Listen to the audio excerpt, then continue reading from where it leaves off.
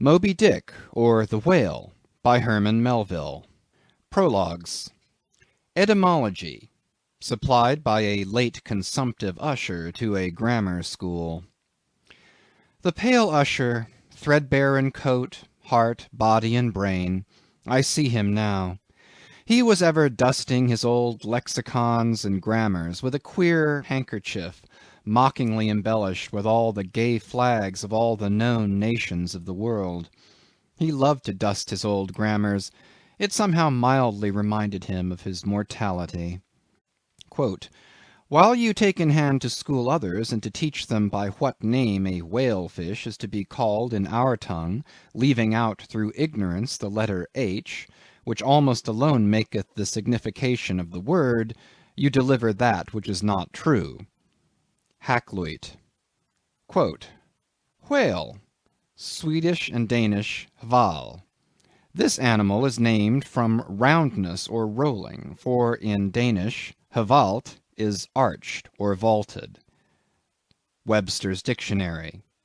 Quote, "Whale, it is more immediately from the Dutch and German valen, Anglo-Saxon valvian, to roll, to wallow." Richardson's Dictionary. Kaitos, Greek. Ketus, Latin. Whale, Anglo-Saxon. Hvalt, Danish. Val, Dutch. Hval, Swedish. Hvale, Icelandic. Whale, English. Baleine, French. Balena, Spanish. Piki Nui Nui, Fiji. Piki Nui Nui, Arromanguin. Extracts, supplied by a sub-librarian. It will be seen that this mere painstaking burrower and grubworm of a poor devil of a sub-sub appears to have gone through the long Vaticans and street stalls of the earth, picking up whatever random allusions to whales he could anyways find in any book whatsoever, sacred or profane. Therefore you must not, in every case at least, take the higgledy-piggledy whale statements, however authentic, in these extracts, for veritable gospel cetology. Far from it. As touching the ancient authors generally, as well as the poets here appearing, these extracts are solely valuable or entertaining, as affording a glancing bird's-eye view of what has been promiscuously said, thought, fancied, and sung of Leviathan by many nations and generations, including our own. So fare thee well, poor devil of a sub-sub, whose commentator I am. Thou belongest to that hopeless sallow tribe which no wine of this world will ever warm, and for whom even pale sherry would be too rosy strong, but with whom one sometimes loves to sit and feel poor devilish too, and grow convivial upon tears, and say to them bluntly, with full eyes and empty glasses, and in not altogether unpleasant sadness, give it up, sub-subs. For by how much the more pains ye take to please the world, by so much more shall ye forever go thankless. Would that I could clear out Hampton Court and the Tuileries for you! But gulp down your tears, and hie aloft to the royal mast with your hearts. For your friends who have gone before are clearing out the 7-storied heavens, and making refugees of long-pampered Gabriel, Michael, and Raphael, against your coming. Here you strike but splintered hearts together, there you shall strike unsplinterable glasses." Extracts. Quote, "And God created great whales." Genesis.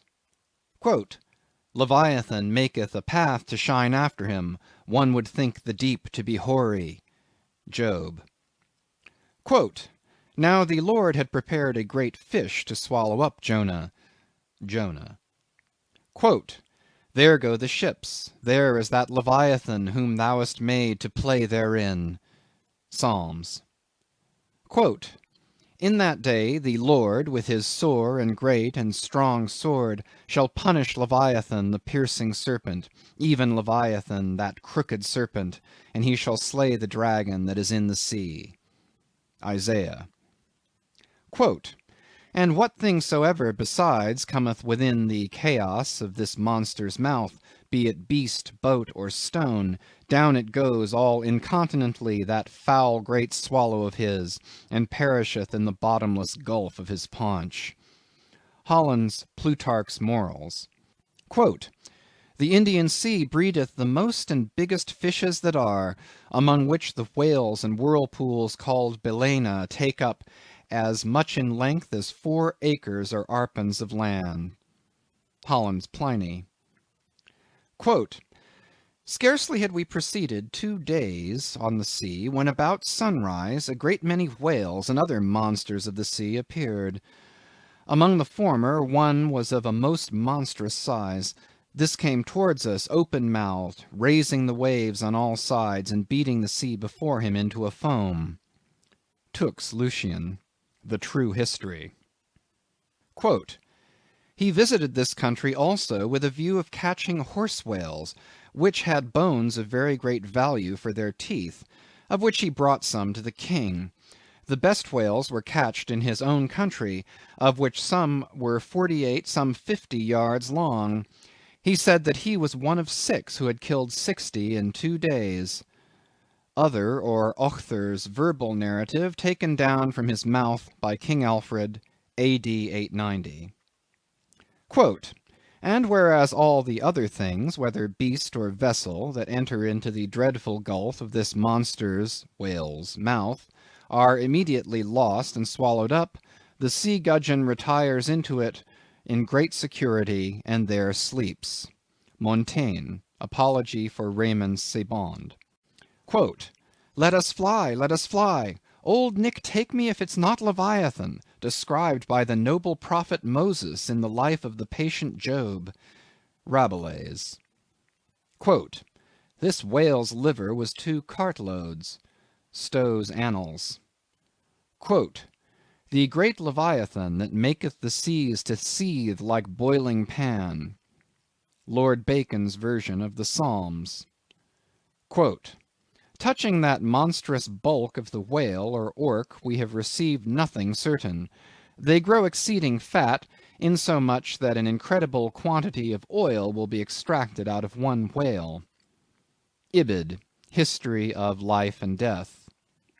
Quote, the sovereignest thing on earth is Parmacetti for an inward bruise. King Henry. Quote, very like a whale. Hamlet. Quote, which to secure no skill of leech's art, mote him avail but to return again to his wound's worker, that with lowly dart, dinting his breast, had bred his restless pain, like as the wounded whale to shore flies through the main. The Fairy Queen. Quote, immense as whales, the motion of whose vast bodies can in a peaceful calm trouble the ocean till it boil. Sir William Davenant, Preface to Gondibert. Quote, what spermaceti is, men might justly doubt, since the learned Hosmanus, in his work of 30 years, saith plainly, nescio quid sit. Sir T. Brown, of Spermaceti and the Spermaceti whale, vide his V.E. Quote, like Spencer's Talus with his modern flail, he threatens ruin with his ponderous tail.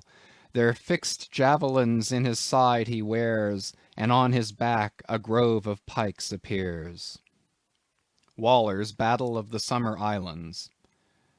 Quote, by art is created that great Leviathan, called a commonwealth or state, in Latin civitas, which is but an artificial man.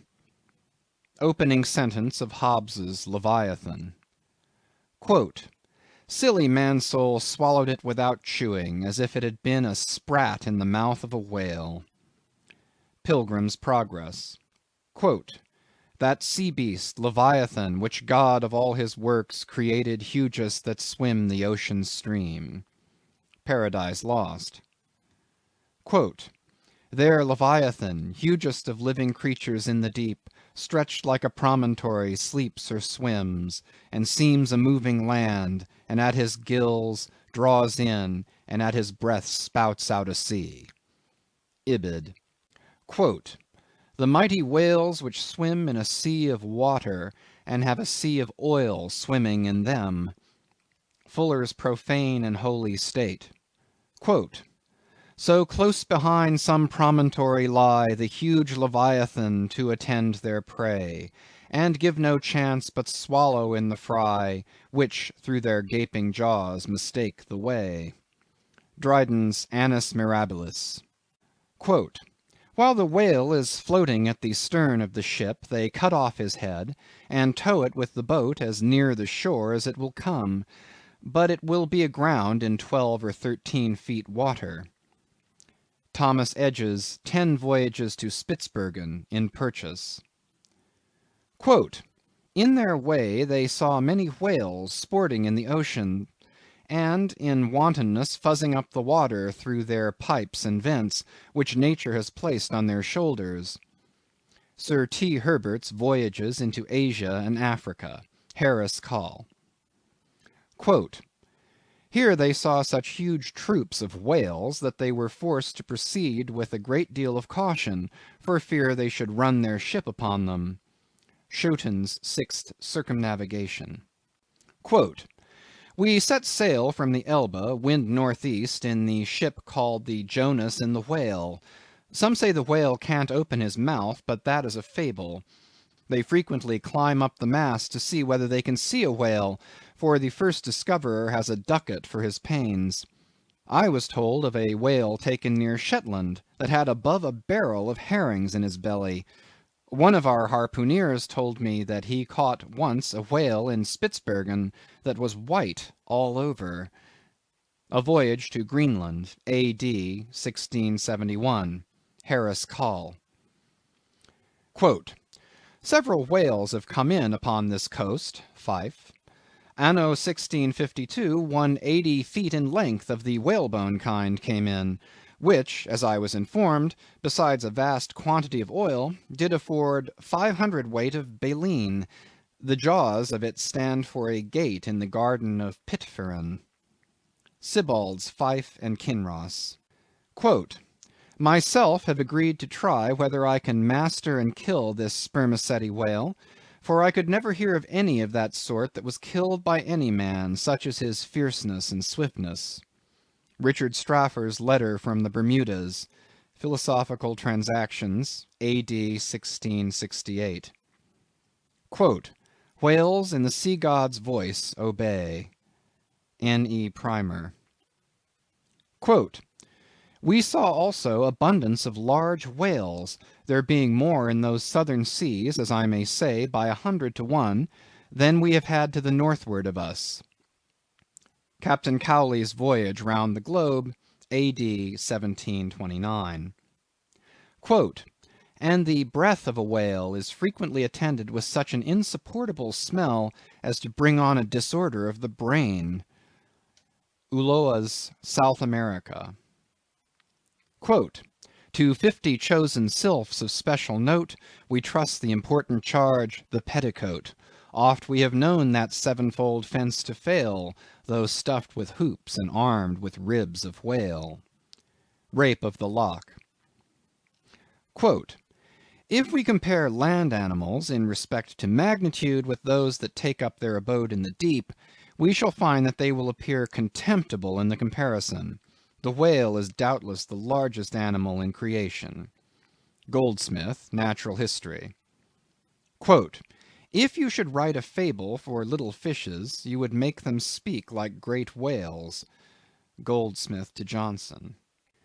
Quote, in the afternoon we saw what was supposed to be a rock, but it was found to be a dead whale, which some Asiatics had killed and were then towing ashore. They seemed to endeavor to conceal themselves behind the whale in order to avoid being seen by us. Cook's Voyages. Quote, the larger whales they seldom venture to attack.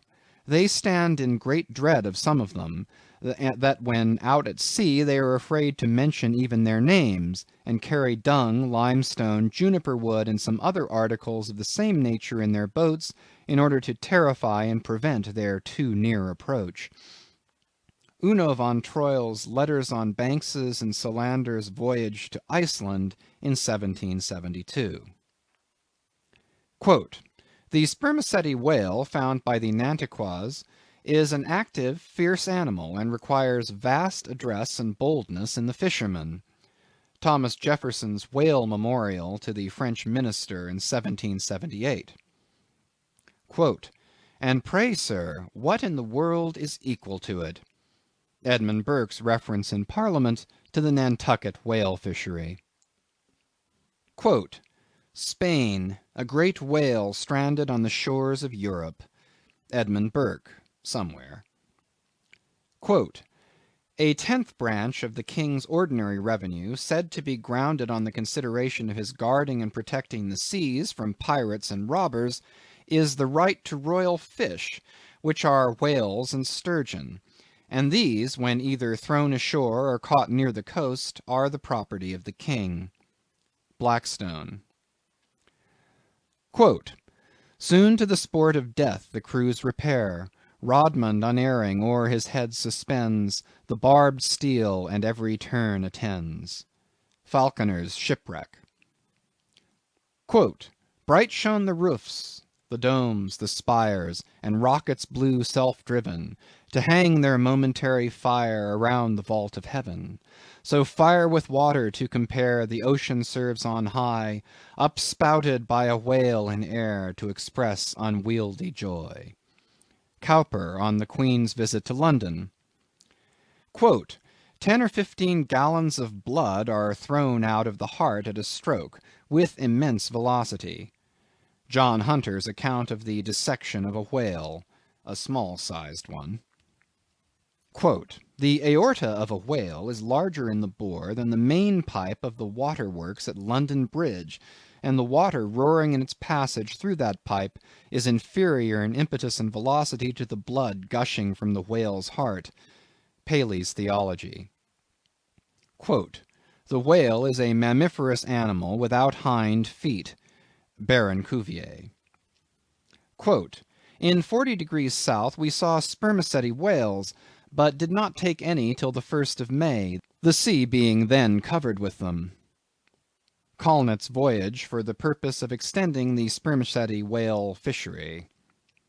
Quote, in the free element beneath me swam, floundered and dived, in play, in chase, in battle, fishes of every color, form, and kind, which language cannot paint, and mariner had never seen, from dread Leviathan to insect millions peopling every wave, gathered in shoals immense, like floating islands, led by mysterious instincts through that waste and trackless region, though on every side assaulted by voracious enemies, whales, sharks, and monsters armed in front or jaw, with swords, saws, spiral horns, or hooked fangs. Montgomery's World Before the Flood. Io, Paean, Io, sing to the finny people's king.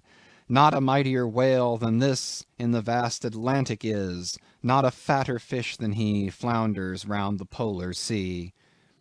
Charles Lamb's Triumph of the Whale. Quote, in the year 1690 some persons were on a high hill observing the whales spouting and sporting with each other, when one observed, there, pointing to the sea, is a green pasture where our children's grandchildren will go for bread. Obed Macy's History of Nantucket. Quote, I built a cottage for Susan and myself, and made a gateway in the form of a Gothic arch, by setting up a whale's jaw bones. Hawthorne's Twice Told Tales.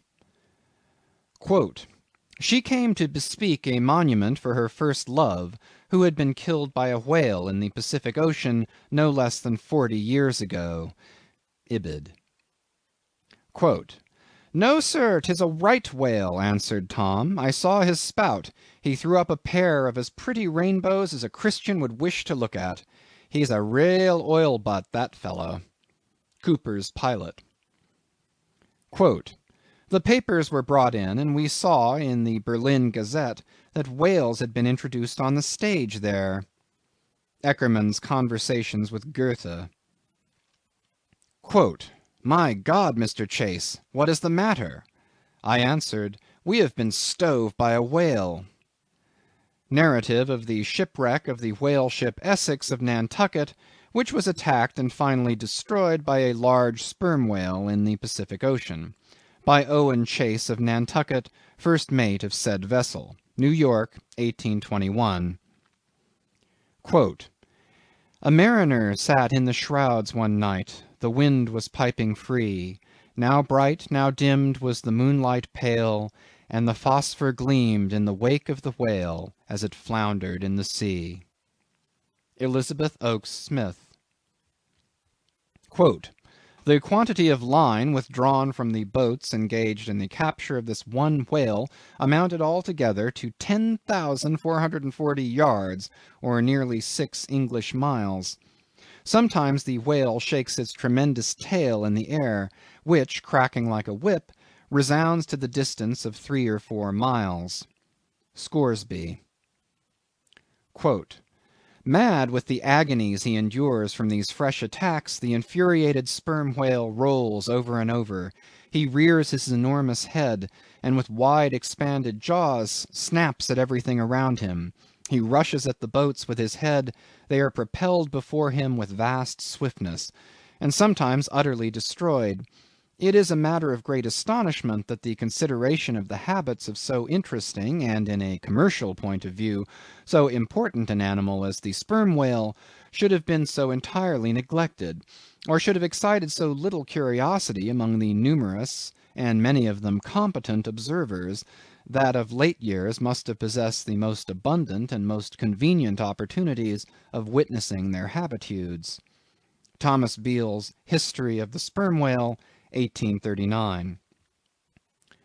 Quote, "The cachalot (sperm whale) is not only better armed than the true whale (Greenland or right whale) in possessing a formidable weapon at either extremity of its body, but also more frequently displays a disposition to employ these weapons offensively, and in a manner at once so artful, bold, and mischievous, as to lead to its being regarded as the most dangerous to attack of all the known species of the whale tribe."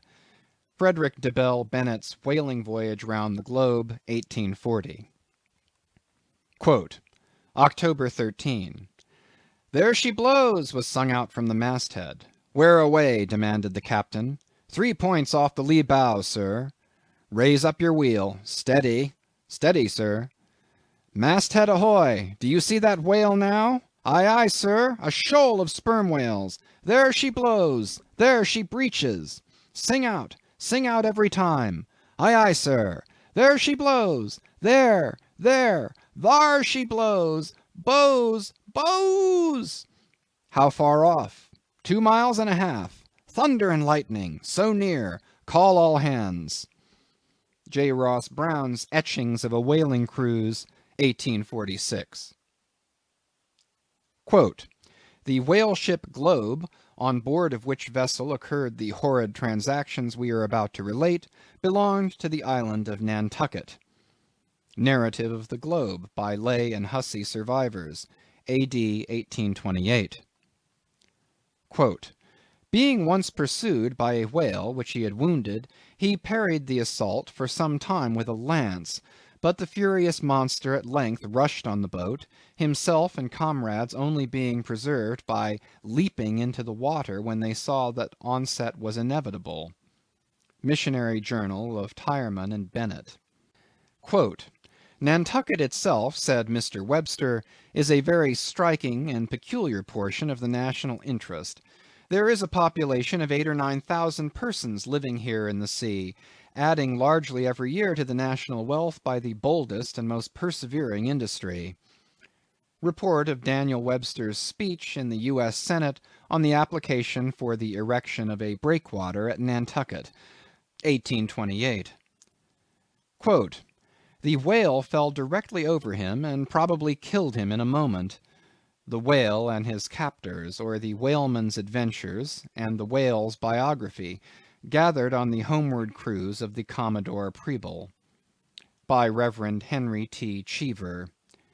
Quote, "If you make the least damn bit of noise," replied Samuel, "I will send you to hell." Life of Samuel Comstock, the mutineer, by his brother William Comstock, another version of the whale ship Globe narrative. Quote, the voyages of the Dutch and English to the Northern Ocean, in order if possible to discover a passage through it to India, though they failed of their main object, laid open the haunts of the whale. Macculloch's Commercial Dictionary. Quote, these things are reciprocal. The ball rebounds only to bound forward again. For now, in laying open the haunts of the whalemen seem to have indirectly hit upon new clues to that same mystic Northwest Passage. From something unpublished. Quote, it is impossible to meet a whale ship on the ocean without being struck by her near appearance. The vessel, under short sail, with lookouts at the mastheads, eagerly scanning the wide expanse around them, has a totally different air from those engaged in regular voyage. Currents and Whaling, U.S. XX.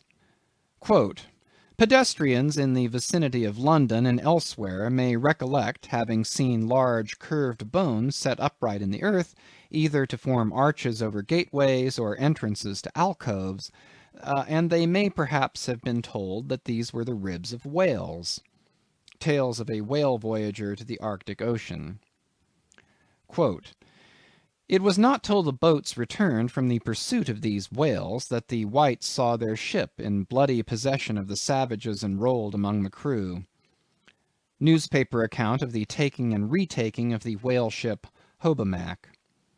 Quote, it is generally well known that out of the crews of whaling vessels, American, few ever return in the ships on board which they departed. Cruise in a whale boat. Quote, suddenly a mighty mass emerged from the water and shot up perpendicularly into the air. It was the whale. Miriam Coffin, or the Whale Fisherman. Quote, the whale is harpooned, to be sure, but bethink you how you would manage a powerful unbroken colt with the mere appliance of a rope tied to the root of his tail. A chapter on whaling in Ribs and Trucks. Quote, on one occasion I saw two of these monsters, whales, probably male and female, slowly swimming one after the other within less than a stone's throw of the shore, Tierra del Fuego, over which the beech tree extended its branches. Darwin's Voyage of a Naturalist. Quote, stern all! exclaimed the mate upon turning his head, and saw the distended jaws of the large sperm whale close to the head of the boat, threatening it with instant destruction. Stern all for your lives! Wharton, the Whale Killer. Quote, so be cheery, my lads, let your hearts never fail, while the bold harpooner is striking the whale. Nantucket Song. Quote, oh, the rare old whale, mid storm and gale, in his ocean home will be, a giant in might, where might is right, and king of the boundless sea. Whale Song. Chapter 1. Loomings. Call me Ishmael. Some years ago, never mind how long precisely, having little or no money in my purse, and nothing particular to interest me on shore, I thought I would sail about a little, and see the watery part of the world. It is a way I have of driving off the spleen and regulating the circulation. Whenever I find myself growing grim about the mouth, whenever it is a damp, drizzly November in my soul, whenever I find myself involuntarily pausing before coffin warehouses and bringing up the rear of every funeral I meet, and especially whenever my hypos get such an upper hand of me that it requires a strong moral principle to prevent me from deliberately stepping into the street and methodically knocking people's hats off, then I account it high time to get to sea as soon as I can. This is my substitute for pistol and ball. With a philosophical flourish, Cato throws himself upon his sword. I quietly take to the ship. There is nothing surprising in this. If they but knew it, almost all men in their degree, some time or other, cherish very nearly the same feelings towards the ocean with me. There now is your insular city of the Manhattoes, belted round by wharves, as Indian Isles by coral reefs. Commerce surrounds it with her surf. Right and left the streets take you waterward. Its extreme downtown is the Battery, where that noble mole is washed by waves and cooled by breezes, which a few hours previous were out of sight of land. Look at the crowds of water-gazers there. Circumambulate the city of a dreamy Sabbath afternoon.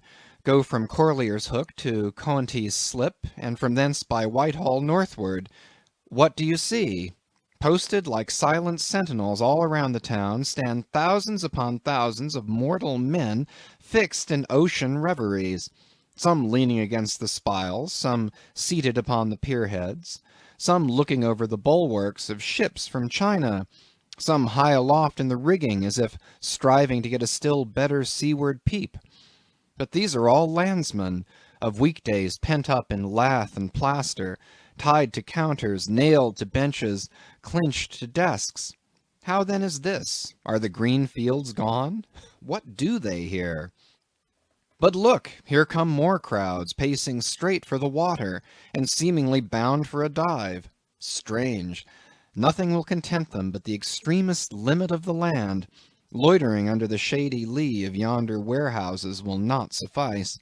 No, they must get just as nigh the water as they possibly can without falling in. And there they stand, miles of them, leagues. Inlanders all. They come from lanes and alleys, streets and avenues, north, east, south, and west. Yet here they all unite. Tell me, does the magnetic virtue of the needles of the compasses of all those ships attract them thither? Once more, say you are in the country, in some high land of lakes. Take almost any path you please, and 10 to 1 it carries you down in a dale and leaves you there by a pool in the stream. There is magic in it. Let the most absent-minded of men be plunged in his deepest reveries, stand that man on his legs, set his feet a-going, and he will infallibly lead you to water, if water there be in all that region. Should you ever be athirst in the great American desert, try this experiment, if your caravan happen to be supplied with a metaphysical professor. Yes, as everyone knows, meditation and water are wedded forever. But here is the artist. He desires to paint you the dreamiest, shadiest, quietest, most enchanting bit of romantic landscape in all the valley of Assaco. What is the chief element he employs?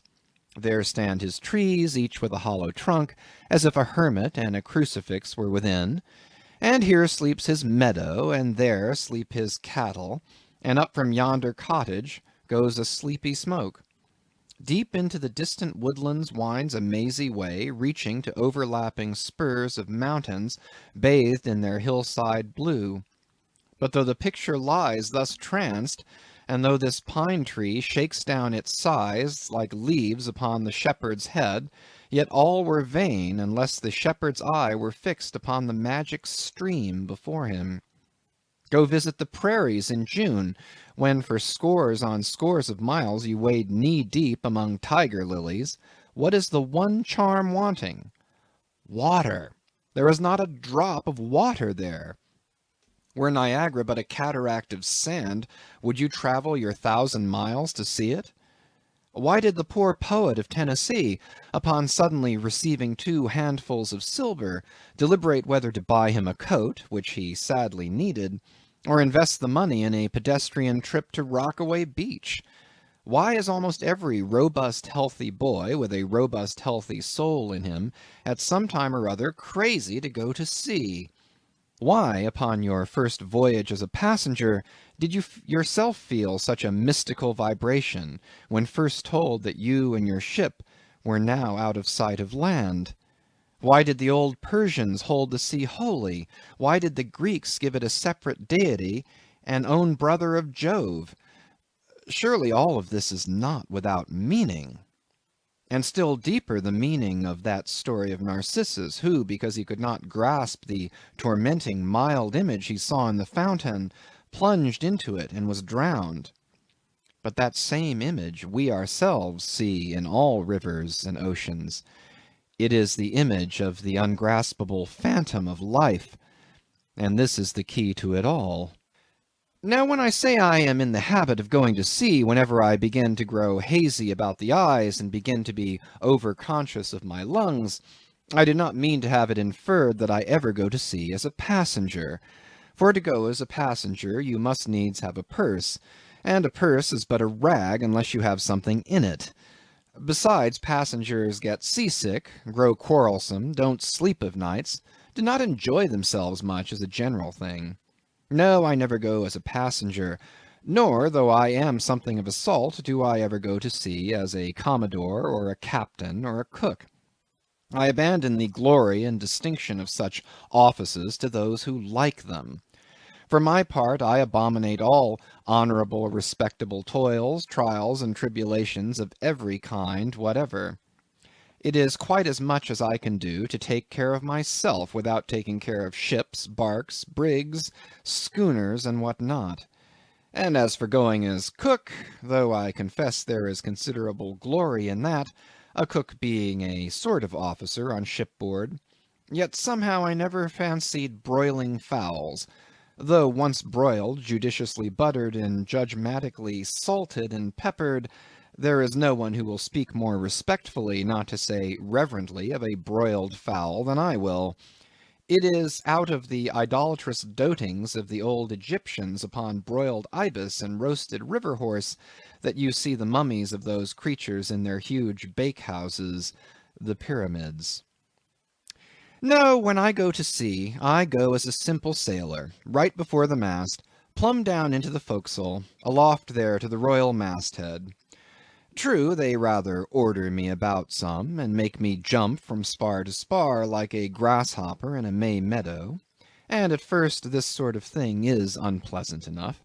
It touches one's sense of honour, particularly if you come of an old established family in the land, the Van Rensselaers or Randolphs or Hardicanutes, and more than all, if just previous to putting your hand into the tar-pot you have been lording it as a country schoolmaster, making the tallest boys stand in awe of you. The transition is a keen one, I assure you, from a schoolmaster to a sailor, and requires a strong decoction of Seneca and the Stoics to enable you to grin and bear it. But even this wears off in time. What of it if some old hunks of a sea captain orders me to get a broom and sweep down the decks? What does that indignity amount to, weighed, I mean, in the scales of the New Testament? Do you think the Archangel Gabriel thinks anything the less of me because I promptly and respectfully obey that old hunks in that particular instance? Who ain't a slave? Tell me that.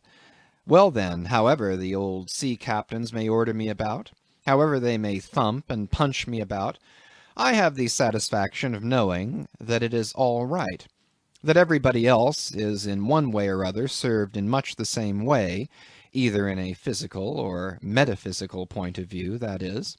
And so the universal thump is passed round, and all hands should rub each other's shoulder blades and be content. Again, I always go to sea as a sailor because they make a point of paying me for my trouble, whereas they never pay passengers a single penny that I ever heard of. On the contrary, passengers themselves must pay. And there is all the difference in the world between paying and being paid. The act of paying is perhaps the most uncomfortable infliction that the 2 orchard thieves entailed upon us. But being paid, what will compare with it? The urbane activity with which a man receives money is really marvellous, considering that we so earnestly believe money to be the root of all earthly ills, and that on no account can a moneyed man enter heaven. Ah, how cheerfully we consign ourselves to perdition. Finally, I always go to see a sailor because of the wholesome exercise and pure air of the forecastle deck. For as in this world head-winds are far more prevalent than winds from astern, that is, if you never violate the Pythagorean maxim, so for the most part the Commodore on the quarter-deck gets his atmosphere at second hand from the sailors on the forecastle. He thinks he breathes it first, but not so. In much the same way do the commonalty lead their leaders in many other things, at the same time that the leaders little suspect it. But wherefore it was that after having repeatedly smelt the sea as a merchant sailor, I should now take it into my head to go on a whaling voyage, this the invisible police officer of the Fates, who has the constant surveillance of me and secretly dogs me and influences me in some unaccountable way, he can better answer than any one else. And doubtless my going on this whaling voyage formed part of the grand program of Providence that was drawn up a long time ago. It came as a sort of brief interlude and solo between more extensive performances. I take it that this part of the bill must have run something like this: Grand contested election for the presidency of the United States. Whaling voyage by one Ishmael. Bloody battle in Afghanistan. Though I cannot tell why it was exactly that those stage managers, the Fates, put me down for this shabby part of a whaling voyage, when others were set down for magnificent parts in high tragedies, and short and easy parts in genteel comedies, and jolly parts in farces, though I cannot tell why this was exactly, yet now that I recall all the circumstances, I think I can see a little into the springs and motives which, being cunningly presented to me under various disguises, induced me to set about performing the part I did, besides cajoling me into the delusion that it was a choice resulting from my own unbiased free will and discriminating judgment. Chief among these motives was the overwhelming idea of the great whale himself. Such a portentous and mysterious monster roused all my curiosity. Then the wild and distant seas where he rolled his island bulk, the undeliverable, the nameless perils of the whale, these with all the attending marvels of 1,000 Patagonian sights and sounds, helped sway me to my wish. With other men, perhaps, such things would not have been inducements, but as for me, I am tormented with an everlasting itch for things remote. I love to sail forbidden seas, and land on barbarous coasts. Not ignoring what is good, I am quick to perceive a horror, and could still be social with it, would they let me, since it is but well to be on friendly terms with all the inmates of the place one lodges in. By reason of these things, then, the whaling voyage was welcome. The great floodgates of the wonder world swung open, and into the wild conceits that swayed me to my purpose, two and two there floated into my inmost soul endless processions of the whale, and midmost of them all, one grand hooded phantom, like a snow hill in the air. Chapter 2.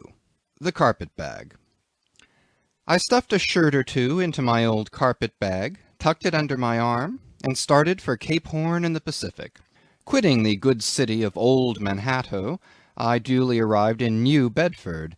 It was a Saturday night in December. Much was I disappointed upon learning that the little packet for Nantucket had already sailed, and that no way of reaching that place would offer till the following Monday.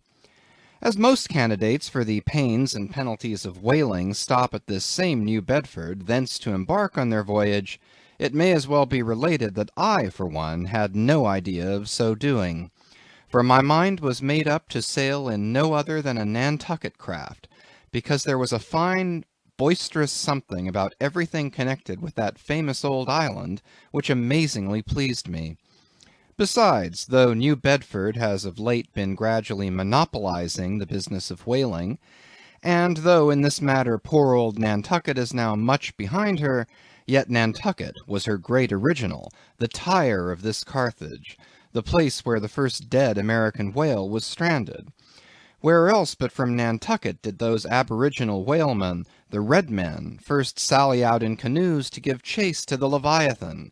And where but from Nantucket, too, did that first adventurous little sloop put forth, partly laden with imported cobblestones, so goes the story, to throw at the whales, in order to discover when they were nigh enough to risk a harpoon from the bowsprit. Now, having a night, a day, and still another night following before me in New Bedford, ere I could embark for my destined port, it became a matter of concernment where I was to eat and sleep meanwhile.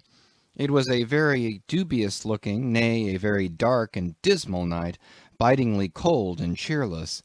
I knew no one in the place.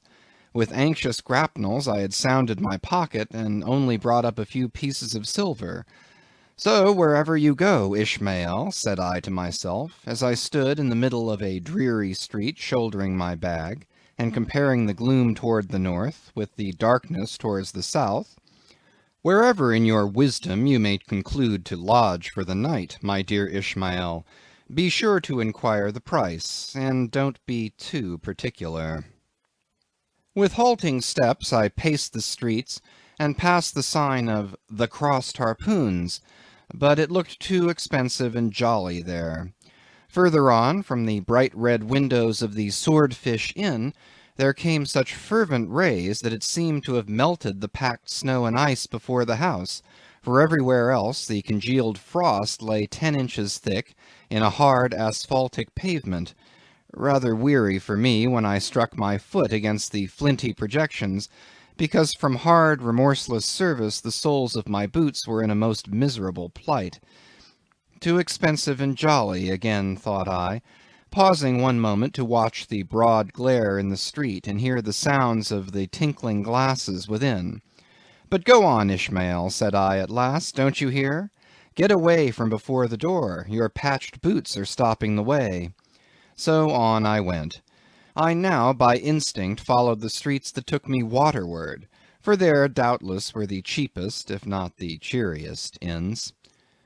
Such dreary streets, blocks of blackness, not houses, on either hand, and here and there a candle, like a candle moving about in a tomb. At this hour of the night, of the last day of the week, that quarter of the town proved all but deserted. But presently I came to a smoky light proceeding from a low, wide building, the door of which stood invitingly open. It had a careless look, as if it were meant for the uses of the public, so entering, the first thing I did was to stumble over an ash-box in the porch. Ha! thought I.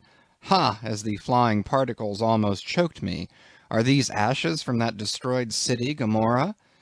But the crossed harpoons and the swordfish? This, then, must needs be the sign of the trap. However, I picked myself up, and hearing a loud voice within, pushed on and opened a second interior door. It seemed a great black parliament sitting in Tophet. 100 black faces turned round in their rows to peer, and beyond, a black angel of doom was beating a book in the pulpit. It was a negro church, and the preacher's text was about the blackness of darkness, and the weeping and wailing and teeth-gnashing there. Ha, Ishmael, muttered I, backing out, wretched entertainment at the sign of the trap. Moving on, I at last came to a dim sort of light, not far from the docks, and heard a forlorn creaking in the air, and, looking up, saw a swinging sign over the door with a white painting on it, faintly representing a tall, straight jet of misty spray, and these words underneath: The Spouter Inn, Peter Coffin. Coffin? Spouter? Rather ominous in that particular connection, thought I. But it is a common name in Nantucket, they say, and I suppose this Peter here is an emigrant from there. As the light looked so dim, and the place for the time looked quiet enough, and the dilapidated little wooden house itself looked as if it might have been carted here from the ruins of some burnt district, and as the swinging sign had a poverty-stricken sort of creak to it, I thought that here was the very spot for cheap lodgings and the best of pea coffee. It was a queer sort of place, a gable-ended old house, one side palsied, as it were, and leaning over sadly. It stood on a sharp, bleak corner, where that tempestuous wind Euroclydon kept up a worse howling than ever it did about poor Paul's tossed craft. Euroclydon, nevertheless, is a mighty pleasant zephyr to any one indoors, with his feet on the hob quietly toasting for bed. In judging of that tempestuous wind called Euroclydon, says an old writer, of whose works I possess the only copy extant, it maketh a marvellous difference whether thou lookest out at it from a glass window where the frost is all on the outside, or whether thou observest it from that sashless window where the frost is on both sides, and of which the White Death is the only glazier. True enough, thought I, as this passage occurred to my mind. Old Blackletter, thou reasonest well. Yes, these eyes are windows, and this body of mine is the house. What a pity they didn't stop up the chinks and the crannies, though, and thrust in a little lint here and there. But it's too late to make any improvements now. The universe is finished, the copestone is on, and the chips were carted off 1,000,000 years ago. Poor Lazarus there, chattering his teeth against the curbstone for his pillow, and shaking off his tatters with his shiverings, he might plug up both ears with rags and put a corn-cob in his mouth, and yet that would not keep out the tempestuous Euroclydon. Euroclydon, says old Dives in his red silken wrapper. He had a redder one afterwards. Pooh, pooh, what a fine frosty night! How Orion glitters! What northern lights! Let them talk of their oriental summer climes of everlasting conservatories. Give me the privilege of making my own summer with my own coals. But what thinks Lazarus? Can he warm his blue hands by holding them up to the grand northern lights? Would not Lazarus rather be in Sumatra than here? Would he not far rather lay him down lengthwise along the line of the equator? Yea, ye gods! Go down to the fiery pit itself in order to keep out this frost? Now that Lazarus should lie stranded there on the curbstone before the door of Dives, this is more wonderful than that an iceberg should be moored to one of the Moluccas. Yet Dives himself, he too lives like a czar in an ice palace made of frozen sighs, and being president of a temperance society, he only drinks the tepid tears of orphans. But no more of this blubbering now. We are going a whaling, and there is plenty of that yet to come. Let us scrape the ice from our frosted feet, and see what sort of a place this Spouter may be. Chapter 3 The Spouter Inn. Entering that gable-ended Spouter Inn, you found yourself in a wide, low, straggling entry, with old-fashioned wainscots, reminding one of the bulwarks of some condemned old craft. On one side hung a very large oil painting, so thoroughly besmoked, and every way defaced, that in the unequal cross-lights by which you viewed it, it was only by diligent study and a series of systematic visits to it, and careful inquiry of the neighbors, that you could any way arrive at an understanding of its purpose. Such unaccountable masses of shades and shadows, that at first you almost thought some ambitious young artist, in the time of the New England hags, had endeavored to delineate chaos bewitched.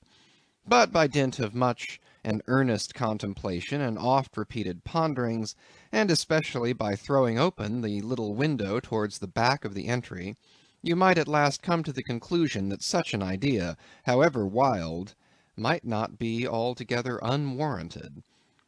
But what most puzzled and confounded you was a long, limber, portentous black mass of something hovering at the center of the picture, over 3 blue, dim, perpendicular lines floating in a nameless yeast. A boggy, soggy, squitchy picture, truly, enough to drive a nervous man distracted. Yet was there a sort of indefinite, half-attained, unimaginable sublimity about it that fairly froze you to it, till you involuntarily took an oath with yourself to find out what that marvelous painting meant. Ever and anon a bright but, alas, deceptive idea would dart you through. It's the Black Sea in a midnight gale. It's the unnatural combat of the 4 primal elements. It's a blasted heath. It's a Hyperborean winter scene. It's the breaking up of the ice-bound stream of time. But at last all these fancies yielded to that one portentous something in the picture's midst. That once found out, and all the rest were plain. But stop. Does it not bear a faint resemblance to a gigantic fish? Even the great Leviathan himself? In fact, the artist's design seemed this, a final theory of my own, partly based upon the aggregated opinions of many aged persons with whom I conversed upon the subject. The picture represents a Cape Horner in a great hurricane, the half-foundered ship weltering there with its 3 dismantled masts alone visible, and an exasperated whale, purposing to spring clean over the craft, is in the enormous act of impaling himself upon the 3 mastheads. The opposite wall of this entry was hung over with a heathenish array of monstrous clubs and spears. Some were thickly set with glittering teeth resembling ivory saws, others were tufted with knots of human hair, and one was sickle-shaped, with a vast handle sweeping round like the segment made in the new-mown grass by a long-armed mower. You shuddered as you gazed, and wondered what monstrous cannibal and savage could ever have gone a death-harvesting with such a hacking, horrifying implement. Mixed with these were rusty old whaling lances and harpoons all broken and deformed. Some were storied weapons. With this once long last, now wildly elbowed, 50 years ago did Nathan Swain kill 15 whales between a sunrise and a sunset. And that harpoon, so like a corkscrew now, was flung in the Javan seas and run away with by a whale years afterwards slain off the Cape of Blanco. The original iron entered nigh the tail, and, like a restless needle sojourning in the body of a man, travelled full 40 feet, and at last was found embedded in the hump. Crossing this dusky entry, and on through yon low-arched way, cut through what in old times must have been a great central chimney with fireplaces all round, you enter the public room. A still duskier place is this, with such low ponderous beams above, and such old wrinkled planks beneath, that you would almost fancy you trod some old craft's cockpits, especially of such a howling night, when this corner-anchored old ark rocked so furiously. On one side stood a long, low, shelf-like table covered with cracked glass cases, filled with dusty rarities gathered from this wide world's remotest nooks. Projecting from the further angle of the room stands a dark-looking den, the bar, a rude attempt at a right whale's head. Be that how it may, there stands the vast arched bone of the whale's jaw, so wide a coach might almost drive beneath it. Within are shabby shelves, ranged round with old decanters, bottles, flasks, and in those jaws of swift destruction, like another cursed Jonah, by which name indeed they called him, bustles a little withered old man, who, for their money, dearly sells the sailors deliriums and death. Abominable are the tumblers into which he pours his poison. Though true cylinders without, within the villainous green goggling glasses deceitfully tapered downwards to a cheating bottom. Parallel meridians rudely pecked into the glass surround these footpads goblets. Fill to this mark, and your charge is but a penny. To this, a penny more, and so on to the full glass, the Cape Horn measure, which you may gulp down for a shilling. Upon entering the place, I found a number of young seamen gathered about a table, examining by a dim light the divers specimens of scrimshander. I sought the landlord, and telling him I desired to be accommodated with a room, received for answer that his house was full, not a bed unoccupied. "But avast," he added, tapping his forehead, "you hain't no objections to sharing a harpooneer's blanket, have ye? I suppose you're going a whaling, so you better get used to that sort of thing." I told him that I never liked to sleep two in a bed, that if I should ever do so, it would depend upon who the harpooneer might be, and that if he, the landlord, really had no other place for me, and the harpooneer was not decidedly objectionable, why, rather than wander further about a strange town on so bitter a night, I would put up with the half of any decent man's blanket. "I thought so. All right, take a seat. Supper? You want supper? Supper'll be ready directly." I sat down on an old wooden settle, carved all over like a bench on the battery. At one end a ruminating tar was still further adorning it with his jackknife, stooping over and diligently working away at the space between his legs. He was trying his hand at a ship under full sail, but he didn't make much headway, I thought. At last some 4 or 5 of us were summoned to our meal in an adjoining room. It was cold as Iceland, no fire at all. The landlord said he couldn't afford it. Nothing but 2 dismal tallow candles, each in a winding sheet. We were fain to button up our monkey jackets, and hold to our lips cups of scalding tea with our half-frozen fingers. But the fare was of the most substantial kind. Not only meat and potatoes, but dumplings, good heavens! Dumplings for supper. One young fellow in a green box coat addressed himself to these dumplings in a most direful manner. "My boy," said the landlord, "you'll have the nightmare to a dead certainty." "Landlord," I whispered, "that ain't the harpooneer, is it?" "Oh no," said he, looking sort of diabolically funny. "The harpooneer is a dark complexioned chap. He never eats dumplings, he don't. He eats nothing but steaks, and he likes 'em rare." "The devil he does," says I. "Where is that harpooneer? Is he here?" "He'll be here 'fore long," was the answer. I could not help it, but I began to feel suspicious of this dark complexioned harpooneer. At any rate, I made up my mind that if it so turned out that we should sleep together, he must undress and get into bed before I did. Supper over, the company went back to the bar room, when, knowing not what else to do with myself, I resolved to spend the rest of the evening as a looker on. Presently a rioting noise was heard without. Starting up, the landlord cried, "That's the Grampus's crew. I seed her reported in the offing this morning. A 3 years' voyage, and a full ship. Hurrah, boys! Now we'll have the latest news from the Fijis." A tramping of sea boots was heard in the entry. The door was flung open, and in rolled a wild set of mariners enough. Enveloped in their shaggy watch coats, and with their heads muffled in woolen comforters, all bedarned and ragged, and their beards stiff with icicles, they seemed an eruption of bears from Labrador. They had just landed from their boat, and this was the first house they entered. No wonder, then, that they made a straight wake for the whale's mouth, the bar, when the wrinkled little old Jonah, there officiating, soon poured them out brimmers all round.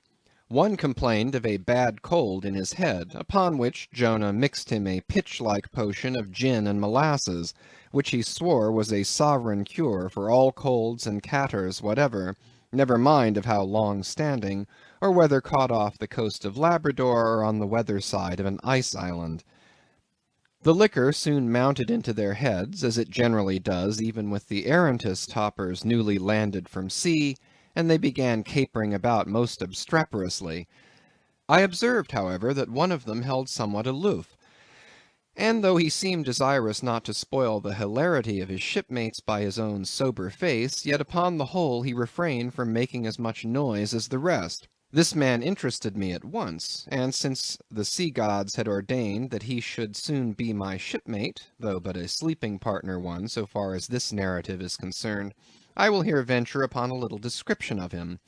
He stood a full 6 feet in height, with noble shoulders, and a chest like a coffer dam. I have seldom seen such brawn in a man. His face was deeply brown and burnt, making his white teeth dazzling by the contrast, while in the deep shadows of his eyes floated some reminiscences that did not seem to give him much joy. His voice at once announced that he was a Southerner, and from his fine stature I thought he must be one of those tall mountaineers from the Alleghanian Ridge in Virginia.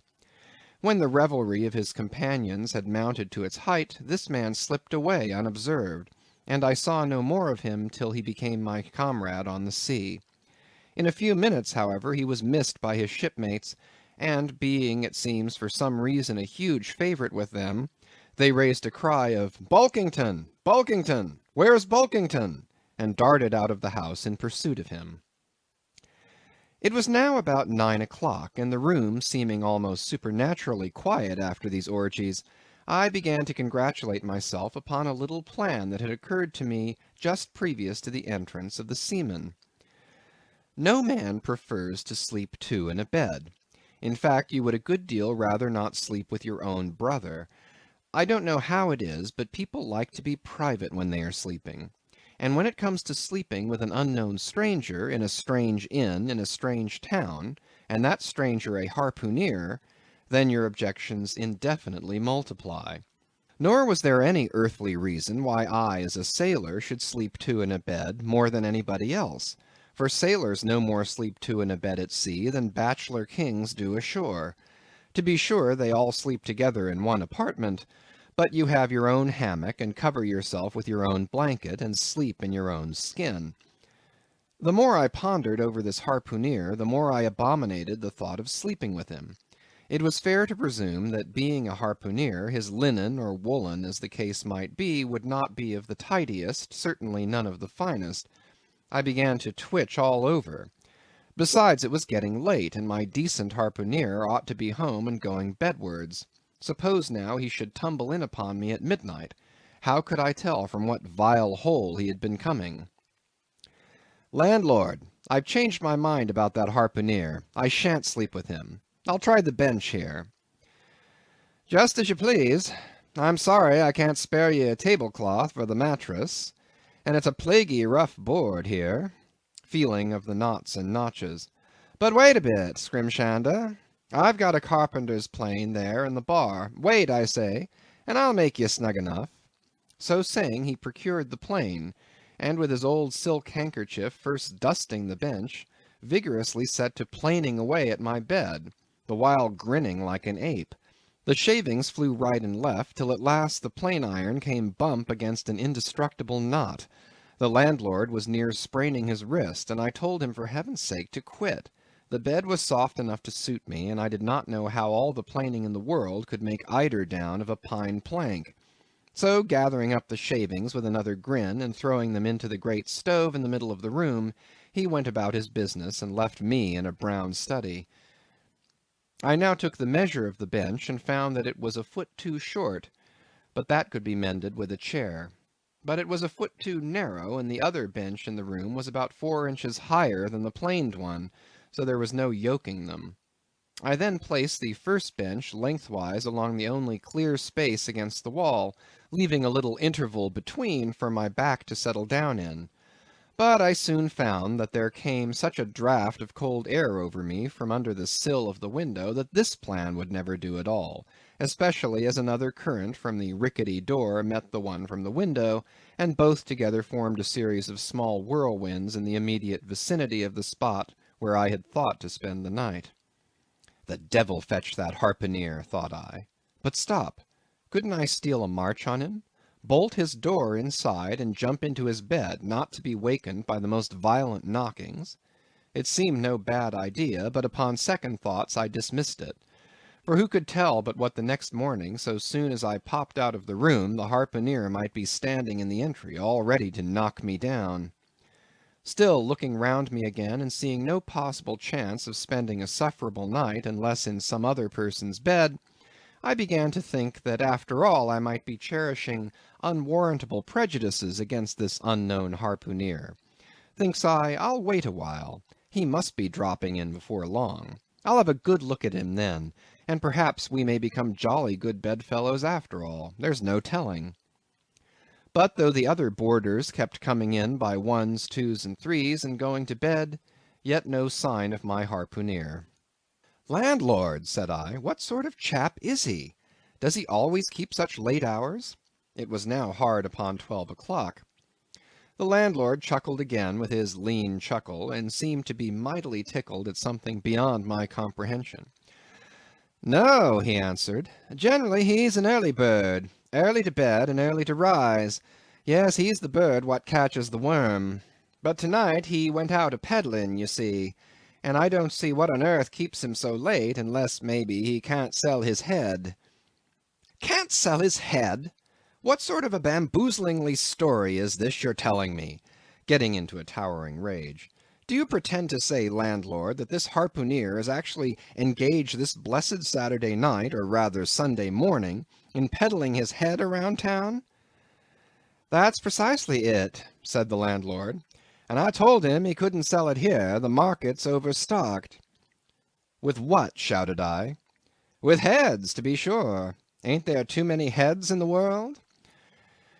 "I tell you what it is, landlord," I said quite calmly, "you'd better stop spinning that yarn to me. I am not green." "Maybe not," taking a stick out and whittling a toothpick, "but I rather guess you'll be done brown if that 'ere harpooneer hears you a-slandering his head." "I'll break it for him," said I, now flying into a passion against this unaccountable farrago of the landlord's. "It's broke already," said he. "Broke," said I. "Broke, do you mean?" "Certain, and that's the very reason he can't sell it, I guess." "Landlord," said I, going up to him as cool as Mount Hecla in a snowstorm. "Landlord, stop whittling. You and I must understand one another, and that too without delay. I come to your house and want a bed. You tell me you can only give me half of one, that the other half belongs to a certain harpooneer. And about this harpooneer, whom I have not yet seen, you persist in telling me the most mystifying and exasperating stories, tending to beget in me an uncomfortable feeling towards the man whom you design for my bedfellow. A sort of connection, landlord, which is an intimate and confidential one in the highest degree.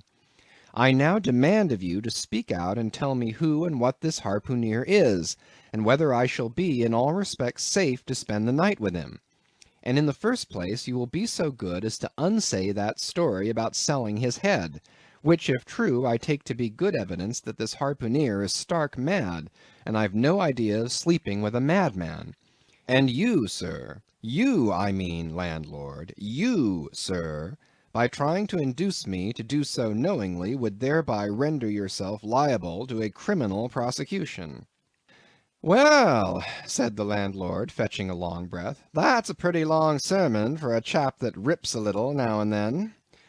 But be easy, be easy. This here harpooneer I've been telling you of has just arrived from the South Seas, where he bought up a lot of bomb New Zealand heads, great curios, you know, and he sold all of 'em but one, and that one he's trying to sell tonight, 'cause tomorrow's Sunday, and it would not do to be selling human heads about the streets when folks is going to churches.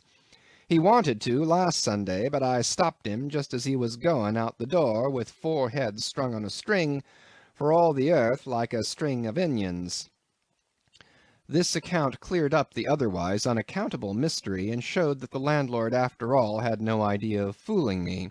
But at the same time, what could I think of a harpooneer who stayed out of a Saturday night clean into the holy Sabbath, engaged in such a cannibal business as selling the heads of dead idolaters? "Depend upon it, landlord, that harpooneer is a dangerous man." "He pays regular," was the rejoinder. "But come, it's getting dreadful late. You'd better be turning flukes. It's a nice bed. Sal and me slept in that 'ere bed the night we was spliced. There's plenty of room for 2 to kick about in that bed. It's an almighty big bed, that. Why, afore we give it up, Sal used to put our Sam and little Johnny in the foot of it.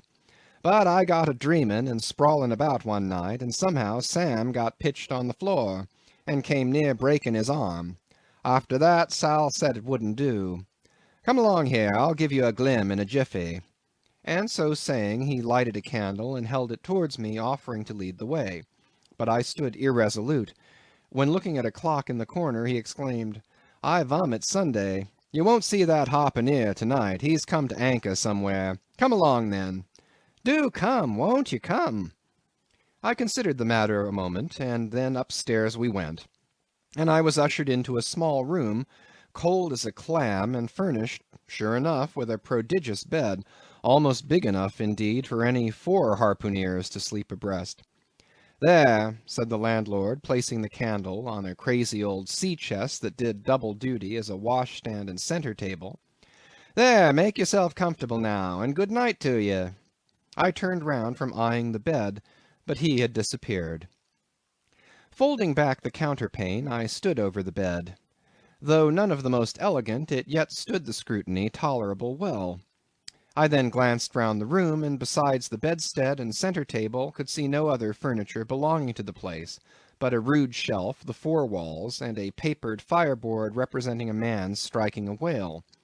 Of things not properly belonging to the room, there was a hammock lashed up and thrown upon the floor in one corner, also a large seaman's bag containing the harpooneer's wardrobe, no doubt in lieu of a land trunk. Likewise there was a parcel of outlandish bone fish-hooks on the shelf over the fireplace, and a tall harpoon standing at the head of the bed. But what is this on the chest? I took it up, and held it close to the light, and felt it, and smelt it, and tried every way possible to arrive at some satisfactory conclusion concerning it. I can compare it to nothing but a large door-mat, ornamented at the edges with little tinkling tags, something like the stained porcupine quills round an Indian moccasin. There was a hole or slit in the middle of this mat, as you see the same in South American ponchos. but could it be possible that any sober harpooneer could get into a doormat and parade the streets of any Christian town in that sort of guise? I put it on to try it, and it weighed me down like a hamper, being uncommonly shaggy and thick, and I thought a little damp, as though this mysterious harpooneer had been wearing it of a rainy day. I went up to it in a bit of glass stuck against the wall, and I never saw such a sight in my life. I tore myself out of it in such a hurry that I gave myself a kink in the neck. I sat down on the side of the bed and commenced thinking about this head-peddling harpooneer and his doormat. After thinking some time on the bedside, I got up and took off my monkey jacket, and then stood in the middle of the room thinking. Then I took off my coat and thought a little more in my shirt sleeves. But beginning to feel very cold now, half undressed as I was, and remembering what the landlord said about the harpooneer's not coming home at all that night, it being so very late, I made no more ado, but jumped out of my pantaloons and boots, and then blowing out the light, tumbled into bed, and commended myself to the care of heaven. Whether that mattress was stuffed with corn cobs or broken crockery, there is no telling, but I rolled about a good deal, and could not sleep for a long time. At last I slid off into a light doze, and had pretty nearly made a good offing towards the land of Nod, when I heard a heavy footfall in the passage, and saw a glimmer of light come into the room from under the door. Lord save me, thinks I, that must be the harpooneer, the infernal head-peddler. But I lay perfectly still, and resolved not to say a word till spoken to. Holding a light in one hand, and that identical New Zealand head in the other, the stranger entered the room, and without looking towards the bed, placed his candle a good way off from me on the floor in one corner, and then began working away at the knotted cords of the large bag I before spoke of as being in the room. I was all eagerness to see his face, but he kept it averted for some time while employed in unlacing the bag's mouth. This accomplished, however, he turned round, when, good heavens, what a sight! Such a face! It was of a dark purplish yellow colour, here and there stuck over with large blackish-looking squares. Yes, it's just as I thought, he's a terrible bedfellow. He's been in a fight, got dreadfully cut, and here he is just from the surgeon. But at that moment he chanced to turn his face so towards the light that I plainly saw they could not be sticking plasters at all, those black squares on his cheeks. They were stains of some sort or other. At first I knew not what to make of this, but soon an inkling of the truth occurred to me. I remembered a story of a white man, a whaleman too, who, falling among the cannibals, had been tattooed by them. I concluded that this harpooneer in the course of his distant voyages must have met with a similar adventure. And what is it, thought I, after all? It's only his outside. A man can be honest in any sort of skin. But then, what to make of his unearthly complexion? That part of it, I mean, lying round about and completely independent of the squares of tattooing. To be sure, it might be nothing but a good coat of tropical tanning, but I never heard of a hot sun tanning a white man into a purplish yellow one. However, I had never been in the South Seas, and perhaps the sun there produced these extraordinary effects upon the skin. Now, while all these ideas were passing through me like lightning, this harpooneer never noticed me at all. But after some difficulty, having opened his bag, he commenced fumbling in it, and presently pulled out a sort of a tomahawk, and a sealskin wallet with the hair on. Putting these on the old chest in the middle of the room, he then took the New Zealand head, a ghastly thing enough, and crammed it down into the bag. He now took off his hat, a new beaver hat, when I came nigh singing out with fresh surprise.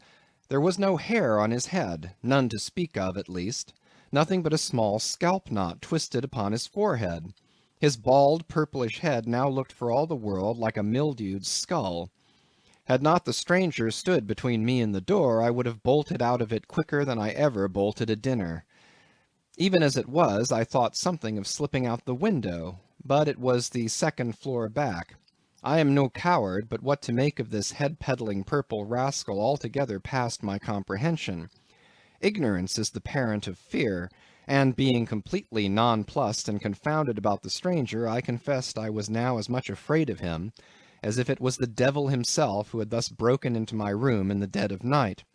In fact, I was so afraid of him that I was not game enough just then to address him, and demand a satisfactory answer concerning what seemed inexplicable in him. Meanwhile he continued the business of undressing, and at last showed his chest and arms. As I live, these covered parts of him were checkered with the same squares as his face. His back, too, was all over the same dark squares. He seemed to have been in a 30 years' war, and just escaped from it with a sticking-plaster shirt. Still more, his very legs were marked as if a parcel of dark green frogs were running up the trunks of young palms.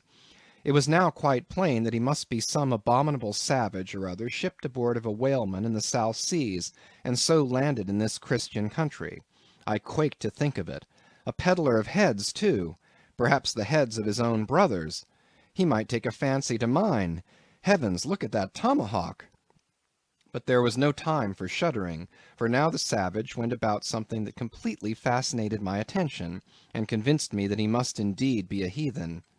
Going to his heavy grego, or rapal, or dreadnought, which he had previously hung on a chair, he fumbled in the pockets, and produced at length a curious little deformed image, with a hunch on its back, and exactly the colour of a 3 days-old Congo baby. Remembering the embalmed head, at first I almost thought that this black manikin was a real baby preserved in some similar manner.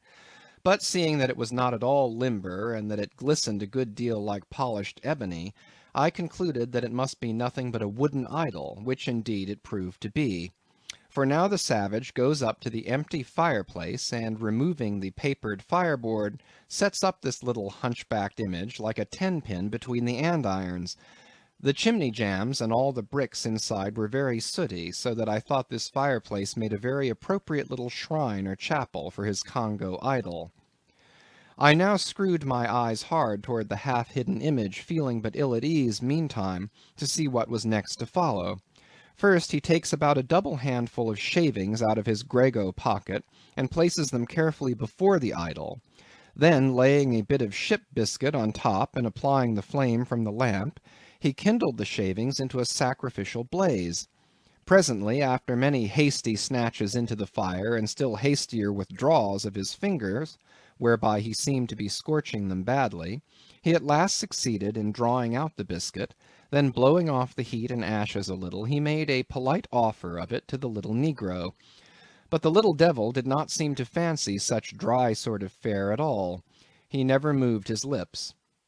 All these strange antics were accompanied by still stranger guttural noises from the devotee, who seemed to be praying in a sing-song, or else singing some pagan psalmody or other, during which his face twitched about in the most unnatural manner.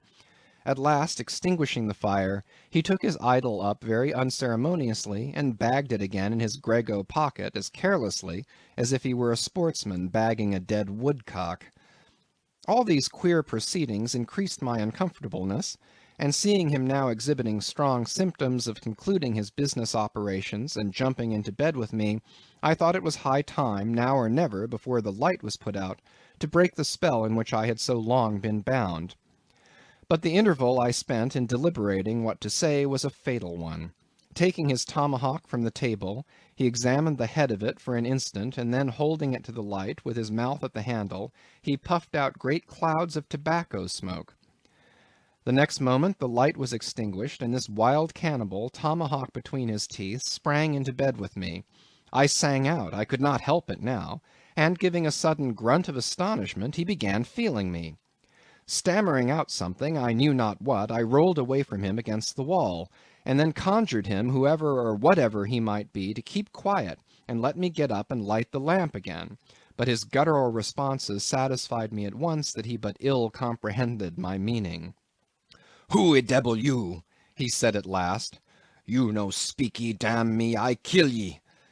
And so saying, the lighted tomahawk began flourishing about me in the dark. "Landlord! For God's sake! Peter Coffin!" shouted I. "Landlord! Watch! Coffin! Angels, save me!" "Speaky! Tell ye me who ye be, or damn me, I kill ye!" again growled the cannibal, while his horrid flourishings of the tomahawk scattered the hot tobacco ashes about me till I thought my linen would get on fire. But, thank heaven, at that moment the landlord came into the room, light in hand, and leaping from the bed, I ran up to him. "Don't be afraid now," said he, grinning again. "Queequeg here wouldn't harm a hair of your head." "Stop your grinning," shouted I. "And why didn't you tell me that that infernal harpooneer was a cannibal?" "I thought you'd know it. Didn't I tell you he was a peddling heads around town? But turn flukes again and go to sleep. Queequeg, look here. You sabby me, I sabby you. This man sleepy you. You sabby?" "Me sabby plenty," grunted Queequeg, puffing away at his pipe and sitting up in bed. "You getty in," he added, motioning to me with his tomahawk, and throwing the clothes to one side. He really did this in not only a civil, but really a kind and charitable way. I stood looking at him a moment. For all his tattooings, he was on the whole a clean, comely looking cannibal. What's all this fuss I have been making about, thought I to myself. The man's a human being just as I am. He has as much reason to fear me as I have to be afraid of him. Better sleep with a sober cannibal than a drunken Christian. "Landlord," said I, "tell him to stash his tomahawk there, or pipe, or whatever you call it. Tell him to stop smoking, in short, and I will turn in with him. But I don't fancy having a man smoking in bed with me. It's dangerous. Besides, I ain't insured." This being told to Queequeg, he at once complied, and again politely motioned me to get into bed, rolling over to one side as much to say, "I won't touch a leg of you." "Good night, landlord," said I. "You may go." I turned in, and never slept better in my life. Chapter 4. The Counterpane. Upon waking next morning about daylight, I found Queequeg's arm thrown over me in the most loving and affectionate manner. You had almost thought I had been his wife. The counterpane was of patchwork, full of odd little party-coloured squares and triangles, and this arm of his tattooed all over with an interminable Cretan labyrinth of a figure, no two parts of which were of one precise shade, owing, I suppose, to his keeping his arm at sea unmethodically in sun and shade, his shirt sleeves irregularly rolled up at various times. This same arm of his, I say, looked for all the world like a strip of that same patchwork quilt. Indeed, partly lying on it as the arm did when I first awoke, I could hardly tell it from the quilt, they so blended their hues together, and it was only by the sense of weight and pressure that I could tell that Queequeg was hugging me. My sensations were strange. Let me try to explain them. When I was a child, I well remember a somewhat similar circumstance that befell me. Whether it was a reality or a dream, I never could entirely settle. The circumstance was this. I had been cutting up some caper or other. I think it was trying to crawl up the chimney, as I had seen a little sweep do a few days previous, and my stepmother, who somehow or other was all the time whipping me, or sending me to bed supperless, my mother dragged me by the legs out of the chimney and packed me off to bed, though it was only 2 o'clock in the afternoon of the 21st June, the longest day of the year in our hemisphere. I felt dreadfully, but there was no help for it, so upstairs I went to my little room in the 3rd floor, undressed myself as slowly as possible so as to kill time, and with a bitter sigh got between the sheets. I lay there dismally calculating that 16 entire hours must elapse before I could hope for a resurrection. 16 hours in bed. The small of my back ached to think of it. And it was so light, too, the sun shining in at the window, and a great rattling of coaches in the streets, and the sound of gay voices all over the house. I felt worse and worse. At last I got up, dressed, and softly going down in my stocking feet, sought out my stepmother, and suddenly threw myself at her feet, beseeching her as a particular favour to give me a good slippering for my misbehaviour, anything indeed but condemning me to lie abed such an endurable length of time. But she was the best and most conscientious of stepmothers, and back I had to go to my room. For several hours I lay there, broad awake, feeling a great deal worse than I have ever done since, even from the greatest subsequent misfortunes. At last I must have fallen into a troubled nightmare of a doze, and slowly waking from it, Half steeped in dreams, I opened my eyes, and the before sunlit room was now wrapped in outer darkness. Instantly I felt a shock running through all my frame. Nothing was to be seen, and nothing was to be heard. But a supernatural hand seemed placed in mine. My arm hung over the counterpane, and the nameless, unimaginable, silent form or phantom to which the hand belonged seemed closely seated by my bedside. For what seemed ages piled on ages, I lay there, frozen with the most awful fears, not daring to drag away my hand, yet ever thinking that if I could but stir it one single inch, the horrid spell would be broken. I knew not how this consciousness at last glided away from me, but waking in the morning, I shudderingly remembered it all, and for days and weeks and months afterwards, I lost myself in confounding attempts to explain the mystery. Nay, to this very hour, I often puzzle myself with it. Now take away the awful fear, and my sensations at feeling the supernatural hand in mine were very similar in their strangeness to those which I experienced on waking up and seeing Queequeg's pagan arm thrown round me. But at length all the past night's events soberly recurred, one by one, in fixed reality, and then I lay only alive to the comical predicament. For though I tried to move his arm, unlock his bridegroom clasp, yet, sleeping as he was, he still hugged me tightly, as though naught but death should part us twain. I now strove to rouse him. "Queequeg!" but his only answer was a snore. I then rolled over, my neck feeling as if it were in a horse collar, and suddenly felt a slight scratch. Throwing aside the counterpane, there lay the tomahawk, sleeping by the savage's side, as if it were a hatchet-faced baby. A pretty pickle, truly, thought I. A bed here in a strange house in broad day with a cannibal and a tomahawk. Queequeg! In the name of goodness, Queequeg, wake! At length, by dint of much wriggling and loud and incessant expostulations upon the unbecomingness of his hugging a fellow male in that matrimonial sort of style, I succeeded in extracting a grunt, and presently he drew back his arm, shook himself all over like a Newfoundland dog just from the water, and sat up in bed, stiff as a pikestaff, looking at me, and rubbing his eyes as if he did not altogether remember how I came to be there, though a dim consciousness of knowing something about me seemed slowly dawning over him. Meanwhile I lay quietly eyeing him, having no serious misgivings now, and bent upon narrowly observing so curious a creature. When at last his mind seemed made up touching the character of his bedfellow, and he became, as it were, reconciled to the fact, he jumped out upon the floor, and by certain signs and sounds gave me to understand that, if it pleased me, he would dress first, and then leave me to dress afterward, leaving the whole apartment to myself. Thinks I, Queequeg, under the circumstances this is a very civilized overture.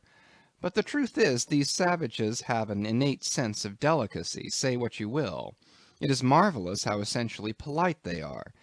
I pay this particular compliment to Queequeg because he treated me with so much civility and consideration, while I was guilty of great rudeness, staring at him from the bed, and watching all of his toilette motions, for the time my curiosity getting the better of my breeding.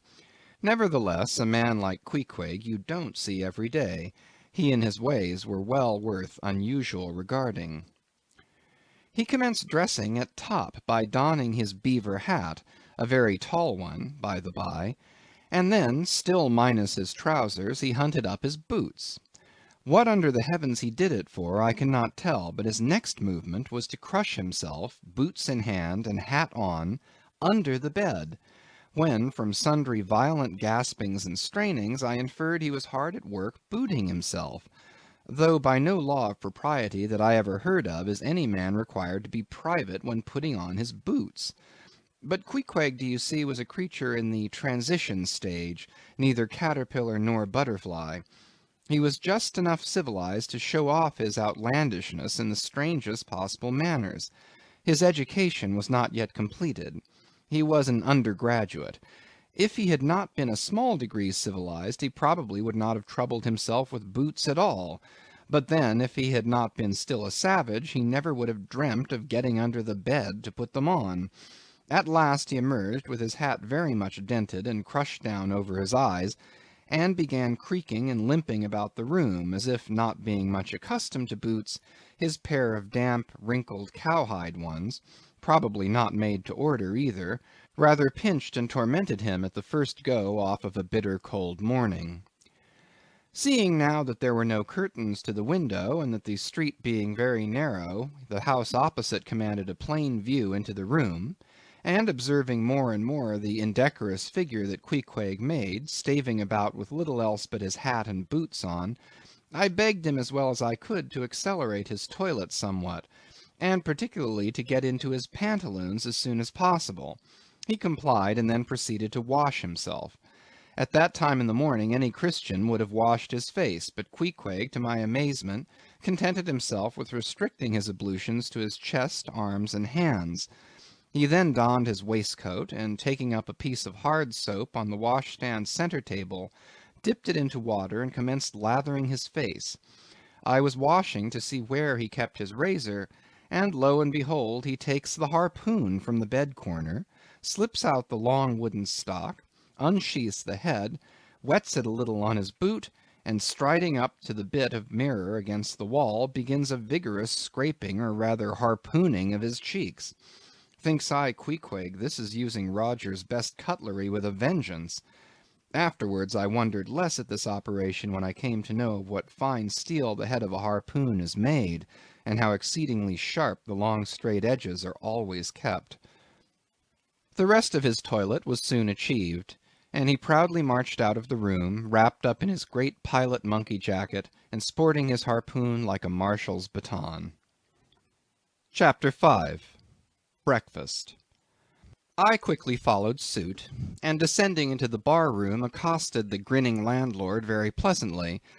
I cherished no malice toward him, though he had been skylarking with me not a little in the matter of my bedfellow. However, a good laugh is a mighty good thing, and rather too scarce a good thing, the more's the pity. So if any one man in his own proper person affords stuff for a good joke to anybody, let him not be backward, but let him cheerfully allow himself to spend and be spent in that way. And the man that has anything bountifully laughable about him, be sure there is more in that man than you perhaps think for. The bar-room was now full of the boarders who had been dropping in the night previous, and whom I had not as yet had a good look at. They were nearly all whalemen, chief mates, and second mates, and third mates, and sea carpenters, and sea coopers, and sea blacksmiths, and harpooneers, and shipkeepers, a brown and brawny company with bosky beards, an unshorn shaggy set, all wearing monkey jackets for morning gowns. You could pretty plainly tell how long each one had been ashore. This young fellow's healthy cheek is like a sun-toasted pear in hue, and would seem to smell almost as musky. He cannot have been 3 days landed from his Indian voyage. That man next him looks a few shades lighter. You might say a touch of satin wood is in him. In the complexion of a third still lingers a tropic tawn, but slightly bleached withal. He, doubtless, has tarried whole weeks ashore.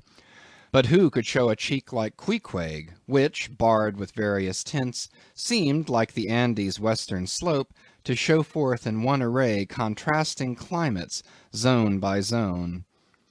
"Grub, ho!" now cried the landlord, flinging open a door, and in we went to breakfast. They say that men who have seen the world thereby become quite at ease in manner, quite self-possessed in company.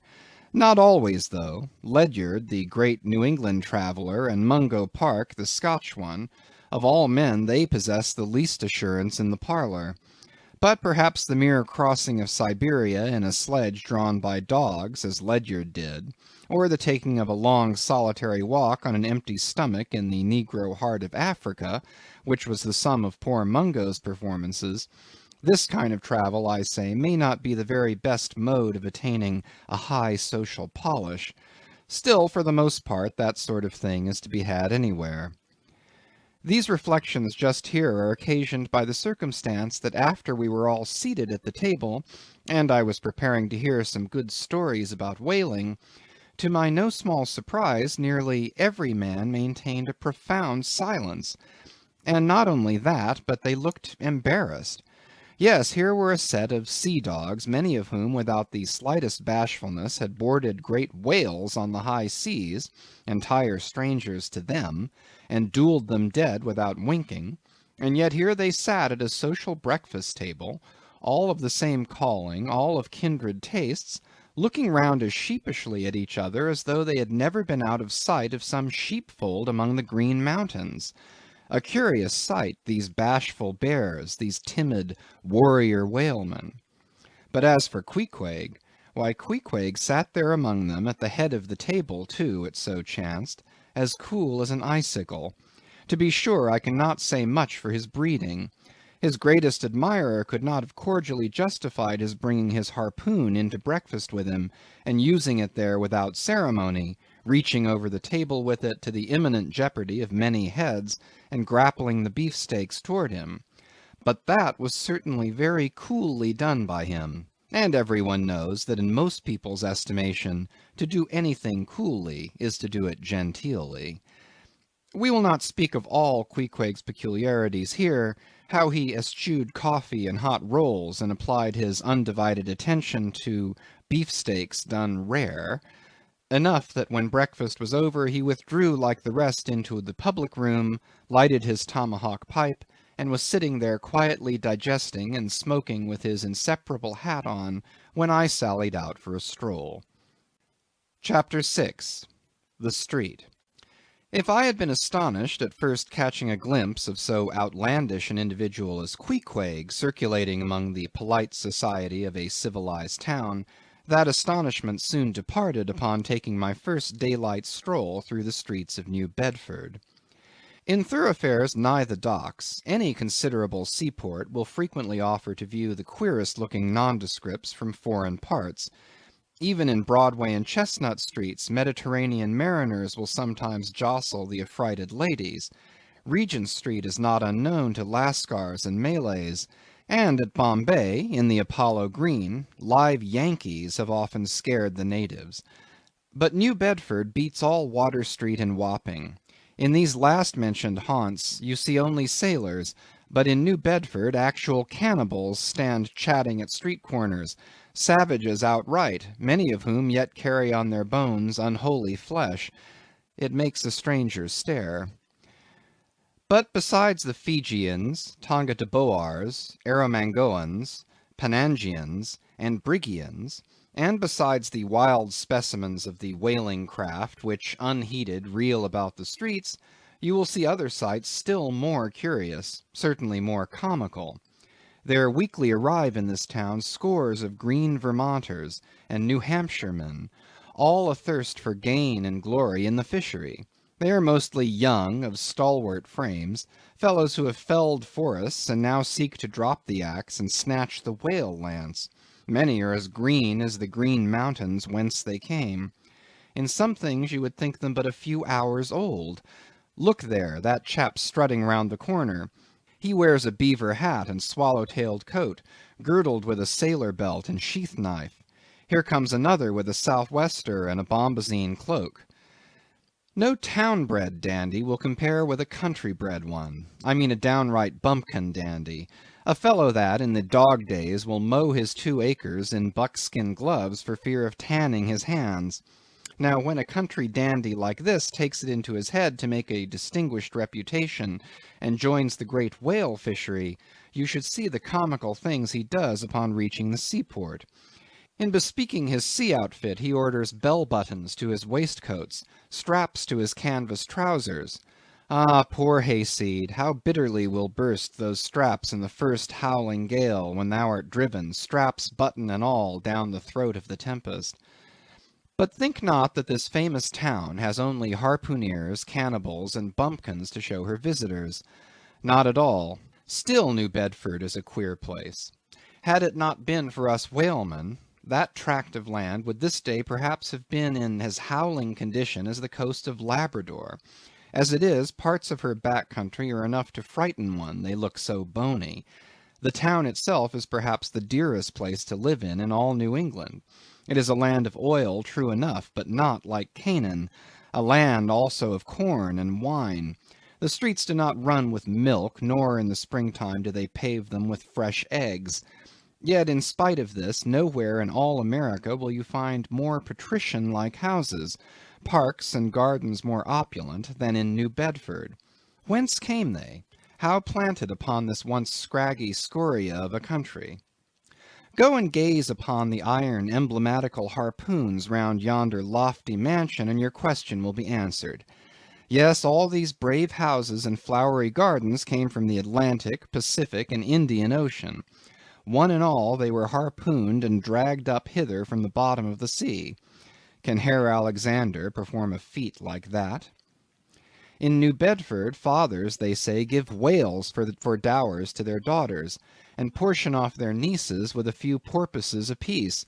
You must go to New Bedford to see a brilliant wedding, for they say they have reservoirs of oil in every house, and every night recklessly burn their lengths in spermaceti candles.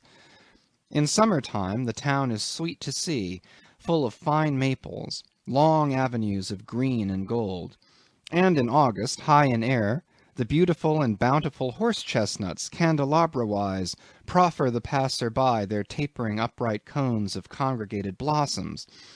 So omnipotent is art, which in many a district of New Bedford has superinduced bright terraces of flowers upon the barren refuse rocks thrown aside at creation's final day. And the women of New Bedford, they bloom like their own red roses.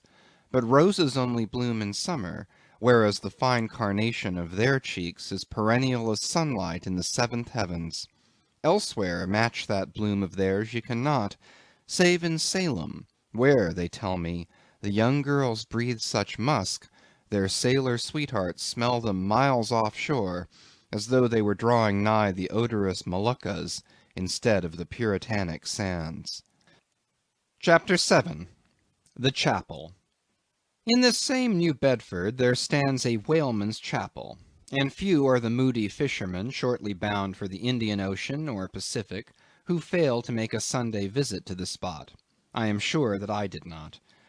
Returning from my first morning stroll, I again sallied out upon this special errand. The sky had changed from clear, sunny cold to driving sleet and mist. Wrapping myself in my shaggy jacket of the cloth called bearskin, I fought my way against the stubborn storm. Entering, I found a small scattered congregation of sailors and sailors' wives and widows. A muffled silence reigned, only broken at times by the shrieks of the storm. Each silent worshipper seemed purposely sitting apart from the other, as if each silent grief were insular and incommunicable. The chaplain had not yet arrived, and there these silent islands of men and women sat steadfastly eyeing several marble tablets with black borders masoned into the walls on either side of the pulpit. 3 of them ran something like the following, but I do not pretend to quote. Sacred to the memory of John Talbot, who at the age of 18 was lost overboard near the Isle of Desolation, off Patagonia, November 1st, 1836. This tablet is erected to his memory by his sister. Sacred to the memory of Robert Long, Willis Ellery, Nathan Coleman, Walter Canny, Seth Macy, and Samuel Gleig, forming one of the boat's crews of the ship Eliza, who were towed out of sight by a whale on the offshore ground in the Pacific, December 31st, 1839.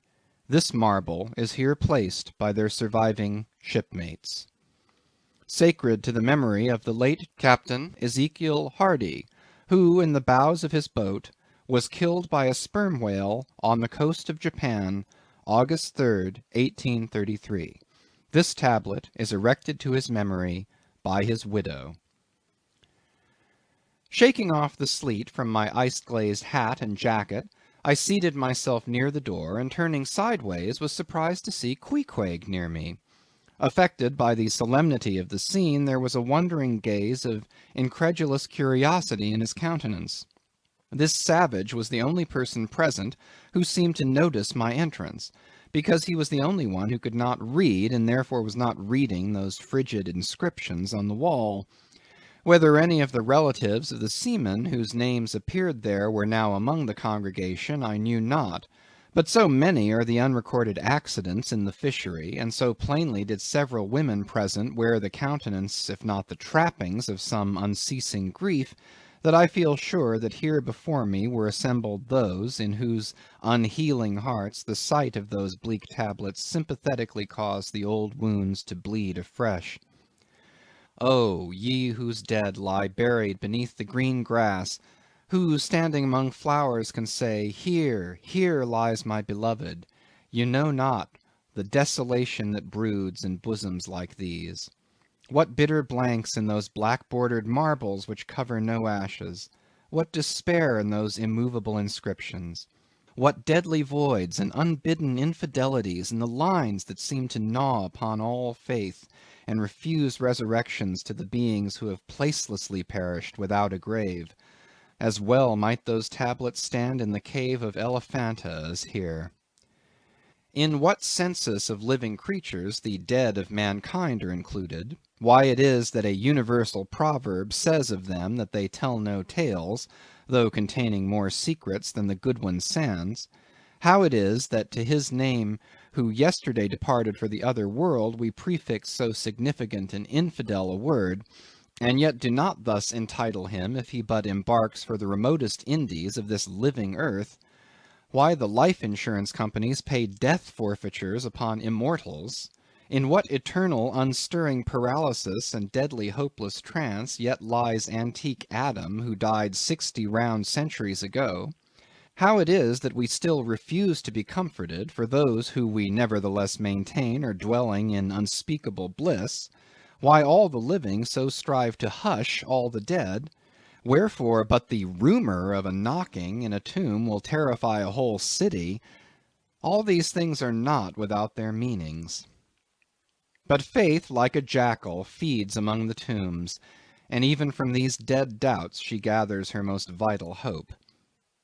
It needs scarcely be told with what feelings on the eve of a Nantucket voyage I regarded those marble tablets, and by the murky light of that dark and doleful day read the fate of the whalemen who had gone before me. Yes, Ishmael, the same fate may be thine. But somehow I grew merry again. Delightful inducements to embark. Fine chance for promotion, it seems. Aye, a stove boat will make me an immortal by brevet. Yes, there is death in this business of whaling, a speechlessly quick, chaotic bundling of a man into eternity. But what then? Methinks we have hugely mistaken this matter of life and death. Methinks that what they call my shadow here on earth is my true substance. Methinks that in looking at things spiritual we are too much like oysters, observing the sun through the water, and thinking that thick water the thinnest of air. Methinks my body is but the lees of my better being. In fact, take my body who will. Take it, I say. It is not me. And therefore, 3 cheers for Nantucket, and come a stove boat and stove body when they will; for stave my soul, Jove himself cannot. CHAPTER 8. The Pulpit. I had not been seated very long ere a man of a certain venerable robustness entered. Immediately as the storm-pelted door flew back upon admitting him, a quick, regardful eyeing of him by all of the congregation sufficiently attested that this fine old man was the chaplain. Yes, it was the famous Father Mapple, so called by the whalemen, among whom he was a very great favourite.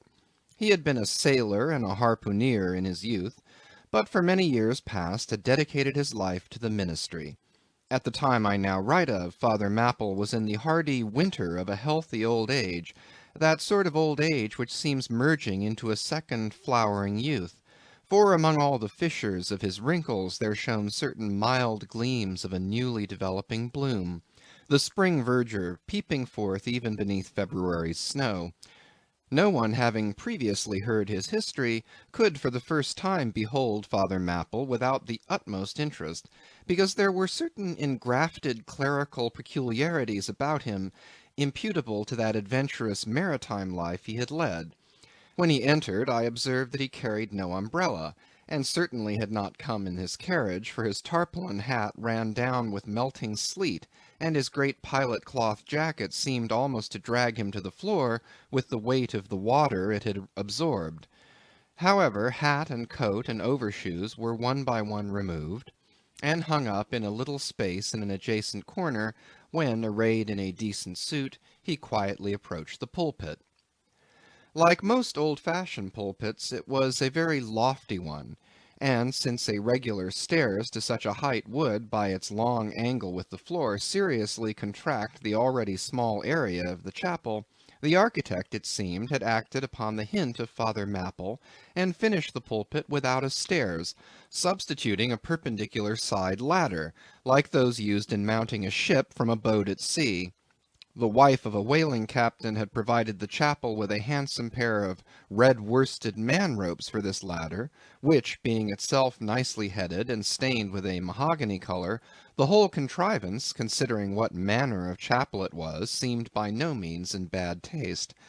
Halting for an instant at the foot of the ladder, and with both hands grasping the ornamental knobs of the man-ropes, Father Mapple cast a look upwards, and then with a truly sailor-like but still reverential dexterity, hand over hand, mounted the steps as if ascending the main-top of his vessel. The perpendicular parts of this side ladder, as is usually the case with swinging ones, were of cloth-covered rope. Only the rounds were of wood, so that at every step there was a joint. At my first glimpse of the pulpit, it had not escaped me that however convenient for a ship, these joints in the present instance seemed unnecessary, for I was not prepared to see Father Mapple, after gaining the height, slowly turn round, and stooping over the pulpit, deliberately drag up the ladder step by step, till the whole was deposited within, leaving him impregnable in his little Quebec. I pondered some time without fully comprehending the reason for this. Father Mapple enjoyed such a wide reputation for sincerity and sanctity, that I could not suspect him of courting notoriety by any mere tricks of the stage. No, thought I, there must be some sober reason for this thing. Furthermore, it must symbolize something unseen. Can it be, then, that by that act of physical isolation he signifies his spiritual withdrawal for the time from all outward worldly ties and connections? Yes, for replenished with the meat and wine of the Word, to the faithful man of God this pulpit, I see, is a self-containing stronghold, a lofty Ehrenbreitstein, with a perennial well of water within the walls. But the side ladder was not the only strange feature of the place, borrowed from the chaplain's former seafarings. Between the marble cenotaphs on either hand of the pulpit, the wall which formed its back was adorned with a large painting representing a gallant ship beating against a terrible storm off a lee coast of black rocks and snowy breakers. But high above the flying scud and dark rolling clouds there floated a little isle of sunlight, from which beamed forth an angel's face, and this bright face shed a distinct spot of radiance upon the ship's tossed deck, something like that silver plate now inserted into the Victory's plank where Nelson fell. Ah, noble ship, the angel seemed to say, beat on, thou noble ship, and bear a hearty helm, for lo, the sun is breaking through, the clouds are rolling off, serenest azure is at hand. Nor was the pulpit itself without a trace of the same sea taste that had achieved the ladder and the picture. Its panelled front was in the likeness of a ship's bluff bows, and the Holy Bible rested on a projecting piece of scroll-work fashioned after a ship's fiddle-headed beak. What could be more full of meaning? For the pulpit is ever this earth's foremost part, all the rest comes in its rear. The pulpit leads the world. From thence it is the storm of God's quick wrath is first descried, and the bow must bear the earliest brunt. From thence it is the God of breezes, fair or foul, is first invoked for favorable winds. Yes, the world's a ship on its passage out, and not a voyage complete, and the pulpit is its prow. Chapter 9. The Sermon. Father Mapple rose, and in a mild voice of unassuming authority, ordered the scattered people to condense.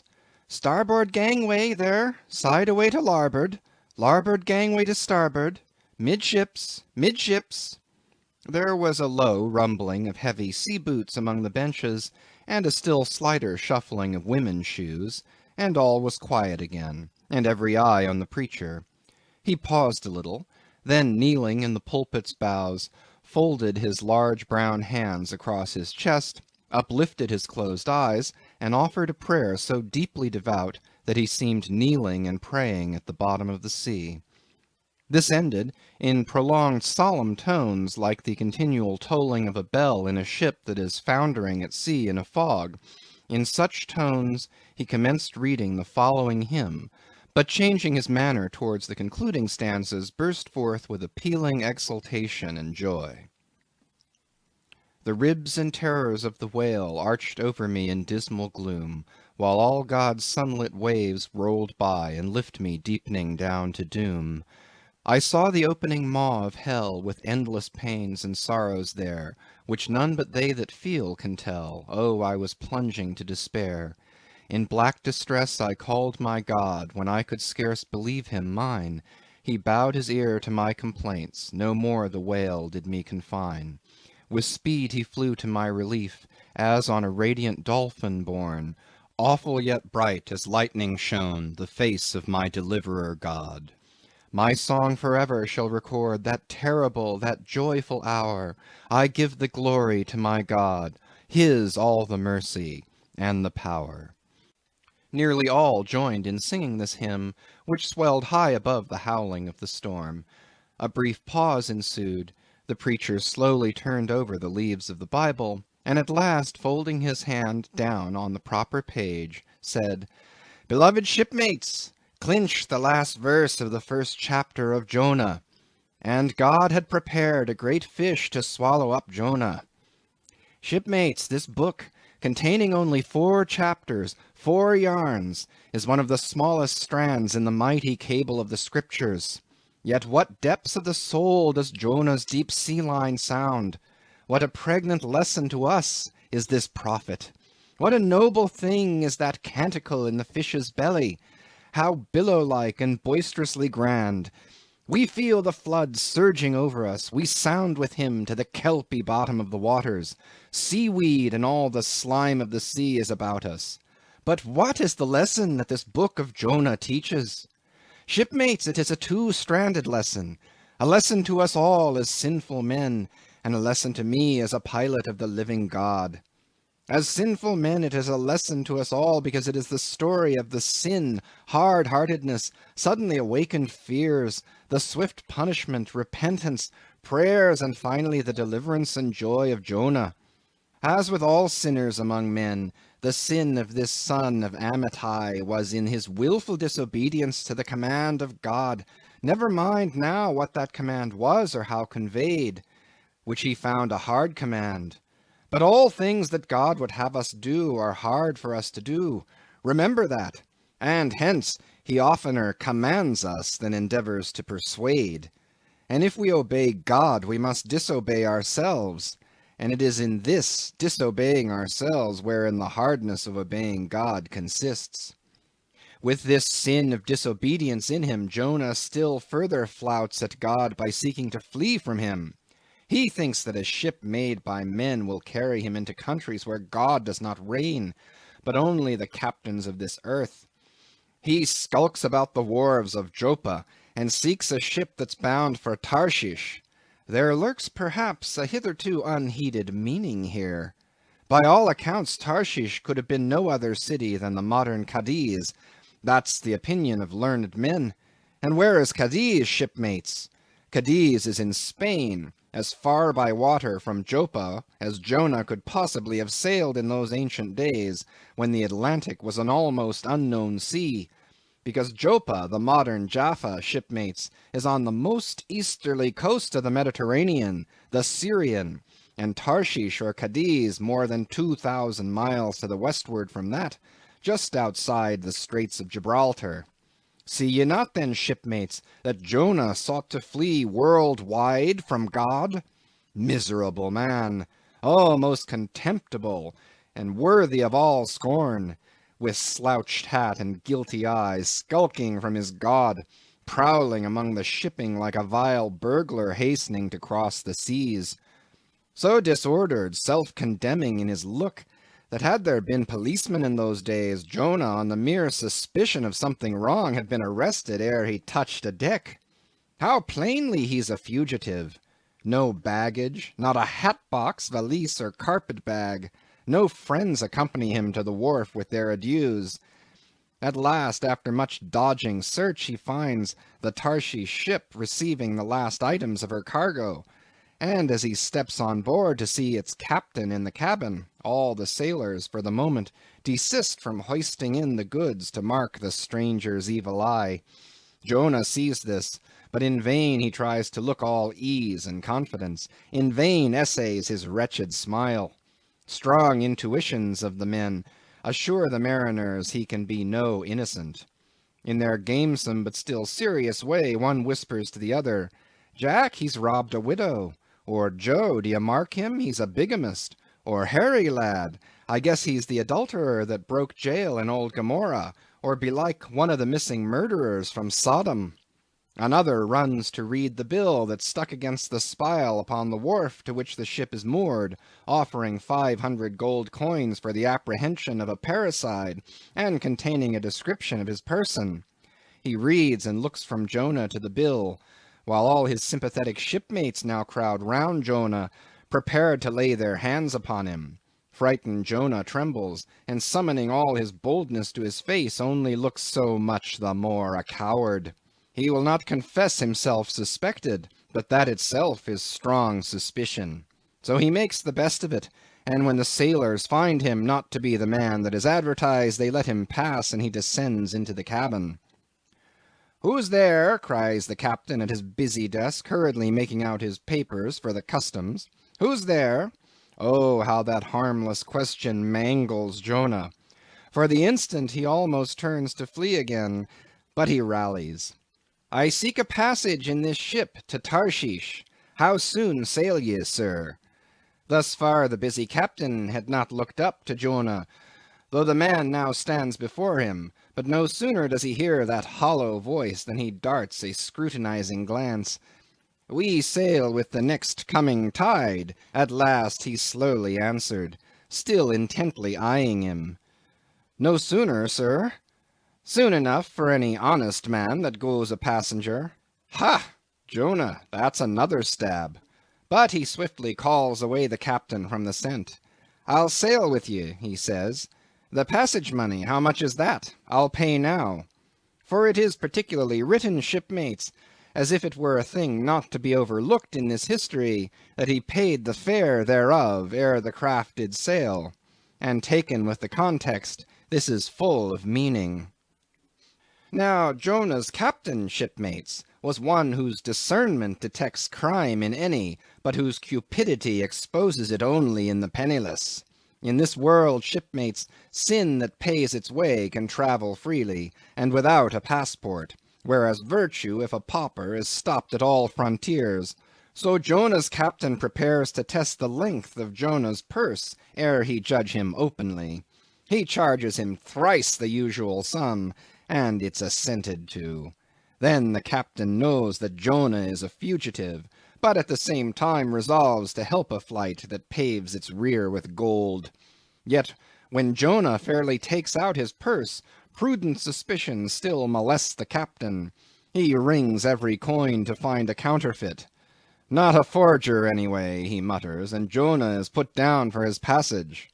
"Point out my stateroom, sir," says Jonah now. "I'm travel-weary. I need sleep." "Thou look'st like it," says the captain. "There's thy room." Jonah enters, and would lock the door, but the lock contains no key.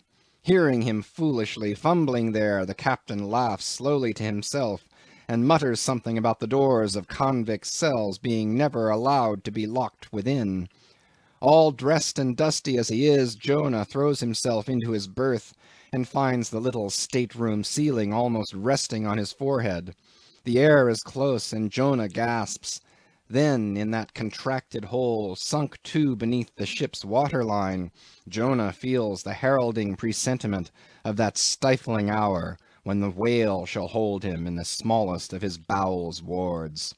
Screwed at its axis against the side, a swinging lamp slightly oscillates in Jonah's room, and the ship heeling over towards the wharf, with the weight of the last bales received, the lamp, flame and all, though in slight motion, still maintains a permanent obliquity with reference to the room, though in truth infallibly straight itself, it but made obvious the false lying levels among which it hung.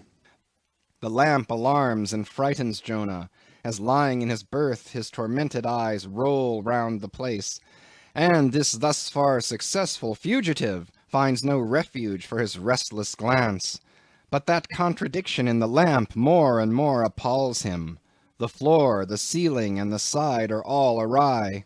Oh, so my conscience hangs in me, he groans, straight upwards so it burns, but the chambers of my soul are all in crookedness. Like one who after a night of drunken revelry hies to his bed, still reeling, but with conscience yet pricking him, as the plungings of the Roman racehorse but so much more strike his steel tags into him, as one who in that miserable plight still turns and turns in giddy anguish, praying God for annihilation until the fit be past, and at last amid the whirl of woe he feels a deep stupor steals over him, as over the man who bleeds to death, for conscience is the wound, and there's naught to stanch it. So after sore wrestlings in his berth, Jonah's prodigy of ponderous misery drags him drowning down to sleep. And now the time of tide has come, the ship casts off her cables, and from the deserted wharf the uncheered ship for Tarshish, all careening, glides to sea. That ship, my friends, was the first of recorded smugglers. The contraband was Jonah. But the sea rebels. He will not bear the wicked burden. A dreadful storm comes on. The ship is like to break. But now, when the boatswain calls all hands to lighten her, when boxes, bales, and jars are clattering overboard, when the wind is shrieking and the men are yelling, and every plank thunders with trampling feet right over Jonah's head, in all this raging tumult Jonah sleeps his hideous sleep. He sees no black sky and raging sea, feels not the reeling timbers, and little hears he or heeds he the far rush of the mighty whale, which even now with open mouth is cleaving the seas after him. Aye, shipmates, Jonah was gone down into the sides of the ship, a berth in the cabin as I have taken it, and was fast asleep. But the frightened master comes to him, and shrieks in his dead ear, "What meanest thou, O sleeper? Arise!" Startled from his lethargy by that direful cry, Jonah staggers to his feet, and stumbling to the deck, grasps a shroud to look out upon the sea. But at that moment he is sprung upon by a panther billow leaping over the bulwarks.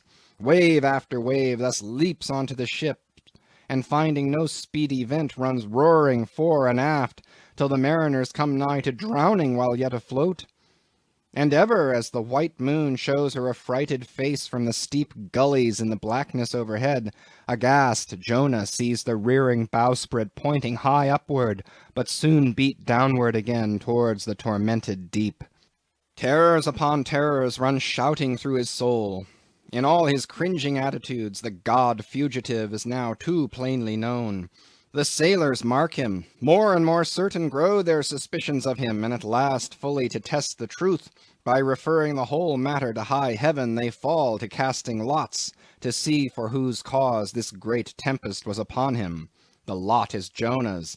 That discovered, then how furiously they mob him with their questions. What is thine occupation? Whence comest thou? Thy country? What people?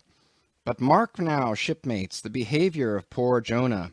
The eager mariners but ask him who he is and where from, whereas they not only receive an answer to those questions, but likewise another answer to a question not put by them, but the unsolicited answer is forced from Jonah by the hard hand of God that is upon him.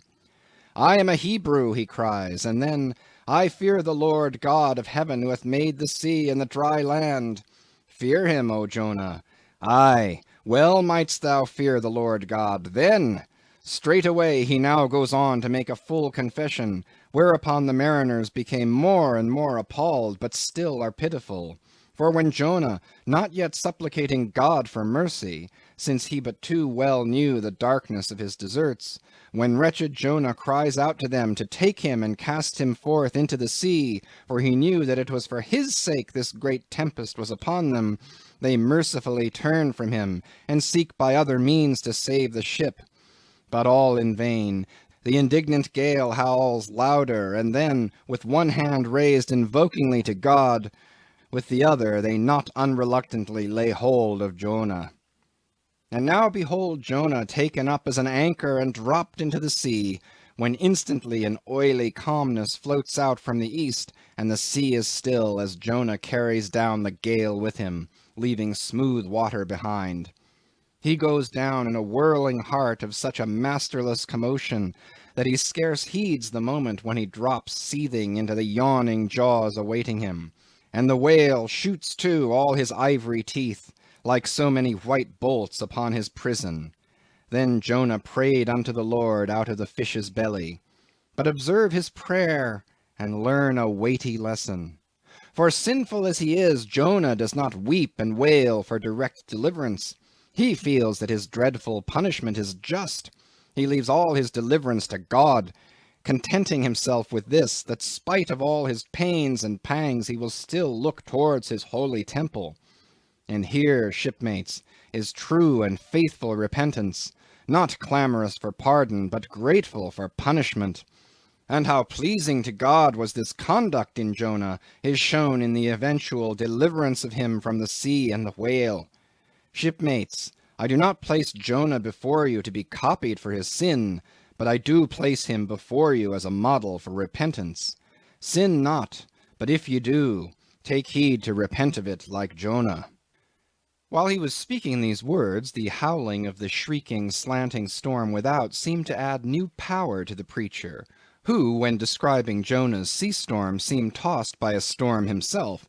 His deep chest heaved as with a groundswell, his tossed arms seemed the warring elements at work, and the thunders that rolled away from off his swarthy brow, and the light leaping from his eye, made all his simple hearers look on him with a quick fear that was strange to them. There now came a lull in his look as he silently turned over the leaves of the book once more, and at last, standing motionless, with closed eyes, for the moment seemed communing with God and himself. But again he leaned towards the people, and bowing his head lowly with an aspect of the deepest yet manliest humility, he spake these words. Shipmates, God has laid but one hand upon you. Both his hands press upon me.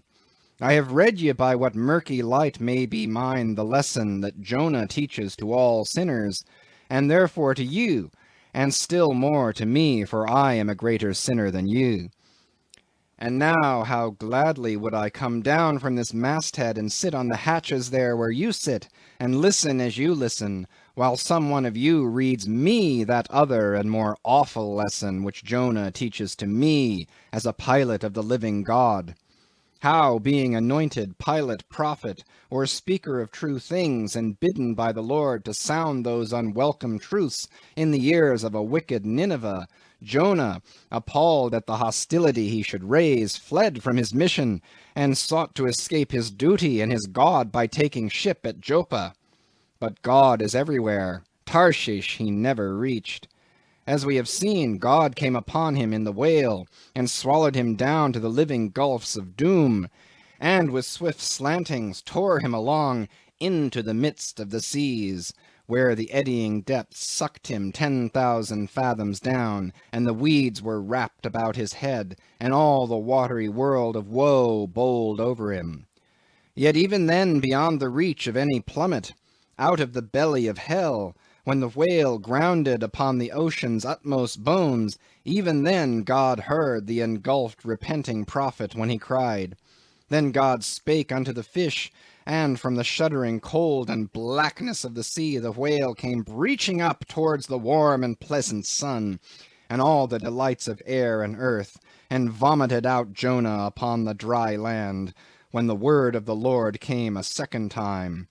And Jonah, bruised and beaten, his ears, like two sea-shells, still multitudinously murmuring of the ocean, Jonah did the Almighty's bidding. And what was that, shipmates? To preach the truth to the face of falsehood. That was it. This, shipmates, is the other lesson, and woe to that pilot of the living God who slights it. Woe to him whom this world charms from gospel duty. Woe to him who seeks to pour oil upon the waters when God has brewed them into a gale. Woe to him who seeks to please rather than to appall. Woe to him whose good name is more to him than goodness. Woe to him who in this world courts not dishonor. Woe to him who would not be true, even though to be false were salvation. Yea, woe to him who, as the great pilot Paul has it, while preaching to others is himself a castaway. He dropped and fell away from himself for a moment, then lifting his face to them again, showed a deep joy in his eyes as he cried out with a heavenly enthusiasm, "But oh, shipmates, on the starboard hand of every woe there is a sure delight, and higher the top of that delight than the bottom of the woe is deep. Is not the main truck higher than the kelson is low? Delight is to him, a far, far upward and inward delight, who against the proud gods and commodores of this earth ever stands forth his own inexorable self. Delight is to him whose strong arms yet support him, when the ship of this base, treacherous world has gone down beneath him. Delight it is to him who gives no quarter in the truth, and kills, burns, and destroys all sin, though he pluck it out from under the robes of senators and judges. Delight, top-gallant delight is to him who acknowledges no law or lord but the Lord his God, and is only a patriot to heaven. Delight is to him whom all the waves of the billows of the seas and the boisterous mob can never shake from this sure keel of the ages. An eternal delight and deliciousness will be his, who, coming to lay him down, can say with his final breath, O Father, chiefly known to me by thy rod, mortal or immortal, here I die. I have striven to be thine more than to be this world's or mine own. Yet this is nothing. I leave eternity to thee. For what is man that he should live out the lifetime of his God?" He said no more, but slowly waving a benediction, covered his face with his hands, and so remained kneeling till all the people had departed, and he was left alone in the place. Chapter 10. A Bosom Friend. Returning to the Spouter Inn from the chapel, I found Queequeg there quite alone, he having left the chapel before the benediction some time. He was sitting on a bench before the fire, with his feet on the stove hearth, and in one hand was holding close to his face that little negro idol of his, peering hard into its face, and with a jackknife gently whittling away at its nose, meanwhile humming to himself in his heathenish way. But being now interrupted, he put up the image, and pretty soon going to the table, took up a large book there, and placing it on his lap, began counting the pages with deliberate regularity, at every 50th page, as I fancied, stopping a moment, looking vacantly around him, and giving utterance to a long-drawn gurgling whistle of astonishment. He would then begin again at the next 50, seeming to commence at the number 1 each time, as though he could not count more than 50, and it was only by such a large number of 50s being found together that his astonishment at the multitude of pages was excited. With much interest I sat watching him. Savage though he was, and hideously marred about the face, at least to my taste, his countenance yet had something in it which was by no means disagreeable. You cannot hide the soul. Through all his unearthly tattooings, I thought I saw the traces of a simple, honest heart, and in his large, deep eyes, fiery black and bold, there seemed tokens of a spirit that would dare 1,000 devils. And besides all this, there was a certain lofty bearing about the pagan, which even his uncouthness could not altogether maim. He looked like a man who had never cringed and had never had a creditor. Whether it was, too, that his head being shaved, his forehead was drawn out in freer and brighter relief, and looked more expansive than it otherwise would, this I will not venture to decide, but certain it was his head was phrenologically an excellent one. It may seem ridiculous, but it reminded me of General Washington's head, as seen in the popular busts of him. It had the same long, regularly graded, retreating slope from above the brows, which were likewise very projecting, like two long promontories thickly wooded on top. Queequeg was George Washington cannibalistically developed.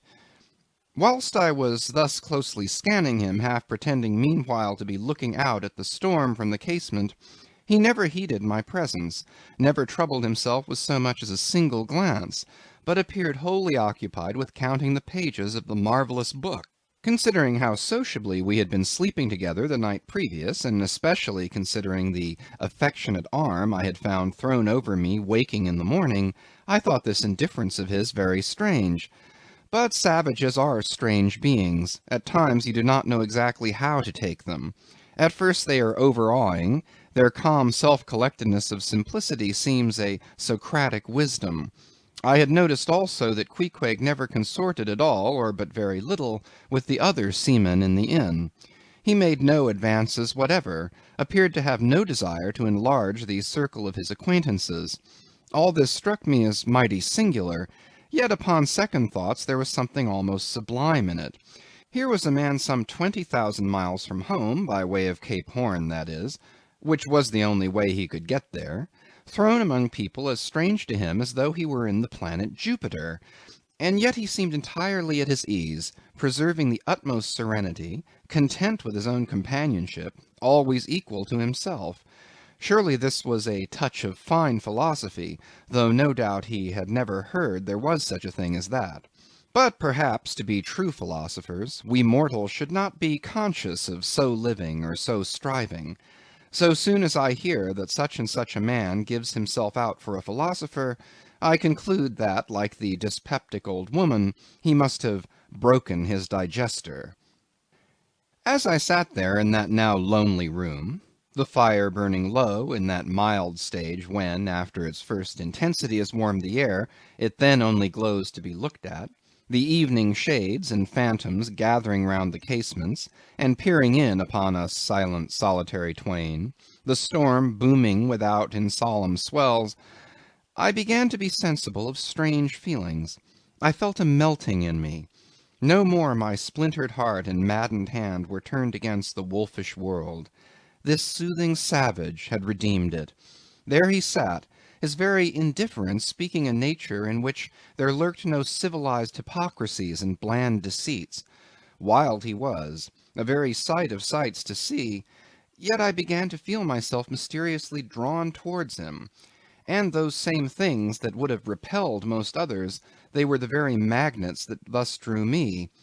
I'll try a pagan friend, thought I, since Christian kindness has proved but hollow courtesy.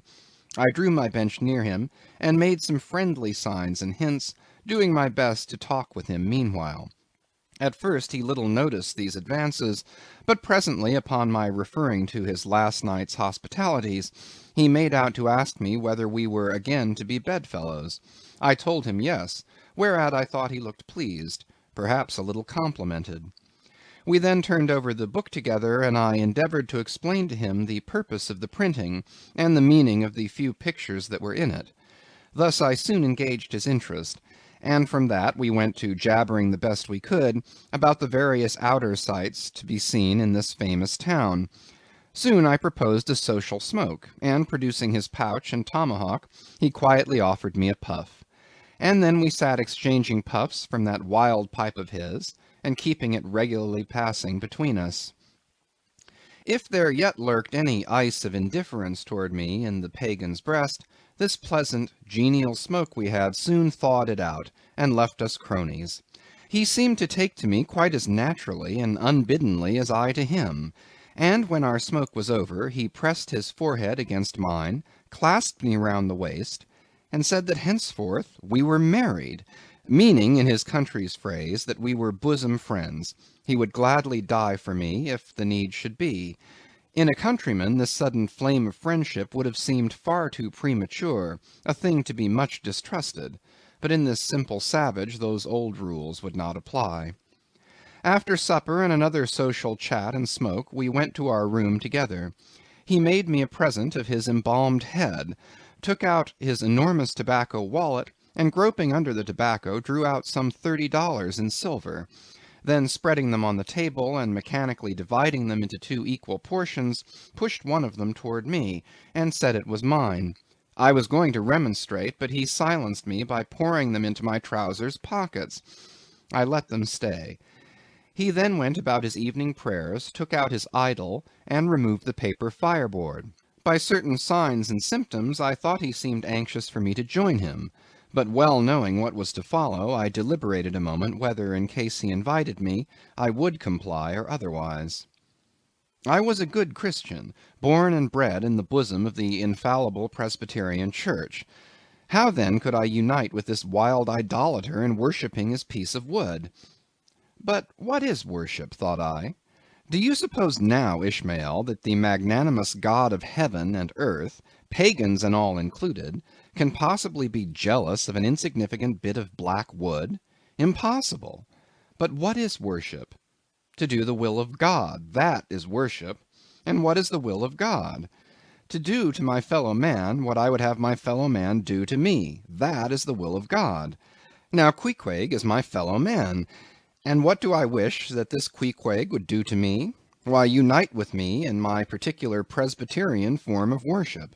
Consequently, I must then unite with him in his. Ergo, I must turn idolater. So I kindled the shavings, helped prop up the innocent little idol, offered him burnt biscuit with Queequeg, salaamed before him twice or thrice, kissed his nose, and that done, we undressed and went to bed, at peace with our own consciences and all the world. But we did not go to sleep without some little chat. How it is I know not, but there is no place like a bed for confidential disclosures between friends. Man and wife, they say, there open the very bottom of their souls to each other, and some old couples often lie and chat over old times till nearly morning. Thus, then, in our heart's honeymoon, lay I and Queequeg, a cozy, loving pair. Chapter 11. Nightgown. We had lain thus in bed, chatting and napping at short intervals, and Queequeg now and then affectionately throwing his brown tattooed legs over mine, and then drawing them back, so entirely sociable and free and easy were we, when at last, by reason of our confabulations, what little nappishness remained in us altogether departed, and we felt like getting up again, though daybreak was yet some way down the future. Yes, we became very wakeful, so much so that our recumbent position began to grow wearisome, and by little and little we found ourselves sitting up, the clothes well tucked around us, leaning against the headboard with our four knees drawn up close together and our two noses bending over them, as if our knee-pans were warming pans. We felt very nice and snug, the more so since it was so chilly out of doors. Indeed, out of bedclothes too, seeing that there was no fire in the room. The more so, I say, because truly to enjoy bodily warmth, some small part of you must be cold, for there is no quality in this world that is not what it is merely by contrast. Nothing exists in itself. If you flatter yourself that you are all over comfortable, and have been so for a long time, then you cannot be said to be comfortable any more. But if, like Queequeg and me in the bed, the tip of your nose or the crown of your head be slightly chilled, why then indeed in the general consciousness you feel most delightfully and unmistakably warm. For this reason a sleeping apartment should never be furnished with a fire, which is one of the luxurious discomforts of the rich. For the height of this sort of deliciousness is to have nothing but the blanket between you and your snugness and the cold of the outer air. Then there you lie like the one warm spark in the heart of an Arctic crystal. We had been sitting in this crouching manner for some time, when all at once I thought I would open my eyes, for when between sheets, whether by day or by night, and whether asleep or awake, I have a way of always keeping my eyes shut, in order the more to concentrate on the snugness of being in bed. Because no man can ever feel his own identity aright except his eyes be closed, as if darkness were indeed the proper element of our essences, though light be more congenial to our clayey part. Upon opening my eyes then, and coming out of my own pleasant and self-created darkness into the imposed and coarse outer gloom of the unilluminated 12 o'clock at night, I experienced a disagreeable revulsion. Nor did I at all object to the hint from Queequeg that perhaps it were best to strike a light, seeing that we were so wide awake, and besides he felt a strong desire to have a few quiet puffs from his tomahawk. Be it said that though I had felt such a strong repugnance to his smoking in the bed the night before, yet see how elastic our stiff prejudices grow when love comes once to bend them. For now I liked nothing better than to have Queequeg smoking by me, even in bed, because he seemed to be full of such serene household joy then. I no more felt unduly concerned for the landlord's policy of insurance. I was only alive to the condensed, confidential comfortableness of sharing a pipe and a blanket with a real friend. With our shaggy jackets drawn about our shoulders, we now passed the tomahawk from one to the other, till slowly there grew over us a blue-hanging tester of smoke, illuminated by the flame of the new-lit lamp. Whether it was that this undulating tester rolled the savage away to far distant scenes, I know not. But he now spoke of his native island, and eager to hear his history, I begged him to go on and tell it. He gladly complied.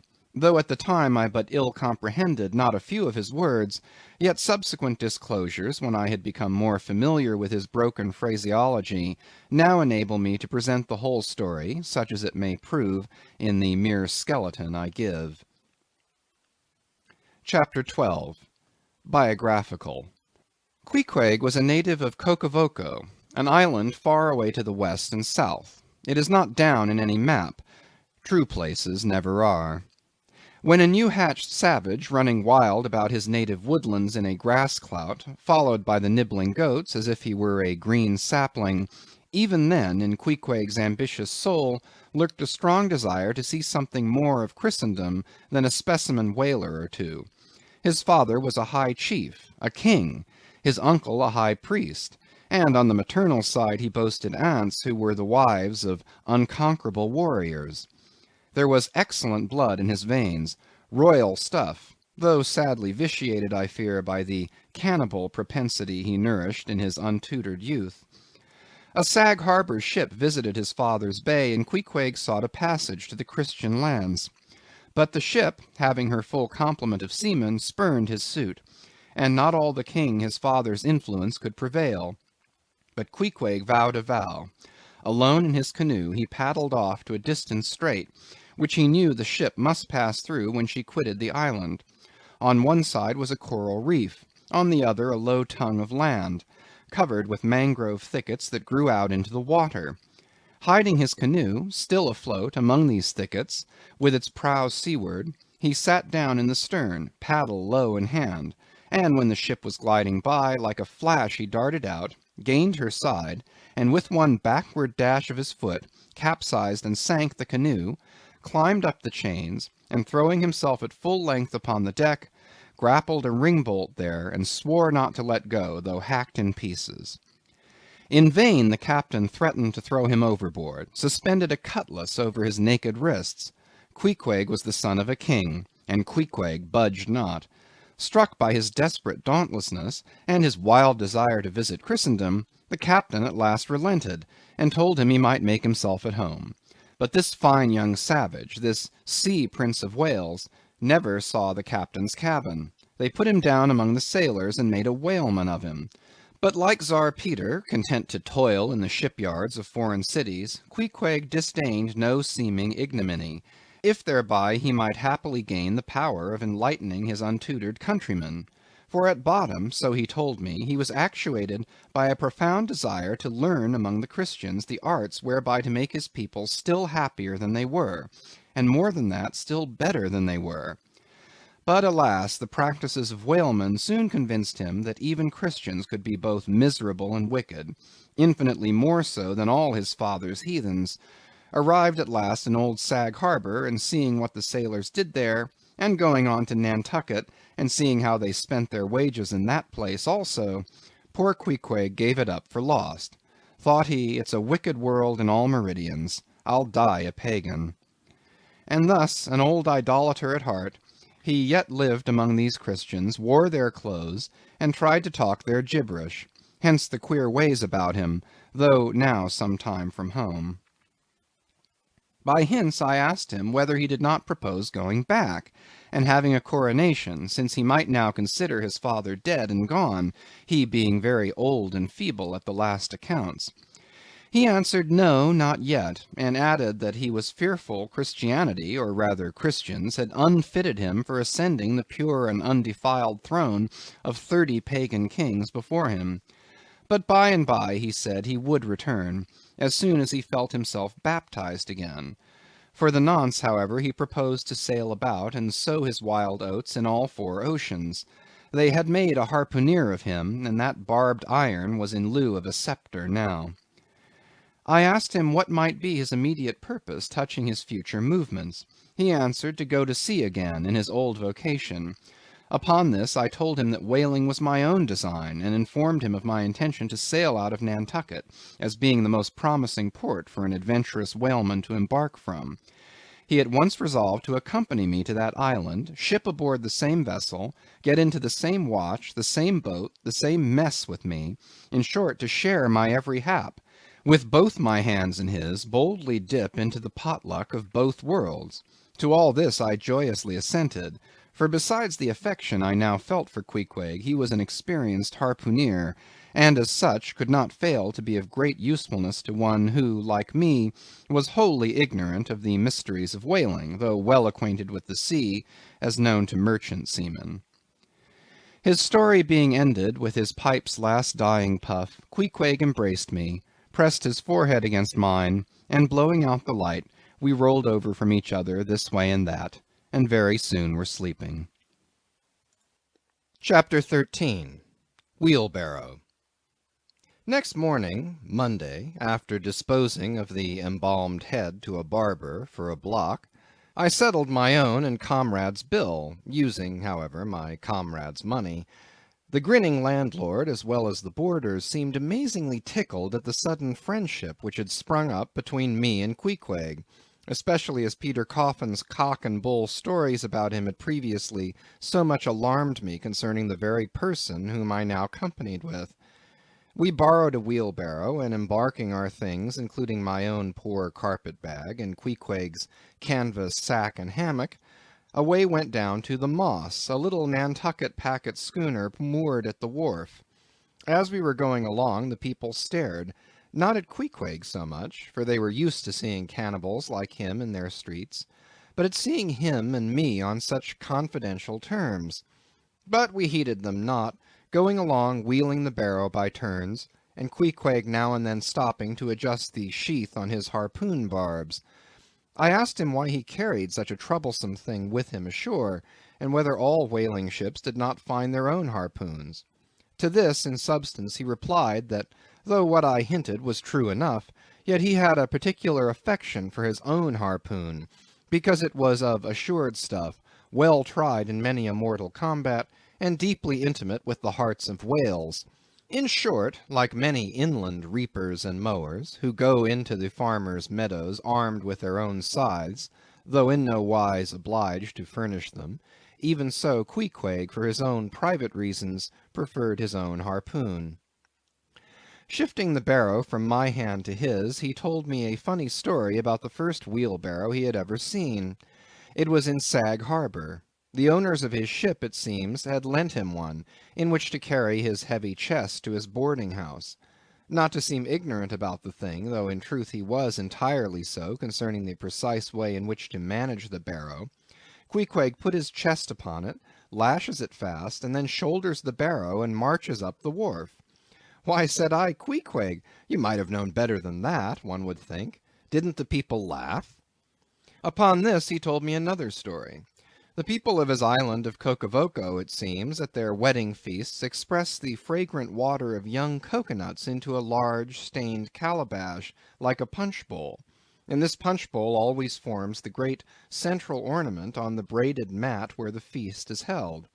Now a certain grand merchant ship once touched at Cocavoco, and its commander, from all accounts a very stately, punctilious gentleman, at least for a sea captain, this commander was invited to the wedding feast of Queequeg's sister, a pretty young princess just turned of 10. Well, when all the wedding guests were assembled at the bride's bamboo cottage, this captain marches in, and being assigned the post of honor, placed himself over against the punch-bowl, and between the high priest and his majesty the king, Queequeg's father. Grace being said, for those people have grace as well as we, though Queequeg told me that unlike us, who at such times look downward to our platters, they, on the contrary, copying the ducks, glance upward to the great giver of all feasts. Grace, I say, being said, the high priest opens the banquet by the immemorial ceremony of the island, that is, dipping his consecrated and consecrating fingers into the bowl before the blessed beverage circulates.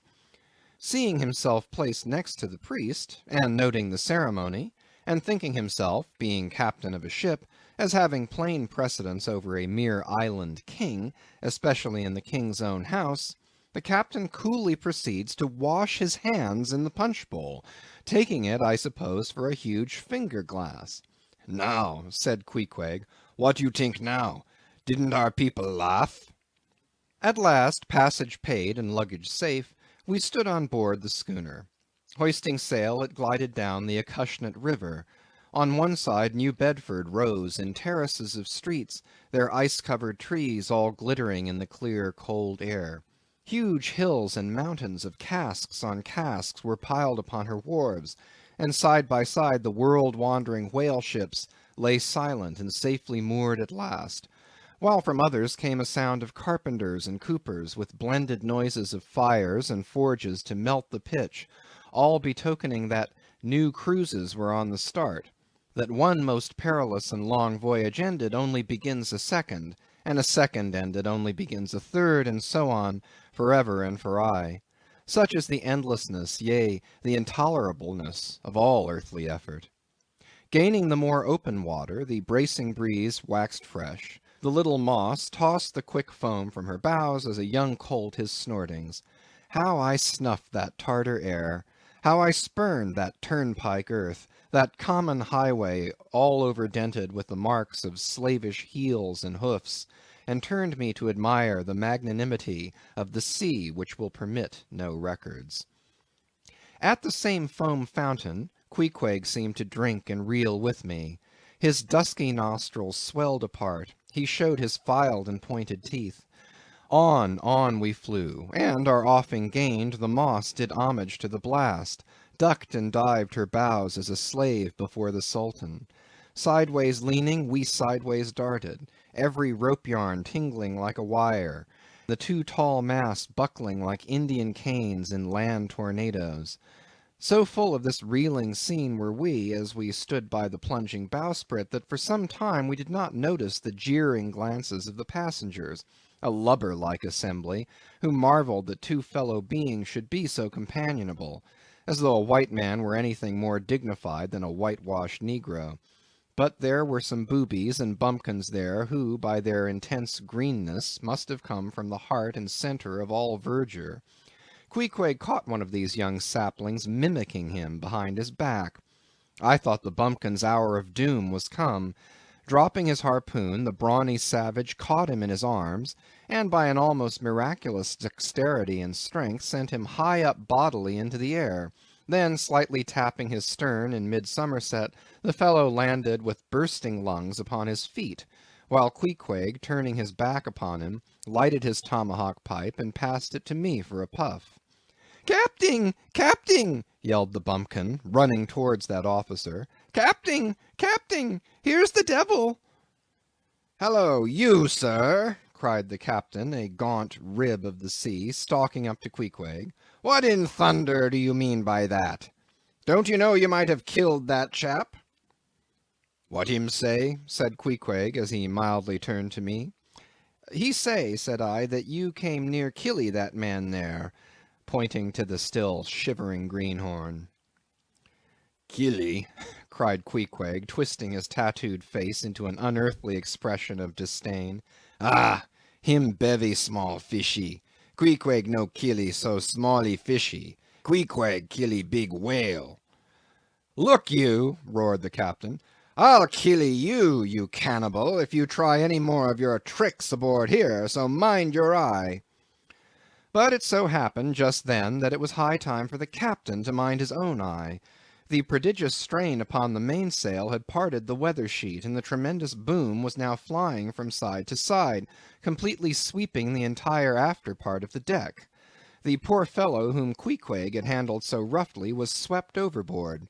All hands were in a panic, and to attempt snatching at the boom to stay it seemed madness. It flew from right to left and back again, almost in one ticking of a watch, and every instant seemed on the point of snapping into splinters. Nothing was done, and nothing seemed capable of being done. Those on deck rushed toward the bows and stood eyeing the boom as if it were the lower jaw of an exasperated whale. In the midst of this consternation, Queequeg dropped deftly to his knees, and crawling under the path of the boom, whipped hold of a rope, secured one end to the bulwarks, and then flinging the other like a lasso, caught it round the boom as it swept over his head, and at the next jerk the spar was that way trapped, and all was safe. The schooner was run into the wind, and while the hands were clearing away the stern boat, Queequeg, stripped to the waist, darted from the side with a long living arc of a leap.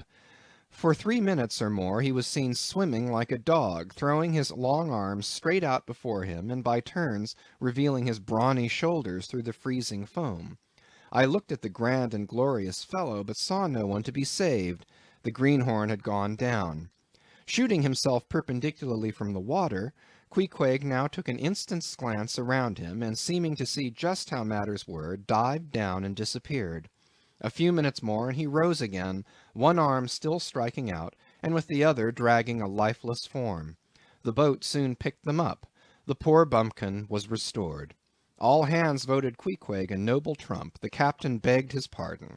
From that hour I clove to Queequeg like a barnacle. Yea, till poor Queequeg took his last long dive. Was there ever such unconsciousness? He did not seem to think that he at all deserved a medal from the humane and magnanimous societies. He only asked for water, fresh water, something to wipe the brine off.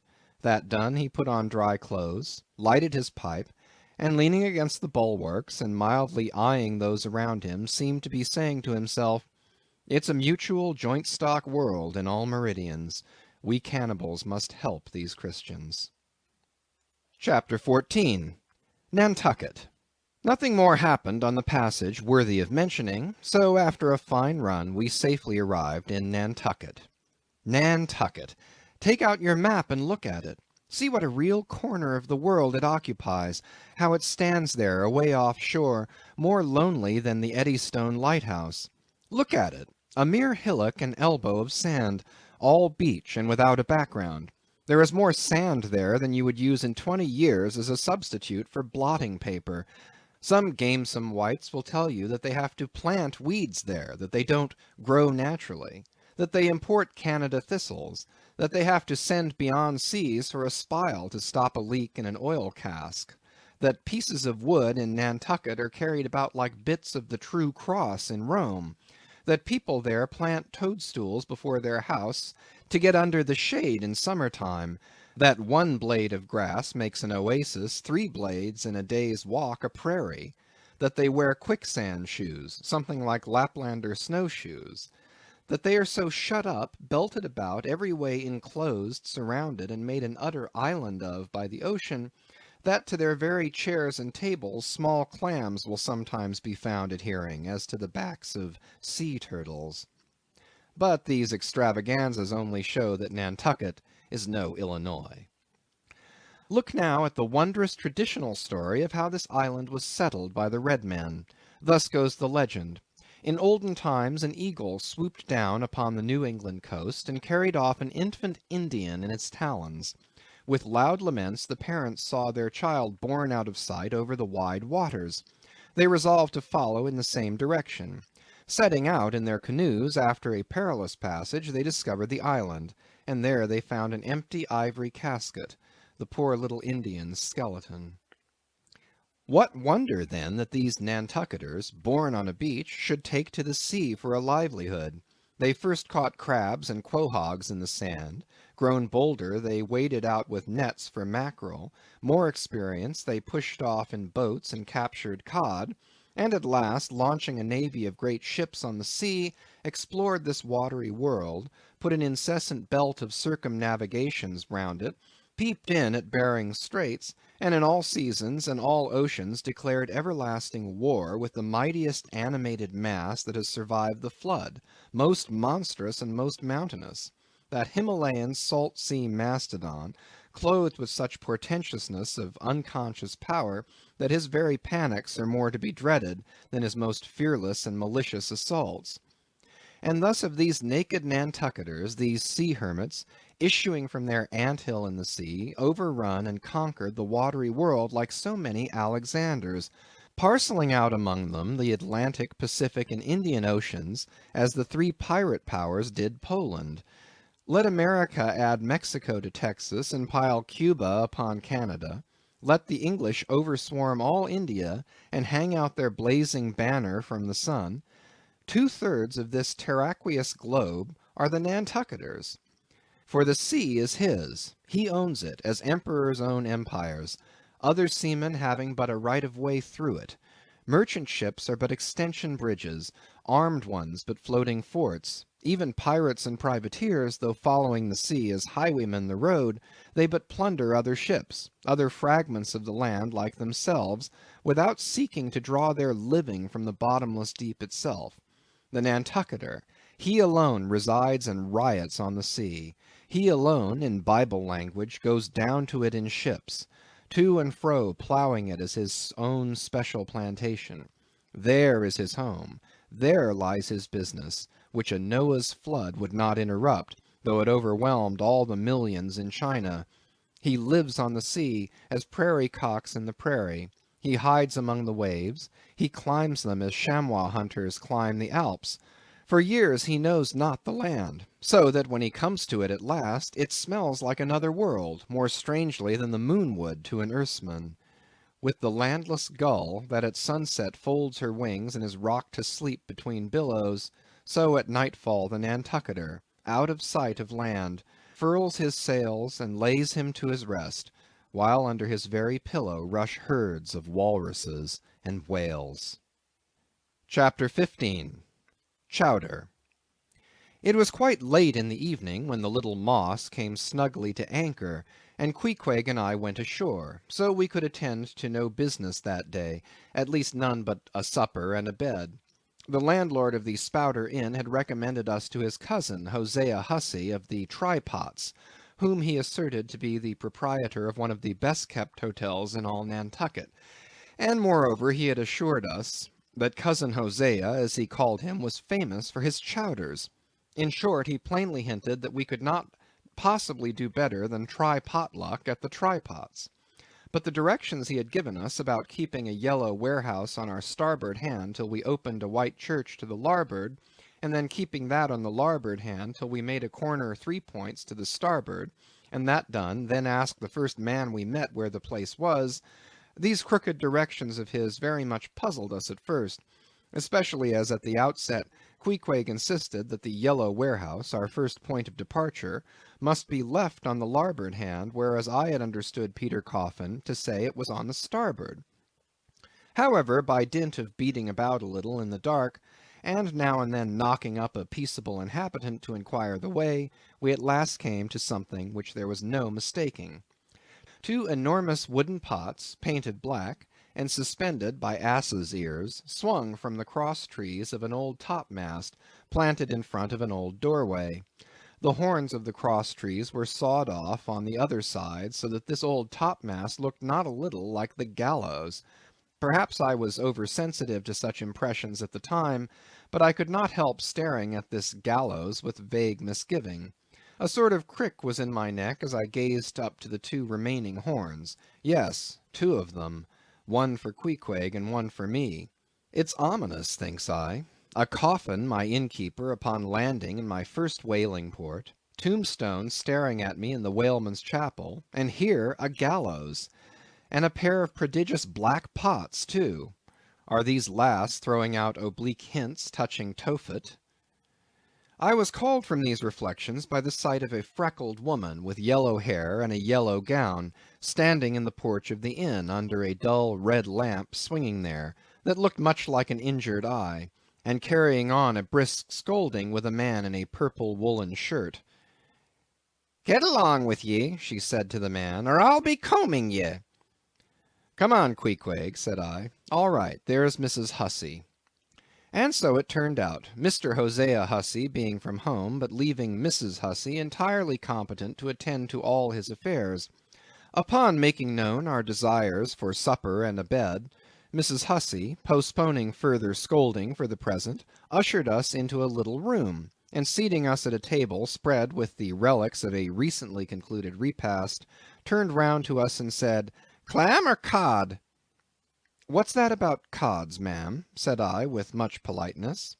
"Clam or cod?" she repeated. "A clam for supper? A cold clam? Is that what you mean, Mrs. Hussey?" says I. "But that's a rather cold and clammy reception in the winter time, ain't it, Mrs. Hussey?"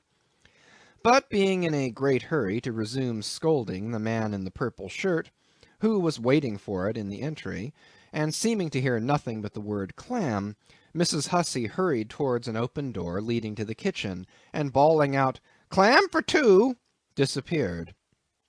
"Queequeg," said I, "do you think that we can make out a supper for us both on one clam?" However, a warm and savory steam from the kitchen served to belie the apparently cheerless prospect before us. But when that smoking chowder came in, the mystery was delightfully explained. Oh, sweet friends, hearken to me! It was made of small juicy clams, scarcely bigger than hazelnuts, mixed with pounded ship biscuit, and salted pork cut up into little flakes, the whole enriched with butter and plentifully seasoned with pepper and salt. Our appetites being sharpened by the frosty voyage, and in particular Queequeg seeing his favorite fishing food before him, and the chowder being surpassingly excellent, we dispatched it with great expedition. When, leaning back a moment, and bethinking me of Mrs. Hussey's clam and cod announcement, I thought I would try a little experiment. Stepping to the kitchen door, I uttered the word "cod" with great emphasis, and resumed my seat. In a few moments, the savory steam came forth again, but with a different flavor, and in good time a fine cod chowder was placed before us. We resumed business, and while plying our spoons in the bowl, thinks I to myself, I wonder now if this here has any effect on the head. What's that stultifying saying about chowder-headed people? But look, Queequeg, ain't that a live eel in your bowl? Where's your harpoon? Fishiest of all fishy places was the trypots, which well deserved its name, for the pots there were always boiling chowders. Chowder for breakfast, and chowder for dinner, and chowder for supper, till you began to look for fish bones coming through your clothes. The area before the house was paved with clam shells. Mrs. Hussey wore a polished necklace of codfish vertebrae, and Hosea Hussey had his account books bound in superior old shark skin. There was a fishy flavor to the milk, too, which I could not at all account for, till one morning, happening to take a stroll along the beach among some fishermen's boats, I saw Hosea's brindled cow feeding on fish remnants, and marching along the sand with each foot in a cod's decapitated head, looking very slipshod, I assure you. Supper concluded, we received a lamp, and directions from Mrs. Hussey concerning the nearest way to bed. But as Queequeg was about to precede me up the stairs, the lady reached forth her arm, and demanded his harpoon. She allowed no harpoon in her chambers. "Why not?" said I. "Every true whaleman sleeps with his harpoon." "But why not?" "Because it's dangerous," says she. "Ever since young Stiggs, coming from that unfortunate v'y'ge of his, when he was gone 4 years and a half, with only 3 barrels of ile, was found dead in my first floor back with his harpoon in his side, ever since then I allow no boarders to take sich dangerous weepons in their rooms at night. So, Mr. Queequeg," for she had learned his name, "I will just take this here iron and keep it for you till morning. But the chowder, clam or cod tomorrow for breakfast, men?" "Both," says I, "and let's have a couple of smoked herring by way of variety." Chapter 16. The Ship.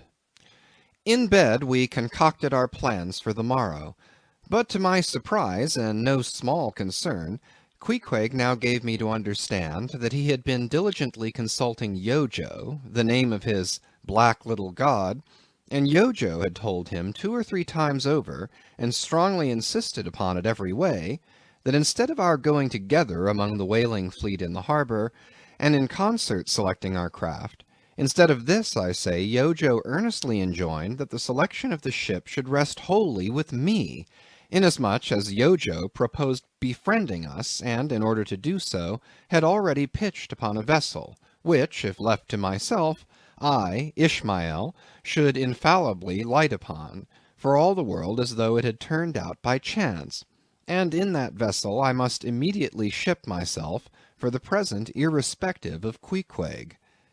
I have forgotten to mention that in many things Queequeg placed great confidence in the excellence of Yojo's judgment and surprising forecast of things, and cherished Yojo with considerable esteem, as a rather good sort of god, who perhaps meant well enough upon the whole, but in all cases did not succeed in his benevolent designs.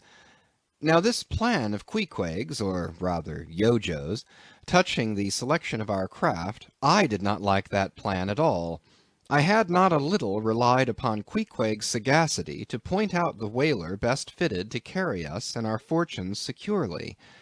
But as all my remonstrances produced no effect upon Queequeg, I was obliged to acquiesce, and accordingly prepared to set about this business with a determined rushing sort of energy and vigor, that should quickly settle that trifling little affair.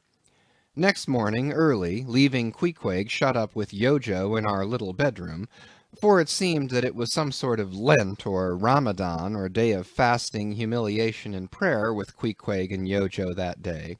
How it was I never could find out, for though I applied myself to it several times, I never could master his liturgies and 39 articles. Leaving Queequeg, then, fasting on his tomahawk pipe, and Yojo warming himself at his sacrificial fire of shavings, I sallied out among the shipping. After much prolonged sauntering and many random inquiries, I learnt that there were 3 ships up for 3 years' voyages, the Devil Dam, the Titbit, and the Pequod. Devil Dam I do not know the origin of. Titbit is obvious. Pequod, you will no doubt remember, was the name of a celebrated tribe of Massachusetts Indians, now extinct as the ancient Medes.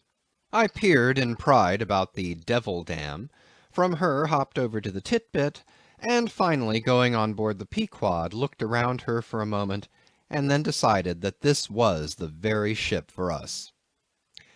You may have seen many a quaint craft in your day, for aught I know, square-toed luggers, mountainous Japanese junks, butterbox galliots, and what not, but take my word for it, you never saw such a rare old craft as this same rare old Pequod. She was a ship of the old school, rather small if anything, with an old-fashioned claw-footed look about her.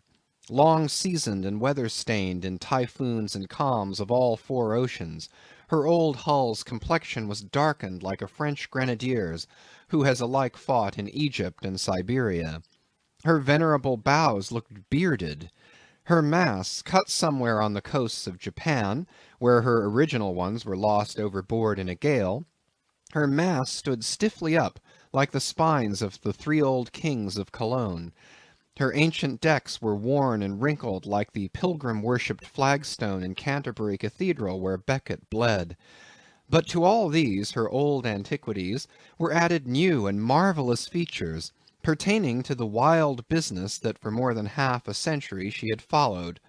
Old Captain Peleg, many years her chief mate before he commanded another vessel of his own, and now a retired seaman and one of the principal owners of the Pequod, this old Peleg, during the term of his chief mateship, had built upon her original grotesqueness and inlaid it all over, with a quaintness both of material and device unmatched by anything except it be Thorkill Hake's carved buckler or bedstead. She was apparelled like any barbaric Ethiopian emperor, his neck heavy with pendants of polished ivory. She was a thing of trophies, a cannibal of a craft, tricking herself forth in the chased bones of her enemies. All round her unpanelled, open bulwarks were garnished like one continuous jaw, with the long sharp teeth of the sperm whale inserted there for pins to fasten her old hempen thews and tendons to. Those thews ran not through base blocks of land wood, but deftly travelled over sheaves of sea ivory. Scorning a turnstile wheel at her reverend helm, she sported there a tiller, and that tiller was in one mass, curiously carved from the long, narrow lower jaw of her hereditary foe. The helmsman who steered by that tiller in a tempest, felt like the Tartar when he holds back his fiery steed by clutching its jaw. A noble craft, but somehow a most melancholy. All noble things are touched with that. Now, when I looked about the quarter-deck for someone having authority in order to propose myself as a candidate for the voyage, at first I saw nobody, but I could not well overlook a strange sort of tent, or rather wigwam, pitched a little behind the mainmast. It seemed only a temporary erection used in port. It was of a conical shape, some 10 feet high, consisting of the long, huge slabs of limber black bone taken from the middle and highest part of the jaws of the right whale. Planted with their broad ends on the deck, a circle of these slabs, laced together, mutually sloped towards each other, and at the apex united in a tufted point, where the loose hairy fibres waved to and fro like the topknot on some old Potawatomi sachem's head.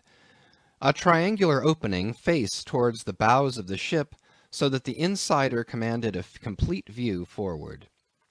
And half concealed in this queer tenement, I at length found one who, by his aspect, seemed to have authority, and who, it being noon, and the ship's work suspended, was now enjoying respite from the burden of command. He was seated on an old-fashioned oaken chair, wriggling all over with curious carving, and the bottom of which was formed of a stout interlacing of the same elastic stuff of which the wigwam was constructed.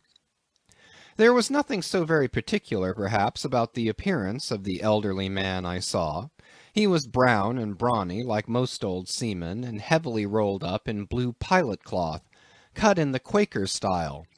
Only there was a fine and almost microscopic network of the minutest wrinkles interlacing round his eyes, which must have arisen from his continual sailings in many hard gales, and always looking to windward, for this causes the muscles about the eyes to become pursed together. Such eye wrinkles are very effectual in a scowl. "Is this the captain of the Pequod?" said I, advancing to the door of the tent. "Supposing it be the captain of the Pequod, what dost thou want of him?" he demanded. "I was thinking of shipping." "Thou wast thou? I see thou art no Nantucketer.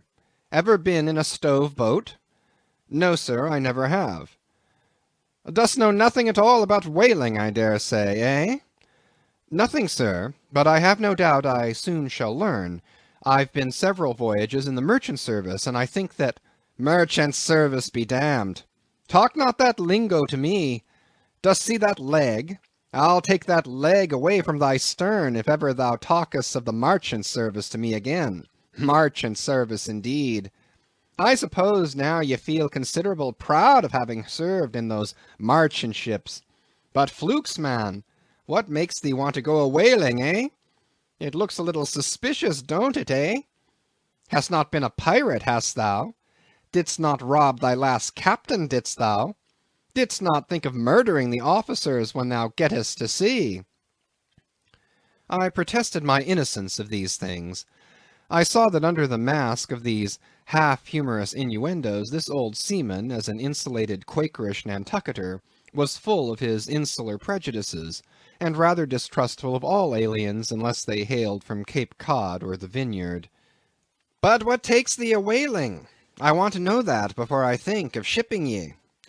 "Well, sir, I want to see what whaling is. I want to see the world." "Want to see what whaling is, eh? Have ye clapped an eye on Captain Ahab?" "Who is Captain Ahab, sir?" "Aye, aye, I thought so. Captain Ahab is the captain of this ship." "I am mistaken, then. I thought I was speaking to the captain himself." "Thou art speaking to Captain Peleg. That's who you're speaking to, young man. It belongs to me and Captain Bildad to see the Pequod fitted out for the voyage, and supplied with all her needs, including crew. We are part owners and agents. But as I was going to say, if thou wantest to know what whaling is, as thou tellest ye do, I can put ye in the way of finding it out before ye bind yourself to it past backing out. Clap eye on Captain Ahab, young man, and thou wilt find that he has only one leg." "What do you mean, sir? Was the other lost by a whale?" "Lost by a whale! Young man, come nearer to me. It was devoured, chewed up, crunched by the monstrousest parmacetti that ever chipped a boat. Ah, ah!" I was a little alarmed by his energy, perhaps also a little touched at the hearty grief in his concluding exclamation, but said as calmly as I could, "What you say is no doubt true enough, sir, but how could I know there was any peculiar ferocity in that particular whale, though indeed I might have inferred as much from the simple fact of the accident." "Now look ye, young man, thy lungs are a sort of a soft, d'ye see? Thou dost not talk shark a bit. Sure ye been to sea before now? Sure of that?" "Sir," said I thought I told you that I had been 4 voyages in the merchant—" "Hard down on that! Mind what I said about the marchant sarvice. Don't aggravate me, I won't have it. But let us understand each other. I have given thee a hint about what whaling is. Do ye yet feel inclined for it?" "I do, sir." "Very good. Now art thou the man to pitch a harpoon down a live whale's throat, and then jump after it? Answer quick." "I am, sir, if it should be positively indispensable to do so; not to be got rid of, that is, which I don't take to be the fact." "Good again. Now then, thou not only wantest to go whaling to find out by experience what whaling is, but ye also want to go in order to see the world. Was that not what ye said? I thought so. Well then, just step forward there, and take a peep over the weather bow, and then back to me and tell me what ye see there." For a moment I stood a little puzzled by this curious request, not knowing exactly how to take it, whether humorously or in earnest. But concentrating all his crow's feet into one scowl, Captain Peleg started me on the errand. Going forward and glancing over the weather bow, I perceived that the ship swinging to her anchor with the flood tide was now obliquely pointing towards the open ocean. The prospect was unlimited, but exceedingly monotonous and forbidding, not the slightest variety that I could see. "Well, what's the report?" said Peleg when I came back. "What did you see?" "Not much," I replied. "Nothing but water. Considerable horizon, though, and there's a squall coming up, I think." "Well, what dost thou think, then, of seeing the world? Do you wish to go round Cape Horn to see any more of it, eh? Can't you see the world where you stand?" I was a little staggered, but go a-whaling I must, and I would, and the Pequod was as good a ship as any, I thought the best, and all this I now repeated to Peleg. Seeing me so determined, he expressed his willingness to ship me. "And thou mayest as well sign the papers right off," he added. "Come along with ye." And so saying, he led the way below deck into the cabin. Seated on the transom was what seemed to me a most uncommon and surprising figure. It turned out to be Captain Bildad, who, along with Captain Peleg, was one of the largest owners of the vessel, the other shares, as is sometimes the case in these ports, being held by a crowd of old annuitants, widows, fatherless children, and chancery wards, each owning about the value of a timber head or a foot of plank or a nail or two in the ship. People in Nantucket invest their money in whaling vessels the same way that you do yours in approved state stocks bringing in good interest. Now Bildad, like Peleg, and indeed many other Nantucketers, was a Quaker, the island having been originally settled by that sect, and to this day its inhabitants in general retain in an uncommon measure the peculiarities of the Quaker, only variously and anomalously modified by things altogether alien and heterogeneous. For some of these same Quakers are the most sanguinary of all sailors and whale hunters. They are fighting Quakers. They are Quakers with a vengeance. So that there are instances among them of men who, named with Scripture names, a singularly common fashion on the island, and in childhood naturally imbibing the stately dramatic thee and thou of the Quaker idiom, still from the audacious daring and boundless adventure of their subsequent lives, strangely blend with these unoutgrown peculiarities a thousand bold dashes of character, not unworthy of a Scandinavian sea king or a poetical pagan Roman. And when these things unite in a man of greatly superior natural force, with a globular brain and a ponderous heart, who has also by the stillness and seclusion of many long night watches in the remotest waters, and beneath constellations never seen here at the North, been led to think untraditionally and independently, receiving all nature's sweet or savage impressions fresh from her own virgin, voluntary, and confiding breast, and thereby chiefly, but with some help from accidental advantages, to learn a bold and nervous lofty language, that man makes one in a whole nation's census, a mighty pageant creature formed for noble tragedies. Nor will it at all detract from him, dramatically regarded, if either by birth or other circumstances he have what seems a half wilful overruling morbidness at the bottom of his nature. For all men tragically great are made so through a certain morbidness. Be sure of this, O young ambition, all mortal greatness is but disease. But as yet we have not to do with such a one, but with quite another, and still a man who, if indeed peculiar, it only results again from another phase of the Quaker, modified by individual circumstances. Like Captain Peleg, Captain Bildad was a well-to-do, retired whaleman.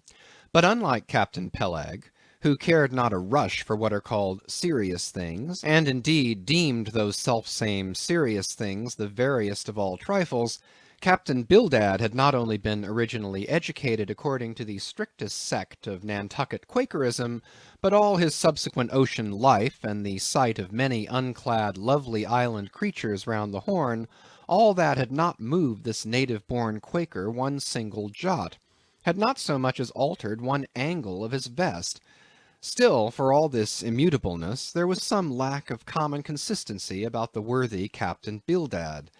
Though refusing from conscientious scruples to bear arms against land invaders, yet himself had illimitably invaded the Atlantic and Pacific, and though a sworn foe to human bloodshed, yet had he in his straight-bodied coat spilled tons upon tons of Leviathan gore. How now in the contemplative evening of his days the pious Bildad reconciled these things in his reminiscence I do not know, but it did not seem to concern him much, and very probably he had long since come to the sage and sensible conclusion that a man's religion is one thing, and this practical world quite another. This world pays dividends. Rising from a little cabin boy in short clothes of the drabbest drab to a harpooneer in the broad shad-bellied waistcoat, from that becoming boat-header, chief mate, and captain, and finally a ship-owner, Bildad, as I hinted before, had concluded his adventurous career by wholly retiring from active life at the goodly age of 60, and dedicating his remaining days to the quiet receiving of his well-earned income. Now Bildad, I am sorry to say, had the reputation of being an incorrigible old hunks, and in his sea-going days a bitter, hard taskmaster. They told me in Nantucket, though it certainly seems a curious story, that when he sailed the old Cattegut whaleman, his crew, upon arriving home, were mostly all carried ashore to the hospital, sore exhausted and worn out. For a pious man, especially for a Quaker, he was certainly rather hard-hearted, to say the least. He never used to swear, though, at his men, they said, but somehow he got an inordinate quantity of cruel, unmitigated hard work out of them. When Bildad was a chief mate, to have his drab-colored eye intently looking at you made you feel completely nervous, till you could clutch something, a hammer or a marling-spike, and go to work like mad at something or other, never mind what. Indolence and idleness perished before him. His own person was the exact embodiment of his utilitarian character. On his long, gaunt body he carried no spare flesh, no superfluous beard, his chin having a soft, economical nap to it, like the worn nap of his broad-brimmed hat. Such, then, was the person that I saw seated on the transom when I followed Captain Peleg down into the cabin. The space between the decks was small, and there bolt upright sat old Bildad, who always sat so, and never leaned, and this to save his coat tails. His broad brim was placed beside him, his legs were stiffly crossed, his drab vesture was buttoned up to his chin, and spectacles on nose, he seemed absorbed in reading from a ponderous volume. "Bildad!" cried Captain Peleg. "At it again, Bildad, eh? You've been studying those Scriptures now for the last 30 years, to my certain knowledge. How far you get, Bildad?" As if long habituated to such profane talk from his old shipmate, Bildad, without noticing his present irreverence, quietly looked up, and seeing me, glanced again inquiringly towards Peleg. "He says he's our man, Bildad," said Peleg. "He wants to ship." "Dost thee?" said Bildad in a hollow tone, and turning round to me. "I dost," said I unconsciously, he was so intense a Quaker. "What do ye think of him, Bildad?" said Peleg. "He'll do," said Bildad, eyeing me, and then went on spelling away at his book in a mumbling tone quite audible. I thought him the queerest old Quaker I ever saw, especially as Peleg, his friend and old shipmate, seemed such a blusterer. But I said nothing, only looking round me sharply. Peleg now threw open a chest, and drawing forth the ship's articles, placed pen and ink before him, and seated himself at a little table.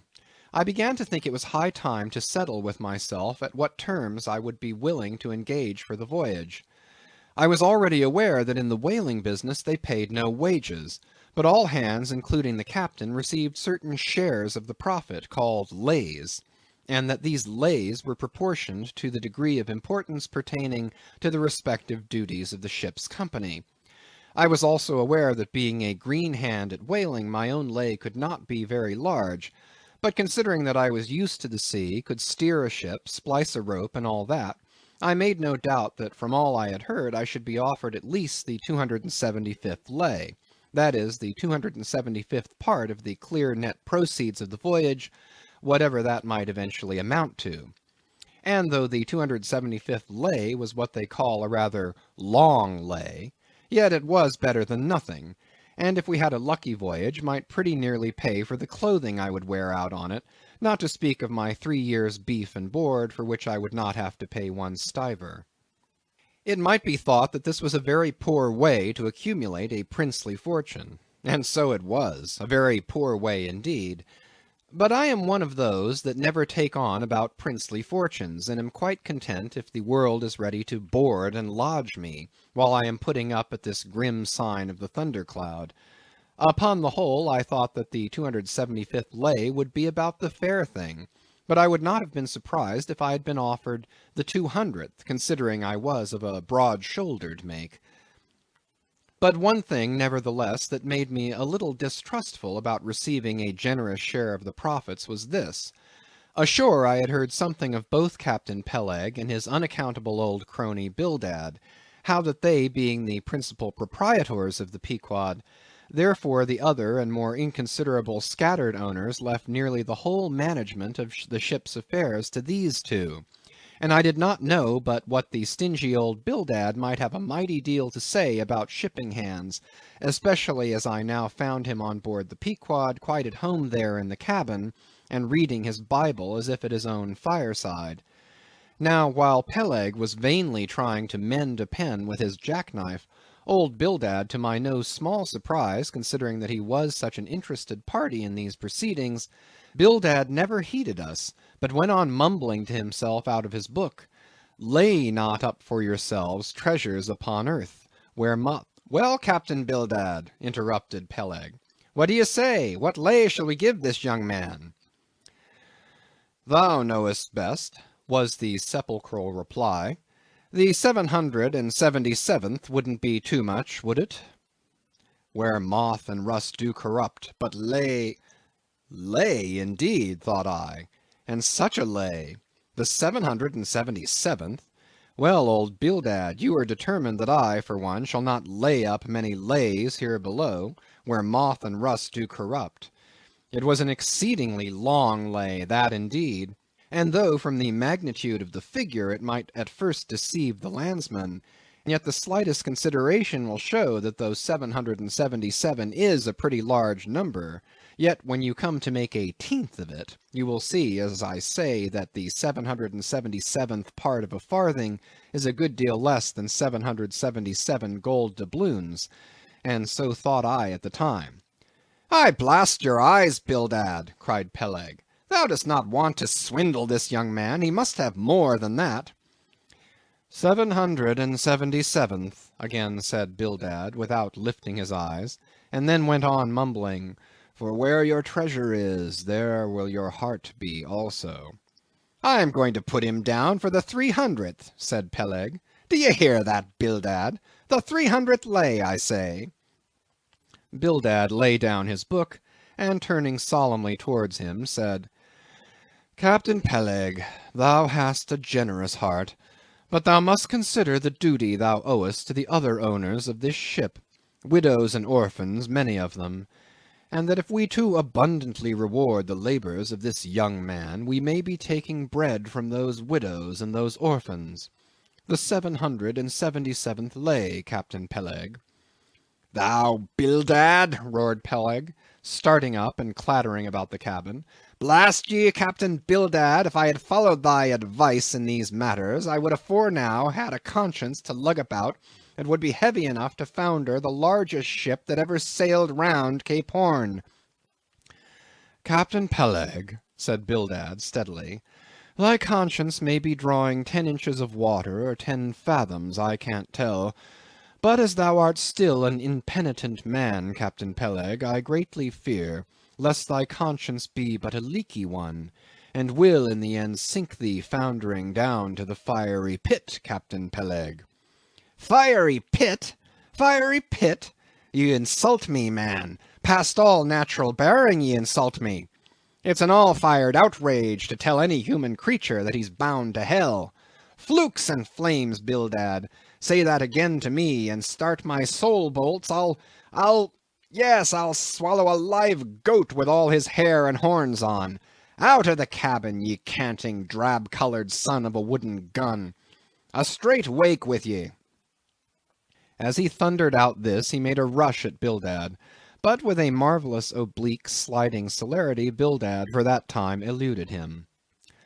Alarmed at this terrible outburst between the two principal and responsible owners of the ship, and feeling half a mind to give up all idea of sailing in a vessel so questionably owned and temporarily commanded, I stepped aside from the door to give egress to Bildad, who, I made no doubt, was all eagerness to vanish before the awakened wrath of Peleg.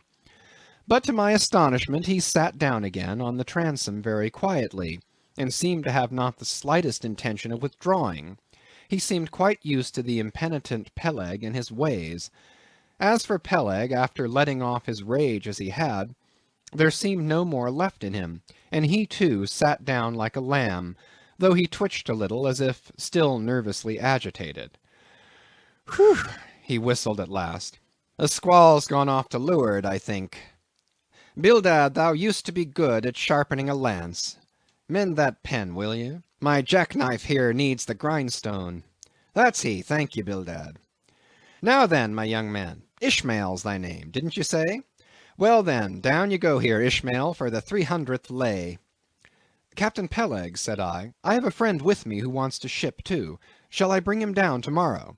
"To be sure," said Peleg. "Fetch him along, and we'll look at him."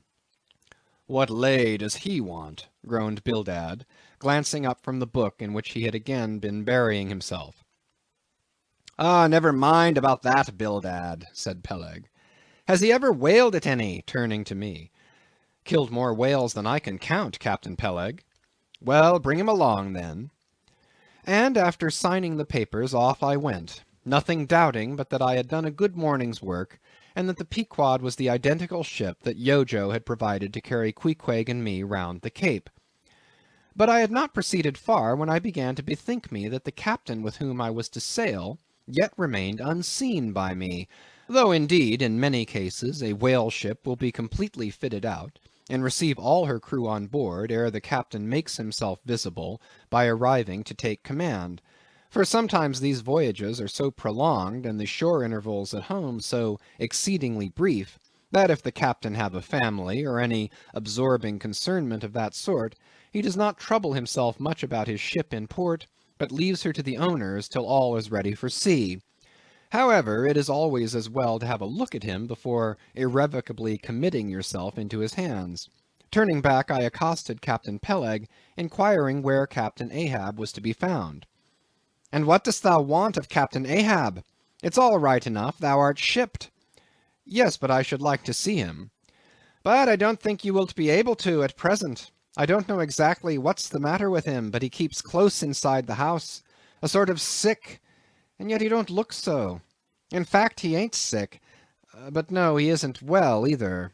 Anyhow, young man, he won't always see me, so I don't suppose he will thee. He's a queer man, Captain Ahab, so some think, but a good one. Oh, thou'lt like him well enough, no fear, no fear. He's a grand, ungodly, godlike man, Captain Ahab. Doesn't speak much, but when he does speak, then you may well listen. Mark ye, be forewarned. Ahab's above the common. Ahab's been in colleges, as well as amongst the cannibals, been used to deeper wonders than the waves, fixed his fiery lance in mightier, stranger foes than whales. His lance, aye, the keenest and the surest that out of all our isle. Oh, he ain't Captain Bildad, no, and he ain't Captain Peleg, he's Ahab, boy. And Ahab of old, thou knowest, was a crowned king. And a very vile one. When that wicked king was slain, the dogs, did they not lick his blood? Come hither to me.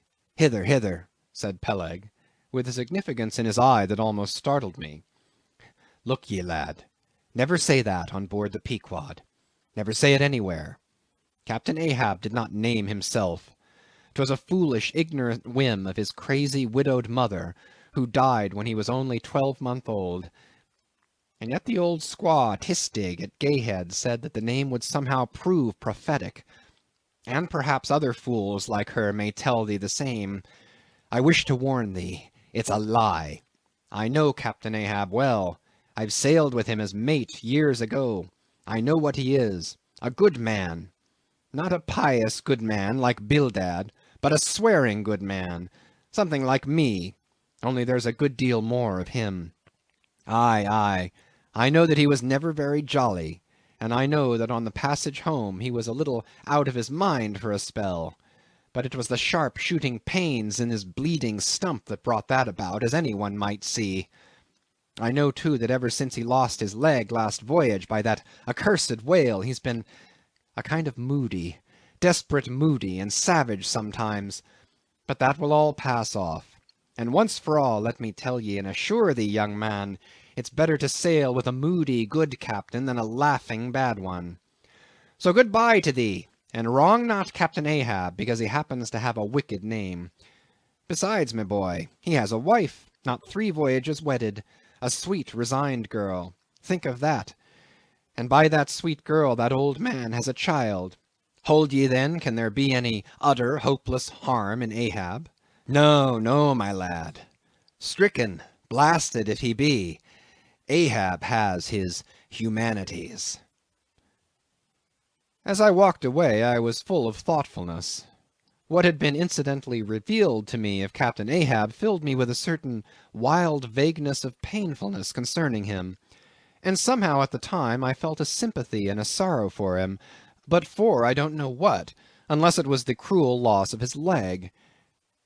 And yet I also felt a strange awe of him, but that sort of awe which I cannot at all describe, was not exactly awe.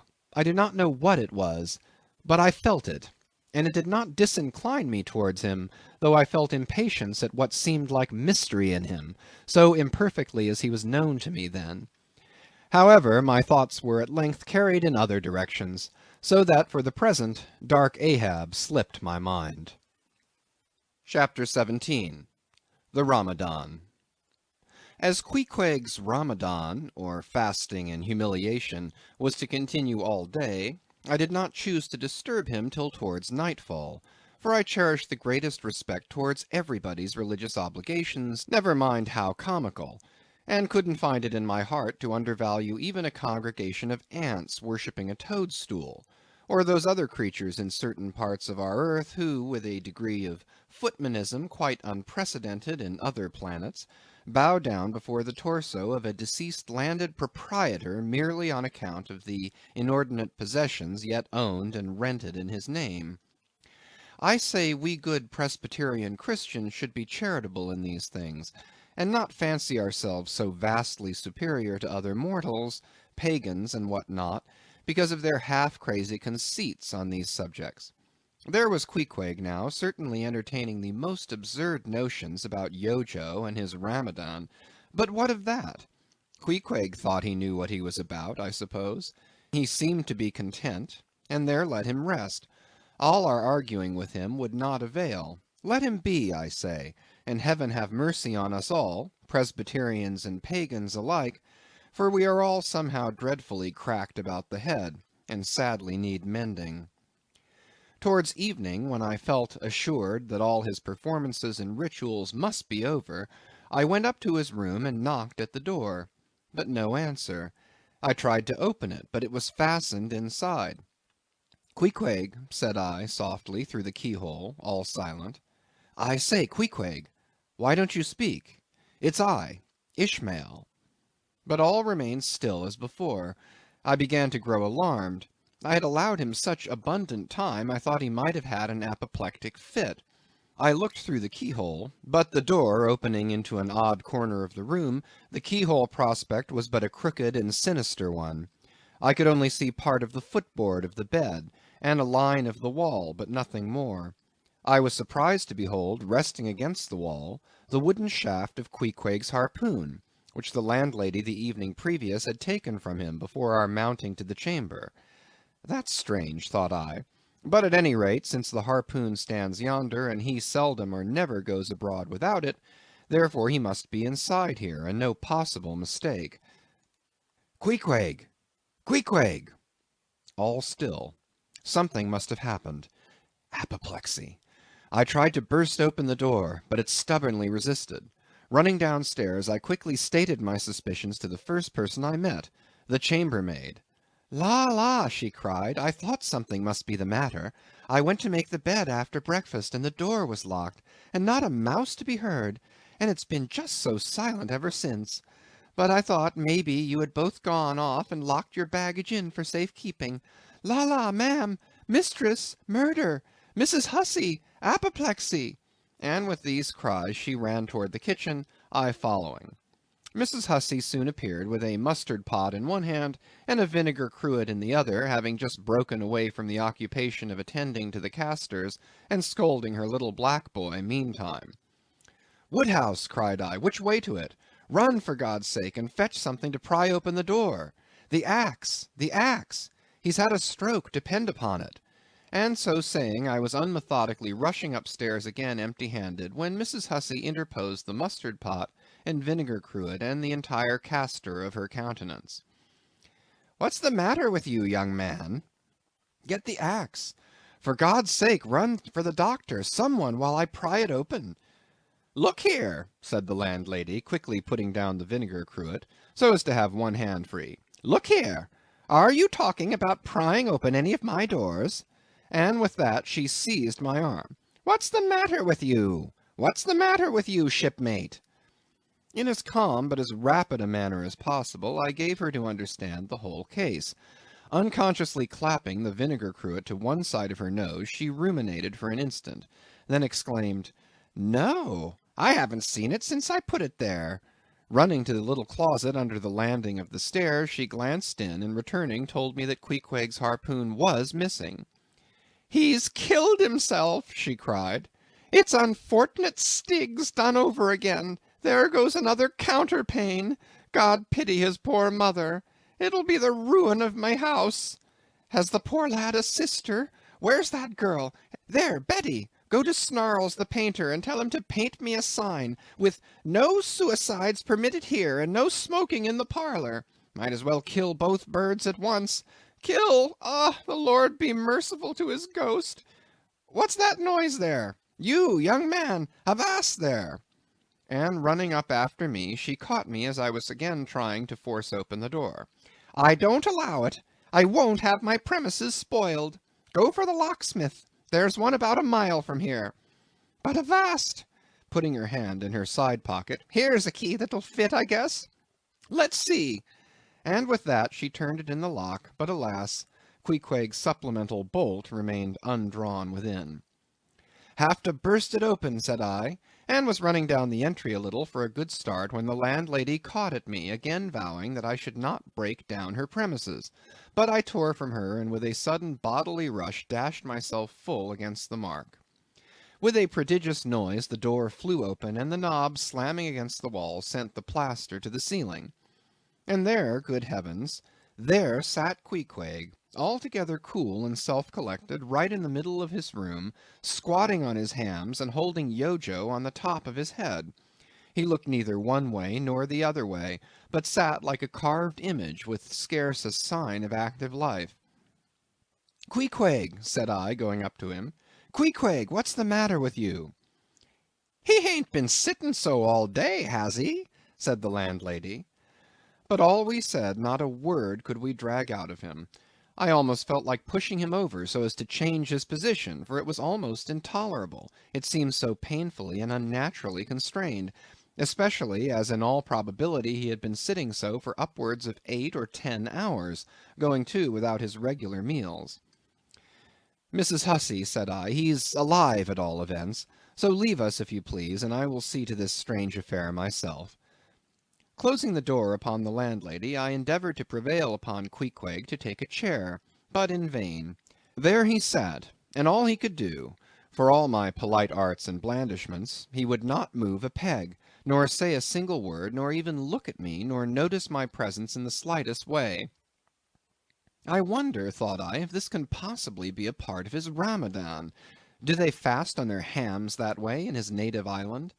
It must be so. Yes, it's part of his creed, I suppose.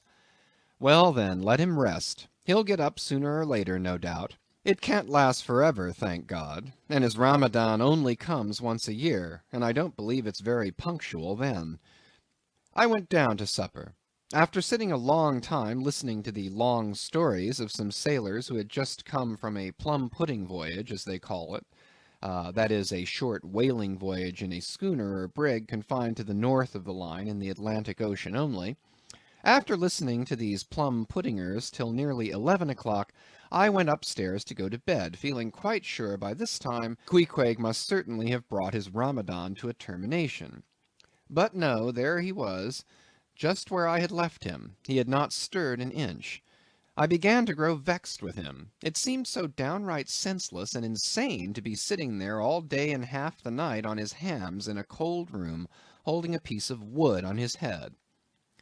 For heaven's sake, Queequeg, get up and shake yourself. Get up and have some supper. You'll starve. You'll kill yourself, Queequeg. But not a word did he reply. Despairing of him, therefore, I determined to go to bed and to sleep, and no doubt before a great while he would follow me. But previous to turning in, I took my heavy bearskin jacket and threw it over him, as it promised to be a very cold night, and he had nothing but his ordinary round jacket on. For some time, do all I would, I could not get into the faintest doze. I had blown out the candle, and the mere thought of Queequeg, not 4 feet off, sitting there in that uneasy position, stark alone, in the cold and dark, this made me really wretched. Think of it, sleeping all night in the same room with a wide-awake pagan on his hams in this dreary, unaccountable Ramadan. But somehow I dropped off at last, and knew nothing more till break of day, when, looking over the bedside, there squatted Queequeg, as if he had been screwed down to the floor. But as soon as the first glimpse of sun entered the window, up he got, with stiff and grating joints, but with a cheerful look, limped towards me where I lay, pressed his forehead against mine, and said his Ramadan was over. Now, as I before hinted, I have no objection to any person's religion, be it what it may, so long as that person does not kill or insult any other person, because that other person don't believe it also. But when a man's religion becomes really frantic, when it is a positive torment to him, and, in fine, makes this earth of ours an uncomfortable inn to lodge in, then I think it high time to take that individual aside and argue the point with him. And just so I now did with Queequeg. Queequeg, said I, get into bed now, and lie and listen with me. Then I went on, beginning with the rise and progress of the primitive religions, and coming down to the various religions of the present time, during which time I labored to show Queequeg that all these Lents, Ramadans, and prolonged ham-squattings in cold, cheerless rooms were stark nonsense, bad for the health, useless for the soul, opposed, in short, to the obvious laws of hygiene and common sense. I told him, too, that he, being in other things such an extremely sensible and sagacious savage, it pained me, very badly pained me, to see him now so deplorably foolish about this ridiculous Ramadan of his. Besides, argued I, fasting makes the body cave in, hence the spirit caves in, and all thoughts born of a fast must necessarily be half-starved. This is the reason why most dyspeptic religionists cherish such melancholy notions about their hereafters.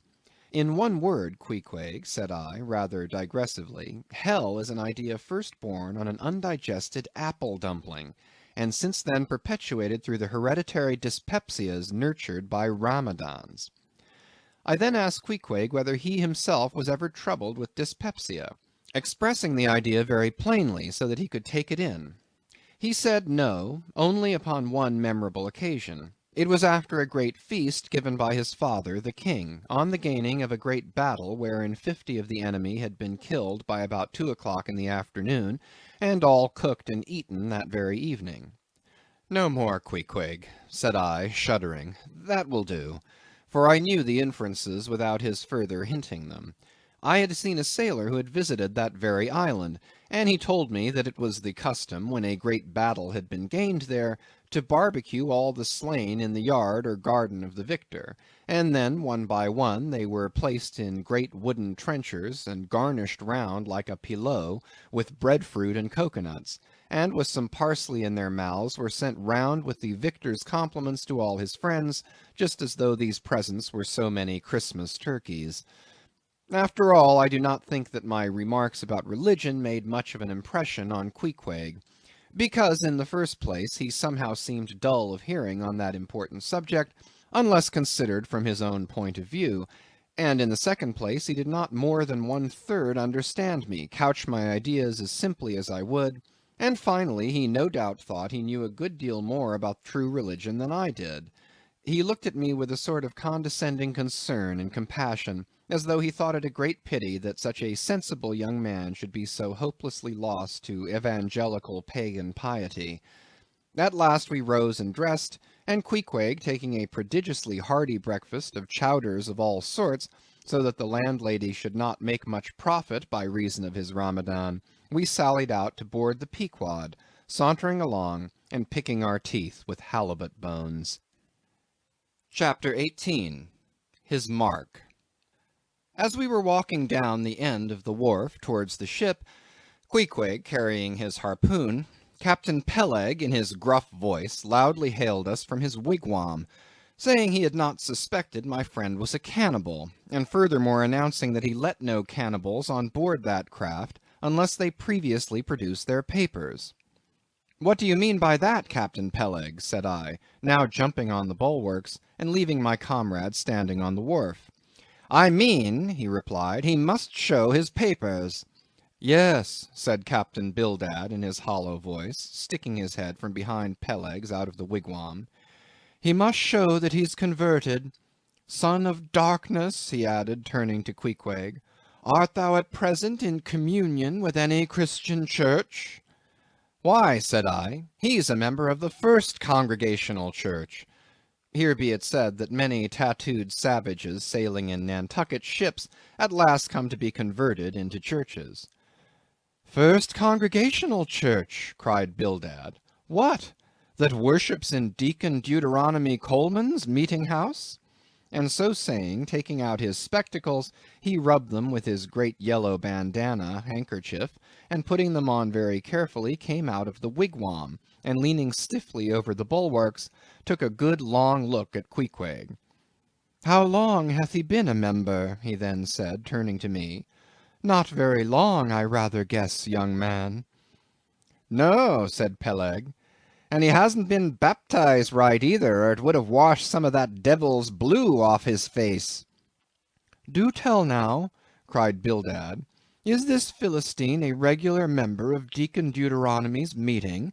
I never saw him going there, and I pass it every Lord's Day. I don't know anything about Deacon Deuteronomy or his meeting, said I. All I know is that Queequeg here is a born member of the First Congregational Church. He is a deacon himself, Queequeg is. Young man, said Bildad sternly, thou art skylarking with me. Explain thyself, thou young Hittite. What church dost thee mean? Answer me.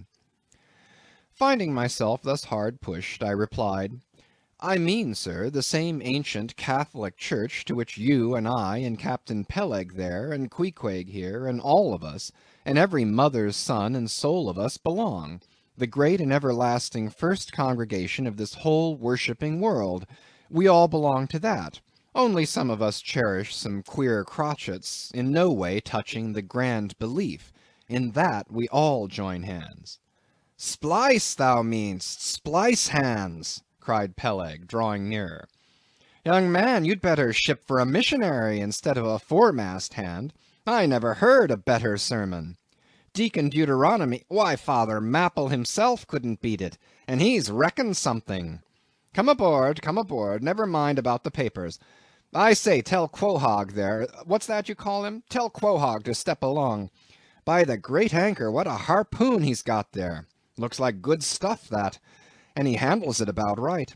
I say, Quohog, or whatever your name is, did you ever stand in the head of a whaleboat?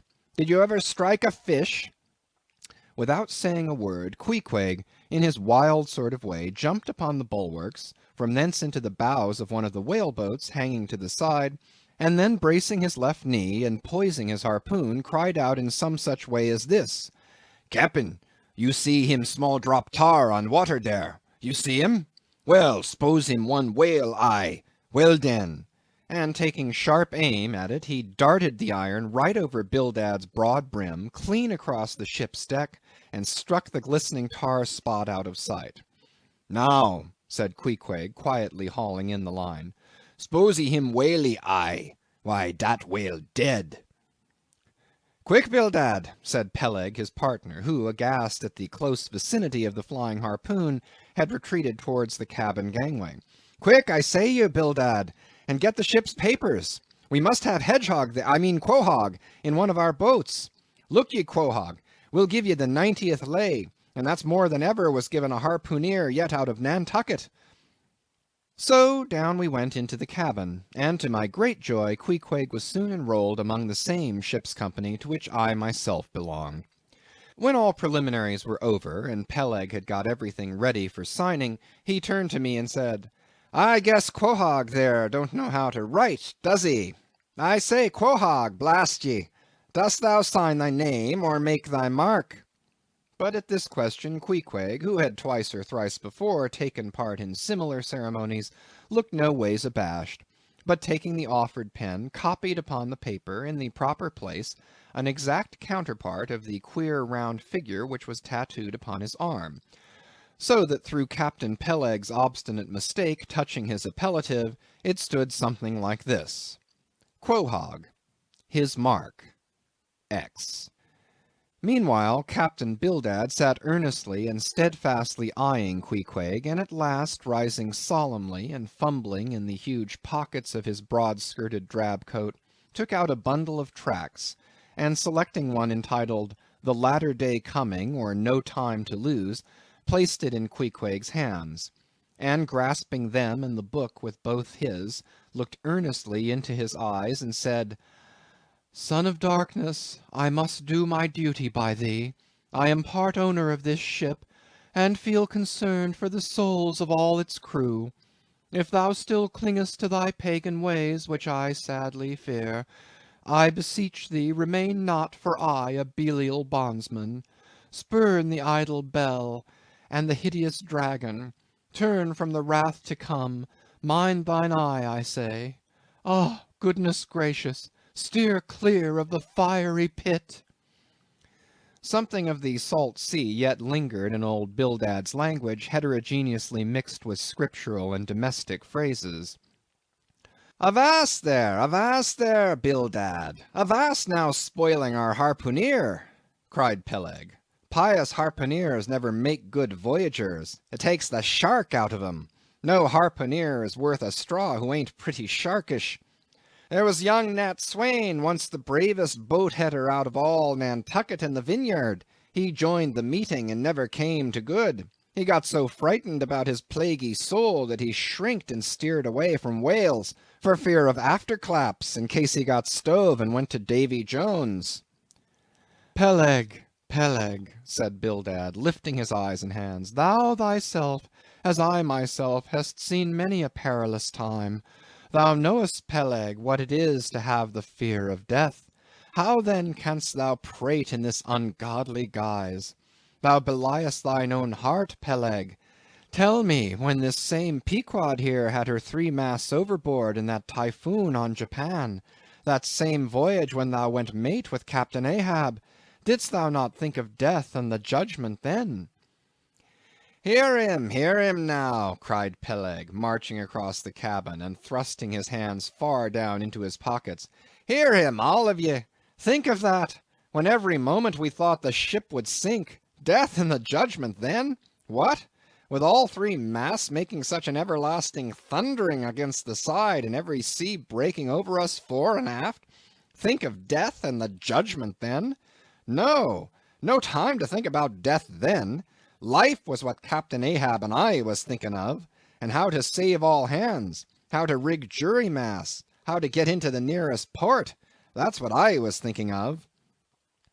Bildad said no more, but buttoning up his coat, stalked on deck, where we followed him. There he stood, very quietly overlooking some sailmakers who were mending a topsail in the waist. Now and then he stooped to pick up a patch or save an end of tarred twine, which otherwise might have been wasted. Chapter 19. The Prophet. "Shipmates, have ye shipped in that ship?" Queequeg and I had just left the Pequod, and were sauntering away from the water, for the moment each occupied with his own thoughts, when the above words were put to us by a stranger, who, pausing before us, levelled his massive forefinger at the vessel in question. He was but shabbily apparelled in faded jacket and patched trousers, a rag of a black handkerchief investing his neck. A confluent smallpox had in all directions flowed over his face, and left it like the complicated ribbed bed of a torrent when the rushing waters have been dried up. "Have ye shipped in her?" he repeated. "You mean the ship Pequod, I suppose," said I, trying to gain a little more time for an uninterrupted look at him. "Aye, the Pequod. That ship there," he said, drawing back his whole arm, and then rapidly shoving it straight out from him, with the fixed bayonet of his pointed finger darted full at the object. "Yes," said I, "we have just signed the articles." "Anything down there about your souls?" "About what?" "Oh, perhaps ye haven't got any," he said quickly. "No matter, though. I know many chaps that haven't got any. Good luck to 'em, and they are all the better off for it. A soul's a sort of a 5th wheel to a wagon." "What are you jabbering about, shipmate?" said I. "He's got enough, though, to make up for all deficiencies of that sort in other chaps," abruptly said the stranger, placing a nervous emphasis upon the word he. "Queequeg," said I, "let's go. This fellow has broken loose from somewhere. He's talking about something and somebody we don't know." "Stop!" cried the stranger. "Ye said true. You haven't seen old Thunder yet, have ye?" "Who's old Thunder?" said I, again riveted with the insane earnestness of his manner. "Captain Ahab." "What, the captain of our ship, the Pequod?" "Aye, among some of us old sailor chaps he goes by that name. You haven't seen him yet, have ye?" "No, we haven't. He's sick, they say, but is getting better, and will be all right again before long." "All right again before long," laughed the stranger, with a solemnly derisive sort of laugh. "Look ye, When Captain Ahab is all right, then this left arm of mine will be all right. Not before. What do you know about him? What did they tell you about him? Say that. They didn't tell much of anything about him, only I've heard he's a good whale hunter and a good captain to his crew. That's true. That's true. Yes, both true enough. But you must jump when he gives an order. Step and growl, growl and go. That's the word with Captain Ahab. But nothing about the thing that happened to him off Cape Horn long ago, when he lay like dead for 3 days and nights. Nothing about that deadly scrimmage with the Spaniard before the altar in Santa. Heard nothing about that, eh? Nothing about the silver calabash he spat into, and nothing about losing his leg last voyage according to the prophecy? Didn't you hear a word about them matters and something more, eh? No, I don't think you did. How could ye? Who knows it? Not all Nantucket, I guess. But howsever, mayhap you've heard tell about the leg, and how he lost it. Aye, you've heard of that, I dare say. Oh, yes, that every one knows a'most. I mean they know he's only one leg, and that a parmaset he took the other off. My friend, said I, what all this gibberish of yours is about, I don't know, and I don't much care, for it seems to me that you must be a little damaged in the head. But if you are speaking of Captain Ahab, of that ship there, the Pequod, then let me tell you that I know all about the loss of his leg. All about it, eh? Sure you do? All? Pretty sure. With finger pointed and eye levelled at the Pequod, the beggar-like stranger stood a moment, as if in troubled reverie, and then, starting a little, turned and said, You've shipped, have ye? Names down on the papers? Well, well, what's signed is signed, and what's to be will be, and then again perhaps it won't be, after all. Anyhow, it's all fixed and arranged already, and some sailors or other must go with him, I suppose. As well these as any other men, God pity 'em. Morning to you, shipmates, morning. The ineffable heavens bless ye. I'm sorry I stopped ye. Look here, friend, said I, if you have anything important to tell us, out with it. But if you are only trying to bamboozle us, you're mistaken in your game. That's all I have to say. And it's said very well, and I like to hear a chap talk up that way. You are just the man for him, the likes of you. Morning to you, shipmates, morning. Oh, when you get there, tell 'em I've concluded not to make one of 'em. Ah, my dear fellow, you can't fool us that way. You can't fool us. It is the easiest thing in the world for a man to look as if he had a great secret in him. Morning to you, shipmates. Morning. Morning it is, said I. Come along, Queequeg, let's leave this crazy man. But stop. Tell me your name, will you? Elijah. Elijah, thought I, and we walked away, both commenting after each other's fashion upon this ragged old sailor, and agreed that he was nothing but a humbug trying to be a bugbear. But we had not gone perhaps above 100 yards, when chancing to turn a corner, and looking back as I did so, who should be seen but Elijah following us, though at a distance. Somehow the sight of him struck me so, that I said nothing to Queequeg of his being behind, but passed on with my comrade, anxious to see whether the stranger would turn the same corner that we did. He did, and then it seemed to me that he was dogging us, but with what intent I could not for the life of me imagine. This circumstance, coupled with his ambiguous half-hinting, half-revealing, shrouded sort of talk, now begat in me all kinds of vague wonderments and half-apprehensions, and all connected with the Pequod and Captain Ahab, and the leg he had lost, and the Cape Horn fit, and the silver calabash, and what Captain Peleg had said of him when I left the ship on the day previous, and the prediction of the squaw Tistig, and the voyage we had bound ourselves to sail, and 100 other shadowy things. I was resolved to satisfy myself whether this ragged Elijah was really dogging us or not, and with that intent crossed the way with Queequeg, and on that side of it retraced our steps. But Elijah passed on without seeming to notice us. This relieved me, and once more and finally, as it seemed to me, I pronounced him in my heart a humbug. Chapter 20. All Astir. A day or two passed, and there was great activity aboard the Pequod. Not only were the old sails being mended, but new sails were coming on board, and bolts of canvas and coils of rigging. In short, everything betokened that the ship's preparations were hurrying to a close. Captain Peleg seldom or never went ashore, but sat in his wigwam keeping a sharp lookout upon the hands. Bildad did all the purchasing and providing at the stores, and the men employed in the hold and on the rigging were working till long after nightfall.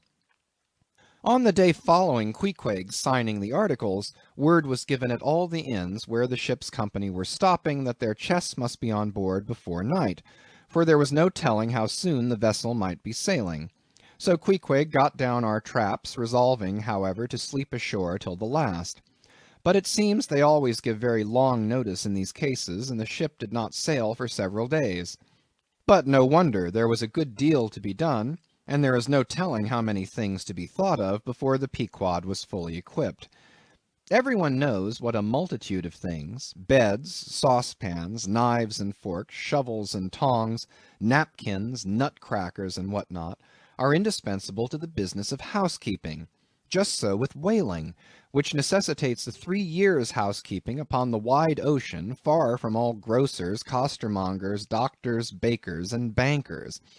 And though this also holds true of merchant vessels, yet not by any means to the same extent as with whalemen. For besides the great length of the whaling voyage, the numerous articles peculiar to the prosecution of the fishery, and the impossibility of replacing them at the remote harbors usually frequented, it must be remembered that of all ships, whaling vessels are the most exposed to accidents of all kinds, and especially to the destruction and loss of the very things upon which the success of the voyage most depends. Hence the spare boats, spare spars, and spare lines and harpoons, and spare everythings almost but a spare captain and duplicate ship. At the period of our arrival at the island, the heaviest storage of the Pequod had been almost completed, comprising her beef, bread, water, fuel, and iron hoops and staves. But as before hinted, for some time there was a continual fetching and carrying on board of divers odds and ends of things, both large and small. Chief among those who did this fetching and carrying was Captain Bildad's sister, a lean old lady of a most determined and indefatigable spirit, but withal very kind-hearted, who seemed resolved that if she could help it, nothing should be found wanting in the Pequod, after once fairly getting to sea.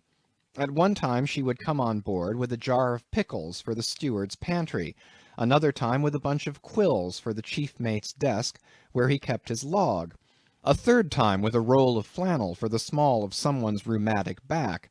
Never did any woman better deserve her name, which was Charity, Aunt Charity, as everyone called her. And like a sister of charity did this charitable Aunt Charity bustle about hither and thither, ready to turn her hand and heart to anything that promised to yield safety, comfort, and consolation to all on board a ship in which her beloved brother Bildad was concerned, and in which she herself owned a score or two of well-saved dollars. But it was startling to see this excellent-hearted Quakeress coming on board, as she did the last day, with a long oil ladle in one hand and a still longer whaling lance in the other. Nor was Bildad himself nor Captain Peleg at all backward. As for Bildad, he carried about with him a long list of the articles needed, and at every fresh arrival down went his mark opposite that article upon the paper. Every once in a while Peleg came hobbling out of his whalebone den, roaring at the men down the hatchways, roaring up to the riggers at the masthead, and then concluding by roaring back into his wigwam.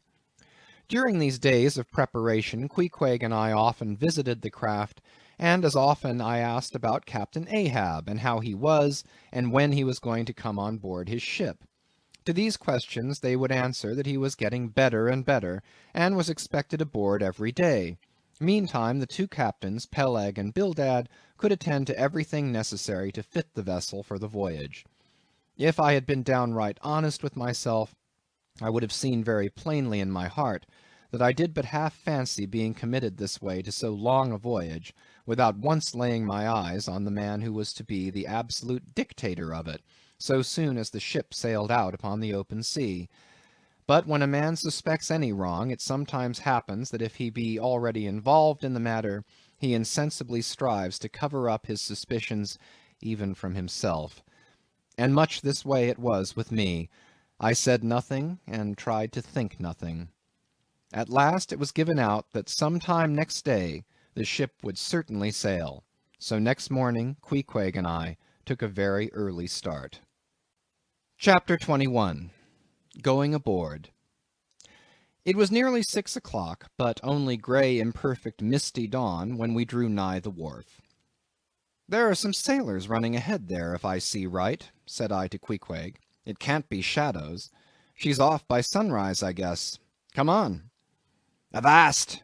cried a voice, whose owner at the same time coming close behind us laid a hand upon both our shoulders, and then insinuating himself between us, stood stooping forward a little in the uncertain twilight, strangely peering from Queequeg to me. It was Elijah. "Going aboard?"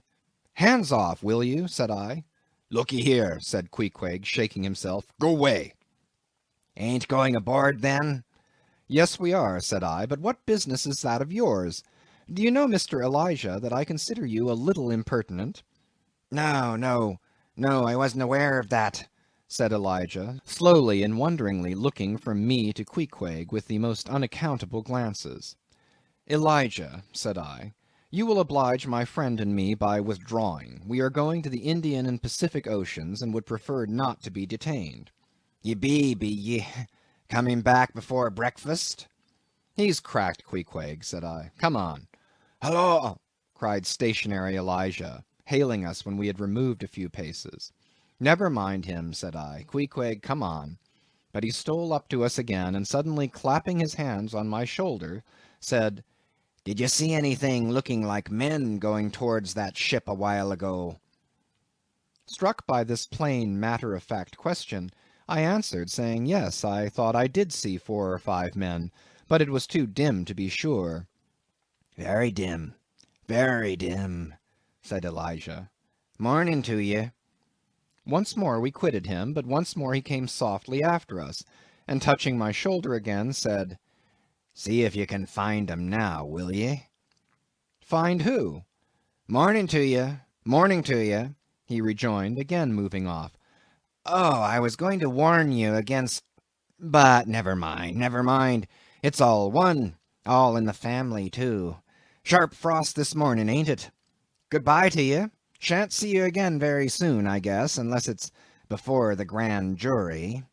And with these cracked words he finally departed, leaving me for the moment in no small wonderment at his frantic impudence. At last, stepping on board the Pequod, we found everything in profound quiet, not a soul moving. The cabin entrance was locked within, the hatches were all on, and lumbered with coils of rigging. Going forward to the forecastle, we found the slide of the scuttle open. Seeing a light, we went down, and found only an old rigger there, wrapped in a tattered pea-jacket. He was thrown at whole length upon 2 chests, his face downwards, and enclosed in his folded arms. The profoundest slumber slept upon him. "Those sailors we saw, Queequeg, where can they have gone to?" said I, looking dubiously at the sleeper. But it seemed that, when on the wharf, Queequeg had not at all noticed what I now alluded to. Hence I would have thought myself to have been optically deceived in that matter, were it not for Elijah's otherwise inexplicable question. But I beat the thing down, and again marking the sleeper, jocularly hinted to Queequeg that perhaps we had best sit up with the body, telling him to establish himself accordingly. He put his hand upon the sleeper's rear, as though feeling if it was soft enough, and then, without more ado, quietly sat down there. "Gracious, Queequeg, don't sit there," said I. "Oh, perry dood seat," said Queequeg. "My country way. Won't hurt him face." "Face," said I, "call that his face? Very benevolent countenance, then. But how hard he breathes! He's heaving himself. Get off, Queequeg, you are heavy. It's grinding the face of the poor. Get off, Queequeg. Look, he'll twitch you off soon. I wonder he don't wake." Queequeg removed himself to just beyond the head of the sleeper, and lighted his tomahawk pipe.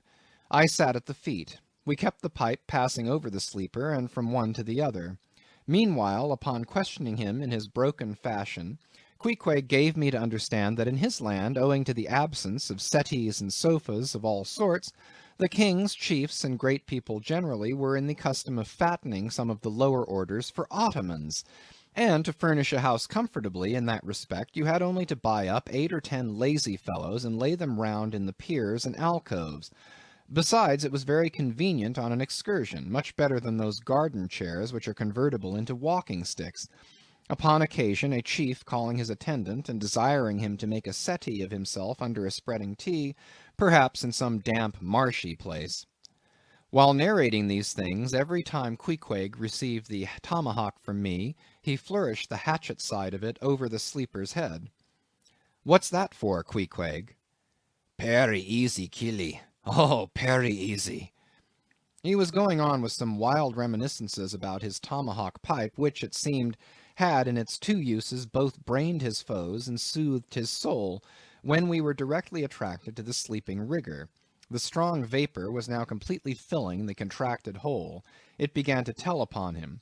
He breathed with a sort of muffledness, then seemed troubled in the nose, then revolved over once or twice, then sat up and rubbed his eyes.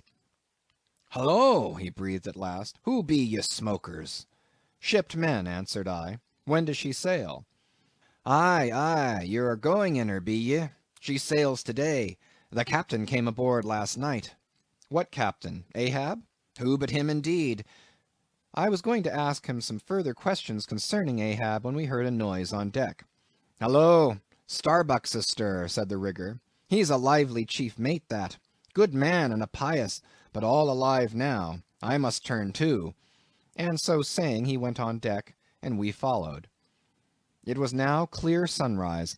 Soon the crew came on board in twos and threes, the riggers bestirred themselves, the mates were actively engaged, and several of the shore people were busy in bringing various last things on board.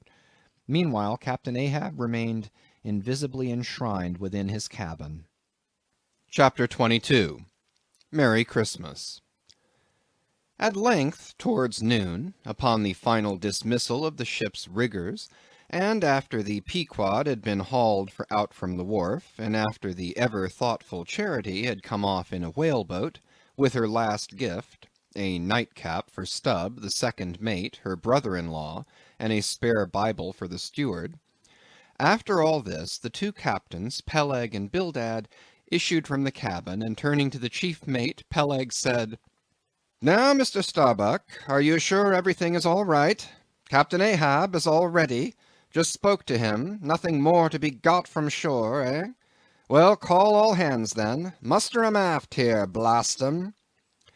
"No need of profane words, however great the hurry, Peleg," said Bildad.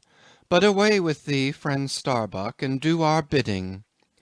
How now? Here, upon the very point of starting for the voyage, Captain Peleg and Captain Bildad were going it with a high hand on the quarter-deck, just as if they were to be joint commanders at sea, as well as, to all appearances, in port. And as for Captain Ahab, no sign of him was yet to be seen. Only, they said, he was in the cabin. But then the idea was, that his presence was by no means necessary in getting the ship under way, and steering her well out to sea. Indeed, as that was not at all his proper business, but the pilot's, and as he was not yet completely recovered, so they said, therefore Captain Ahab stayed below. And all this seemed natural enough, especially as in the merchant service many captains never show themselves on deck for a considerable time after heaving up the anchor, but remain over the cabin table, having a farewell merry-making with their shore friends, before they quit the ship for good with the pilot. But there was not much chance to think over the matter, for Captain Peleg was now all alive. He seemed to do most of the talking and commanding, and not Bildad. "Aft here, ye sons of bachelors!" he cried, as the sailors lingered at the mainmast. "Mr. Starbuck, drive 'em aft!" "Strike the tent there," was the next order. As I hinted before, this whalebone marquee was never pitched except in port, and on board the Pequod for 30 years the order to strike the tent was well known to be the next thing to heaving up the anchor. "Man the capstan! Blood and thunder! Jump!" was the next command, and the crew sprang for the handspikes. Now in getting under way, the station generally occupied by the pilot is the forward part of the ship. And here Bildad, who, with Peleg, be it known, in addition to his other officers, was one of the licensed pilots of the port, he being suspected to have got himself made a pilot in order to save the Nantucket pilot fee to all the ships he was concerned in, for he never piloted any other craft, Bildad, I say, might now be seen actively engaged in looking over the bows for the approaching anchor, and at intervals singing what seemed a dismal stave of psalmody to cheer the hands at the windlass, who roared forth some sort of chorus about the girls in Booble Alley, with a hearty good will. Nevertheless, not 3 days previous, Bildad had told them that no profane songs would be allowed on board the Pequod, particularly in getting under way, and Charity, his sister, had placed a small choice copy of Watts in each seaman's berth. Meantime, overseeing the other part of the ship, Captain Peleg ripped and swore astern in the most frightful manner. I almost thought he would sink the ship before the anchor could be got up. Involuntarily I paused on my handspike and told Queequeg to do the same, thinking of the perils we both ran in starting on the voyage with such a devil for a pilot. I was comforting myself, however, with the thought that in pious Bildad might be found some salvation, spite of his 777th lay, when I felt a sudden sharp poke in my rear, and turning round was horrified at the apparition of Captain Peleg in the act of withdrawing his leg from my immediate vicinity. That was my first kick. "Is that the way they heave in the merchant service?" he roared. "Spring, thou sheephead, spring, and break thy backbone! Why don't ye spring, I say, all of ye? Spring! Quohog! Spring, thou chap with the red whiskers! Spring there, Scotch cap! Spring, thou green pants! Spring, I say, all of ye, and spring your eyes out!" And so saying, he moved along the windlass, here and there using his leg very freely, while imperturbable Bildad kept leading off with his psalmody. Thinks I, Captain Peleg must have been drinking something to-day. At last the anchor was up, the sails were set, and off we glided. It was a short, cold Christmas, and as the short northern day merged into night, we found ourselves almost broad upon the wintry ocean, whose freezing spray cased us in ice as in polished armor. The long rows of teeth on the bulwarks glistened in the moonlight, and like the white ivory tusks of some huge elephant, vast curving icicles depended from the bows.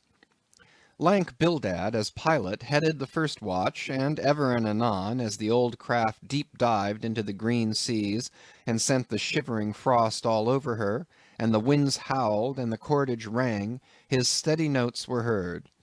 "Sweet fields beyond the swelling flood stand dressed in living green, so to the Jews old Canaan stood, while Jordan rolled between." Never did those sweet words sound more sweetly to me than then.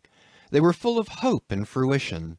Spite of this frigid winter night in the boisterous Atlantic, spite of my wet feet and wetter jacket, there was yet, it then seemed to me, many a pleasant haven in store, and meads and glades so eternally vernal that the grass shot up by the spring, untrodden, unwilted, remains at midsummer. At last we gained such an offing that the two pilots were needed no longer. The stout sailboat that had accompanied us began ranging alongside. It was curious and not unpleasing how Peleg and Bildad were affected at this juncture, especially Captain Bildad. For loath to depart yet, very loath to leave, for good, a ship bound on so long and perilous a voyage, beyond both stormy capes, a ship in which some thousands of his hard-earned dollars were invested, a ship in which an old shipmate sailed as captain, a man almost as old as he, once more starting to encounter all the terrors of the pitiless jaw, loath to say good-bye to a thing so every way brimful of every interest to him, poor old Bildad lingered long, paced the deck with anxious strides, ran down into the cabin to speak another farewell word there, again came on deck, and looked to windward, looked towards the wide and endless waters, only bounded by the far-off, unseen eastern continents, looked toward the land, looked aloft, looked right and left, looked everywhere and nowhere, and at last, mechanically coiling a rope upon its pin, convulsively grasped stout Peleg by the hand, and holding up a lantern, for the moment stood gazing heroically in his face, as much to say, "Nevertheless, friend Peleg, I can stand it. Yes, I can." As for Peleg himself, he took it more like a philosopher. But for all his philosophy, there was a tear twinkling in his eye when the lantern came too near. And he too did not a little run from cabin to deck, now a word below, now a word with Starbuck, the chief mate. But at last he turned to his comrade with a final sort of look about him. "Captain Bildad! Come, old shipmate, we must go. Back the main yard there. Boat ahoy! Stand by to come close alongside now. Careful, careful. Come, Bildad, boy, say your last. Luck to ye, Starbuck. Luck to ye, Mr. Stubb. Luck to ye, Mr. Flask. Good-bye and good luck to ye all. And this day 3 years I'll have a hot supper smoking for ye in old Nantucket. Hurrah and away!" "God bless ye, and have ye in his holy keeping, men," murmured old Bildad almost incoherently. "I hope you'll have fine weather now, so that Captain Ahab may soon be moving among ye. A pleasant sun is all he needs, and you'll have plenty of them in the tropic voyage ye go. Be careful in the hunt, ye mates. Don't stave the boats needlessly, ye harpooneers. Good white cedar plank is raised full 3 per cent. Within the year. Don't forget your prayers either. Mr. Starbuck, mind that cooper don't waste the spare staves. Oh, the sail needles are in the green locker. Don't whale it too much on the Lord's days, men. But don't miss a fair chance either, that's rejecting heaven's good gifts. Have an eye to the molasses tierce, Mr. Stubb. It was a little leaky, I thought. If ye touch at the islands, Mr. Flask, beware of fornication. Good-bye, good-bye. Don't keep that cheese too long down in the hold, Mr. Starbuck, it'll spoil. Be careful with the butter, 20 cents the pound it was, and mind ye if—" "Come, come, Captain Bildad, stop palavering. Away!" And with that, Peleg hurried him over the side, and both dropped into the boat. Ship and boat diverged, the cold, damp night breeze blew between, a screaming gull flew overhead, the two hulls wildly rolled, we gave 3 heavy-hearted cheers, and blindly plunged, like fate, into the lone Atlantic. Chapter 23. The Lee Shore. Some chapters back, one Bulkington was spoken of, a tall, new-landed mariner encountered in New Bedford at the inn. When on that shivering winter's night the Pequod thrust her vindictive bows into the cold, malicious waves, who should I see standing at her helm but Bulkington? I looked with sympathetic awe and fearfulness upon the man, who in midwinter just landed from a 4 years' dangerous voyage, could so unrestingly push off again for still another tempestuous term. The land seemed scorching to his feet. Wonderfulest things are ever the unmentionable. Deep memories yield no epitaphs. This 6-inch chapter is the stoneless grave of Bulkington. Let me only say that it fared with him as with the storm-tossed ship that miserably drives along the leeward land. The port would fain give succor. The port is pitiful. In the port is safety, comfort, hearthstone, supper, warm blankets, friends, all that's kind to our mortalities. But in that gale, the port, the land, is that ship's direst jeopardy. She must fly all hospitality. One touch of land, though it but graze the keel, would make her shudder through and through. With all her might she crowds all sail off-shore.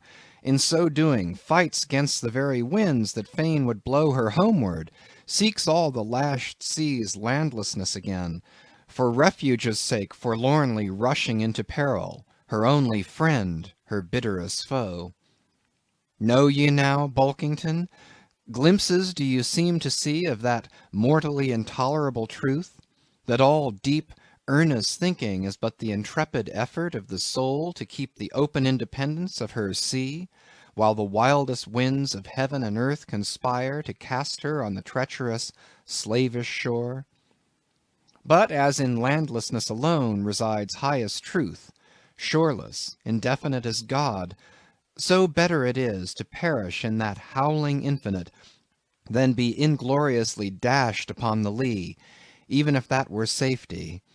For worm-like then, oh, who would craven crawl to land? Terrors of the terrible! Is all this agony so vain? Take heart, O Bulkington! Bear thee grimly, demigod! Up from the spray of thy ocean perishing, straight up leaps thy apotheosis. Chapter 24. The Advocate. As Queequeg and I are now fairly embarked in this business of whaling, and as this business of whaling has somehow come to be regarded among landsmen as a rather unpoetical and disreputable pursuit, therefore I am all anxiety to convince you, ye landsmen, of the injustice hereby done to us hunters of whales. In the first place, it may be deemed almost superfluous to establish the fact, that among people at large, the business of whaling is not accounted on a level with what are called the liberal professions. If a stranger were introduced into any miscellaneous metropolitan society, it would but slightly advance the general opinion of his merits were he presented to the company as a harpooneer, say; and if in emulation of the naval officers he should append the initials S.W.F. (Sperm Whale Fishery) to his visiting card, such a procedure would be deemed preeminently presuming and ridiculous.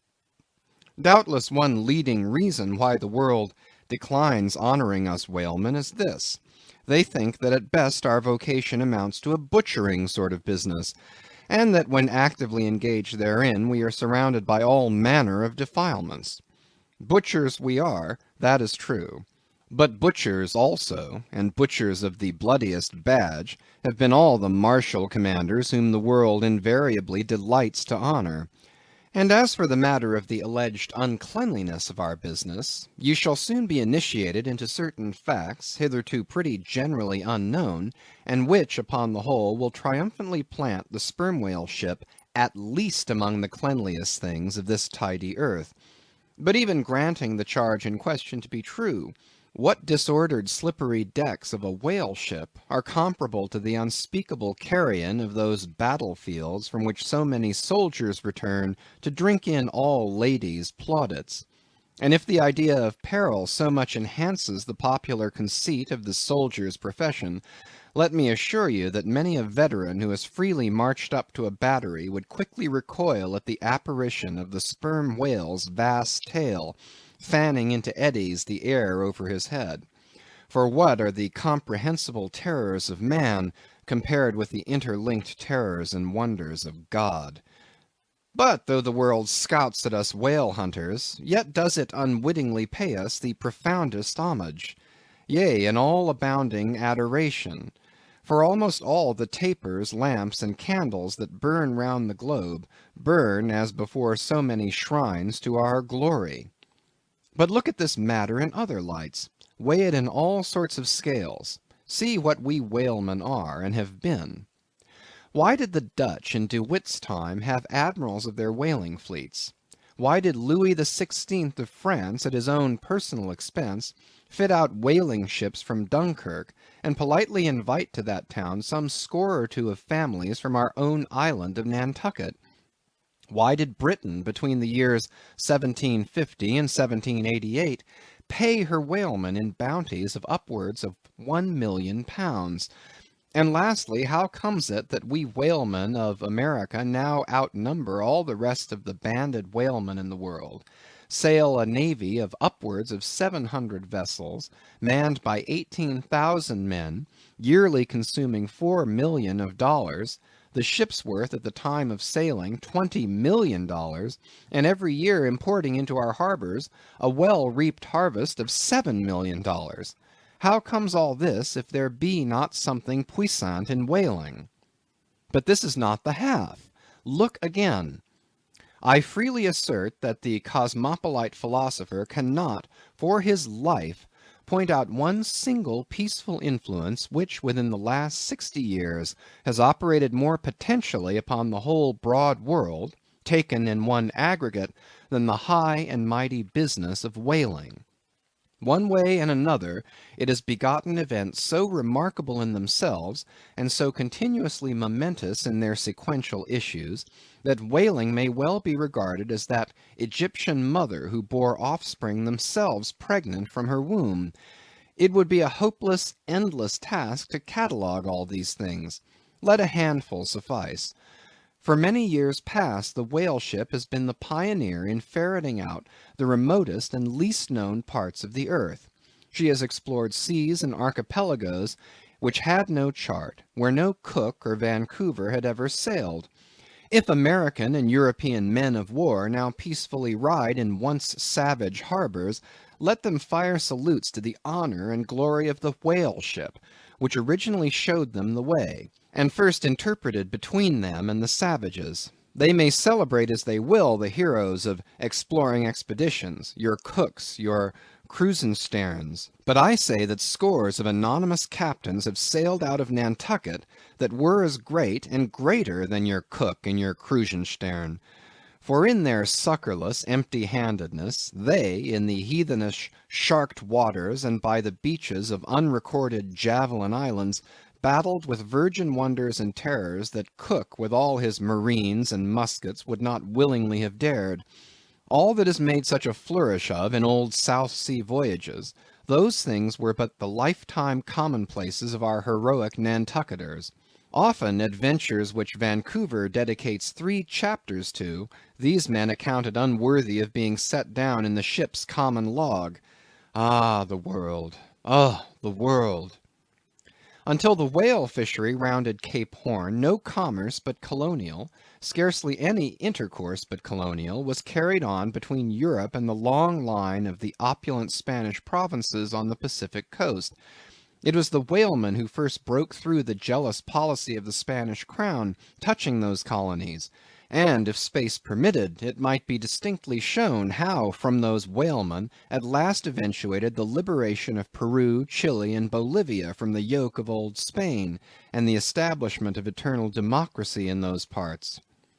That great America on the other side of the sphere, Australia, was given to the enlightened world by the whalemen. After its first blunder-born discovery by a Dutchman, all other ships long shunned those shores as pestiferously barbarous, but the whale ship touched there. The whale ship is the true mother of that now mighty colony. Moreover, in the infancy of the first Australian settlement, the emigrants were several times saved from starvation by the benevolent biscuit of the whale ship luckily dropping an anchor in their waters. The uncounted isles of all Polynesia confess the same truth, and do commercial homage to the whale ship that cleared the way for the missionary and the merchant, and in many cases carried the primitive missionaries to their first destinations. If that double-bolted land, Japan, is ever to become hospitable, it is the whale ship alone to whom the credit will be due, for already she is on the threshold. But if, in the face of all this, you still declare that whaling has no aesthetically noble associations connected with it, then I am ready to shiver 50 lances with you there, and unhorse you with a split helmet every time. The whale has no famous author, and whaling no famous chronicler, you will say. The whale no famous author, and whaling no famous chronicler? Who wrote the first account of our Leviathan? Who but mighty Job? And who composed the first narrative of a whaling voyage?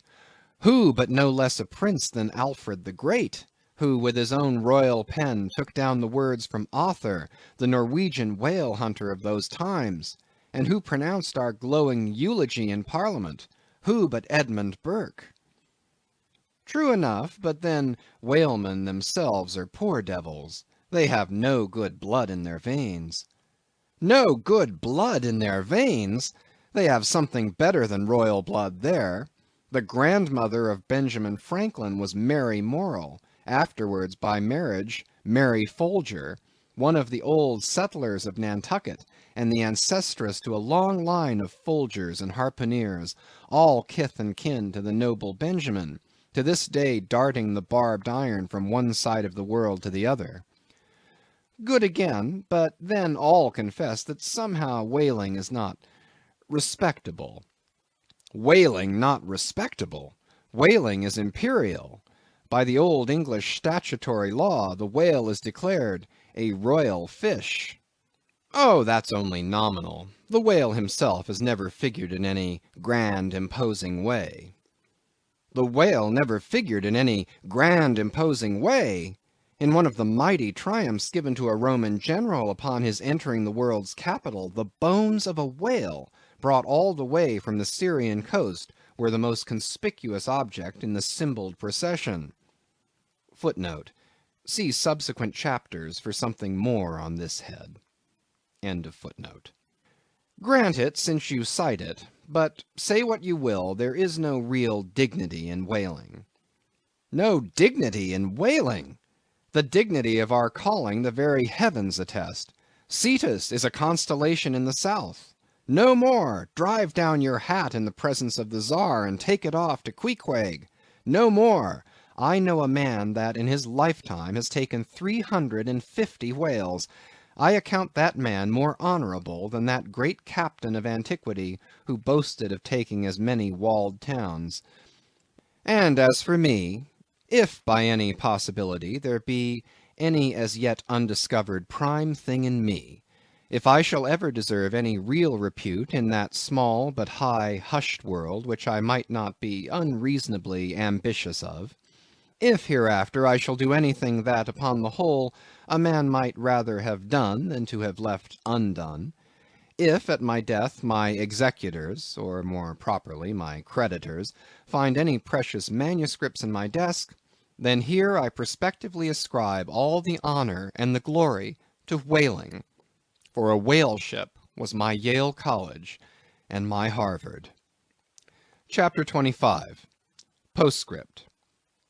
In behalf of the dignity of whaling, I would fain advance naught but substantiated facts, but after embattling his facts, an advocate who should wholly suppress a not unreasonable surmise, which might tell eloquently upon his case, such an advocate, would he not be blameworthy? It is well known that at the coronation of kings and queens, even modern ones, a certain curious process of seasoning them for their functions is gone through. There is a salt cellar of state, so called, and there may be a castor of state. How they use the salt precisely, who knows? Certain I am, however, that a king's head is solemnly oiled at his coronation, even as a head of salad. Can it be, though, that they anoint it with a view of making his interior run well, as they anoint machinery? Much might be ruminated here concerning the essential dignity of this regal process, because in common life we esteem but meanly and contemptibly a fellow who anoints his hair, and palpably smells of that anointing. In truth, a mature man who uses hair oil, unless medicinally, that man has probably got a quaggy spot in him somewhere. As a general rule, he can't amount to much in his totality. But the only thing to be considered here is this: what kind of oil is used at coronation? Certainly it cannot be olive oil, or macassar oil, nor castor oil, nor bear's oil, nor train oil, nor cod liver oil. What then can it possibly be but sperm oil in its unmanufactured, unpolluted state, the sweetest of all oils? Think of that, ye loyal Britons!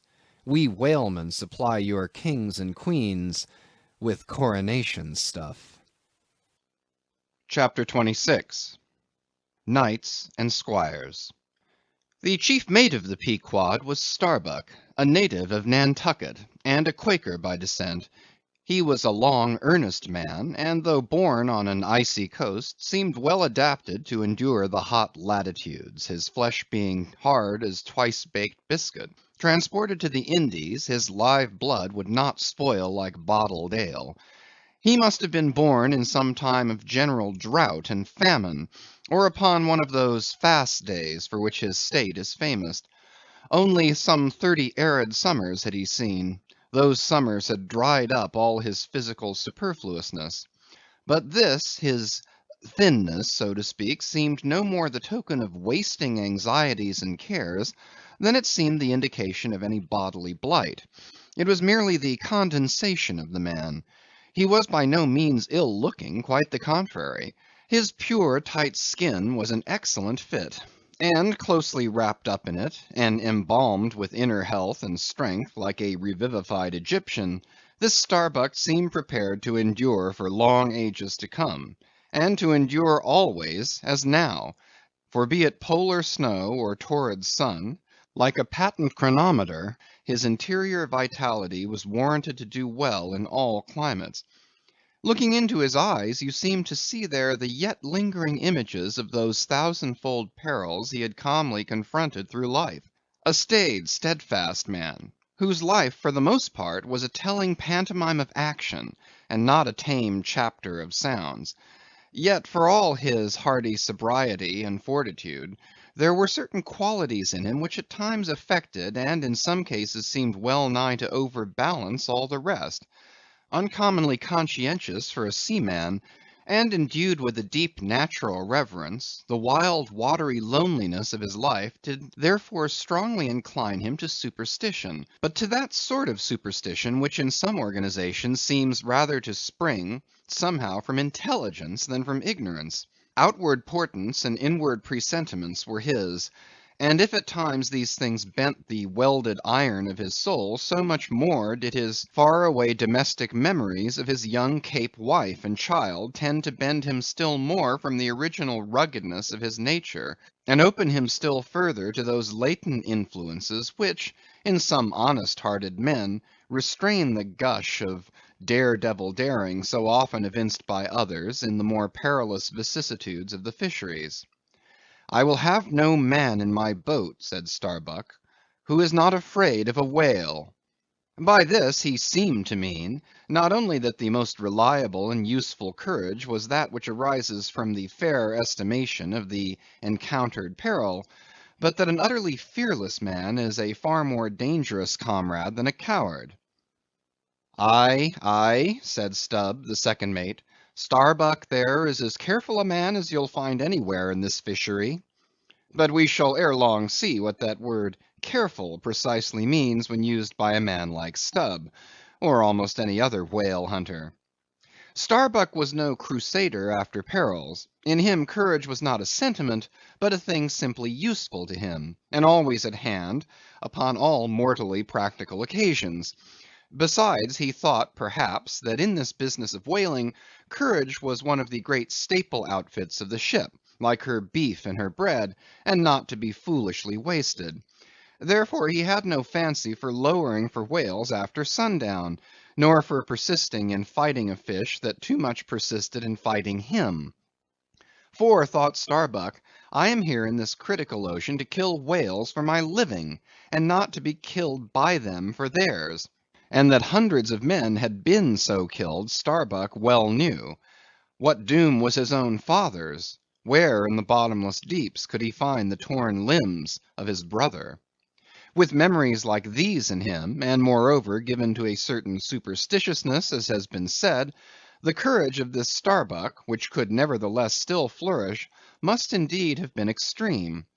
But it was not in reasonable nature that a man so organized, and with such terrible experiences and remembrances as he had, it was not in nature that these things should fail in latently engendering an element in him which, under suitable circumstances, would break out from its confinement, and burn all his courage up.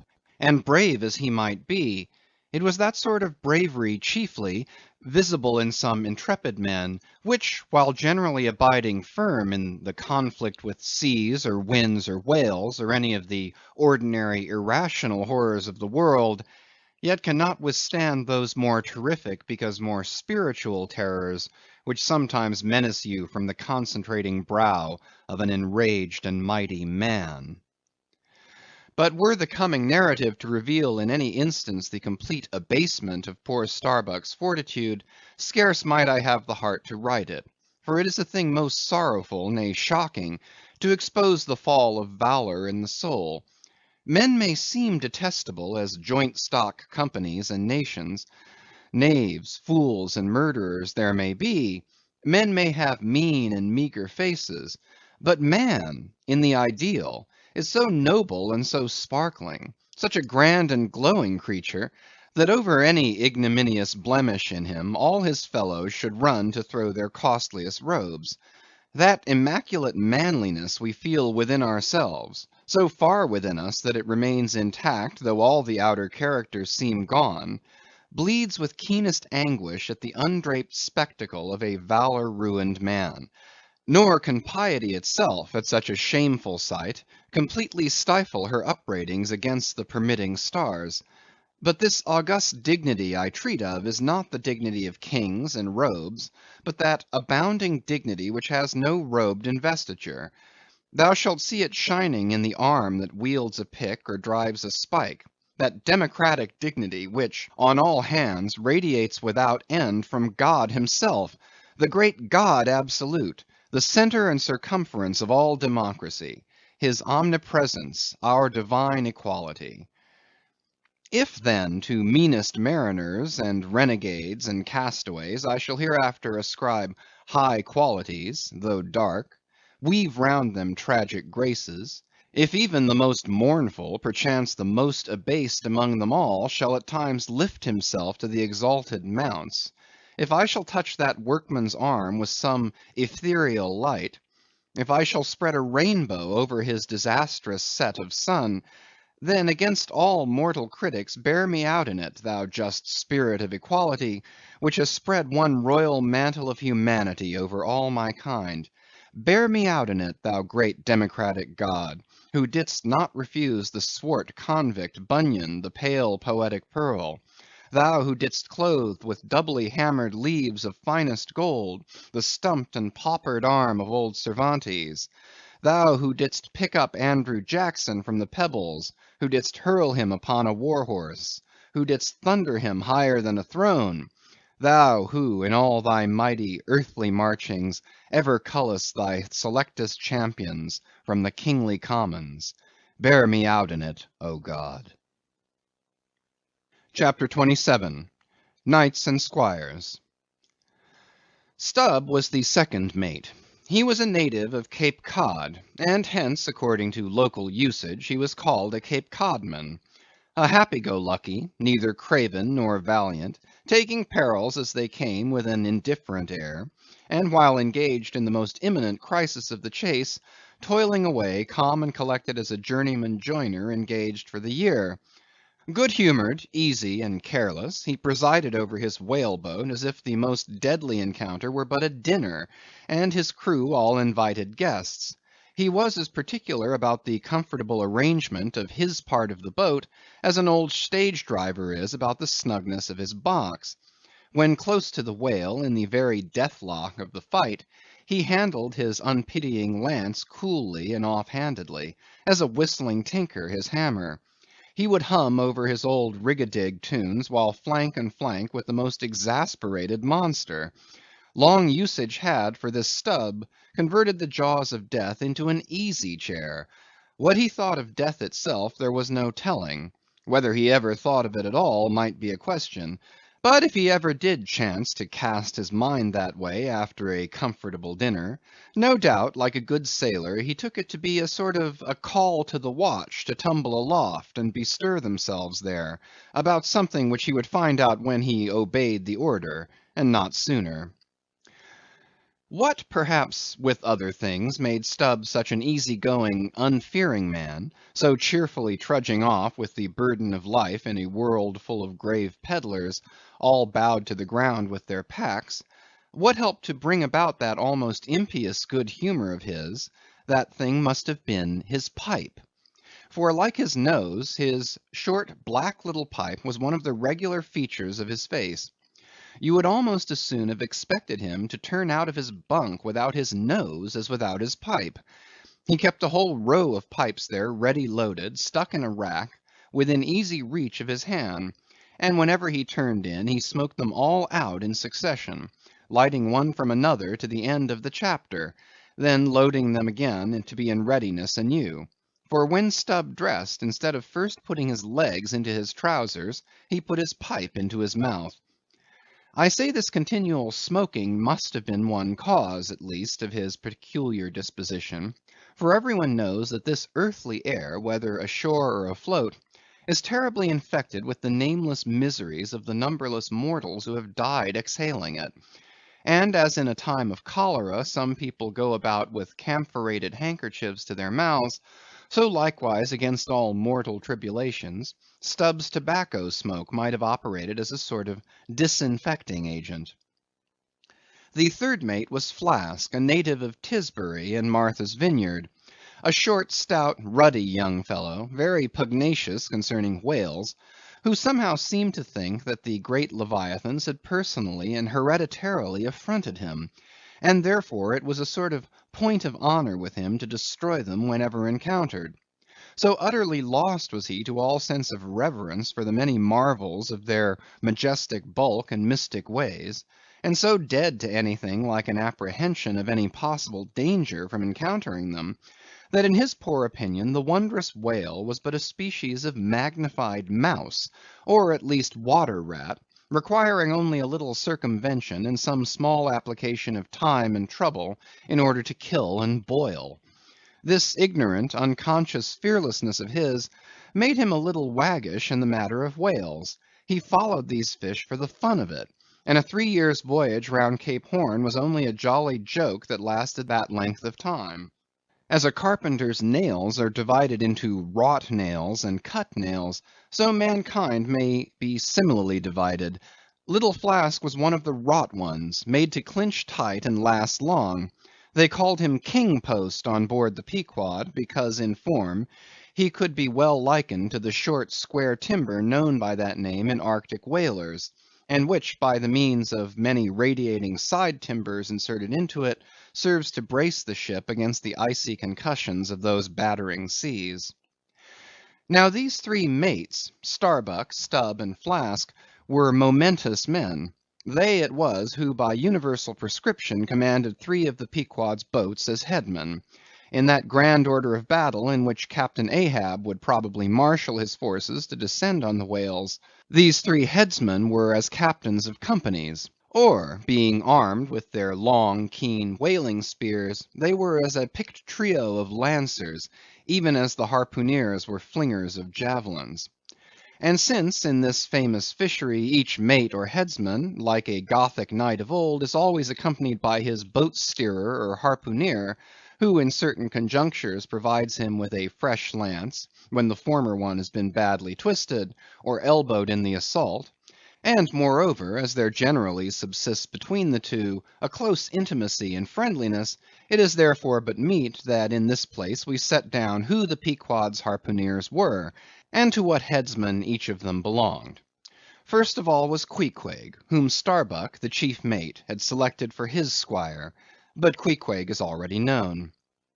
Next was Tashtego, an unmixed Indian from Gayhead, the most westerly promontory of Martha's Vineyard, where there still exists the last remnant of a village of red men, which has long supplied the neighboring island of Nantucket with many of her most daring harpooneers. In the fishery they usually go by the generic name of Gay Headers. Tashtego's long, lean, sable hair, his high cheekbones, and black rounding eyes, for an Indian oriental in their largeness, but Antarctic in their glittering expression, all this sufficiently proclaimed him an inheritor of the unvitiated blood of those proud warrior hunters, who in quest of the great New England moose had scoured, bow in hand, the aboriginal forests of the Main. But no longer snuffing in the trail of the wild beasts of the woodland, Tashtego now hunted in the wake of the great whales of the sea, the unerring harpoon of the sun fitly replacing the infallible arrow of the sires. To look at the tawny brawn of his lithe, snaky limbs, you would almost have credited the superstitions of some of the earlier Puritans, and half believed this wild Indian to be a son of the prince of the powers of the air. Tashtego was Stubb, the second mate's squire. Third among the harpooneers was Daggoo, a gigantic coal-black negro savage with a lion-like tread, an Ahasuerus to behold. Suspended from his ears were 2 golden hoops, so large that the sailors called them ring bolts, and would talk of securing the topsail halyards to them. In his youth Daggoo had voluntarily shipped on board a whaler, lying in a lonely bay on his native coast; and never having been anywhere in the world but in Africa, Nantucket, and the pagan harbours most frequented by whalemen, and having now led for many years the bold life of the fishery in the ships of owners uncommonly heedful of what manner of men they shipped, Daggoo retained all his barbaric virtues, and erect as a giraffe, moved about the decks in all the pomp of 6 feet 5 in his socks. There was a corporeal humility in looking up at him, and a white man standing before him seemed a white flag come to beg truce of a fortress. Curious to tell, this imperial negro, Ahasuerus Daggoo, was the squire of Little Flask, who looked like a chessman beside him. As for the residue of the Pequod's company, be it said that at the present day not more than 1 in 2 of the many thousand men before the mast employed in the American whale fishery are Americans born, though pretty nearly all the officers are. Herein it is the same with the American whale fishery as it is with the American army and military and merchant navies, and the engineering forces employed in the construction of the American canals and railroads. The same, I say, because in all these cases the native American liberally provides the brains, the rest of the world is generously supplying the muscles. No small number of these whaling seamen belong to the Azores, where the outward bound Nantucket whalers frequently touch to augment their crews from the hardy peasants of those rocky shores. In like manner the Greenland whalers sailing out of Hull or London put in at the Shetland Islands to receive the full complement of their crew. Upon the passage homeward they drop them there again. How it is there is no telling, but islanders seem to make the best whalemen. They were nearly all islanders in the Pequod. Isolatos too I call such, not acknowledging the common continent of men, but each isolato living on a separate continent of his own. Yet now, federated along one keel, what a set these isolatos were!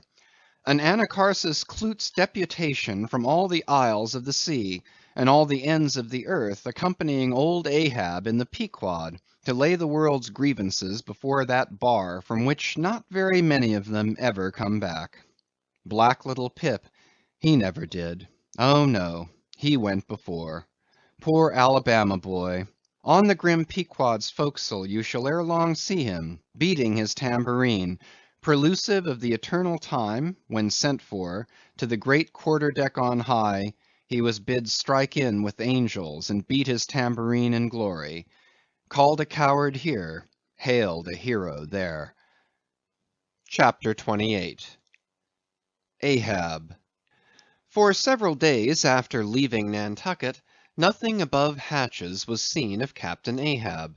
The mates regularly relieved each other at the watches, and for aught that could be seen to the contrary, they seemed to be the only commanders of the ship; only they sometimes issued from the cabin with orders so sudden and peremptory, that after all it was plain they but commanded vicariously. Yes, their supreme lord and dictator was there, though hitherto unseen by any eyes not permitted to penetrate into the now sacred retreat of the cabin. Every time I ascended to the deck from my watches below, I instantly gazed aft, to mark if any strange face were visible; for my first vague disquietude touching the unknown captain, now in the seclusion of the sea, became almost a perturbation. This was strangely heightened at times by the ragged Elijah's diabolical incoherences uninvitedly recurring to me, with a subtle energy I could not have before conceived of. But poorly could I withstand them, much as in other moods I was almost ready to smile at the solemn whimsicalities of that outlandish prophet of the wharves. But whatever it was of apprehensiveness or uneasiness, to call it so, which I felt, whenever I came to look about me in the ship, it seemed against all warranty to cherish such emotions.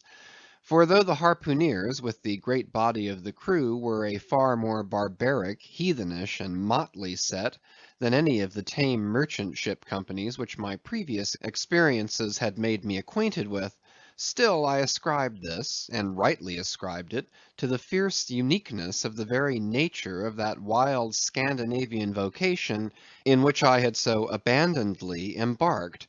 But it was especially the aspect of the three chief officers of the ship, the mates, which was most forcibly calculated to allay these colorless misgivings, and induce confidence and cheerfulness in every presentiment of the voyage. Three better, more likely sea officers and men, each in his own different way, could not readily be found, and they were every one of them Americans, a Nantucketer, a Vineyarder, a Cape man. Now, it being Christmas when the ship shot from outer harbor, for a space we had biting polar weather, though all the time running away from it to the southward, and by every degree and minute of latitude which we sailed, gradually leaving that merciless winter and all its intolerable weather behind us.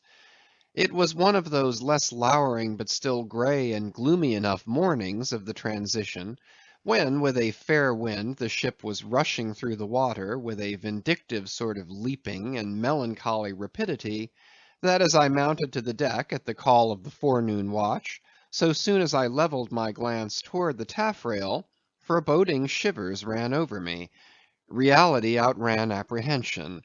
Captain Ahab stood upon his quarter deck. There seemed no sign of common bodily illness about him, nor of the recovery from any. He looked like a man cut away from the stake, when the fire has overrunningly wasted all the limbs without consuming them, or taking away one particle from their compacted aged robustness. His whole high, broad form seemed made of solid bronze, and shaped in an unalterable mould like Cellini's cast Perseus. Threading its way out from among his grey hairs, and continuing right down one side of his tawny, scorched face and neck, till it disappeared in his clothing, you saw a slender rod-like mark, lividly whitish. It resembled that perpendicular seam sometimes made in the straight lofty trunk of a great tree, when the upper lightning tearingly darts down it, and without wrenching a single twig, peels and grooves out the bark from top to bottom, ere running off into the soil, leaving the tree still greenly alive, but branded. Whether that mark was born with him, or whether it was the scar left by some desperate wound, no one could certainly say. By some tacit consent throughout the voyage, little or no allusion was made to it, especially by the mates. But once Tashtego senior, an old Gayhead Indian among the crew, superstitiously asserted that not till he was full 40 years old did Ahab become that way branded, and then it came upon him not in the fury of any mortal fray, but in an elemental strife at sea. Yet this wild hint seemed inferentially negatived by what a grey Manxman insinuated, an old sepulchral man, who having never before sailed out of Nantucket, had never ere this laid eye upon wild Ahab. Nevertheless, the old sea traditions, the immemorial credulities, popularly invested this old Manxman with preternatural powers of discernment, so that no white sailor seriously contradicted him when he said that if ever Captain Ahab should be tranquilly laid out, which might hardly come to pass, so he muttered, then whoever should do that last office for the dead would find a birthmark on him from crown to sole. So powerfully did the whole grim aspect of Ahab affect me, and the livid brand which streaked it, that for the first few moments I hardly noted that not a little of this overbearing grimness was owing to the barbaric white leg upon which he partly stood. It had previously come to me that this ivory leg had at sea been fashioned from the polished bone of a sperm whale's jaw. "Aye, he was dismasted off Japan," said the old Gayhead Indian once, "but like his dismasted craft, he shipped another mast without coming home for it. He has a quiver of 'em." I was struck with the singular posture he maintained. Upon each side of the Pequod's quarter deck, and pretty close to the mizzen shrouds, there was an auger hole, bored about half an inch or so into the plank. His bone legs steadied in that hole, one arm elevated and holding by a shroud, Captain Ahab stood erect, looking straight out beyond the ship's ever-pitching prow. There was an infinity of firmest fortitude, a determinate, unsurrenderable willfulness in the fixed and fearless forward dedication of that glance. Not a word he spoke, nor did his officers say aught to him, though by all their minutest gestures and expressions they plainly showed the uneasy, if not painful consciousness of being under a troubled master eye. And not only that, but moody, stricken Ahab stood before them with a crucifixion in his face, in all the nameless, regal, overbearing dignity of some mighty woe. Ere long, from his first visit in the air, he withdrew into his cabin. But after that morning he was every day visible to the crew, either standing in his pivot hole, or seated upon an ivory stool he had, or heavily walking the deck. As the sky grew less gloomy, indeed began to grow a little genial, he became still less and less a recluse, as if when the ship had sailed from home, nothing but the dead wintry bleakness of the sea had then kept him so secluded. And by it came to pass that he was almost continually in the air. But as yet, for all that he said or perceptibly did on the at last sunny deck, he seemed as unnecessary there as another mast. But the Pequod was only making a passage now, not regularly cruising. Nearly all whaling preparatives needing supervision, the mates were fully competent to, so that there was little or nothing out of himself to employ or excite Ahab now, and thus chase away for that one interval the clouds that layer upon layer were piled upon his brow, as ever all clouds choose the loftiest peaks to pile themselves upon. Nevertheless, ere long, the warm, warbling persuasiveness of the pleasant holiday weather we came to, seemed gradually to charm him from his mood.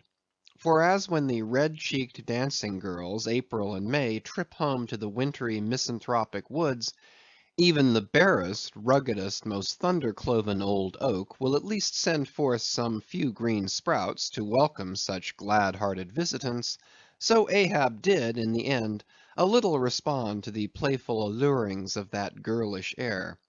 More than once did he put forth the faint blossom of a look which, in any other man, would have soon flowered out in a smile. CHAPTER 29. Enter Ahab, to him Stubb.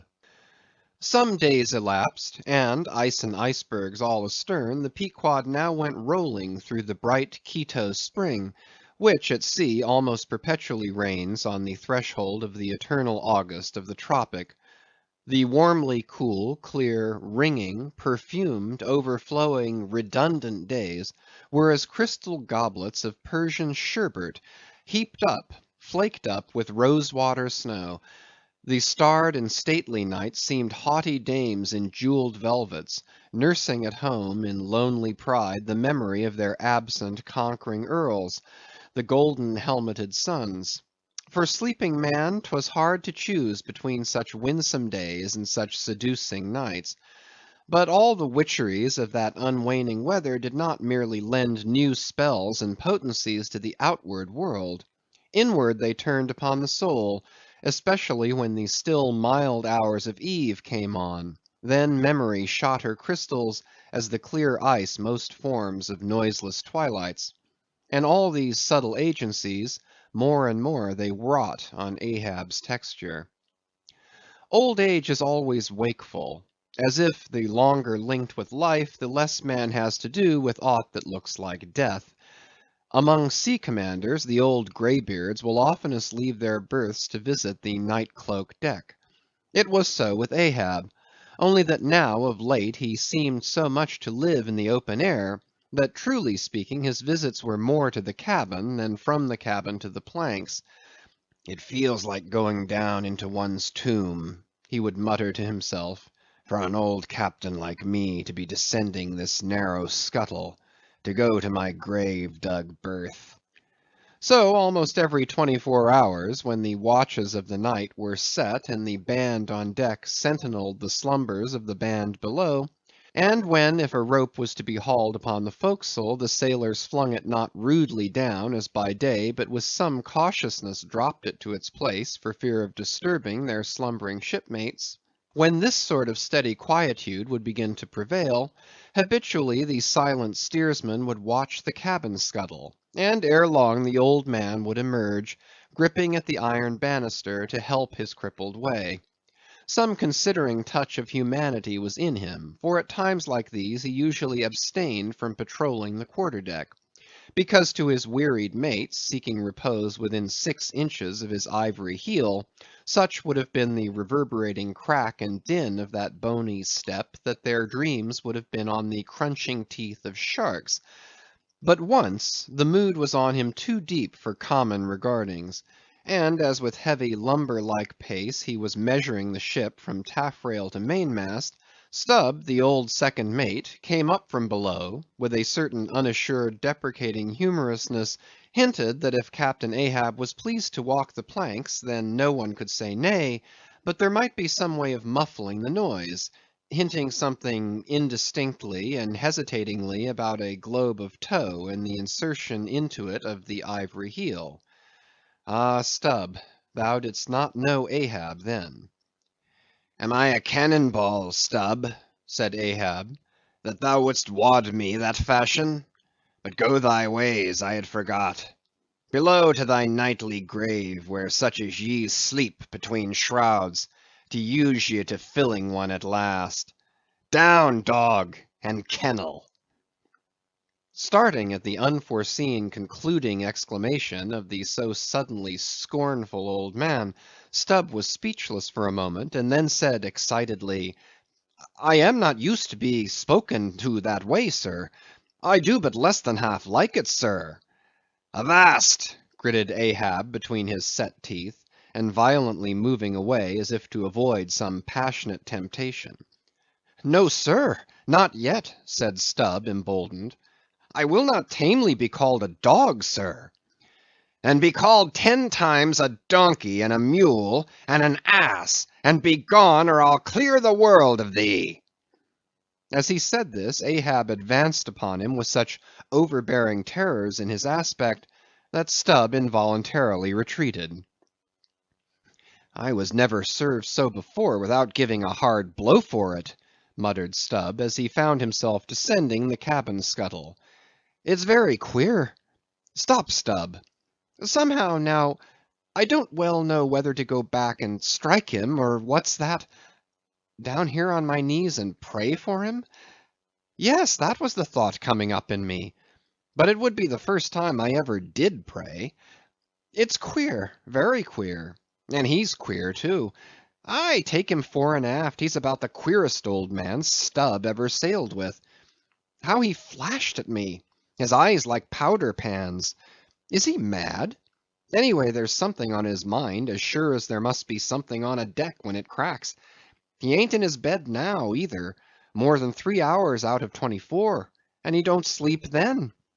Didn't that doughboy, the steward, tell me that of a morning he always finds the old man's hammock clothes all rumpled and tumbled, and the sheets down at the foot, and the coverlid almost tied into knots, and the pillow a sort of frightful hot, as though a baked brick had been on it. A hot old man! I guess he's got what some folks ashore call a conscience. It's a kind of tick-dolly row, they say. Worse nor a toothache. Well, well, I don't know what it is, but the Lord keep me from catching it. He's full of riddles. I wonder what he goes into the afterhold for every night, as Doughboy tells me he suspects. What's that for, I should like to know? Who's made appointments with him in the hold? Ain't that queer now? But there's no telling. It's the old game. Here goes for a snooze. Damn me, it's worth a fellow's while to be born into the world, if only to fall right asleep. And now that I think of it, that's about the first thing babies do. And that's sort of queer, too. Damn me, but all things are queer, come to think of 'em. But that's against my principles. Think not, is my 11th commandment, and sleep when you can is my 12th. So here goes again. But how's that? Didn't he call me a dog? Blazes, he called me 10 times a donkey, and piled a lot of jackasses on top of that. He might as well have kicked me and be done with it. Maybe he did kick me, and I didn't observe it. I was so taken all aback with his brow, somehow. It flashed like a bleached bone. What the devil's the matter with me? I don't stand right on my legs. Coming afoul of that old man has a sort of turned me wrong side out. By the Lord, I must have been dreaming, though. How? But the only way is to stash it. So here goes to hammock again, and in the morning I'll see how this plaguey juggling thinks over by daylight. Chapter 30. The Pipe. When Stubb had departed, Ahab stood for a while leaning over the bulwarks, and then, as had been usual with him of late, calling a sailor of the watch, he sent him below for his ivory stool and also his pipe. Lighting his pipe at the binnacle lamp and planting the stool on the weather side of the deck, he sat and smoked. In old Norse times the thrones of the sea-loving Danish kings were fabricated, saith tradition, of the tusks of the narwhale. How could one look at Ahab then, seated on that tripod of bones, without bethinking him of the royalty it symbolized? For a Khan of the plank, and a king of the sea, and a great lord of leviathans, was Ahab. Some moments passed, during which the thick vapor came from his mouth in quick and constant puffs, which blew back again into his face. "How now?" he soliloquized at last, withdrawing the tube.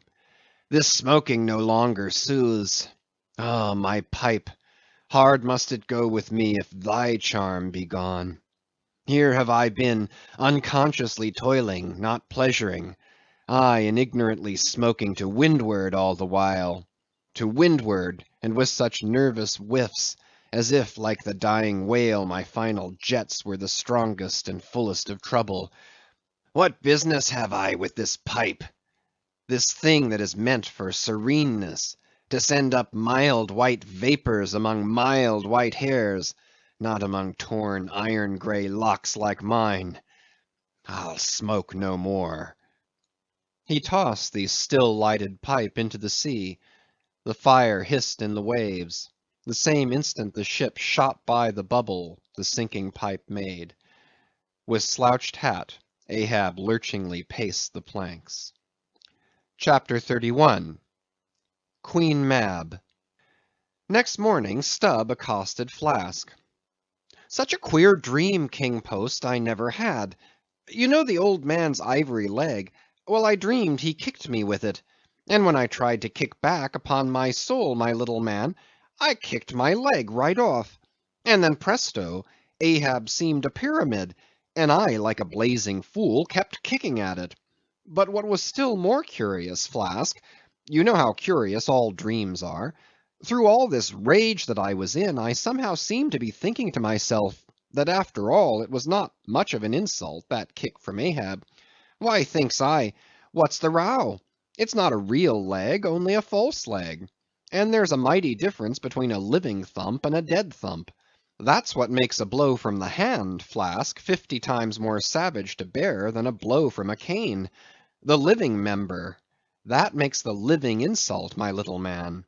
And thinks I to myself all the while, mind, while I was stubbing my silly toes against that cursed pyramid, so confoundedly contradictory was it all the while, I say, I was thinking to myself, what's his leg now but a cane? A whalebone cane. Yes, thinks I.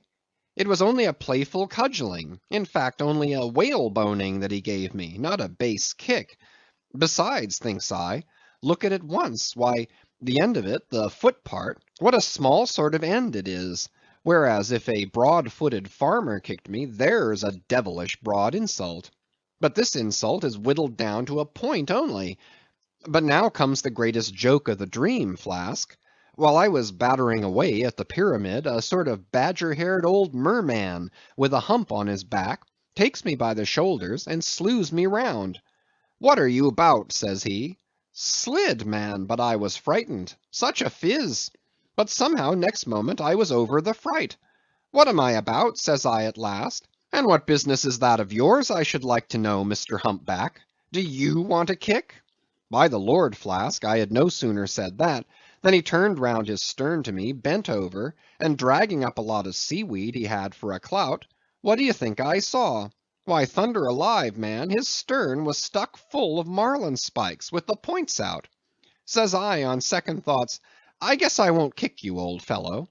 Wise Stubb, says he, wise Stubb, and kept muttering it all the time, a sort of eating of his own gums like a chimney hag.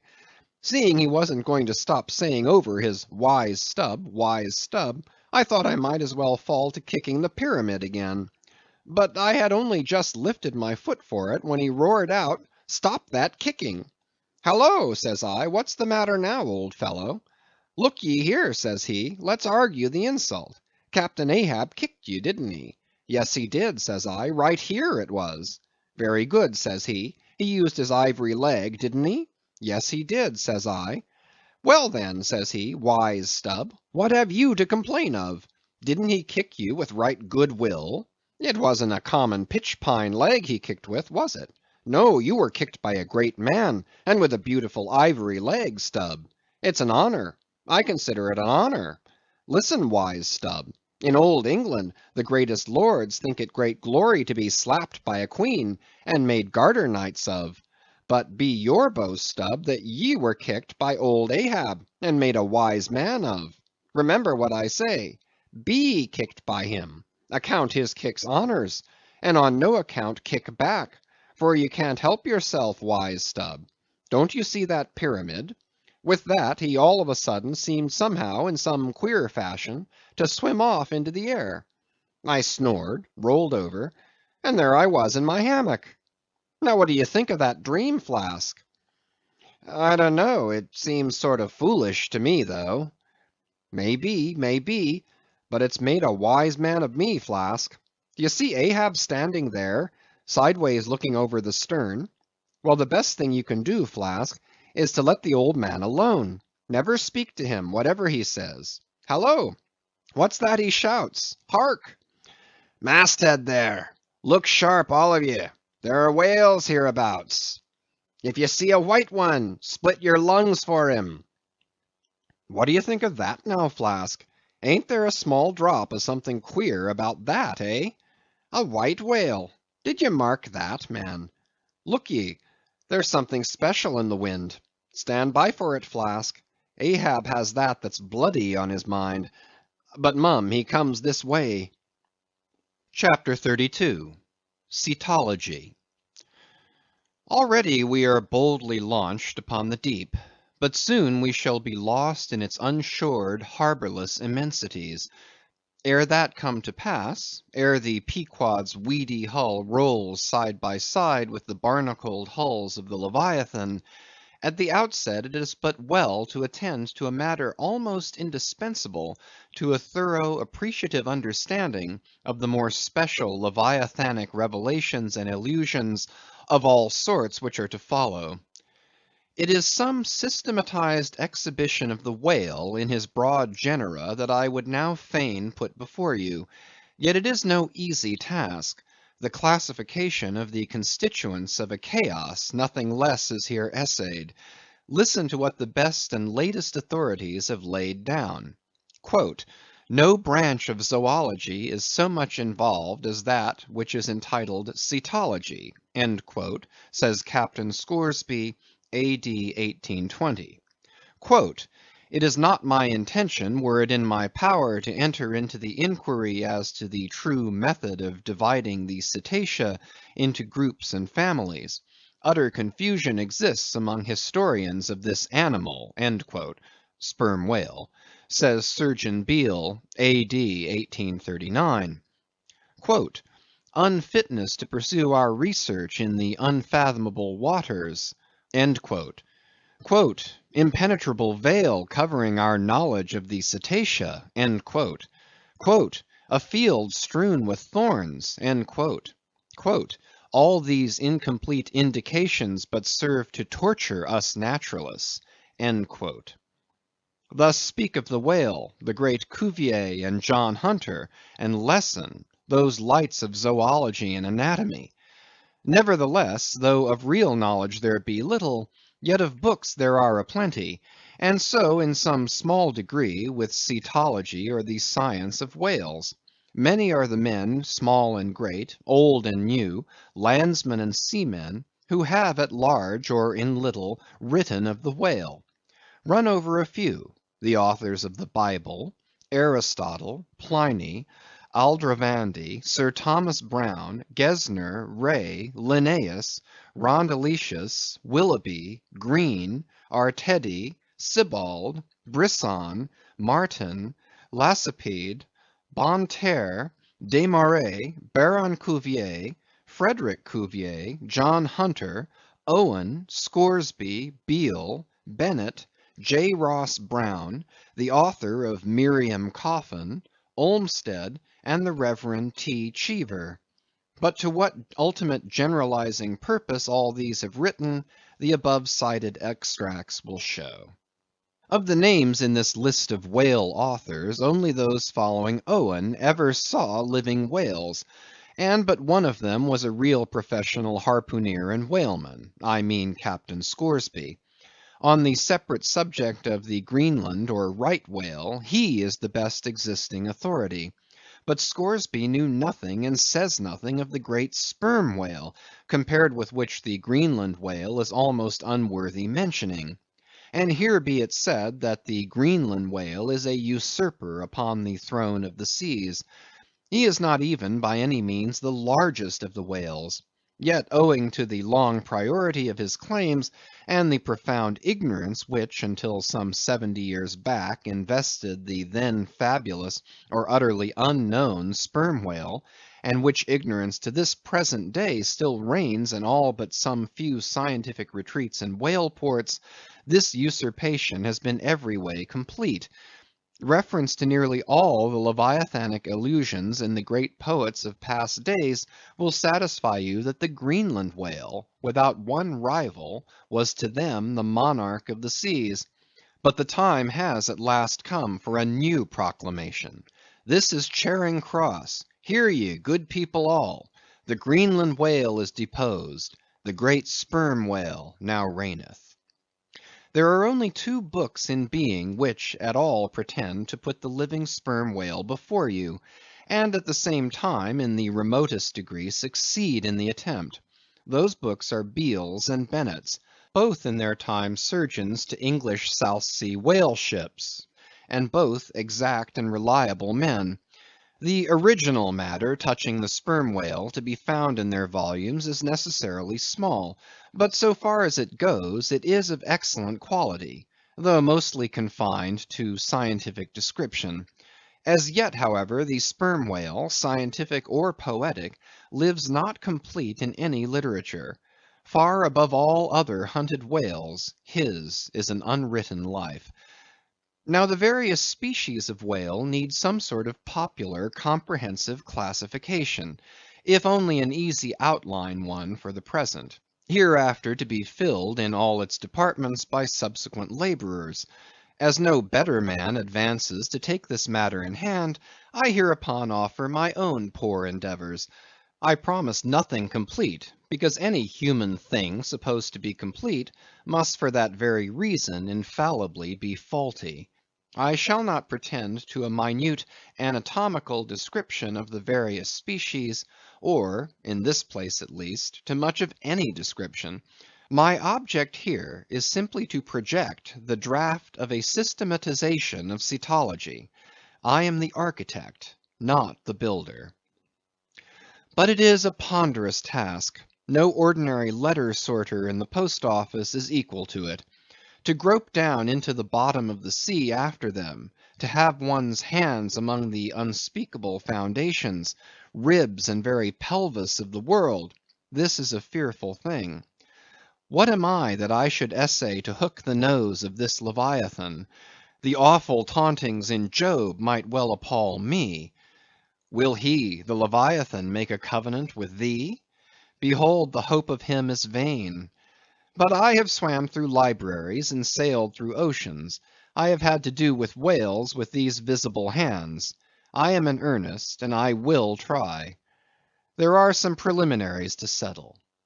First, the uncertain, unsettled condition of this science of cetology is in the very vestibule attested by the fact that in some quarters it still remains a moot point whether the whale be a fish.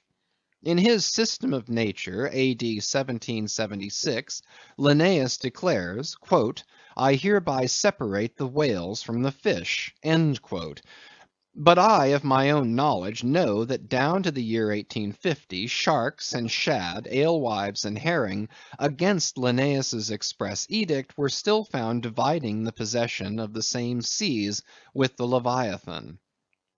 The grounds upon which Linnaeus would fain have banished the whales from the waters he states as follows: "On account of their warm bilocular heart, their lungs, their movable eyelids, their hollow ears, penem intrantem feminam mammis lactantem," and finally, "ex lege naturae jure meritoque." I submitted all this to my friends Simeon Macey and Charley Coffin, of Nantucket, both messmates of mine in a certain voyage, and they united in the opinion that the reasons set forth were altogether insufficient. Charley profanely hinted they were humbug. Be it known that, waiving all argument, I take the good old fashioned ground that the whale is a fish, and call upon holy Jonah to back me. This fundamental thing settled, the next point is, in what internal respect does the whale differ from other fish? Above, Linnaeus has given you those items, but in brief they are these: lungs and warm blood, whereas all other fish are lungless and cold-blooded. Next, how shall we define the whale by his obvious externals, so as conspicuously to label him for all time to come? To be short then, a whale is a spouting fish with a horizontal tail. There you have him. However contracted, that definition is the result of expanded meditation. A walrus spouts much like a whale, but the walrus is not a fish because he is amphibious. But the last term of the definition is still more cogent, as coupled with the first. Almost anyone must have noticed that all the fish familiar to landsmen have not a flat but a vertical or up and down tail; whereas among spouting fish the tail, though it may be similarly shaped, invariably assumes a horizontal position. By the above definition of what a whale is, I do by no means exclude from the Leviathanic brotherhood any sea creature hitherto identified with the whale by the best informed Nantucketers; nor, on the other hand, link with it any fish hitherto authoritatively regarded as alien. Hence, all the smaller spouting and horizontal tailed fish must be included in this ground plan of cetology. Now then, come the grand divisions of the entire whale host. Footnote: I am aware that down to the present time the fish styled lamatins and dugongs (pigfish and sowfish of the coffins of Nantucket) are included by many naturalists among the whales; but as these pigfish are a noisy contemptible set, mostly lurking in the mouths of rivers and feeding on wet hay, and especially as they do not spout, I deny their credentials as whales, and have presented them with their passports to quit the kingdom of cetology. First, according to magnitude, I divide the whales into three primary books, subdivisible into chapters, and these shall comprehend them all, both small and large. 1. The folio whale. 2. The octavo whale. 3. The duodecimo whale. As the type of the folio, I present the sperm whale; of the octavo, the grampus; of the duodecimo, the porpoise. Folios. Among these I here include the following chapters: 1. The sperm whale. 2. The right whale. 3. The finback whale. 4. The humpback whale. 5. The razorback whale. 6. The sulphur bottom whale. Book 1. Folio. Chapter 1. Sperm whale. This whale, among the English of old vaguely known as the trumpa whale, and the physeter whale, and the anvil-headed whale, is the present cachalot of the French, and the potzfisch of the Germans, and the macrocephalus of the long words. He is without doubt the largest inhabitant of the globe, the most formidable of all whales to encounter, the most majestic in aspect, and lastly, by far, the most valuable in commerce; he being the only creature from which that valuable substance, spermaceti, is obtained. All his peculiarities will, in many other places, be enlarged upon. It is chiefly with his name that I now have to do. Philologically considered, it is absurd. Some centuries ago, when the sperm whale was almost wholly unknown in his own proper individuality, and when his oil was only accidentally obtained from the stranded fish, in those days spermaceti, it would seem, was popularly supposed to be derived from a creature identical with the one then known in England as the Greenland or right whale. It was the idea also that this same spermaceti was that quickening humor of the Greenland whale which the first syllable of the word literally expresses. In those times also spermaceti was exceedingly scarce, not being used for light, but only as an ointment and medicament. It was only to be had from the druggists as you nowadays buy an ounce of rhubarb. When, as I opine, in the course of time, the true nature of spermaceti became known, its original name was still retained by the dealers, no doubt to enhance its value by a notion so strangely significant of its scarcity. And so the appellation must have at last come to be bestowed upon the whale from which this spermaceti was really derived. Book I. Folio, Chapter 2. Right Whale. In one respect, this is the most venerable of the Leviathans, being the one first regularly hunted by man. It yields the article commonly known as whalebone or baleen, and the oil specially known as whale oil, an inferior article in commerce. Among the fishermen he is indiscriminately designated by all the following titles: the whale, the Greenland whale, the black whale, the great whale, the true whale, the right whale. There is a deal of obscurity concerning the identity of the species thus multitudinously baptized. What then is the whale which I include in the second species of my folios? It is the great Mysticetus of the English naturalists, the Greenland whale of the English whalemen, the Baleine ordinaire of the French whalemen, the Grauland's walfish of the Swedes. It is the whale which for more than 2 centuries past has been hunted by the Dutch and English in the Arctic seas. It is the whale which the American fishermen have long pursued in the Indian Ocean, on the Brazil banks, in the Norwest coast, and in various other parts of the world designated by them right whale cruising grounds. Some pretend to see a difference between the Greenland whale of the English and the right whale of the Americans, but they precisely agree in all their grand features. Nor has there yet been presented a single determinate fact upon which to ground a radical distinction. It is by endless subdivisions, based upon the most inconclusive differences, that some departments of natural history become so repellingly intricate. The right whale will elsewhere be treated of at some length, with reference to elucidating the sperm whale. Book I. Folio, Chapter 3. Finback. Under this head I reckon a monster which by the various names of finback, tall spout, and long john, has been seen almost in every sea, and is commonly the whale whose distant jet is so often descried by passengers crossing the Atlantic, in the New York packet tracks. In the length he attains, and in his baleen, the finback resembles the right whale, but is of a less portly girth, and a lighter color, approaching to olive. His great lips present a cable-like aspect, formed by the intertwisting, slanting folds of large wrinkles. His grand distinguishing feature, the fin, from which he derives his name, is often a conspicuous object. This fin is some 3 or 4 feet long, growing vertically from the hinder part of the back, of an angular shape, and with a very sharp pointed end.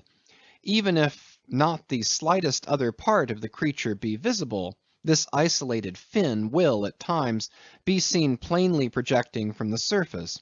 When the sea is moderately calm, and slightly marked with spherical ripples, and this gnomon-like fin stands up and casts shadows upon the wrinkled surface, it may well be supposed that the watery circle surrounding it somewhat resembles a dial, with its style and wavy hour lines graved on it.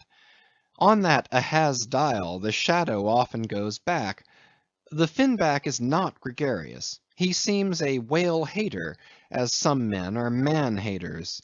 Very shy, always going solitary, unexpectedly rising to the surface in the remotest and most sullen waters, his straight and single lofty jet rising like a tall misanthropic spear upon a barren plain, gifted with such wondrous power and velocity in swimming as to defy all present pursuit from man, this Leviathan seems the banished and unconquerable Cain of his race, bearing for his mark that style upon his back. From having the baleen in his mouth, the finback is sometimes included with the right whale among a theoretic species denominated whalebone whales, that is, whales with baleen. Of these so-called whalebone whales there would seem to be several varieties, most of which, however, are little known. Broad-nosed whales and beaked whales, pike-headed whales, bunched whales, under-jawed whales, and rostrated whales are the fishermen's names for a few sorts. In connection with this appellative of whalebone whales, it is of great importance to mention that however such a nomenclature may be convenient in facilitating allusions to some kinds of whales, yet it is in vain to attempt a clear classification of the Leviathan, founded upon either his baleen, or hump, or fin, or teeth. Notwithstanding that those marked parts or features very obviously seem better adapted to afford the basis for a regular system of cetology than any other detached bodily distinctions which the whale in his kinds presents. How then? The baleen, hump, back fin, and teeth, these are things whose peculiarities are indiscriminately dispersed among all sorts of whales, without any regard to what may be the nature of their structure and other and more essential particulars. Thus the sperm whale and the humpbacked whale each has a hump, but there the similitude ceases.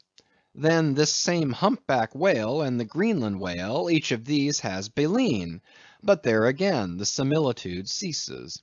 And it is just the same with the other parts above mentioned. In various sorts of whales they form such irregular combinations, or in the case of any one of them detached, such an irregular isolation, as utterly to defy all general methodization formed upon such a basis. On this rock every one of the whale naturalists has split. But it may possibly be conceived that in the internal parts of the whale, in his anatomy, there at least we shall be able to hit the right classification. Nay, what thing, for example, is there in the Greenland whale's anatomy more striking than his baleen? Yet we have seen that by his baleen it is impossible to correctly classify the Greenland whale. And if you descend into the bowels of the various leviathans, why there you will not find distinctions of 50th part as available to the systematizer as those external ones already enumerated. What then remains? Nothing but to take hold of the whales bodily, in their entire liberal volume, and boldly sort them that way.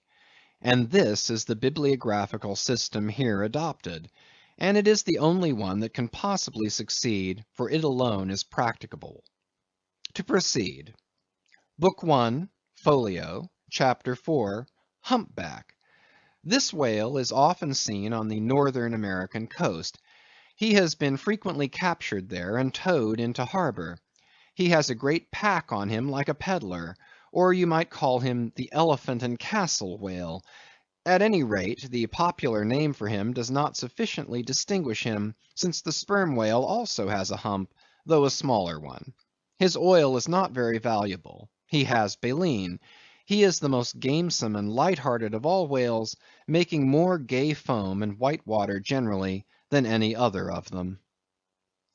Book 1, Folio, Chapter 5, razorback. Of this whale little is known but his name. I have seen him at a distance off Cape Horn. Of a retiring nature, he eludes both hunters and philosophers. Though no coward, he has never yet shown any part of him but his back, which rises in a long sharp ridge. Let him go. I know little more of him, and nor does anybody else. Book I, Folio, Chapter 6, Sulphur Bottom. Another retiring gentleman, with a brimstone belly, doubtless got by scraping along the Tartarian tiles in some of his profounder divings. He is seldom seen, at least I have never seen him, except in the remoter southern seas, and then always at too great a distance to study his countenance. He is never chased; he would run away with rope walks of line. Prodigies are told of him. Adieu, Sulphur Bottom. I can say nothing more that is true of ye, nor can the oldest Nantucketer. Thus ends Book I, Folio, and now begins Book II, Octavo. Octavos.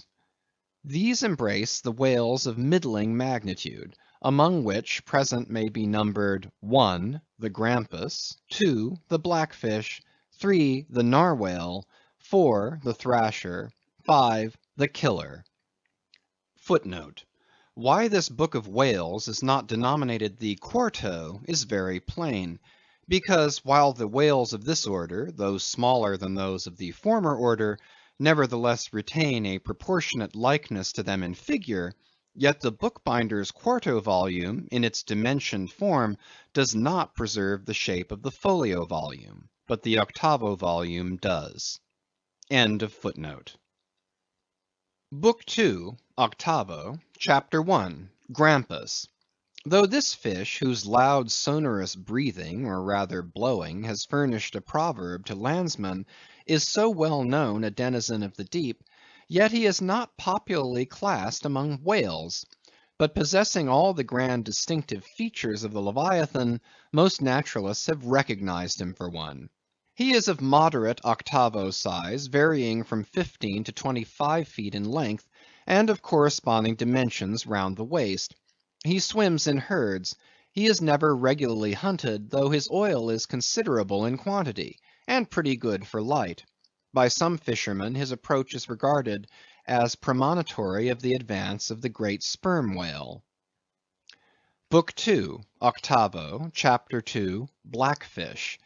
I give the popular fishermen's names for all these fish, for generally they are best. Where any name happens to be vague or inexpressive, I shall say so, and suggest another.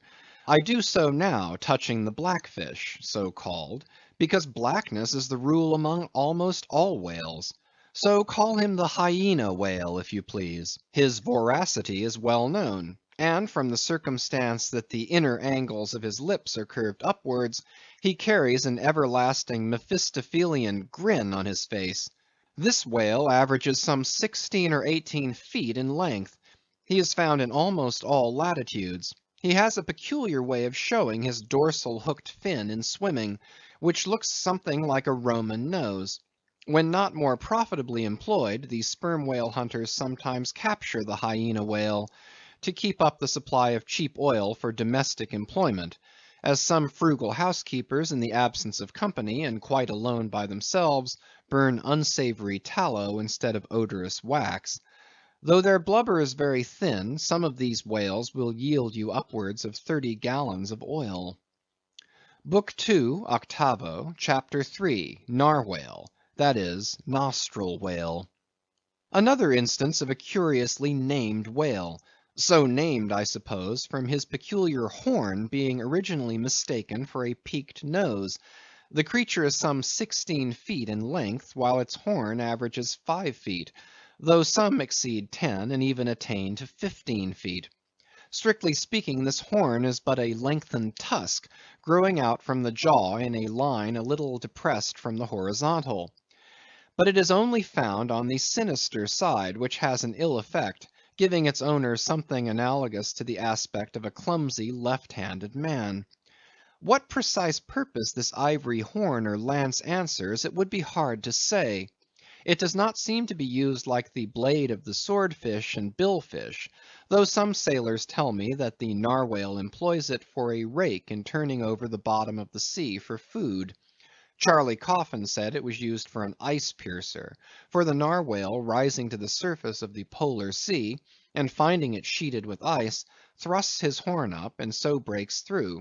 But you cannot prove either of these surmises to be correct. My own opinion is, that however this one-sided horn may really be used by the narwhale, however that may be, it would certainly be very convenient to him for a folder in reading pamphlets. The narwhale I have heard called the tusked whale, the horned whale, and the unicorn whale. He is certainly a curious example of the unicornism to be found in almost every kingdom of animated nature. From certain cloistered old authors I have gathered that this same sea unicorn's horn was in ancient days regarded as the great antidote against poison, and as such preparations of it brought immense prices. It was also distilled to a volatile salts for fainting ladies, the same way that the horns of the male deer are manufactured into hartshorn. Originally it was in itself accounted an object of great curiosity. Blackletter tells me that Sir Martin Frobisher, on his return from that voyage when Queen Bess did gallantly wave her jewelled hand to him from a window of Greenwich Palace, as his bold ship sailed down the Thames, "When Sir Martin returned from that voyage," saith Blackletter, "on bended knees he presented to her Highness a prodigious long horn of the narwhale, which for a long period after hung in the castle at Windsor." An Irish author avers that the Earl of Leicester on bended knees did likewise present to her Highness another horn, pertaining to a land beast of the unicorn nature. The narwhale has a very picturesque leopard-like look, being of a milk-white ground colour, dotted with round and oblong spots of black. His oil is very superior, clean, and fine, but there is little of it, and he is seldom hunted. He is mostly found in the circumpolar seas. Book II, 8vo, Chapter 4, Killer. Of this whale little is precisely known to the Nantucketer, and nothing at all to the professed naturalist. From what I have seen of him, at a distance, I should say he was about the bigness of a grampus. He is very savage, a sort of Fiji fish. He sometimes takes the great folio whales by the lip, and hangs there like a leech till the mighty brute is worried to death. The killer is never hunted. I never heard what sort of oil he has. Exception might be taken to the name bestowed upon this whale on the ground of its indistinctness. For we are all killers on land and on sea, Bonapartes and sharks included. Book II, 8vo, Chapter 5, Thrasher. This gentleman is famous for his tail, which he uses for a ferule in thrashing his foes. He mounts the folio whale's back, and as he swims, he works his passage by flogging him, as some schoolmasters get along in the world by a similar process. Still less is known of the thrasher than of the killer. Both are outlaws, even in the lawless seas. Thus ends Book II, 8vo, and begins Book III, 12mo. Duodecimos. These include the smaller whales. 1. The huzza porpoise. 2. The algerine porpoise. 3. The mealy-mouthed porpoise. To those who have not chanced specifically to study the subject, it may possibly seem strange that fishes not commonly exceeding 4 or 5 feet should be marshalled among whales, a word which, in the popular sense, always conveys the idea of hugeness. But the creatures set down above as duodecimos are infallibly whales, by the terms of my definition of what a whale is, i.e., a spouting fish with a horizontal tail. Book III, 12mo, Chapter 1, Huzza Porpoise. This is the common porpoise found almost all over the globe. The name is of my own bestowal, for there are more than one sort of porpoises, and something must be done to distinguish them. I call him thus, because he always swims in hilarious shoals, which, upon the broad sea, keep tossing themselves to heaven like caps in a 4th of July crowd. Their appearance is generally hailed with delight by the mariner. Full of fine spirits, they invariably come from the breezy billows to windward. They are the lads that always live before the wind. They are accounted a lucky omen. If you yourself can withstand 3 cheers at beholding these vivacious fish, then heaven help ye, the spirit of godly gamesomeness is not in ye. A well-fed, plump huzza porpoise will yield you 1 good gallon of good oil, but the fine and delicate fluid extracted from his jaws is exceedingly valuable. It is in request among jewelers and watchmakers. Sailors put it on their hones. Porpoise meat is good eating, you know. It may never have occurred to you that a porpoise spouts. Indeed, his spout is so small that it is not very readily discernible. But the next time you have a chance, watch him, and you will then see the great sperm whale himself in miniature. Book 3, 12º, Chapter 2, Algerine Porpoise. A pirate. Very savage. He is only found, I think, in the Pacific. He is somewhat larger than the huzza porpoise, but much of the same general make. Provoke him, and he will buckle to a shark. I have lowered for him many times, but never yet saw him captured.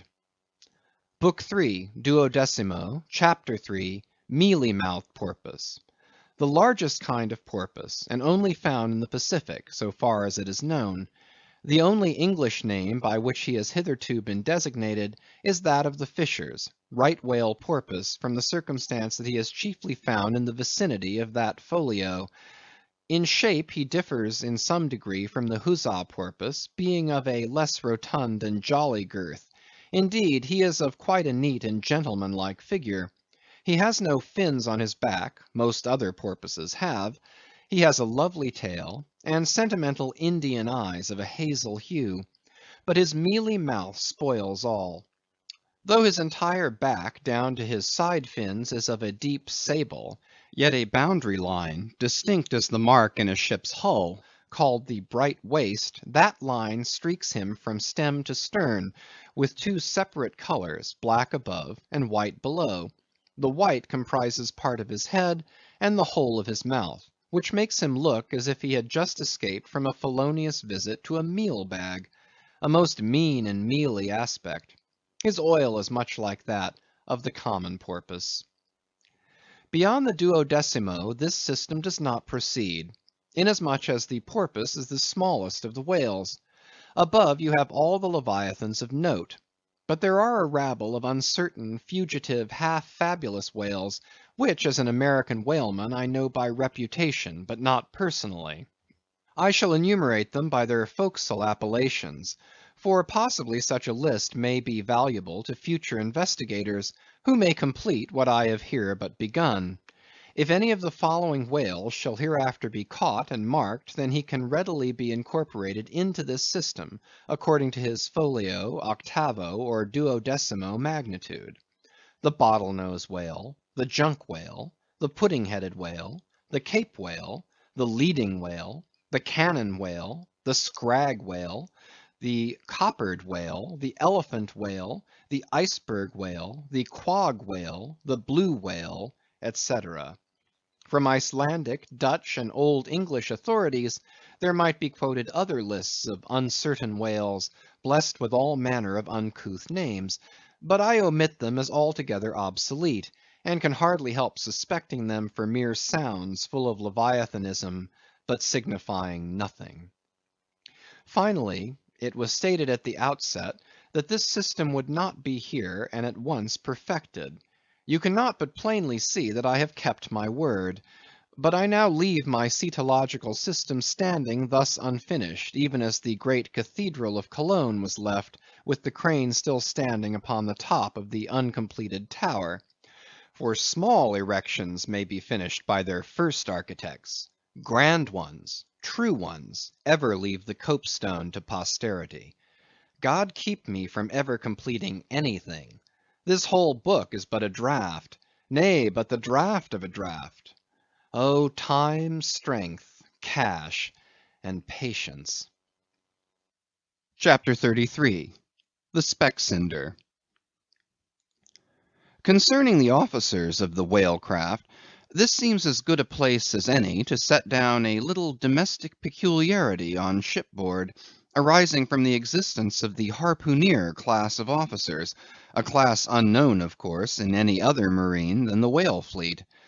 The large importance attached to the harpooneer's vocation is evinced by the fact that originally, in the old Dutch fishery, 2 centuries or more ago, the command of a whale ship was not wholly lodged in the person now called the captain, but was divided between him and an officer called the specksender. Literally, this word means fat cutter. Usage, however, in time made it equivalent to chief harpooneer. In those days, the captain's authority was restricted to the navigation and general management of the vessel, while over the whale hunting department and all its concerns, the specksender or chief harpooneer reigned supreme. In the British Greenland fishery, under the corrupted title of specksioneer, this old Dutch official is still retained, but his former dignity is sadly abridged.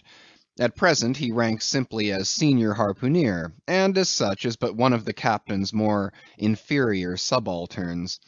Nevertheless, as upon good conduct of the harpooneers the success of a whaling voyage largely depends, and since in the American fishery he is not only an important officer in the boat, but under certain circumstances, night watches on a whaling ground, the command of the ship's deck is also his. Therefore the grand political maxim of the sea demands that he should nominally live apart from the men before the mast, and be in some way distinguished as their professional superior, though always by them familiarly regarded as their social equal. Now the grand distinction drawn between officer and man at sea is this: the first lives aft, the last forward. Hence, in whale ships and merchantmen alike, the mates have their quarters with the captain; and so too, in most of the American whalers, the harpooneers are lodged in the after part of the ship. That is to say, they take their meals in the captain's cabin, and sleep in a place indirectly communicating with it. Though the long period of a southern whaling voyage, by far the longest of all voyages now or ever made by man, the peculiar perils of it, and the community of interest prevailing among a company, all of whom, high or low, depend for their profits, not upon fixed wages, but upon their common luck, together with their common vigilance, intrepidity, and hard work, though all these things do, in some cases, tend to beget a less rigorous discipline than in merchantmen generally, yet never mind how much like an old Mesopotamian family these whalemen may, in some primitive instances, live together. For all that, the punctilious externals, at least, of the quarter deck are seldom materially relaxed, and in no instance done away. Indeed, many are the Nantucket ships in which you will see the skipper parading his quarter deck with an elated grandeur not surpassed in any military navy; nay, extorting almost as much outward homage as if he wore the imperial purple, not the shabbiest of pilot cloth. And though of all men the moody captain of the Pequod was the least given to that sort of shallowest assumption, and though the only homage he ever exacted was implicit, instantaneous obedience; though he required no man to remove the shoes from his feet ere stepping upon the quarter deck; and though there were times when, owing to peculiar circumstances connected with events hereafter to be detailed, he addressed them in unusual terms, whether of condescension or in terrorem or otherwise, yet even Captain Ahab was by no means unobservant of the paramount forms and usages of the sea. Nor, perhaps, will it fail to be eventually perceived, that behind those forms and usages, as it were, he sometimes masked himself, incidentally making use of them for other and more private ends than they were legitimately intended to subserve. That certain sultanism of his brain, which had otherwise in good degree remained unmanifested, through those forms that same sultanism became incarnate in an irresistible dictatorship.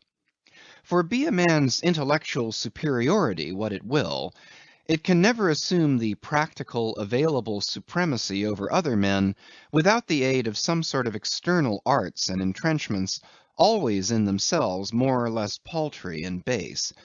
This it is that forever keeps God's true princes of the empire from the world's hustings, and leaves the highest honors that this air can give to those men who become famous more through their infinite inferiority to the choice hidden handful of the divine inert, than through their undoubted superiority over the dead level of the mass.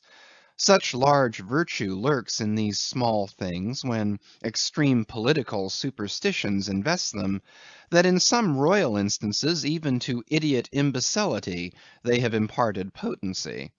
But when, as in the case of Nicholas the Czar, the ringed crown of geographical empire encircles an imperial brain, then the plebeian herds crouch abased before the tremendous centralization.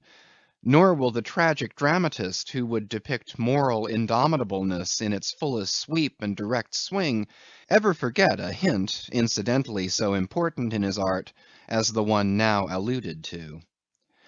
But Ahab, my captain, still moves before me in all his Nantucket grimness and shagginess, and in this episode touching emperors and kings, I must not conceal that I have only to do with a poor old whale hunter like him. And therefore all outward majestical trappings and housings are denied me. Oh, Ahab, what shall be grand in thee, it must needs be plucked at from the skies, and dived for in the deep, and featured in the unbodied air. Chapter 34. The Cabin Table. It is noon, and Doughboy the steward, thrusting his pale loaf of bread face from the cabin scuttle, announces dinner to his lord and master, who, sitting in the lee quarter boat, has just been taking an observation of the sun, and is now mutely reckoning the latitude on the smooth medallion-shaped tablet reserved for that daily purpose on the upper part of his ivory leg. From his complete inattention to the tidings, you would think that moody Ahab had not heard his menial. But presently catching hold of the mizzen shrouds, he swings himself to the deck, and in an even, unexhilarated voice, saying, "Dinner, Mr. Starbuck," disappears into the cabin. When the last echo of his sultan's step has died away, and Starbuck, the first Emir, has every reason to suppose that he is seated, then Starbuck rouses from his quietude, takes a few turns along the planks, and after a grave peep into the binnacle, says with some touch of pleasantness, "Dinner, Mr. Stubb," and descends the scuttle.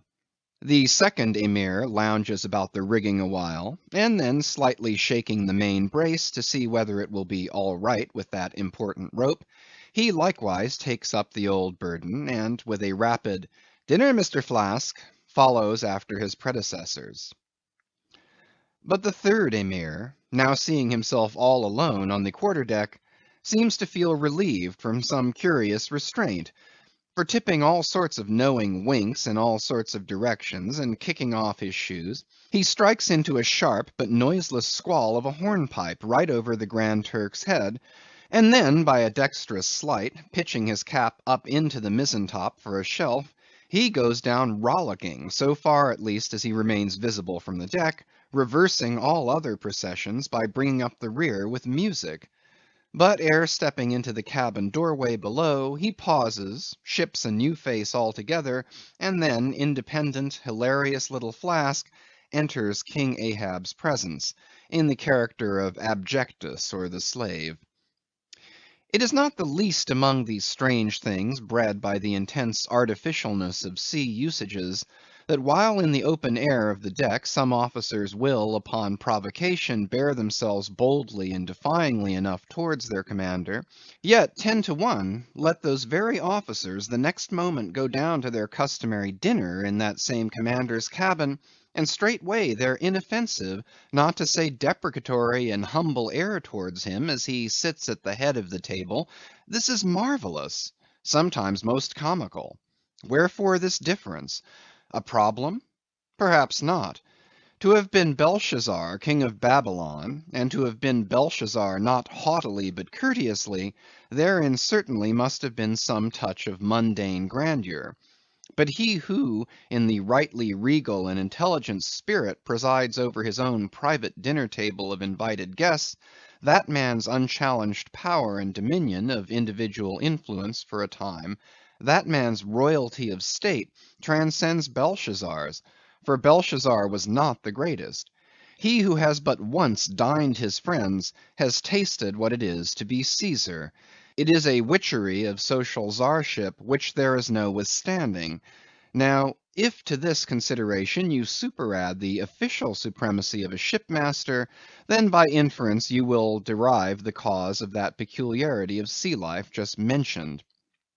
Over his ivory inlaid table, Ahab presided like a mute maned sea lion on the white coral beach, surrounded by his warlike but still deferential cubs. In his own proper turn, each officer waited to be served. They were as little children before Ahab, and yet in Ahab there seemed not to lurk the smallest social arrogance. With one mind, their intent eyes all fastened upon the old man's knife, as he carved the chief dish before him. I do not suppose that for the world they would have profaned that moment with the slightest observation, even upon so neutral a topic as the weather. No. And when reaching out his knife and fork, between which the slice of beef was locked, Ahab thereby motioned Starbuck's plate towards him, the mate received his meat as though receiving alms, and cut it tenderly, and a little started if, perchance, the knife grazed against the plate, and chewed it noiselessly, and swallowed it not without circumspection. For like the coronation banquet at Frankfort, where the German emperor profoundly dines with the 7 imperial electors, so these cabin meals were somehow solemn meals, eaten in awful silence, and yet at table old Ahab forbade not conversation, only he himself was dumb. What a relief it was to choking Stubb when a rat made a sudden racket in the hold below. And poor little Flask, he was the youngest son, and little boy of this weary family party. His were the shin bones of the saline beef, his would have been the drumsticks. For Flask to have presumed to help himself, this must have seemed to him tantamount to larceny in the first degree. Had he helped himself at that table, doubtless never more would he have been able to hold his head up in this honest world. Nevertheless, strange to say, Ahab never forbade him. And had Flask helped himself, the chances were Ahab had never so much as noticed it. Least of all did Flask presume to help himself to butter. Whether he thought the owners of the ship denied it to him, on account of its clouding his clear, sunny complexion, or whether he deemed that on so long a voyage in such marketless waters, butter was at a premium, and therefore was not for him a subaltern. However it was, Flask, alas, was a butterless man. Another thing, Flask was the last person down at dinner, and Flask is the first man up. Consider, for hereby Flask's dinner was badly jammed in point of time. Starbuck and Stubb both had the start of him, and yet they also have the privilege of lounging in the rear. If Stubb even, who is but a peg higher than Flask, happens to have but a small appetite, and soon shows symptoms of concluding his repast, then Flask must bestir himself. He will not get more than 3 mouthfuls that day. For it is against holy usage for Stubb to precede Flask to the deck.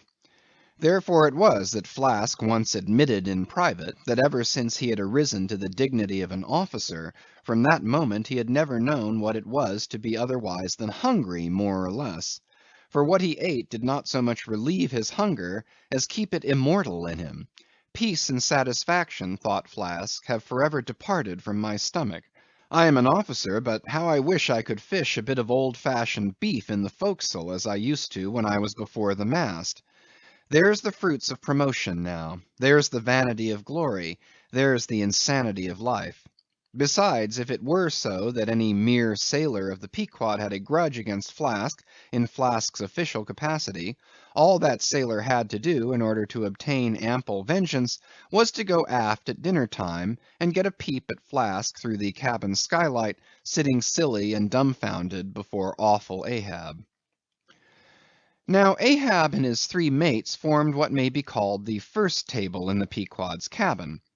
After their departure, taking place in inverted order to their arrival, the canvas cloth was cleared, or rather was restored to some hurried order by the pallid steward, and then the three harpooneers were bidden to the feast, they being its residuary legatees. They made a sort of temporary servants' hall of the high and mighty cabin. In strange contrast to the hardly tolerable constraint and nameless invisible domineerings of the captain's table, was the entire carefree license and ease, the almost frantic democracy of those inferior fellows, the harpooneers. While their masters, the mates, seemed afraid of the sound of the hinges of their own jaws, the harpooneers chewed their food with such a relish that there was a report to it. They dined like lords. They filled their bellies like Indian ships all day loading with spices. Such portentous appetites had Queequeg and Tashtego, that to fill out the vacancies made by the previous repast, often the pale doughboy was fain to bring on a great baron of salt junk, seemingly quarried out of the solid ox. And if he were not lively about it, if he did not go with a nimble hop, skip, and a jump, then Tashtego had an ungentlemanly way of accelerating him by darting a fork at his back, harpoon-wise. And once Daggoo, seized with a sudden humor, assisted Doughboy's memory by snatching him up bodily, and thrusting his head into a great empty wooden trencher, while Tashtego, knife in hand, began laying out the circle preliminary to scalping him. He was naturally a very nervous, shuddering sort of little fellow, this bread-faced steward, the progeny of a bankrupt baker and a hospital nurse. And what with the standing spectacle of the black terrific Ahab and the periodical tumultuous visitations of these three savages, Doughboy's whole life was one continual lip quiver. Commonly, after seeing the harpooneers furnished with all things they demanded, he would escape from their clutches into his little pantry adjoining, and fearfully peep out at them through the blinds of its door till all was over. It was a sight to see Queequeg seated over against Tashtego, opposing his filed teeth to the Indians; crosswise to them, Daggoo seated on the floor, for a bench would have brought his hearse-plumed head to the low carlines, at every motion of his colossal limbs making the low cabin framework to shake, as when an African elephant goes passenger in a ship. But for all this, the great negro was wonderfully abstemious, not to say dainty. It seemed hardly possible that by such comparatively small mouthfuls he could keep up the vitality diffused through so broad, baronial, and superb a person. But, doubtless, this noble savage fed strong and drank deep of the abounding element of air, and through his dilated nostrils snuffed in the sublime life of the worlds. Not by beef or by bread are giants made or nourished. But Queequeg, he had a mortal barbaric smack of the lip in eating, an ugly sound enough, so much so that the trembling doughboy almost looked to see whether any marks of teeth lurked in his own lean arms. And when he would hear Tashtego singing out for him to produce himself, that his bones might be picked, the simple-witted steward all but shattered the crockery hanging round him in the pantry by his sudden fits of the palsy. Nor did the whetstone which the harpooneers carried in their pockets for their lances and other weapons, and with which whetstones at dinner they would ostentatiously sharpen their knives, that grating sound did not at all tend to tranquilize poor Doughboy. How could he forget that in his island days, Queequeg for one must certainly have been guilty of some murderous convivial indiscretions? Alas, Doughboy! Hard fares the white waiter who waits upon cannibals. Not a napkin should he carry on his arm, but a buckler. In good time, though, to his great delight, the three salt sea warriors would rise and depart, to his credulous, fable-mongering ears, all their martial bones jingling in them at every step, like Moorish scimitars in scabbards. But though these barbarians dined in the cabin, and nominally lived there, still, being anything but sedentary in their habits, they were scarcely ever in it except at meal times, and just before sleeping time, when they passed through it to their own peculiar quarters. In this one matter Ahab seemed no exception to most American whale captains, who, as a set, rather incline to the opinion that by rights the ship's cabin belongs to them, and that it is by courtesy alone that anybody else is at any time permitted there. So that in real truth the mates and harpooneers of the Pequod might more properly be said to have lived out of the cabin than in it. For when they did enter it, it was something as a street door enters a house, turning inwards for a moment, only to be turned out the next, and as a permanent thing residing in the open air. Nor did they lose much hereby. In the cabin was no companionship. Socially, Ahab was inaccessible. Though nominally included in the census of Christendom, he was still alien to it. He lived in the world as the last of the grizzly bears lived in settled Missouri. And as when spring and summer had departed, that wild Logan of the woods, burying himself in the hollow of a tree, lived out the winter there, sucking his own paws, so in his inclement, howling old age, Ahab's soul, shut up in the caved trunk of his body, there fed upon the sullen pause of its gloom. CHAPTER 35. The Masthead. It was during the more pleasant weather that in due rotation with the other seamen, my first masthead came round. In most American whalemen, the mastheads are manned almost simultaneously with the vessel's leaving her port, even though she may have 15,000 miles and more to sail ere reaching her proper cruising ground. And if, after a 3, 4, or 5 years' voyage, she is drawing nigh home with anything empty in her, say an empty vial even, then her mastheads are kept manned to the last, and not till her skysail poles sail in amongst the spires of the port does she altogether relinquish the hope of capturing one whale more. Now, as this business of standing mastheads, ashore or afloat, is a very ancient and interesting one, let us in some measure expatiate here. I take it that the earliest standers of mastheads were the old Egyptians, because in all my researches I find none prior to them. For though their progenitors, the builders of Babel, must doubtless by their tower have intended to rear the loftiest masthead in all Asia or Africa either, yet, ere the final truck was put to it, as that great stone mast of theirs may be said to have gone by the board, in the dread gale of God's wrath, therefore we cannot give these Babel builders priority over the Egyptians. And that the Egyptians were a nation of masthead standers is an assertion based upon the general belief among archaeologists that the first pyramids were founded for astronomical purposes, a theory singularly supported by the peculiar stair-like formation of all four sides of those edifices, whereby with prodigious long upliftings of their legs, those old astronomers were wont to mount to the apex, and sing out for new stars, even as the lookouts of a modern ship sing out for a sail, or a whale just bearing in sight. In St. Stylites, the famous Christian hermit of old times, who built him a lofty stone pillar in the desert, and spent the whole latter portion of his life on its summit, hoisting his food from the ground with a tackle, in him we have a remarkable instance of a dauntless stander of mastheads, who was not to be driven from his place by fogs or frosts, rain, hail, or sleet, but valiantly facing everything out to the last, literally died at his post.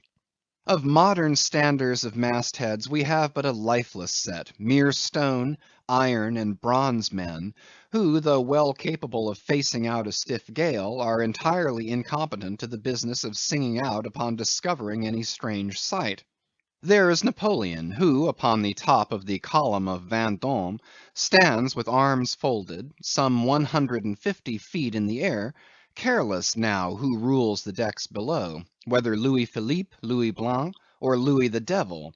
Great Washington, too, stands high aloft on his towering mainmast in Baltimore, and like one of Hercules' pillars, his column marks that point of human grandeur beyond which few mortals will go. Admiral Nelson, also, on a capstan of gunmetal, stands his masthead in Trafalgar Square, and ever, when most obscured by that London smoke, token is yet given that a hidden hero is there. For where there is smoke there must be fire. But neither great Washington, nor Napoleon, nor Nelson will answer a single hail from below, however madly invoked, to befriend by their counsels the distracted decks upon which they gaze. However it may be surmised that their spirits penetrate through the thick haze of the future, and descry what shoals and what rocks must be shunned. It may seem unwarrantable to couple in any respect the masthead standards of the land with those of the sea; but that in truth it is not so, is plainly evinced by an item for which Obed Macy, the sole historian of Nantucket, stands accountable. The worthy Obed tells us that in the early times of the whale fishery, ere ships were regularly launched in pursuit of the game, the people of that island erected lofty spars along the sea coast, to which the lookouts ascended by means of nailed cleats, something as fowls go upstairs in a hen house. A few years ago this same plan was adopted by the bay whalemen of New Zealand, who upon descrying the game gave notice to the ready manned boats nigh the beach. But this custom is now become obsolete. Turn we then to the one proper masthead, that of a whale ship at sea. The three mastheads are kept manned from sunrise to sunset, the seamen taking their regular turns, as at the helm, and relieving each other every 2 hours. In the serene weather of the tropics it is exceedingly pleasant, the masthead; nay, to a dreamy, meditative man it is delightful.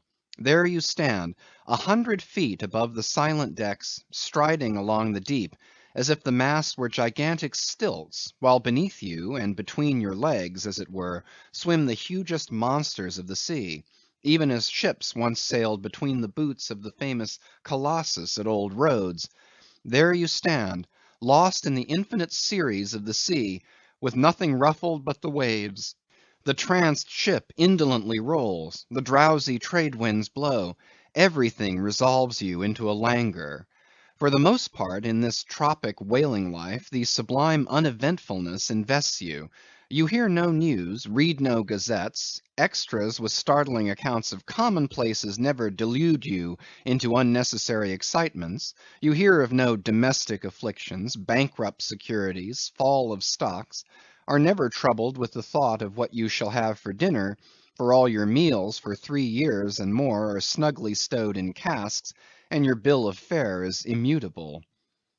In one of those southern whalemen, on a long 3 or 4 years' voyage, as often happens, the sum of the various hours you spend at the masthead would amount to several entire months; and it is much to be deplored that the place to which you devote so considerable a portion of the whole term of your natural life should be so sadly destitute of anything approaching to a cosy inhabitiveness, or adapted to breed a comfortable localness of feeling, such as pertains to a bed, a hammock, a hearse, a sentry box, a pulpit, a coach, or any other of those small and snug contrivances in which men temporarily isolate themselves. Your most usual point of perch is the head of the t'gallant mast, where you stand upon 2 thin parallel sticks, almost peculiar to whalemen, called the t'gallant cross trees. Here, tossed about by the sea, the beginner feels about as cosy as he would standing on a bull's horns. To be sure, in cold weather you may carry your house aloft with you in the shape of a watch coat; but properly speaking, the thickest watch coat is no more of a house than the unclad body; for as the soul is glued inside of its fleshy tabernacle, and cannot freely move about in it, nor even move out of it, without running great risk of perishing, like an ignorant pilgrim crossing the snowy Alps in winter, so a watch coat is not so much of a house as it is a mere envelope, or additional skin encasing you. You cannot put a shelf or chest of drawers in your body, and no more can you make a convenient closet of your watch coat. Concerning all this, it is much to be deplored that the mastheads of a southern whale ship are unprovided with those enviable little tents or pulpits called crow's nests, in which the lookouts of a Greenland whaler are protected from the inclement weather of the frozen seas. In the fireside narrative of Captain Sleet, entitled A Voyage among the Icebergs in quest of the Greenland whale, and incidentally for the rediscovery of the lost Icelandic colonies of old Greenland, In this admirable volume, all standers of mastheads are furnished with a charmingly circumstantial account of the then recently invented crow's nest of the Glacier, which was the name of Captain Sleet's good craft. He called it the Sleet's crow's nest in honor of himself, he being the original inventor and patentee, and free from all ridiculous false delicacy, and holding that if we call our own children after our own names, we fathers being the original inventors and patentees, so likewise we should denominate after ourselves any other apparatus we may beget. In shape, the Sleet's crow's nest is something like a large tierce or pipe. It is open above, however, where it is furnished with a movable side screen to keep to windward of your head in a hard gale. Being fixed on the summit of the mast, you ascend into it through a little trap hatch in the bottom. On the after side, or the side next to the stern of the ship, is a comfortable seat with a locker underneath for umbrellas, comforters, and coats. In front is a leather rack in which to keep your speaking trumpet, pipe, telescope, and other nautical conveniences. When Captain Sleet in person stood his masthead in this crow's nest of his, he tells us that he always had a rifle with him, also fixed in the rack, together with a powder flask and shot, for the purpose of popping off the stray narwhales or vagrant sea unicorns infesting those waters; for you cannot successfully shoot at them from the deck owing to the resistance of the water, but to shoot down upon them is a very different thing. Now, it was plainly a labor of love for Captain Sleet to describe, as he does, all the little detailed conveniences of his crow's nest; but though he so enlarges upon many of these, and though he treats us to a very scientific account of his experiments in this crow's nest, with a small compass he kept there for the purpose of counteracting the errors resulting from what is called the local attraction of all binnacle magnets, an error ascribable to the horizontal vicinity of the iron in the ship's planks, and in the Glacier's case, perhaps, to there having been so many broken down blacksmiths among her crew, I say that though the captain is very discreet and scientific here, yet for all his learned binnacle deviations, azimuth compass observations, and approximate errors, he knows very well, Captain Sleet, that he was not so much immersed in those profound magnetic meditations as to fail being attracted occasionally towards that well replenished little case bottle, so nicely tucked in on one side of his crow's nest, within easy reach of his hand. Though upon the whole I greatly admire and even love the brave, the honest, and learned captain, yet I take it very ill of him that he should so utterly ignore that case bottle, seeing what a faithful friend and comforter it must have been, while with mittened fingers and hooded head he was studying the mathematics aloft there in that bird's nest within 3 or 4 perches of the pole. But if we southern whale fishers are not so snugly housed aloft as Captain Sleet and his Greenlandmen were, yet that disadvantage is greatly counterbalanced by the widely contrasting serenity of those seductive seas in which we south fishers mostly float. For one, I used to lounge up in the rigging very leisurely, resting in the top to have a chat with Queequeg, or any one else off duty whom I might find there; then ascending a little way further, and throwing a lazy leg over the topsail yard, take a preliminary view of the watery pastures, and so at last mount to my ultimate destination. Let me make a clean breast of it here, and frankly admit that I kept but sorry guard. With the problem of the universe revolving in me, how could I, being left completely to myself, at such a thought-engendering altitude, how could I but lightly hold my obligations to observe all whale ships' standing orders, keep your weather eye open, and sing out every time? And let me in this place movingly admonish you, you ship owners of Nantucket, beware of enlisting in your vigilant fisheries any lad with lean brow and hollow eye, given to unseasonable meditativeness, and who offers to ship with the Phaedon instead of Bowditch in his head. Beware of such a one, I say. Your whales must be seen before they can be killed, and this sunken-eyed young Platonist will tow you 10 wakes round the world, and never make you 1 pint of sperm the richer. Nor are these monitions at all unneeded. For nowadays the whale fishery furnishes an asylum for many romantic, melancholy, and absent-minded young men, disgusted with the carking cares of earth, and seeking sentiment in tar and blubber. Childe Harold not infrequently perches himself upon the masthead of some luckless, disappointed whale ship, and in moody phrase ejaculates, "Roll on, thou deep, dark blue ocean, roll! 10,000 blubber hunters sweep over thee in vain." Very often do the captains of such ships take those absent-minded young philosophers to task, upbraiding them with not feeling sufficient interest in the voyage, half hinting that they are so hopelessly lost to all honorable ambition, as that in their secret souls they would rather not see whales than otherwise. But all in vain. Those young Platonists have a notion that their vision is imperfect. They are short-sighted. What use then to strain the visual nerve? They have left their opera glasses at home. "Why, thou monkey," said a harpooneer to one of these lads, "we've been cruising now hard upon 3 years, and thou hast not raised a whale yet. Whales are scarce as hen's teeth whenever thou art up here." Perhaps they were. Or perhaps there might have been shoals of them in the far horizon, but lulled into such an opium-like listlessness of vacant, unconscious reverie, is this absent-minded youth by the blending cadence of waves with thoughts, that at last he loses his identity, takes the mystic ocean at his feet for the visible image of that deep, blue, bottomless soul pervading mankind and nature, and every strange, half-seen, gliding, beautiful thing that eludes him, every dimly discovered, uprising fin of some undiscernible form seems to him the embodiment of those elusive thoughts that only people the soul by continually flitting through it. In this enchanted mood, thy spirit ebbs away to whence it came, becomes diffused through time and space like Cramer's sprinkled pantheistic ashes, forming at last a part of every shore the round globe over. There is no life in thee now except that rocking life imparted by a gently rolling ship, by her borrowed from the sea, by the sea from the inscrutable tides of God.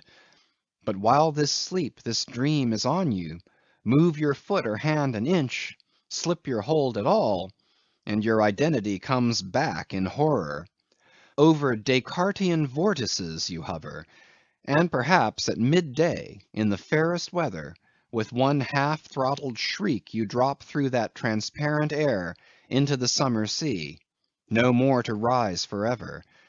Heed it well, ye pantheists. CHAPTER 36. The Quarter Deck. Enter Ahab, then all.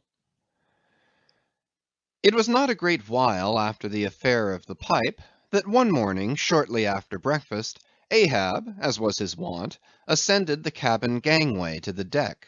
There most sea captains usually walk at that hour, as country gentlemen, after the same meal, take a few turns in the garden.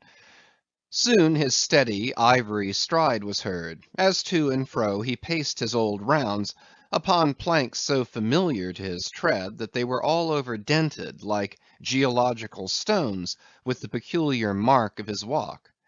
Did you fixedly gaze, too, upon that ribbed, indented brow, there also you would see still stranger footprints, the footprints of his one unsleeping, ever-pacing thought. But on the occasion in question, those dents looked deeper, even as his nervous step that morning left a deeper mark.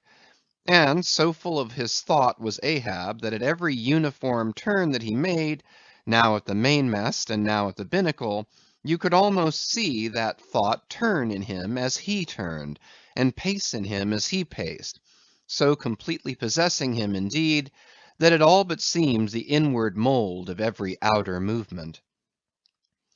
"D'ye mark him, Flask?" whispered Stubb. "The chick that's in him pecks the shell. 'Twill soon be out." The hours wore on. Ahab now shut up within his cabin, anon pacing the deck, with the same intense bigotry of purpose in his aspect. It drew near the close of day. Suddenly he came to a halt by the bulwarks, and inserting his bone leg into the auger hole there, and with one hand grasping a shroud, he ordered Starbuck to send everybody aft. "Sir," said the mate, astonished at an order seldom or never given on shipboard except in some extraordinary case. "Send everybody aft," repeated Ahab. "Mastheads there, come down." When the entire ship's company were assembled, and with curious and not wholly unapprehensive faces were eyeing him, for he looked not unlike the weather horizon when a storm is coming up, Ahab, after rapidly glancing over the bulwarks, and then darting his eyes among the crew, started from his standpoint, and as though not a soul were nigh him, resumed his heavy turns upon the deck. With bent head and half-slouched hat he continued to pace, unmindful of the wondering whispering among the men, till Stubb cautiously whispered to Flask that Ahab must have summoned them there for the purpose of witnessing a pedestrian feat. But this did not last long. Vehemently pausing, he cried, "What do you do when you see a whale, men?" "Sing out for him," was the impulsive rejoinder from a score of clubbed voices. "Good!" cried Ahab, with a wild approval in his tones, observing the hearty animation into which his unexpected question had so magnetically thrown them. "And what do you do next, men?" "Lower away, and after him." "And what tune is it ye pull to, men?" "A dead whale or a stove boat." More and more strangely and fiercely glad and approving grew the countenance of the old man at every shout, while the mariners began to gaze curiously at each other, as if marvelling how it was that they themselves became so excited at such seemingly purposeless questions.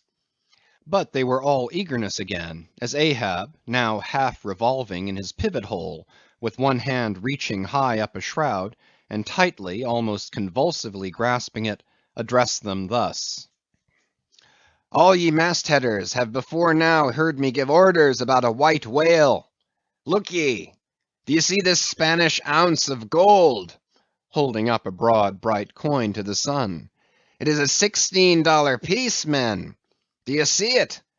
Mr. Starbuck, hand me yon top-maul." While the mate was getting the hammer, Ahab, without speaking, was slowly rubbing the gold piece against the skirts of his jacket, as if to heighten its lustre, and without using any words was meanwhile lowly humming to himself, producing a sound so strangely muffled and inarticulate that it seemed the mechanical humming of the wheels of his vitality in him. Receiving the top-maul from Starbuck, he advanced towards the mainmast with the hammer uplifted in one hand, exhibiting the gold with the other, and with a high raised voice exclaiming, "Whosoever of ye raises me a white-headed whale, with a wrinkled brow and a crooked jaw, whosoever of ye raises me that white-headed whale, with 3 holes punctured in his starboard fluke, look ye, whosoever of ye raises me that same white whale, he shall have this gold ounce, my boys." "Huzza! huzza!" cried the seamen, as with swinging tarpaulins they hailed the act of nailing the gold to the mast. "It's a white whale, I say," resumed Ahab, as he threw down the top-maul. "A white whale. Skin your eyes for him, men. Look sharp, for white water. If ye see but a bubble, sing out." All this while Tashtego, Daggoo, and Queequeg had looked on with even more intense interest and surprise than the rest, and at the mention of the wrinkled brow and crooked jaw, they had started as if each was separately touched by some specific recollection. "Captain Ahab," said Tashtego, "that white whale must be the same that some call Moby Dick." "Moby Dick!" shouted Ahab. "Do ye know the white whale then, Tash?" "Does he fantail a little curious, sir, before he goes down?" said the Gay Header, deliberately. "And he has a curious spout, too," said Daggoo, "very bushy, even for a parmacetty, and mighty quick, Captain Ahab?" "And he have 1, 2, 3, oh! good many iron in him hide, too, Captain," cried Queequeg disjointedly. all twisky betwisk like him, faltering hard for a word, and screwing his hand round and round as though uncorking a bottle. Like him, corkscrew, cried Ahab. Aye, Queequeg, the harpoons lie all twisted and wrenched in him. Aye, Daggoo, his spout is a big one, like a whole shock of wheat, and white as a pile of our Nantucket wool after the great annual sheep shearing. Aye, Tashtego, and he fantails like a split jib in a squall. Death and devils, men, it is Moby Dick you have seen. Moby Dick! Moby Dick! Captain Ahab, said Starbuck, who, with Stubb and Flask, had thus far been eyeing his superior with increasing surprise, but at last seemed struck with a thought, which somewhat explained all the wonder. Captain Ahab, I have heard of Moby Dick, but it was not Moby Dick that took off thy leg. Who told thee that? Cried Ahab, then pausing. Aye, Starbuck. Aye, my hearties, all around. It was Moby Dick that dismasted me. Moby Dick that brought me to this dead stump I stand on now.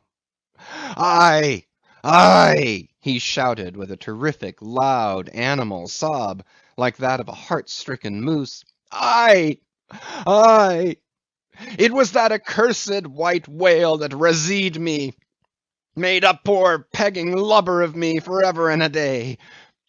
Then tossing both arms with measureless imprecations, he shouted out, Aye, aye, and I'll chase him round Good Hope, and round the Horn, and round the Norway Maelstrom, and round Perdition's flames before I give him up. And this is what ye have shipped for, men, to chase that white whale on both sides of land, and over all sides of the earth, till he spouts black blood and rolls fin out. What say ye, men? Will ye splice hands on it now? I think ye do look brave. Aye, aye, shouted the harpooneers and the seamen, running closer to the excited old man. A sharp eye for the white whale! A sharp lance for Moby Dick! God bless ye! He seemed to half sob and half shout. God bless ye, men! Steward, go draw the great measure of grog. But what's this long face about, Mr. Starbuck? Wilt thou not chase the white whale? Art not game for Moby Dick? I am game for his crooked jaw, and for the jaws of death too, Captain Ahab, if it fairly come in the way of the business we follow. But I came here to hunt whales, not my commander's vengeance. How many barrels will thy vengeance yield thee, even if thou gettest it, Captain Ahab?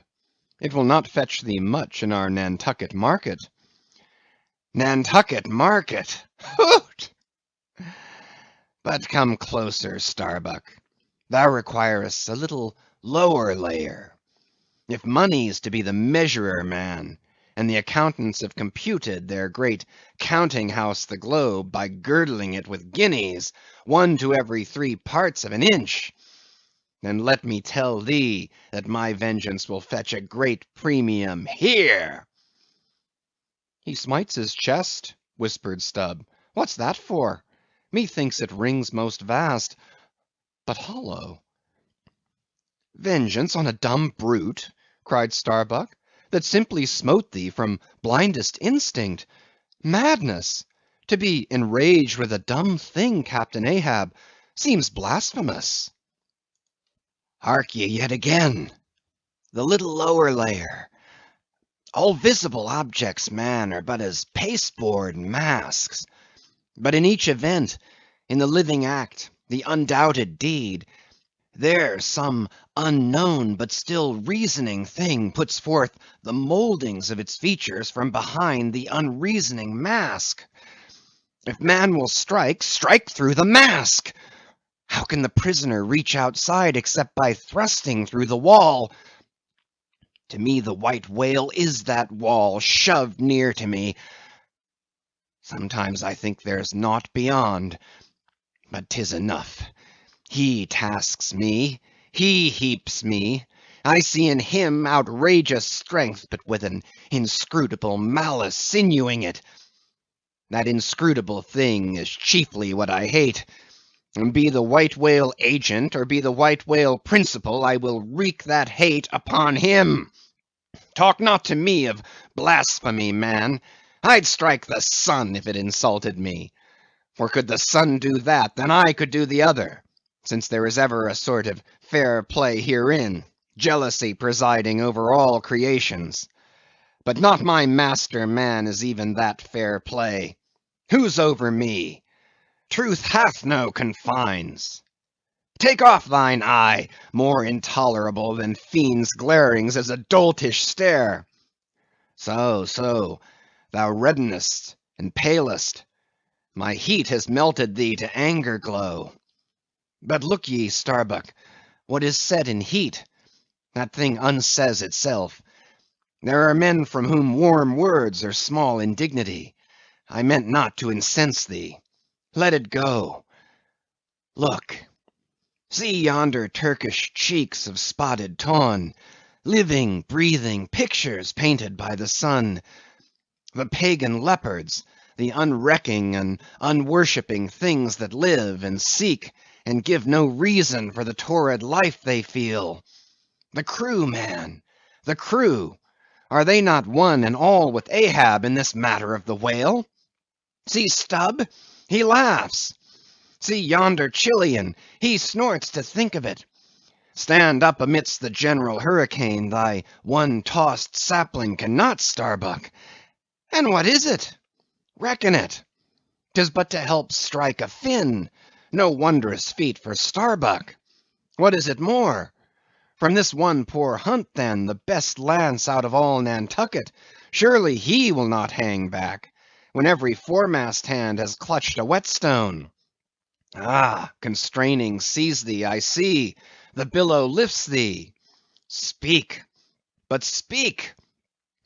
Aye, thy silence then, that voices thee. Aside. Something shot from my dilated nostrils. He has inhaled it in his lungs. Starbuck now is mine. Cannot oppose me now without rebellion. God keep me, keep us all, murmured Starbuck lowly. But in his joy at the enchanted, tacit acquiescence of the mate, Ahab did not hear his foreboding invocation, nor yet the low laugh from the hold, nor yet the presaging vibrations of the winds in the cordage, nor yet the hollow flap of the sails against the mass, as for a moment their hearts sank in. For again Starbuck's downcast eyes lighted up with the stubbornness of life, the subterranean laugh died away, the winds blew on, the sails filled out, the ship heaved and rolled as before.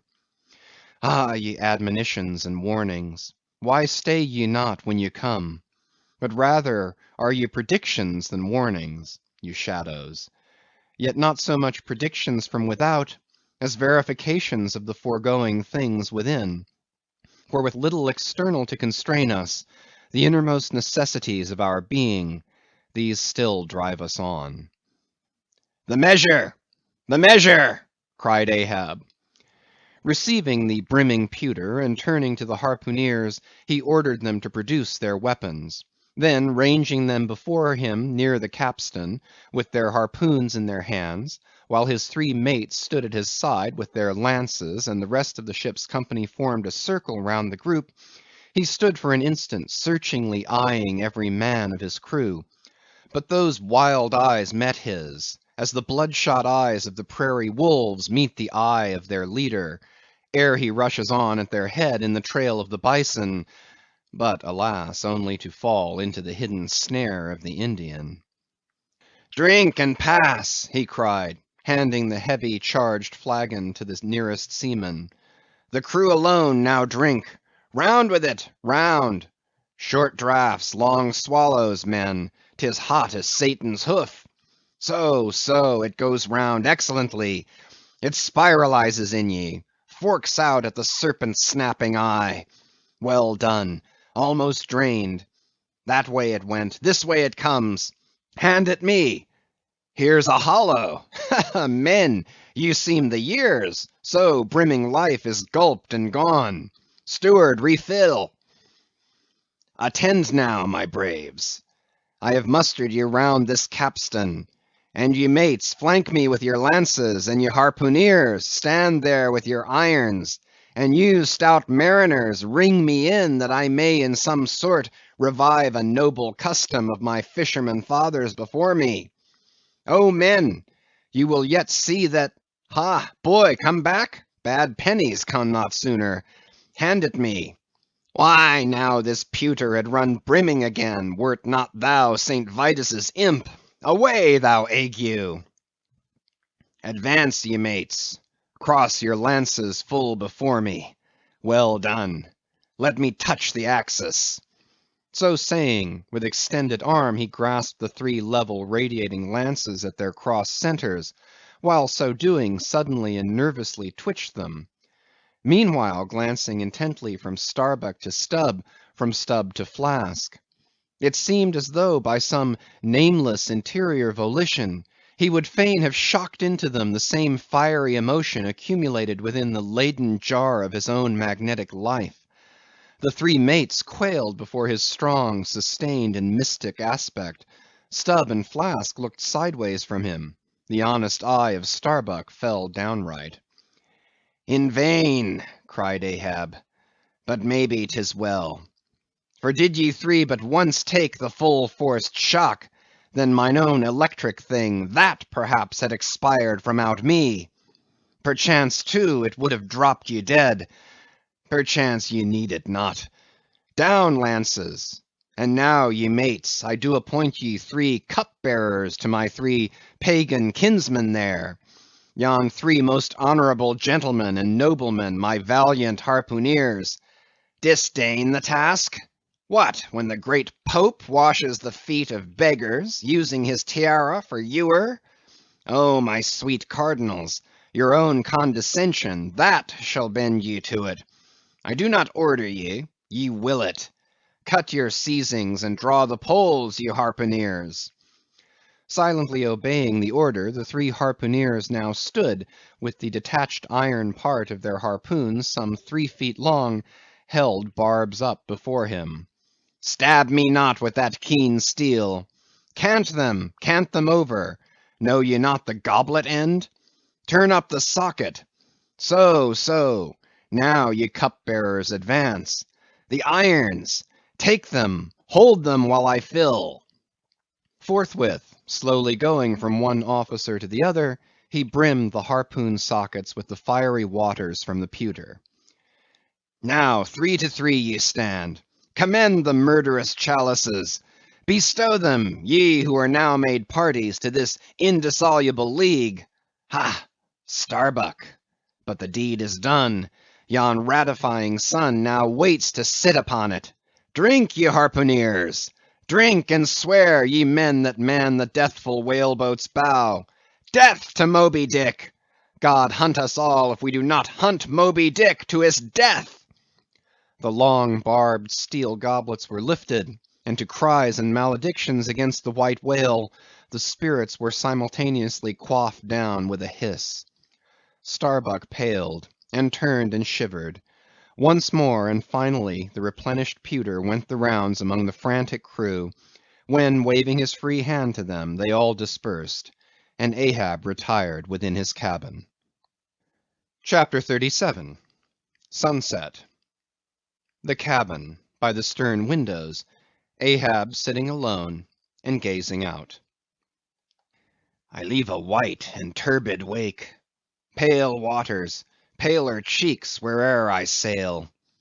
The envious billows sidelong swell to whelm my track. Let them. But first I pass. Yonder, by the ever-brimming goblet's rim, the warm waves blush like wine. The gold brow plumbs the blue. The diver sun, slow dived from noon, goes down. My soul mounts up. She wearies with her endless hill. Is then the crown too heavy that I wear, this iron crown of Lombardy? Yet it is bright with many a gem. I, the wearer, see not its far flashings, but darkly feel that I wear that dazzlingly confounds. 'Tis iron, that I know, not gold. 'Tis split, too, that I feel. The jagged edge galls me so. My brain seems to beat against the solid metal. Aye, steel skull mine, the sort that needs no helmet from the most brain-battering fight. Dry heat upon my brow. Oh, time was, when as the sunrise nobly spurred me, so the sunset soothed. No more. This lovely light, it lights not me. All loveliness is anguish to me, since I can ne'er enjoy. Gifted with the high perception, I lack the low enjoying power. Damned most subtly and most malignantly. Damned in the midst of paradise. Good night, good night. Waving his hand, he moves from the window. 'Twas not so hard a task. I thought to find one stubborn at the least. But my one-cogged circle fits into all their various wheels, and they revolve. Or, if you will, like so many ant-hills of powder, they all stand before me, and I their match. Oh, hard, that to fire others the match itself must needs be wasting. What I've dared, I've willed, and what I've willed, I'll do. They think me mad. Starbuck does. But I'm demoniac. I am madness maddened. That wild madness that's only calm to comprehend itself. The prophecy was that I should be dismembered, and I lost this leg. I now prophesy that I will dismember my dismemberer. Now then be the prophet and the fulfiller one. That's more than ye great gods ever were. I laugh and hoot at ye cricket players, ye pugilists, ye deaf Burkes and blinded Bendigos. I will not say as schoolboys do to bullies, take someone of your own size, don't pummel me. No, you've knocked me down, and I am up again, but ye have run and hidden. Come forth from behind your cotton bags. I have no long gun to reach ye. Come, Ahab's compliments to ye. Come and see if ye can swerve me. Swerve me? You cannot swerve me, else ye swerve yourselves. Man has ye there. Swerve me? The path to my fixed purpose is laid with iron rails, whereon my soul is grooved to run. Over unsounded gorges, through the rifled hearts of mountains, under torrents' beds, unerringly I rush. Naught's an obstacle, naught's an angle to the iron way. CHAPTER 38. Dusk. By the mainmast, Starbuck leaning against it. My soul is more than matched. She's overmanned, and by a madman. Insufferable sting that sanity should ground arms on such a field. But he drilled deep down, and blasted all my reason out of me. I think I see his impious end, but feel that I must help him to it. Will I, nill I, the ineffable thing has tied me to him, tows me with a cable I have no knife to cut. Horrible old man! Who's over him, he cries. Aye, he would be a democrat to all above. Look how he lords it over all below. Oh, I plainly see my miserable office, to obey rebelling, and worse yet, to hate with a touch of pity. For in his eyes I read some lurid woe would shrivel me up, had I it. Yet is there hope, time and tide flow wide.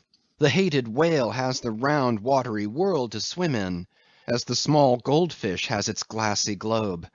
His heaven insulting purpose God may wedge aside.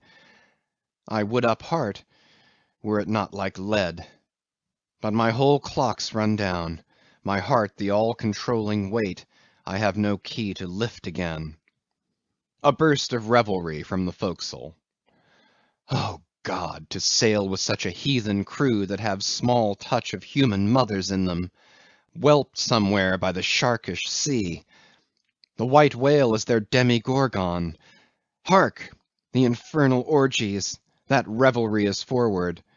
Mark the unfaltering silence aft. Methinks it pictures life. Foremost through the sparkling sea shoots the gay, embattled, bantering bow, but only to drag dark Ahab after it, where he broods within his sternward cabin, builded over the dead water of the wake, and further on hunted by its wolfish gurglings. The long howl thrills me through. Peace, ye revellers, and set the watch. Oh, life! 'Tis an hour like this, with soul beat down and held to knowledge, as wild, untutored things are forced to feed. Oh, life!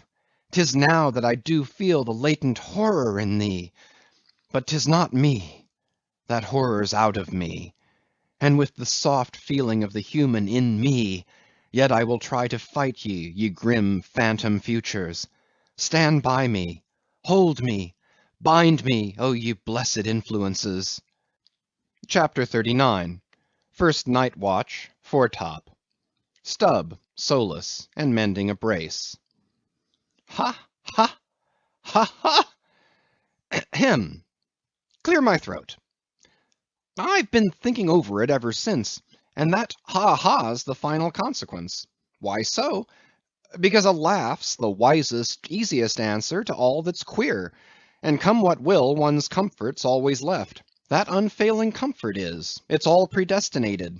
I heard not all his talk with Starbuck, but to my poor eye, Starbuck then looked something as I the other evening felt. Be sure the old Mogul had fixed him, too. I twigged it, knew it, had the gift, might readily have prophesied it. For when I clapped my eye upon his skull, I saw it. Well, Stubb, wise Stubb, that's my title. Well, Stubb, what of it, Stubb? Here's a carcass. I know not all that may be coming, but be it what it will, I'll go to it laughing. Such a waggish leering as lurks in all your horribles. I feel funny. Fa-la, lira, skira. What's my juicy little pair at home doing now? Crying its eyes out? Giving a party to the last arrived harpooneers, I dare say. Gay as a frigate's pennant, and so am I. Fa-la, lira, skira. Oh! We'll drink tonight with hearts as light, to love as gay as fleeting, as bubbles that swim on beaker's brim, and break on the lips while meeting. A brave stave that. Who calls? Mr. Starbuck. Aye, aye, sir. Aside. He's my superior. He has his too, if I'm not mistaken. Aye, aye, sir. Just through with this job. Coming. Chapter 40. Midnight, Forecastle. Harpooneers and sailors. Foresail rises and discovers the watch standing, lounging, leaning, and lying in various attitudes, all singing in chorus. Farewell and adieu to you, Spanish ladies. Farewell and adieu to you, ladies of Spain. Our captain's commanded. First Nantucket sailor. Oh, boys, don't be sentimental. It's bad for the digestion. Take a tonic and follow me. Sings, and all follow. Our captain stood upon the deck, a spyglass in his hand, a viewing of those gallant whales that blew at every strand. Oh, your tubs and your boats, my boys, and by your braces stand, and we'll have one of those fine whales. Hand, boys, over hand. So be cheery, my lads, may your hearts never fail, while the bold harpooneer is striking the whale. Mate's voice from the quarter-deck. 8 bells there, forward. Second Nantucket sailor. Avast the chorus! 8 bells there! D'ye hear, bell boy? Strike the bell 8, thou pip, thou blackling, and let me call the watch. I've the sort of mouth for that, the hogshead mouth.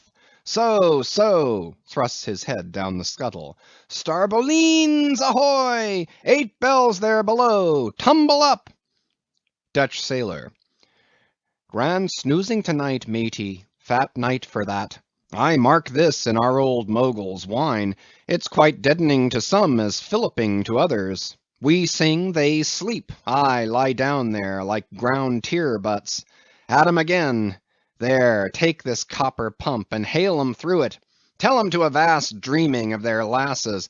Tell 'em it's the resurrection, that they must kiss their last and come to judgment. That's the way, that's it. Thy throat ain't spoiled with eating Amsterdam butter. French sailor. Hist, boys! Let us have a jig or two before we ride to anchor in Blanket Bay. What say ye? There comes the other watch. Stand by, all legs. Pip! Little Pip! Hurrah with your tambourine! Pip, sulky and sleepy. Don't know where it is. French sailor. Beat thy belly then, and wag thy ears. Jig it, men, I say, merry's the word. Hurrah! Damn me, won't you dance? Form now, Indian file, and gallop into the double shuffle. Throw yourselves! Legs, legs! Iceland sailor. I don't like your floor, matey. It's too springy to my taste. I'm used to ice floors. I'm sorry to throw cold water on the subject, but excuse me. Maltese sailor. Me too. Where's your girls? Who but a fool would take his left hand by his right and say to himself, how do you do? Partners! I must have partners. Sicilian sailor. Aye, girls and a green. Then I'll hop with ye, yea, turn grasshopper. Long Island sailor. Well, well, ye sulkies, there's plenty more of us. Hoe corn when ye may, say I. All legs go to harvest soon. Ah, here comes the music, now for it. Azore sailor, ascending, and pitching the tambourine up the scuttle. Here you are, Pip, and there's the windlass bits, up you mount. Now, boys. The half of them dance to the tambourine, some go below, some sleep or lie among the coils of rigging. Oaths aplenty. Azore sailor, dancing. Go to it, Pip! Bang it, bellboy! Rig it, dig it, stig it, quig it, bellboy! Make fireflies, break the jinglers! Pip. Jinglers, you say? There goes another, dropped off, I pound it so. China sailor. Rattle thy teeth then, and pound away, make a pagoda of thyself. French sailor. Merry mad! Hold up thy hoop, Pip, till I jump through it. Split jibs! Tear yourselves! Tashtego, quietly smoking. That's the white man. He calls that fun. Humph! I save my sweat. Old Manx sailor. I wonder whether those jolly lads bethink them of what they are dancing over. I'll dance over your grave, I will. That's the bitterest threat of your night women, that beat headwinds round corners. Oh, Christ! To think of the green navies and the green-skulled crew. Well, well, belike the whole world's a ball, as you scholars have it, and so 'tis right to make one ballroom of it. Dance on, lads, you're young. I was once. Third Nantucket sailor. Spell! Oh, whew! This is worse than pulling after whales in a calm. Give us a whiff, Tash. They cease dancing and gather in clusters. Meantime the sky darkens, the wind rises. Lascar sailor. By Brahma, boys, it'll douse sail soon. The sky-born, high-tide Ganges turn to wind. Thou showest thy black brow, Siva. Maltese sailor, reclining and shaking his cap. It's the waves. The snow-caps turn to jig it now. They'll shake their tassels soon. Now would all the waves were women, then I'd go drown, and chassy with them evermore. There's naught so sweet on earth, heaven may not match it, as those swift glances of warm, wild bosoms in the dance, when the over-arboring arms hide such ripe, bursting grapes. Sicilian sailor, reclining. Tell me not of it. Hark ye, lad, fleet interlacings of the limbs, lithe swayings, coyings, flutterings, lip, heart, hip, all graze, unceasing touch and go. Not taste, observe ye, else come satiety, eh, pagan? Nudging. Tahitian sailor, reclining on a mat. Hail, holy nakedness of our dancing girls, the Hiva Hiva! Ah, low-veiled, high-palmed Tahiti, I still rest me on thy mat, but the soft soil has slid. I saw thee woven in the wood, my mat. Green the first day I brought ye thence, now worn and wilted quite. Ah me! Not thou nor I can bear the change. How then, if so be transplanted to yon sky? Hear I the roaring streams from Pirohite's peak of spears when they leap down the crags and drown the villages? The blast! The blast! Up, spine, and meet it! Leaps to his feet. Portuguese sailor. How the sea rolls, swashing against the side! Stand by for reefing, hearties! The winds are just crossing swords, pell-mell they go lunging presently. Danish sailor. Crack, crack, old ship! So long as thou crackest, thou holdest. Well done! The mate there holds ye to it stiffly. He's no more afraid than the Isle fort at Kattegat, put there to fight the Baltic with storm-lashed guns, on which the sea salt cakes. Fourth Nantucket sailor. He has his orders, mind ye that. I heard old Ahab tell him he must always kill a squall, something as they burst a waterspout with a pistol. Fire your ship right into it. English sailor. Blood! But that old man's a grand old cove. We are the lads to hunt him up his whale. All. Aye, aye! Old Manx sailor. How the three pines shake! Pines are the hardest sort of tree to live when shifted to any other soil. And here there's none but the crew's cursed clay. Steady, helmsman, steady! This is the sort of weather when brave hearts snap ashore, and keeled hulls split at sea. Our captain has his birthmark. Look yonder, boys, there's another in the sky, lurid like, ye see, all else pitch black. Daggoo. What of that? Who's afraid of black's afraid of me. I'm quarried out of it. Spanish sailor. Aside. He wants to bully, eh? The old grudge makes me touchy. Advancing.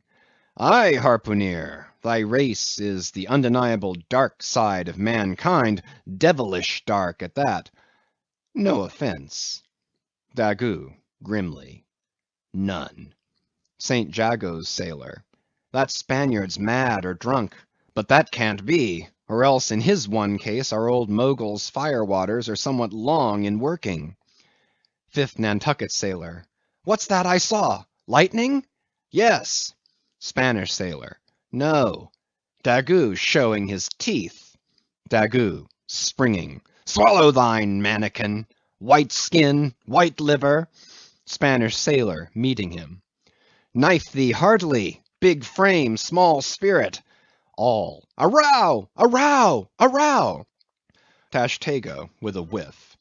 A row alow and a row aloft. Gods and men, both brawlers. Humph! Belfast sailor. A row! A row! A row! The Virgin be blessed! A row! Plunge in with ye! English sailor. Fair play! Snatch the Spaniard's knife! A ring! A ring! Old Manx sailor. Ready formed. There, the ringed horizon. In that ring Cain struck Abel. Sweet work, right work, no? Why then, God, madest thou the ring? Mate's voice from the quarter-deck. Hands by the halyards! In top-gallant sails! Stand by to reef topsails! All. The squall! The squall! Jump, my jollies! They scatter. Pip, shrinking under the windlass. Jollies? Lord help such jollies! Crish, crash, there goes the jibstay! Blang, whang! God! Duck lower, Pip, here comes the royal yard! It's worse than being in the World Woods, the last day of the year. Who'd go climbing after chestnuts now? But there they go, all cursing, and here I don't. Fine prospects to 'em. They're on the road to heaven. Hold on hard. Jiminy, what a squall! But those chaps are worse yet. They are your white squalls, they. White squalls? White whale? Sure, sure. Here have I heard all their chat just now, and the white whale, sure, sure, but spoken of once, and only this evening. It makes me jingle all over like my tambourine. That anaconda of an old man swore 'em in to hunt him. Oh, thou big white God aloft there somewhere in yon darkness, have mercy on this small black boy down here. Preserve him from all men that have no bowels to feel fear. CHAPTER 41. Moby Dick. I, Ishmael, was one of that crew. My shouts had gone up with the rest. My oath had been welded with theirs. And stronger I shouted, and more did I hammer and clinch my oath, because of the dread in my soul. A wild, mystical, sympathetical feeling was in me. Ahab's quenchless feud seemed mine. With greedy ears I learned the history of that murderous monster against whom I and all the others had taken our oaths of violence and revenge. For some time past, though at intervals only, the unaccompanied, secluded white whale had haunted those uncivilized seas mostly frequented by the sperm whale fishermen.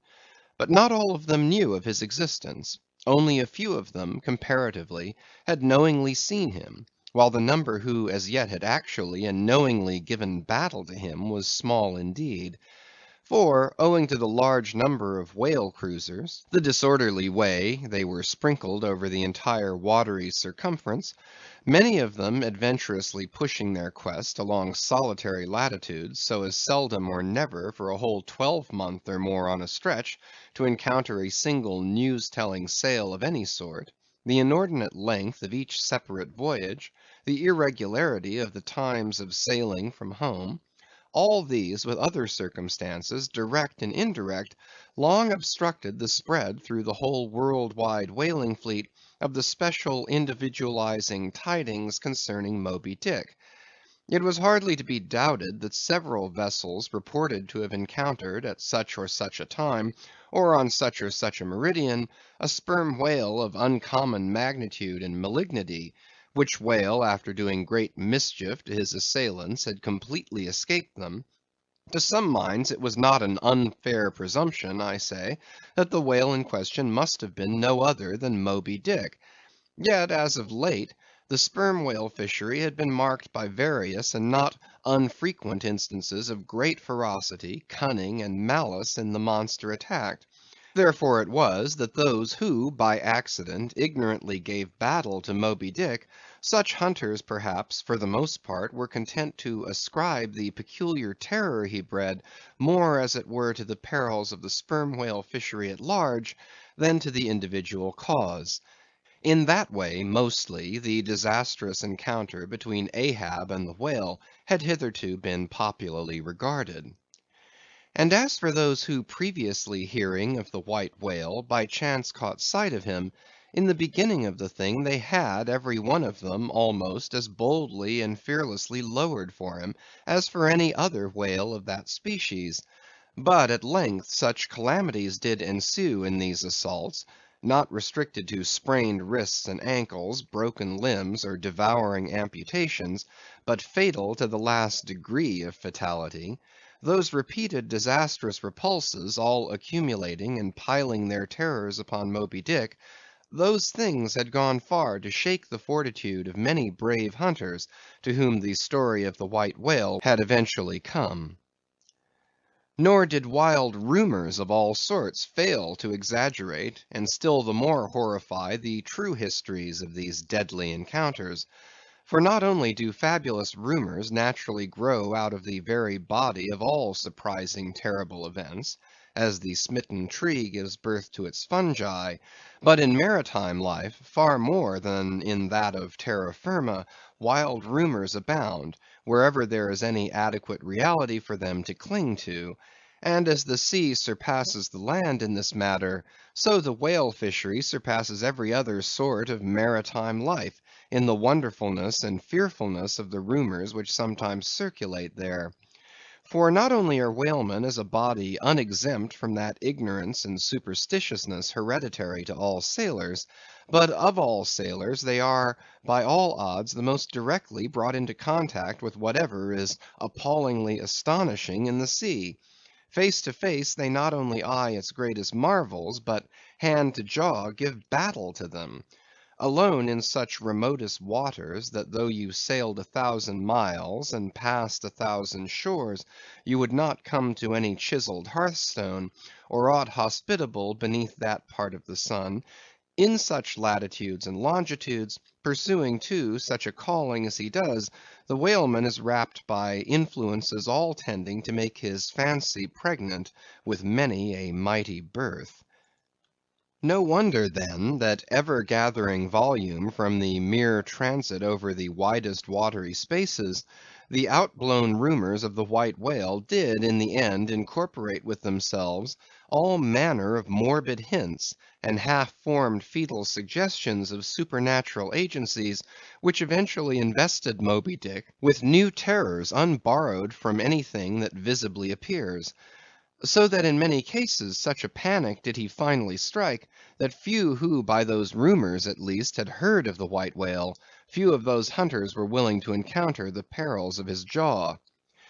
But there were still other and more vital practical influences at work.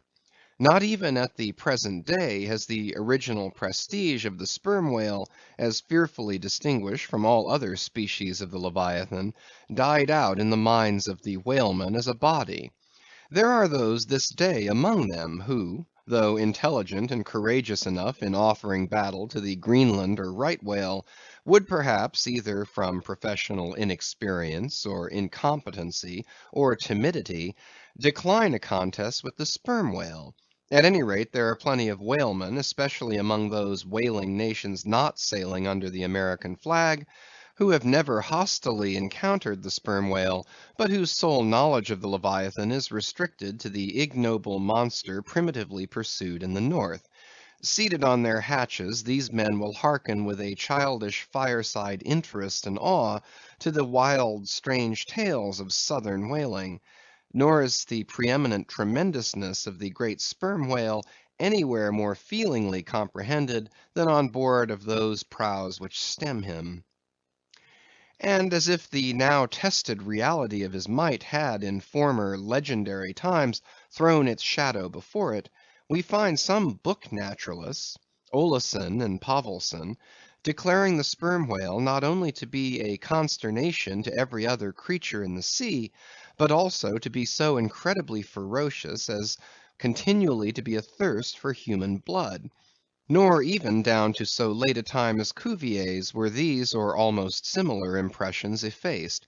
For in his Natural History the Baron himself affirms that at sight of the sperm whale all fish, sharks included, are struck with the most lively terrors, and often in the precipitancy of their flight dash themselves against the rocks with such violence as to cause instantaneous death. And however the general experiences in the fishery may amend such reports as these, yet in their full terribleness, even to the bloodthirsty item of Pavelson, the superstitious belief in them is, in some vicissitudes of their vocation, revived in the minds of the hunters. So that overawed by the rumors and portents concerning him, not a few of the fishermen recalled, in reference to Moby Dick, the earlier days of the sperm whale fishery, when it was oftentimes hard to induce long-practiced right whalemen to embark in the perils of this new and daring warfare; such men protesting that although other leviathans might be hopefully pursued, yet to chase and point lance at such an apparition as the sperm whale was not for mortal man; that to attempt it would be inevitably to be torn into a quick eternity. On this head there are some remarkable documents that may be consulted. Nevertheless, some there were who even in the face of these things were ready to give chase to Moby Dick, and a still greater number who, chancing only to hear of him distantly and vaguely, without the specific details of any certain calamity, and without superstitious accompaniments, were sufficiently hardy not to flee from the battle if offered. One of the wild suggestions referred to, as at last coming to be linked with the white whale in the minds of the superstitiously inclined, was the unearthly conceit that Moby Dick was ubiquitous; that he had actually been encountered in opposite latitudes at one and the same instant of time. Nor, credulous as such minds might have been, was this conceit altogether without some faint show of superstitious probability. For as the secrets of the currents of the seas have never yet been divulged, even to the most erudite research, so the hidden ways of the sperm whale when beneath the surface remain in great part unaccountable to his pursuers, and from time to time have originated the most curious and contradictory speculations regarding them, especially concerning the mystic modes whereby, after sounding to a great depth, he transports himself with such vast swiftness to the most widely distant points. It is a thing well known to both American and English whale ships, and as well a thing placed upon authoritative record years ago by Scoresby, that some whales have been captured far north in the Pacific, in whose bodies have been found the barbs of harpoons darted in the Greenland seas. Nor is it to be gainsaid, that in some of these instances it has been declared that the interval of time between the two assaults could not have exceeded very many days. Hence, by inference, it has been believed by some whalemen that the North West Passage, so long a problem to man, was never a problem to the whale. So that here, in the real living experience of living men, the prodigies related in old times of the inland Strelo mountain in Portugal, near whose top there was said to be a lake in which the wrecks of ships floated up to the surface, and that still more wonderful story of the Arethusa fountain near Syracuse, whose waters were believed to have come from the Holy Land by an underground passage, these fabulous narrations are almost fully equalled by the realities of the whaleman. Forced into familiarity, then, with such prodigies as these, and knowing that after repeated intrepid assaults the white whale had escaped alive, it cannot be much matter of surprise that some whalemen should go still further in their superstitions, declaring Moby Dick not only ubiquitous, but immortal; for immortality is but ubiquity in time; that though groves of spears should be planted in his flanks, he would still swim away unharmed; or if indeed he should ever be made to spout thick blood, such a sight would be but a ghastly deception; for again in unsanguined billows, hundreds of leagues away, his unsullied jet would once more be seen. But even stripped of these supernatural surmisings, there was enough in the earthly make and incontestable character of the monster to strike the imagination with unwonted power. For it was not so much his uncommon bulk that so much distinguished him from other sperm whales, but, as elsewhere thrown out, a peculiar snow-white wrinkled forehead, and a high pyramidical white hump.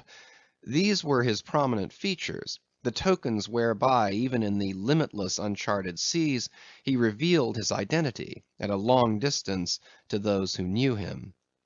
The rest of his body was so streaked and spotted and marbled with the same shrouded hue, that in the end he had gained his distinctive appellation of the White Whale, a name, indeed, literally justified by his vivid aspect, when seen gliding at high noon through a dark blue sea, leaving a Milky Way wake of creamy foam, all spangled with golden gleamings.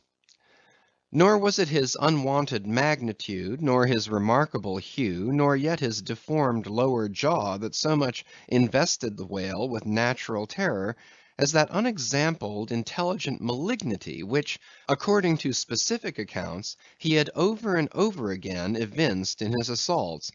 More than all, his treacherous retreats struck more dismay than perhaps aught else; for when swimming before his exulting pursuers, with every apparent symptom of alarm, he had several times been known to turn round suddenly, and bearing down upon them, either stave their boats to splinters, or drive them back in consternation to their ship.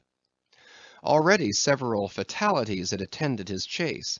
But though similar disasters, however little bruited ashore, were by no means unusual in the fishery, yet in most instances such seemed the white whale's infernal aforethought of ferocity, that every dismembering or death that he caused was not wholly regarded as having been inflicted by an unintelligent agent. Judge, then, to what pitches of inflamed, distracted fury the minds of his more desperate hunters were impelled, when amid the chips of chewed boats, and the sinking limbs of torn comrades, they swam out of the white curds of the whale's direful wrath into the serene, exasperating sunlight that smiled on as if at a birth or a bridal. His 3 boats stove around him, and oars and men both whirling in the eddies. One captain, seizing the line knife from his broken prow, had dashed at the whale, as an Arkansas duelist at his foe, blindly seeking with a 6-inch blade to reach the fathom-deep life of the whale. That captain was Ahab. And then it was that, suddenly sweeping his sickle-shaped lower jaw beneath him, Moby Dick had reaped away Ahab's leg, as a mower a blade of grass in the field. No turbaned Turk, no hired Venetian or Malay, could have smote him with more seeming malice. Small reason was there to doubt, then, that ever since that almost fatal encounter, Ahab had cherished a wild vindictiveness against the whale. All the more fell, for that in his frantic morbidness he at last came to identify with him not only all his bodily woes, but all his intellectual and spiritual exasperations. The white whale swam before him as the monomaniac incarnation of all those malicious agencies which some deep men feel eating in them, till they are left living on with half a heart and half a lung. That intangible malignity which has been from the beginning, to whose dominion even the modern Christians ascribe 1/2 of the worlds, which the ancient Ophites of the East reverenced in their statue devil, Ahab did not fall down and worship it like them, but deliriously transferring its ideas to the abhorred white whale, he pitted himself all mutilated against it. All that most maddens and torments, all that stirs up the lees of things, all truth with malice in it, all that cracks the sinews and cakes the brain, all the subtle demonisms of life and thought, all evil to crazy Ahab, were visibly personified and made practically assailable in Moby Dick. He piled upon the white whale's hump the sum of all the general rage and hate felt by his whole race from Adam down, and then, as if his chest had been a mortar, he burst his hot heart's shell upon it. It is not probable that this monomania in him took its instant rise at the precise time of his bodily dismemberment. Then, in darting at the monster, knife in hand, he had but given loose to a sudden, passionate, corporal animosity, and when he received the stroke that tore him, he probably but felt the agonizing bodily laceration, but nothing more. Yet when by this collision forced to turn towards home, and for long months of days and weeks, Ahab and Anguish lay stretched together in one hammock, rounding in mid-winter that dreary howling Patagonian cape, then it was that his torn body and gashed soul bled into one another, and so interfusing, made him mad. That it was only then, on the homeward voyage after the encounter, that the final monomania seized him, seems all but certain from the fact that, at intervals during the passage, he was a raving lunatic; and though unlimbed of a leg, yet such vital strength yet lurked in his Egyptian chest, and was moreover intensified by his delirium, that his mates were forced to lace him fast, even there as he sailed, raving in his hammock. In a strait jacket he swung to the mad rockings of the gales; and when running into more sufferable latitudes, the ship, with mild stunsails spread, floated across the tranquil tropics, and to all appearances the old man's delirium seemed left behind him with the Cape Horn swells, and he came forth from his dark den into the blessed light and air; even then, when he bore that firm collected front, however pale, and issued his calm orders once again, and his mates thanked God the direful madness was now gone; even then, Ahab in his hidden self raved on. Human madness is oftentimes a cunning and most feline thing. When you think it fled, it may have but become transfigured into some still subtler form. Ahab's full lunacy subsided not, but deepeningly contracted, like the unabated Hudson, when that noble Northman flows narrowly but unfathomably through the Highland gorge. But as in his narrow-flowing monomania not one jot of Ahab's broad madness had been left behind, so in that broad madness not one jot of his great natural intellect had perished. That before living agent now became the living instrument. If such a furious trope may stand, his special lunacy stormed his general sanity, and carried it, and turned all its concerted cannon upon its own mad mark; so that far from having lost his strength, Ahab to that one end did now possess 1,000-fold more potency than ever he had sanely brought to bear upon any one reasonable object. This is much, yet Ahab's larger, darker, deeper part remains unhinted. But vain to popularize profundities, and all truth is profound. Winding far down from within the very heart of this spiked Hôtel de Cluny where we here stand, however grand and wonderful, now quit it, and take your way, ye nobler, sadder souls, to those vast Roman halls of Thermes, where far beneath the fantastic towers of man's upper earth, his root of grandeur, his whole awful essence, sits in bearded state, an antique buried beneath antiquities, and throned on torsos. So with a broken throne the great gods mock that captive king; so like a caryatid his patient sits, upholding on his frozen brow the piled entablatures of ages. Wind ye down there, ye prouder, sadder souls; question that proud, sad king. A family likeness? Aye, he did beget ye, ye young exiled royalties, and from your grim sire only will the old state secret come. Now in his heart Ahab had some glimpse of this, namely, all my means are sane, my motive and my object mad.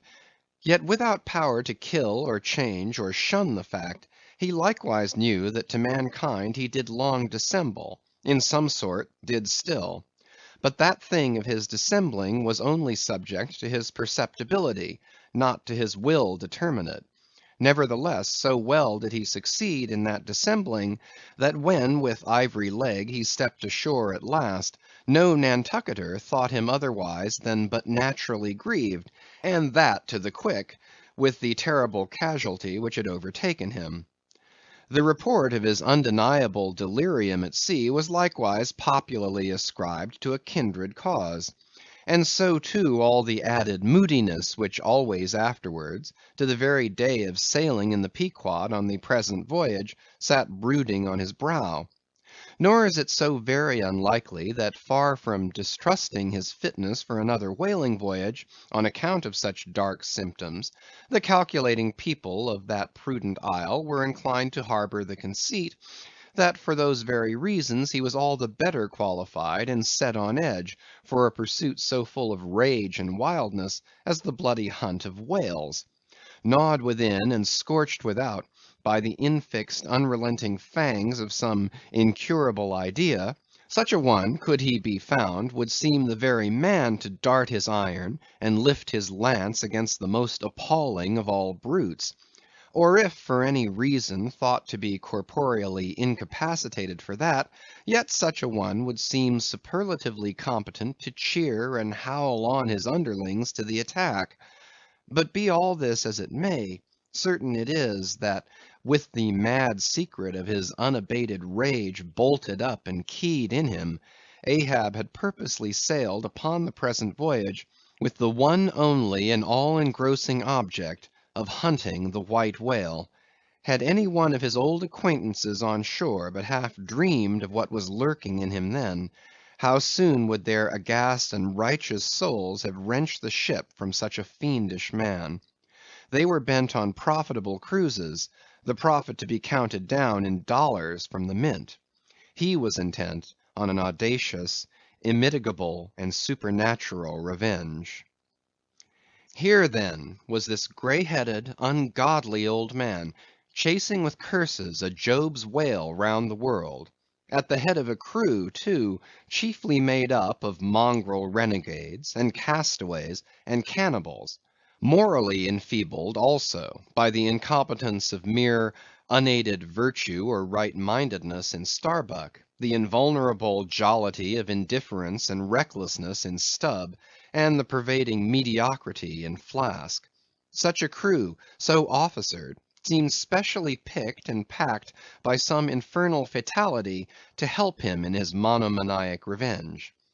How it was that they so aboundingly responded to the old man's ire, by what evil magic their souls were possessed, that at times his hate seemed almost theirs, the white whale as much their insufferable foe as his, how all this came to be, what the white whale was to them, or how to their unconscious understandings also, in some dim, unsuspected way, he might have seemed the gliding great demon of the seas of life, all this to explain would be to dive deeper than Ishmael can go. The subterranean miner that works in us all, how can one tell whither leads his shaft by the ever-shifting muffled sound of his pick? Who does not feel the irresistible arm drag? What skiff in tow of a 74 can stand still? For one, I gave myself up to the abandonment of the time and the place, but while yet all a rush to encounter the whale, could see naught in that brute but the deadliest ill.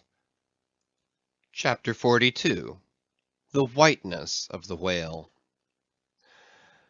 What the white whale was to Ahab has been hinted. What at times he was to me, as yet remains unsaid.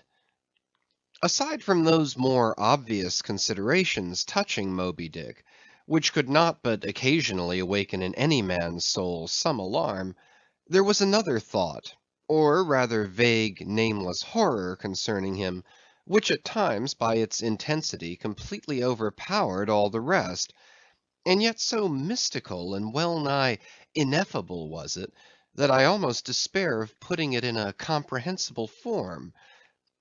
It was the whiteness of the whale that above all things appalled me. But how can I hope to explain myself here? And yet in some dim random way explain myself I must, else all these chapters might be naught.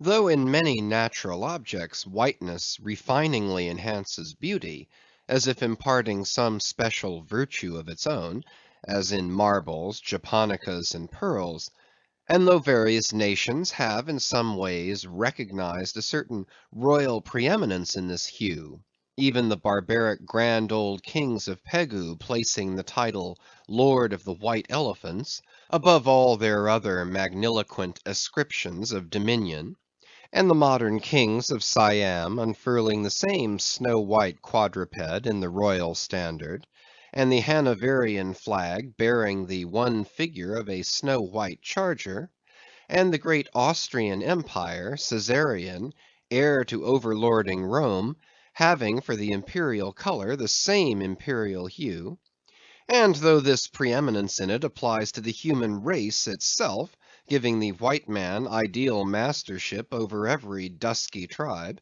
and though, besides all this, whiteness has been even made significant of gladness, for among the Romans a white stone marked a joyful day; and though in other mortal sympathies and symbolizings this same hue is made the emblem of many touching, noble things, the innocence of brides, the benignity of age; though among the red men of America the giving of the white belt of wampum was the deepest pledge of honor; though in many climes whiteness typifies the majesty of justice in the ermine of the judge, and contributes to the daily state of kings and queens drawn by milk-white steeds; though even in the higher mysteries of the most august religions it has been made the symbol of the divine spotlessness and power, by the Persian fire worshippers, the white forked flame being held the holiest on the altar, and in the Greek mythologies great Jove himself being made incarnate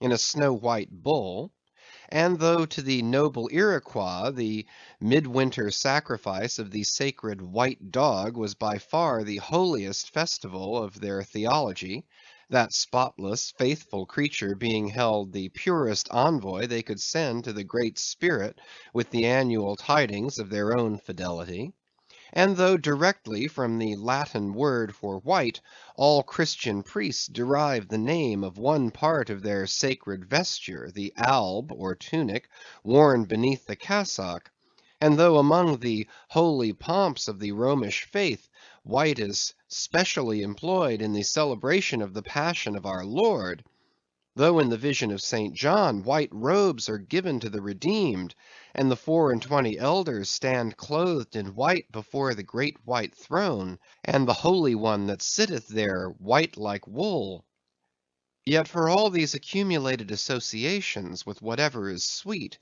and honorable, and sublime, there yet lurks an elusive something in the innermost idea of this hue, which strikes more of panic to the soul than that redness which affrights in blood. This elusive quality it is which causes the thought of whiteness, when divorced from more kindly associations, and coupled with any object terrible in itself, to heighten that terror to the furthest bounds. Witness the white bear of the poles, and the white shark of the tropics. What but their smooth flaky whiteness makes them the transcendent horrors they are? That ghastly whiteness it is which imparts such an abhorrent mildness, even more loathsome than terrific, to the dumb gloating of their aspect; so that not the fierce‐fanged tiger in his heraldic coat can so stagger courage as the white‐shrouded bear or shark.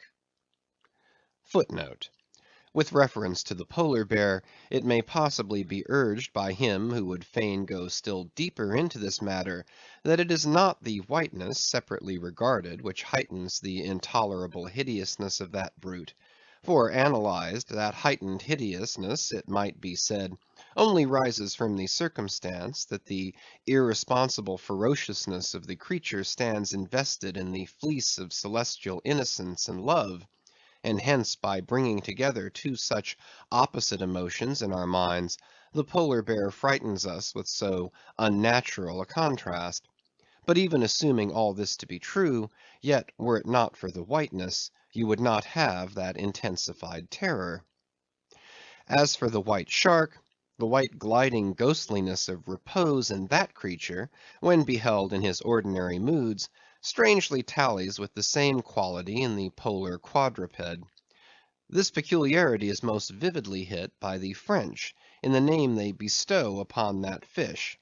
The Romish mass for the dead begins with requiem aeternam, eternal rest; whence requiem denominating the mass itself, and any other funeral music. Now, in allusion to the white silent stillness of death in this shark, and the mild deadliness of his habits, the French call him requin. Bethink thee of the albatross; whence come those clouds of spiritual wonderment and pale dread, in which that white phantom sails in all imaginations? Not Coleridge first threw that spell, but God's great unflattering laureate, Nature. I remember the first albatross I ever saw. It was during a prolonged gale, in waters hard upon the Antarctic seas. From my forenoon watch below, I ascended to the overclouded deck, and there dashed upon the main hatches I saw a regal feathery thing of unspotted whiteness, and with a hooked Roman bill sublime. At intervals it arched forth its vast archangel wings, as if to embrace some holy ark. Wondrous flutterings and throbbings shook it. Though bodily unharmed, it uttered cries as some king's ghost in supernatural distress. Through its inexpressible strange eyes, methought I peeped to secrets which took hold of God. As Abraham before the angels, I bowed myself; the white thing was so white, its wings so wide, and in those forever exiled waters, I had lost the miserable warping memories of traditions and of towns. Long I gazed at that prodigy of plumage. I cannot tell, can only hint the things that darted through me then. But at last I awoke, and turning, asked a sailor what bird was this. A goney, he replied. Goney? Never had heard that name before. Is it conceivable that this glorious thing is utterly unknown to men ashore? Never. But some time after I learned that goney was some seaman's name for albatross, so that by no possibility could Coleridge's wild rhyme have had aught to do with those mystical impressions which were mine when I saw that bird upon our deck; for neither had I then read the rhyme, nor knew the bird to be an albatross. Yet in saying this I do but indirectly burnish a little brighter the noble merit of the poem and the poet. I assert then that in the wondrous bodily whiteness of the bird chiefly lurks the secret of the spell; a truth more evinced in this, that by a solecism of terms there are birds called grey albatrosses, and these I have frequently seen, but never with such emotions as when I beheld the Antarctic fowl. But how had the mystic thing been caught? Whisper it not, and I will tell. With a treacherous hook and line, as the fowl floated on the sea. At last the captain made a postman of it, tying a lettered leathern tally round its neck, with the ship's time and place, and then letting it escape. But I doubt not that leathern tally, meant for man, was taken off in heaven, when the white fowl flew to join the wing-folding, the invoking and adoring cherubim. End of footnote. Most famous in our Western annals and Indian traditions is that of the white steed of the prairies, a magnificent milk-white charger, large-eyed, small-headed, bluff-chested, and with the dignity of 1,000 monarchs in his lofty, over-scorning carriage. He was the elected Xerxes of vast herds of wild horses, whose pastures in those days were only fenced by the Rocky Mountains and the Alleghanies. At their flaming head he westward trooped it, like that chosen star which every evening leads on the hosts of light. The flashing cascade of his mane, the curving comet of his tail, invested him with housings more resplendent than gold and silver beaters could have furnished him. A most imperial and archangelical apparition of that unfallen western world, which to the eyes of the old trappers and hunters revived the glories of those primeval times, when Adam walked majestic as a god, bluff-browed and fearless as this mighty steed. Whether marching amid his aides and marshals in the van of countless cohorts that endlessly streamed it over the plains, like an Ohio; or whether with his circumambient subjects browsing all around at the horizon, the white steed gallopingly reviewed them with warm nostrils reddening through his cool milkiness; in whatever aspect he presented himself, always to the bravest Indians he was the object of trembling reverence and awe. Nor can it be questioned from what stands on legendary record of this noble horse, that it was his spiritual whiteness chiefly which so clothed him with divineness, and that this divineness had that in it which, though commanding worship, at the same time enforced a certain nameless terror. But there are other instances where this whiteness loses all that accessory and strange glory which invests it in the white steed and albatross. What is it that in the albino man so peculiarly repels and often shocks the eye, as that sometimes he is loathed by his own kith and kin? It is that whiteness which invests him, a thing expressed by the name he bears. The albino is as well made as other men, has no substantive deformity, and yet this mere aspect of all-pervading whiteness makes him more strangely hideous than the ugliest abortion. Why should this be so? Nor in quite other aspects does nature in her least palpable but not the less malicious agencies fail to enlist among her forces this crowning attribute of the terrible. From its snowy aspect, the gauntleted ghost of the southern seas has been denominated the white squall; nor in some historic instances has the art of human malice omitted so potent an auxiliary. How wildly it heightens the effect of that passage in Froissart, when, masked in the snowy symbol of their faction, the desperate White Hoods of Ghent murder their bailiff in the market-place. Nor in some things does the common hereditary experience of all mankind fail to bear witness to the supernaturalism of this hue. It cannot well be doubted that the one visible quality in the aspect of the dead which most appalls the gazer, is the marble pallor lingering there; as if indeed that pallor were as much like the badge of consternation in the other world, as of mortal trepidation here. And from that pallor of the dead, we borrow the expressive hue of the shroud in which we wrap them. Nor even in our superstitions do we fail to throw the same snowy mantle round our phantoms, all ghosts rising in a milk‐white fog. Yea, while these terrors seize us, let us add that even the King of Terrors, when personified by the Evangelist, rides on his pallid horse.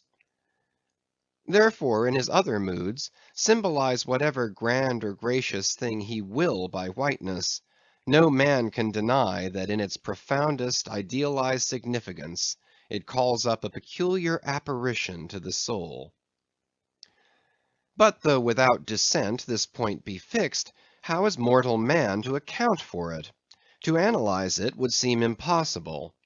Can we then by the citation of some of those instances wherein this thing of whiteness, though for the time either wholly or in great part stripped of all direct associations calculated to impart to it aught fearful, but nevertheless is found to exert over us the same sorcery however modified, can we thus hope to light upon some chance clue to conduct us to the hidden cause we seek? Let us try. But in a matter like this, subtlety appeals to subtlety, and without imagination no man can follow another into these halls. And though doubtless some at least of the imaginative impressions about to be presented may have been shared by most men, yet few perhaps were entirely conscious of them at the time, and therefore may not be able to recall them now. Why, to the man of untutored ideality, who happens to be but loosely acquainted with the peculiar character of the day, does the bare mention of Whitsuntide marshal in the fancy such long, dreary, speechless processions of slow‐pacing pilgrims, downcast and hooded with new‐fallen snow? Or to the unread, unsophisticated Protestant of middle American states, why does the passing mention of a white friar or a white nun evoke such an eyeless statue in the soul? Or what is there apart from the traditions of dungeoned warriors and kings, which will not wholly account for it, that makes the White Tower of London tell so much more strongly on the imagination of an untravelled American than those other storied structures its neighbors, the Byward Tower, or even the Bloody?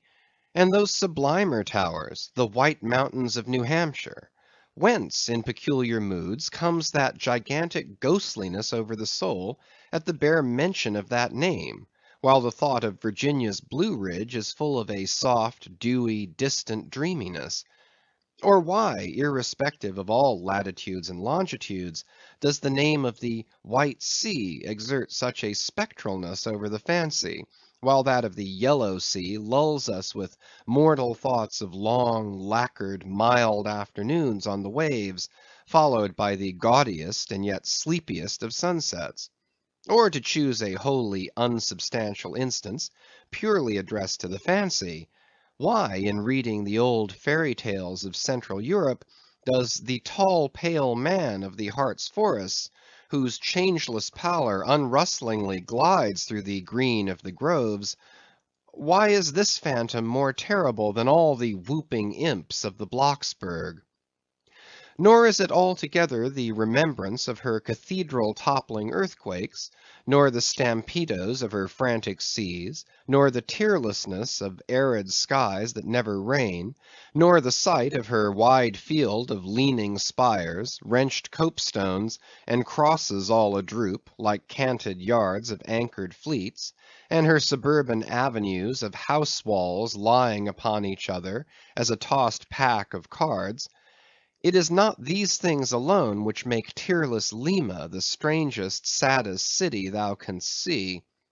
For Lima has taken the white veil, and there is a higher horror in this whiteness of her woe. Old as Pizarro, this whiteness keeps her ruins for ever new, admits not the cheerful greenness of complete decay, spreads over her broken ramparts the rigid pallor of an apoplexy that fixes its own distortions. I know that to the common apprehension, this phenomenon of whiteness is not confessed to be the prime agent in exaggerating the terror of objects otherwise terrible. Nor to the unimaginative mind is there aught of terror in those appearances whose awfulness to another mind almost solely consists in this one phenomenon, especially when exhibited under any form at all approaching to muteness or universality. What I mean by these two statements may perhaps be respectively elucidated by the following examples. First, the mariner, when drawing nigh the coasts of foreign lands, if by night he hear the roar of breakers, starts to vigilance, and feels just enough of trepidation to sharpen all his faculties. But under precisely similar circumstances, let him be called from his hammock to view his ship sailing through a midnight sea of milky whiteness, as if from encircling headlands shoals of combed white bears were swimming round him, then he feels a silent superstitious dread. The shrouded phantom of the whitened waters is horrible to him as a real ghost. In vain the lead assures him he is still off soundings. Heart and helm, they both go down. He never rests till blue water is under him again. Yet where is the mariner who will tell thee, Sir, it was not so much the fear of striking hidden rocks as the fear of that hideous whiteness that so stirred me? Second, to the native Indian of Peru, the continual sight of the snow-howdahed Andes conveys naught of dread, except perhaps in the mere fancying of the eternal frosted desolateness reigning at such vast altitudes, and the natural conceit of what a fearfulness it would be to lose oneself in such inhuman solitudes. Much the same is it with the backwoodsman of the West, who with comparative indifference views an unbounded prairie sheeted with driven snow, no shadow of tree or twig to break the fixed trance of whiteness. Not so the sailor, beholding the scenery of the Antarctic seas, where at times by some infernal trick of legerdemain in the powers of frost and air, he, shivering and half shipwrecked, instead of rainbows speaking hope and solace to his misery, views what seems a boundless churchyard grinning upon him, with its lean ice monuments and splintered crosses. But, thou sayest, methinks that white lead chapter about whiteness is but a white flag hung out from a craven soul. Thou surrenderest to a hypo, Ishmael.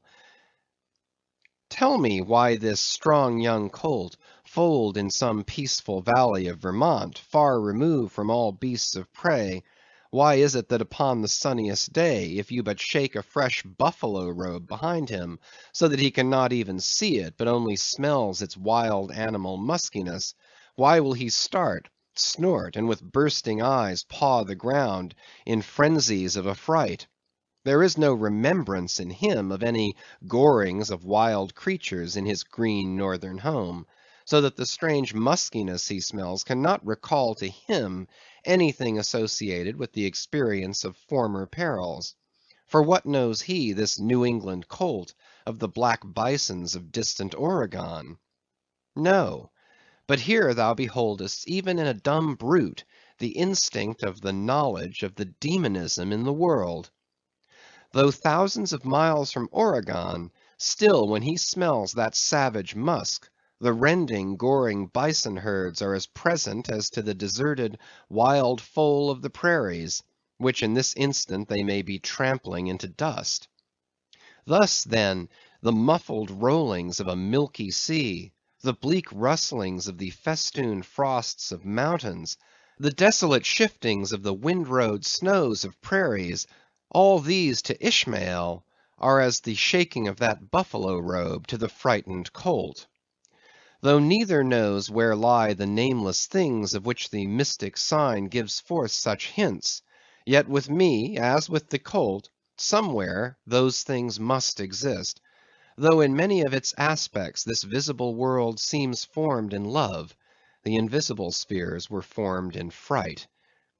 But not yet have we solved the incantation of this whiteness, and learned why it appeals with such power to the soul, and more strange and far more portentous. Why, as we have seen, it is at once the most meaning symbol of spiritual things, nay, the very veil of the Christian deity, and yet should be, as it is, the intensifying agent in things most appalling to mankind.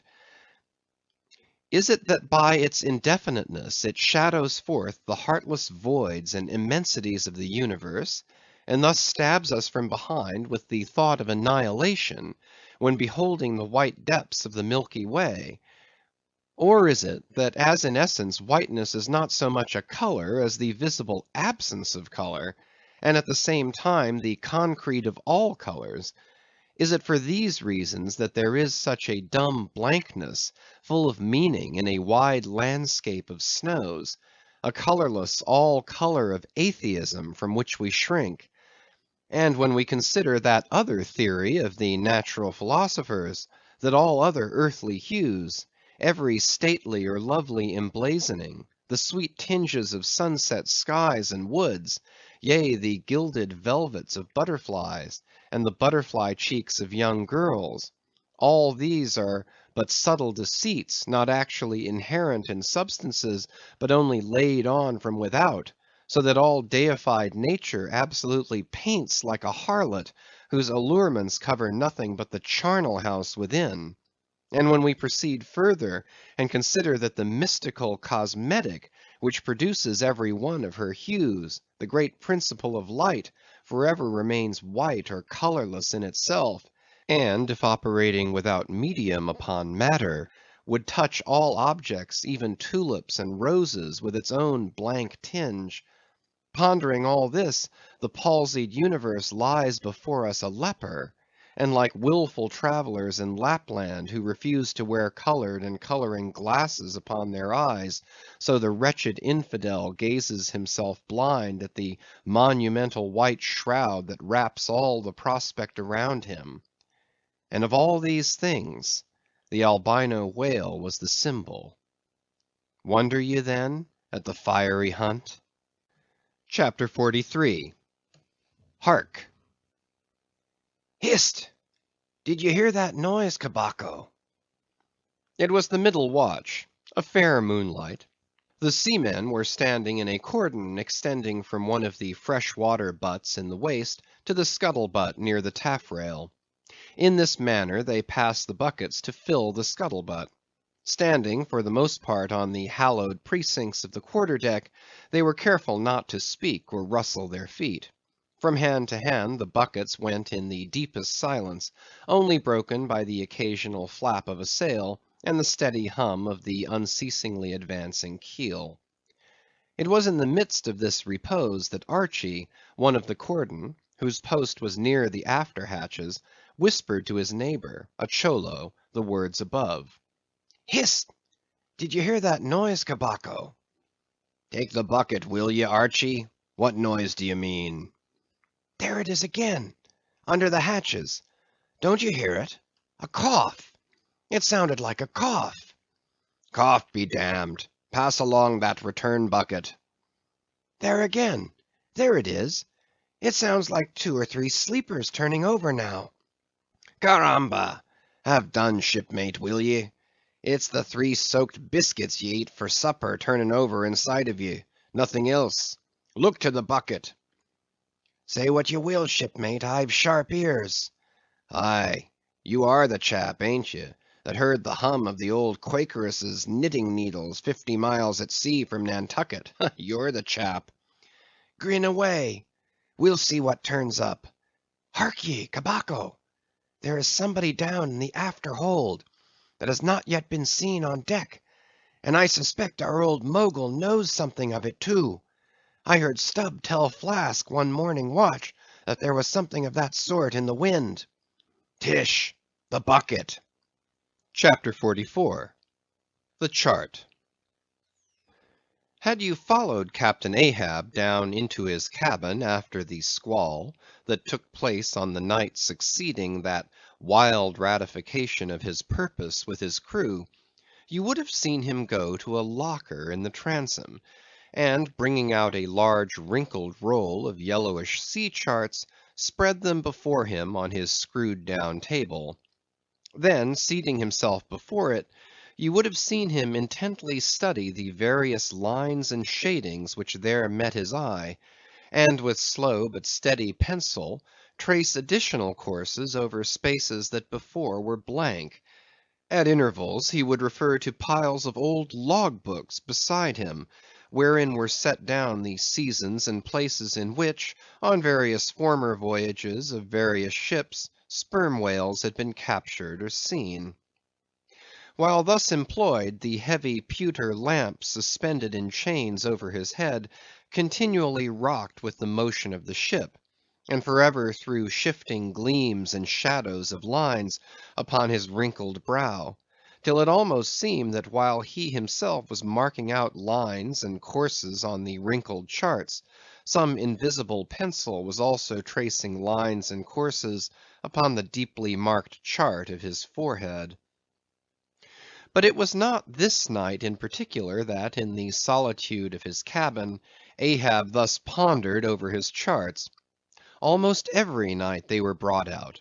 Almost every night some pencil marks were effaced and others were substituted. For with the charts of all four oceans before him, Ahab was threading a maze of currents and eddies, with a view to the more certain accomplishment of that monomaniac thought of his soul. Now to any one not fully acquainted with the ways of the Leviathans, it might seem an absurdly hopeless task thus to seek out one solitary creature in the unhooped oceans of this planet. But not so did it seem to Ahab, who knew the sets of all tides and currents, and thereby calculating the driftings of the sperm whale's food, and also calling to mind the regular ascertained seasons for hunting him in particular latitudes, could arrive at reasonable surmises, almost approaching to certainties, concerning the timeliest day to be upon this or that ground in search of his prey. So assured, indeed, is the fact concerning the periodicalness of the sperm whale's resorting to given waters, that many hunters believe that could he be closely observed and studied throughout the world, were the logs for one voyage of the entire whale fleet carefully collated, then the migrations of the sperm whale would be found to correspond in invariability to those of the herring shoals or the flights of swallows. On this hint, attempts have been made to construct elaborate migratory charts of the sperm whale. Footnote: since the above was written, the statement is happily borne out by an official circular, issued by Lieutenant Maury of the National Observatory, Washington, April 16th, 1851. By that circular, it appears that precisely such a chart is in course of completion, and portions of it are presented in the circular. This chart divides the ocean into districts of 5 degrees of latitude by 5 degrees of longitude, perpendicularly through each of which districts are 12 columns for the 12 months, and horizontally through each of which districts are 3 lines, one to show the number of days that have been spent in each month in every district, and the 2 others to show the number of days in which whales, sperm or right, have been seen. End of footnote. Besides, when making a passage from one feeding ground to another, the sperm whales, guided by some infallible instinct, say rather secret intelligence from the Deity, mostly swim in veins as they are called, continuing their way along a given ocean line with such undeviating exactitude that no ship ever sailed her course by any chart with one tithe of such marvelous precision. Though in these cases the direction taken by any one whale be as straight as a surveyor's parallel, and though the line of advance be strictly confined to its own unavoidable straight wake, yet the arbitrary vein in which at these times he is said to swim generally embraces some few miles in width, more or less as the vein is presumed to expand or contract, but never exceeds the visual sweep from the whale ship's mastheads, when circumspectly gliding along this magic zone. The sum is, that at particular seasons within that breadth and along that path, migrating whales may with great confidence be looked for. And hence, not only at substantiated times, upon well-known separate feeding grounds, could Ahab hope to encounter his prey, but in crossing the widest expanses of water between those grounds, he could, by his art, so place and time himself on his way, as even then not to be wholly without prospect of a meeting. There was a circumstance which at first sight seemed to entangle his delirious but still methodical scheme, but not so in the reality perhaps. Though the gregarious sperm whales have their regular seasons for particular grounds, yet in general you cannot conclude that the herds which haunted such and such a latitude or longitude this year, say, will turn out to be identically the same with those that were found in the preceding season, though there are peculiar and unquestionable instances where the contrary of this is proved true. In general, the same remark, only within a less wide limit, applies to the solitaries and hermits among the matured, aged sperm whales. So that though Moby Dick had in a former year been seen, for example, on what is called the Seychelle ground in the Indian Ocean, or Volcano Bay on the Japanese coast, yet it did not follow that were the Pequod to visit either of those spots at any subsequent corresponding season, she would infallibly encounter him there. So too with some other feeding grounds, where he had at times revealed himself. But all these seemed only his casual stopping places and ocean inns, so to speak, not his places of prolonged abode. And where Ahab's chances of accomplishing his object have hitherto been spoken of, allusion has only been made to whatever wayside, antecedent, extra prospects were his, ere a particular set time or place were attained, when all possibilities would become probabilities, and, as Ahab fondly thought, every possibility the next thing to a certainty. That particular set time and place were conjoined in the one technical phrase, the season on the line. For there and then, for several consecutive years, Moby Dick had been periodically descried, lingering in those waters for a while, as the sun in its annual round loiters for a predicted interval in any one sign of the zodiac. There it was, too, that most of the deadly encounters with the white whale had taken place. There the waves were storied with his deeds.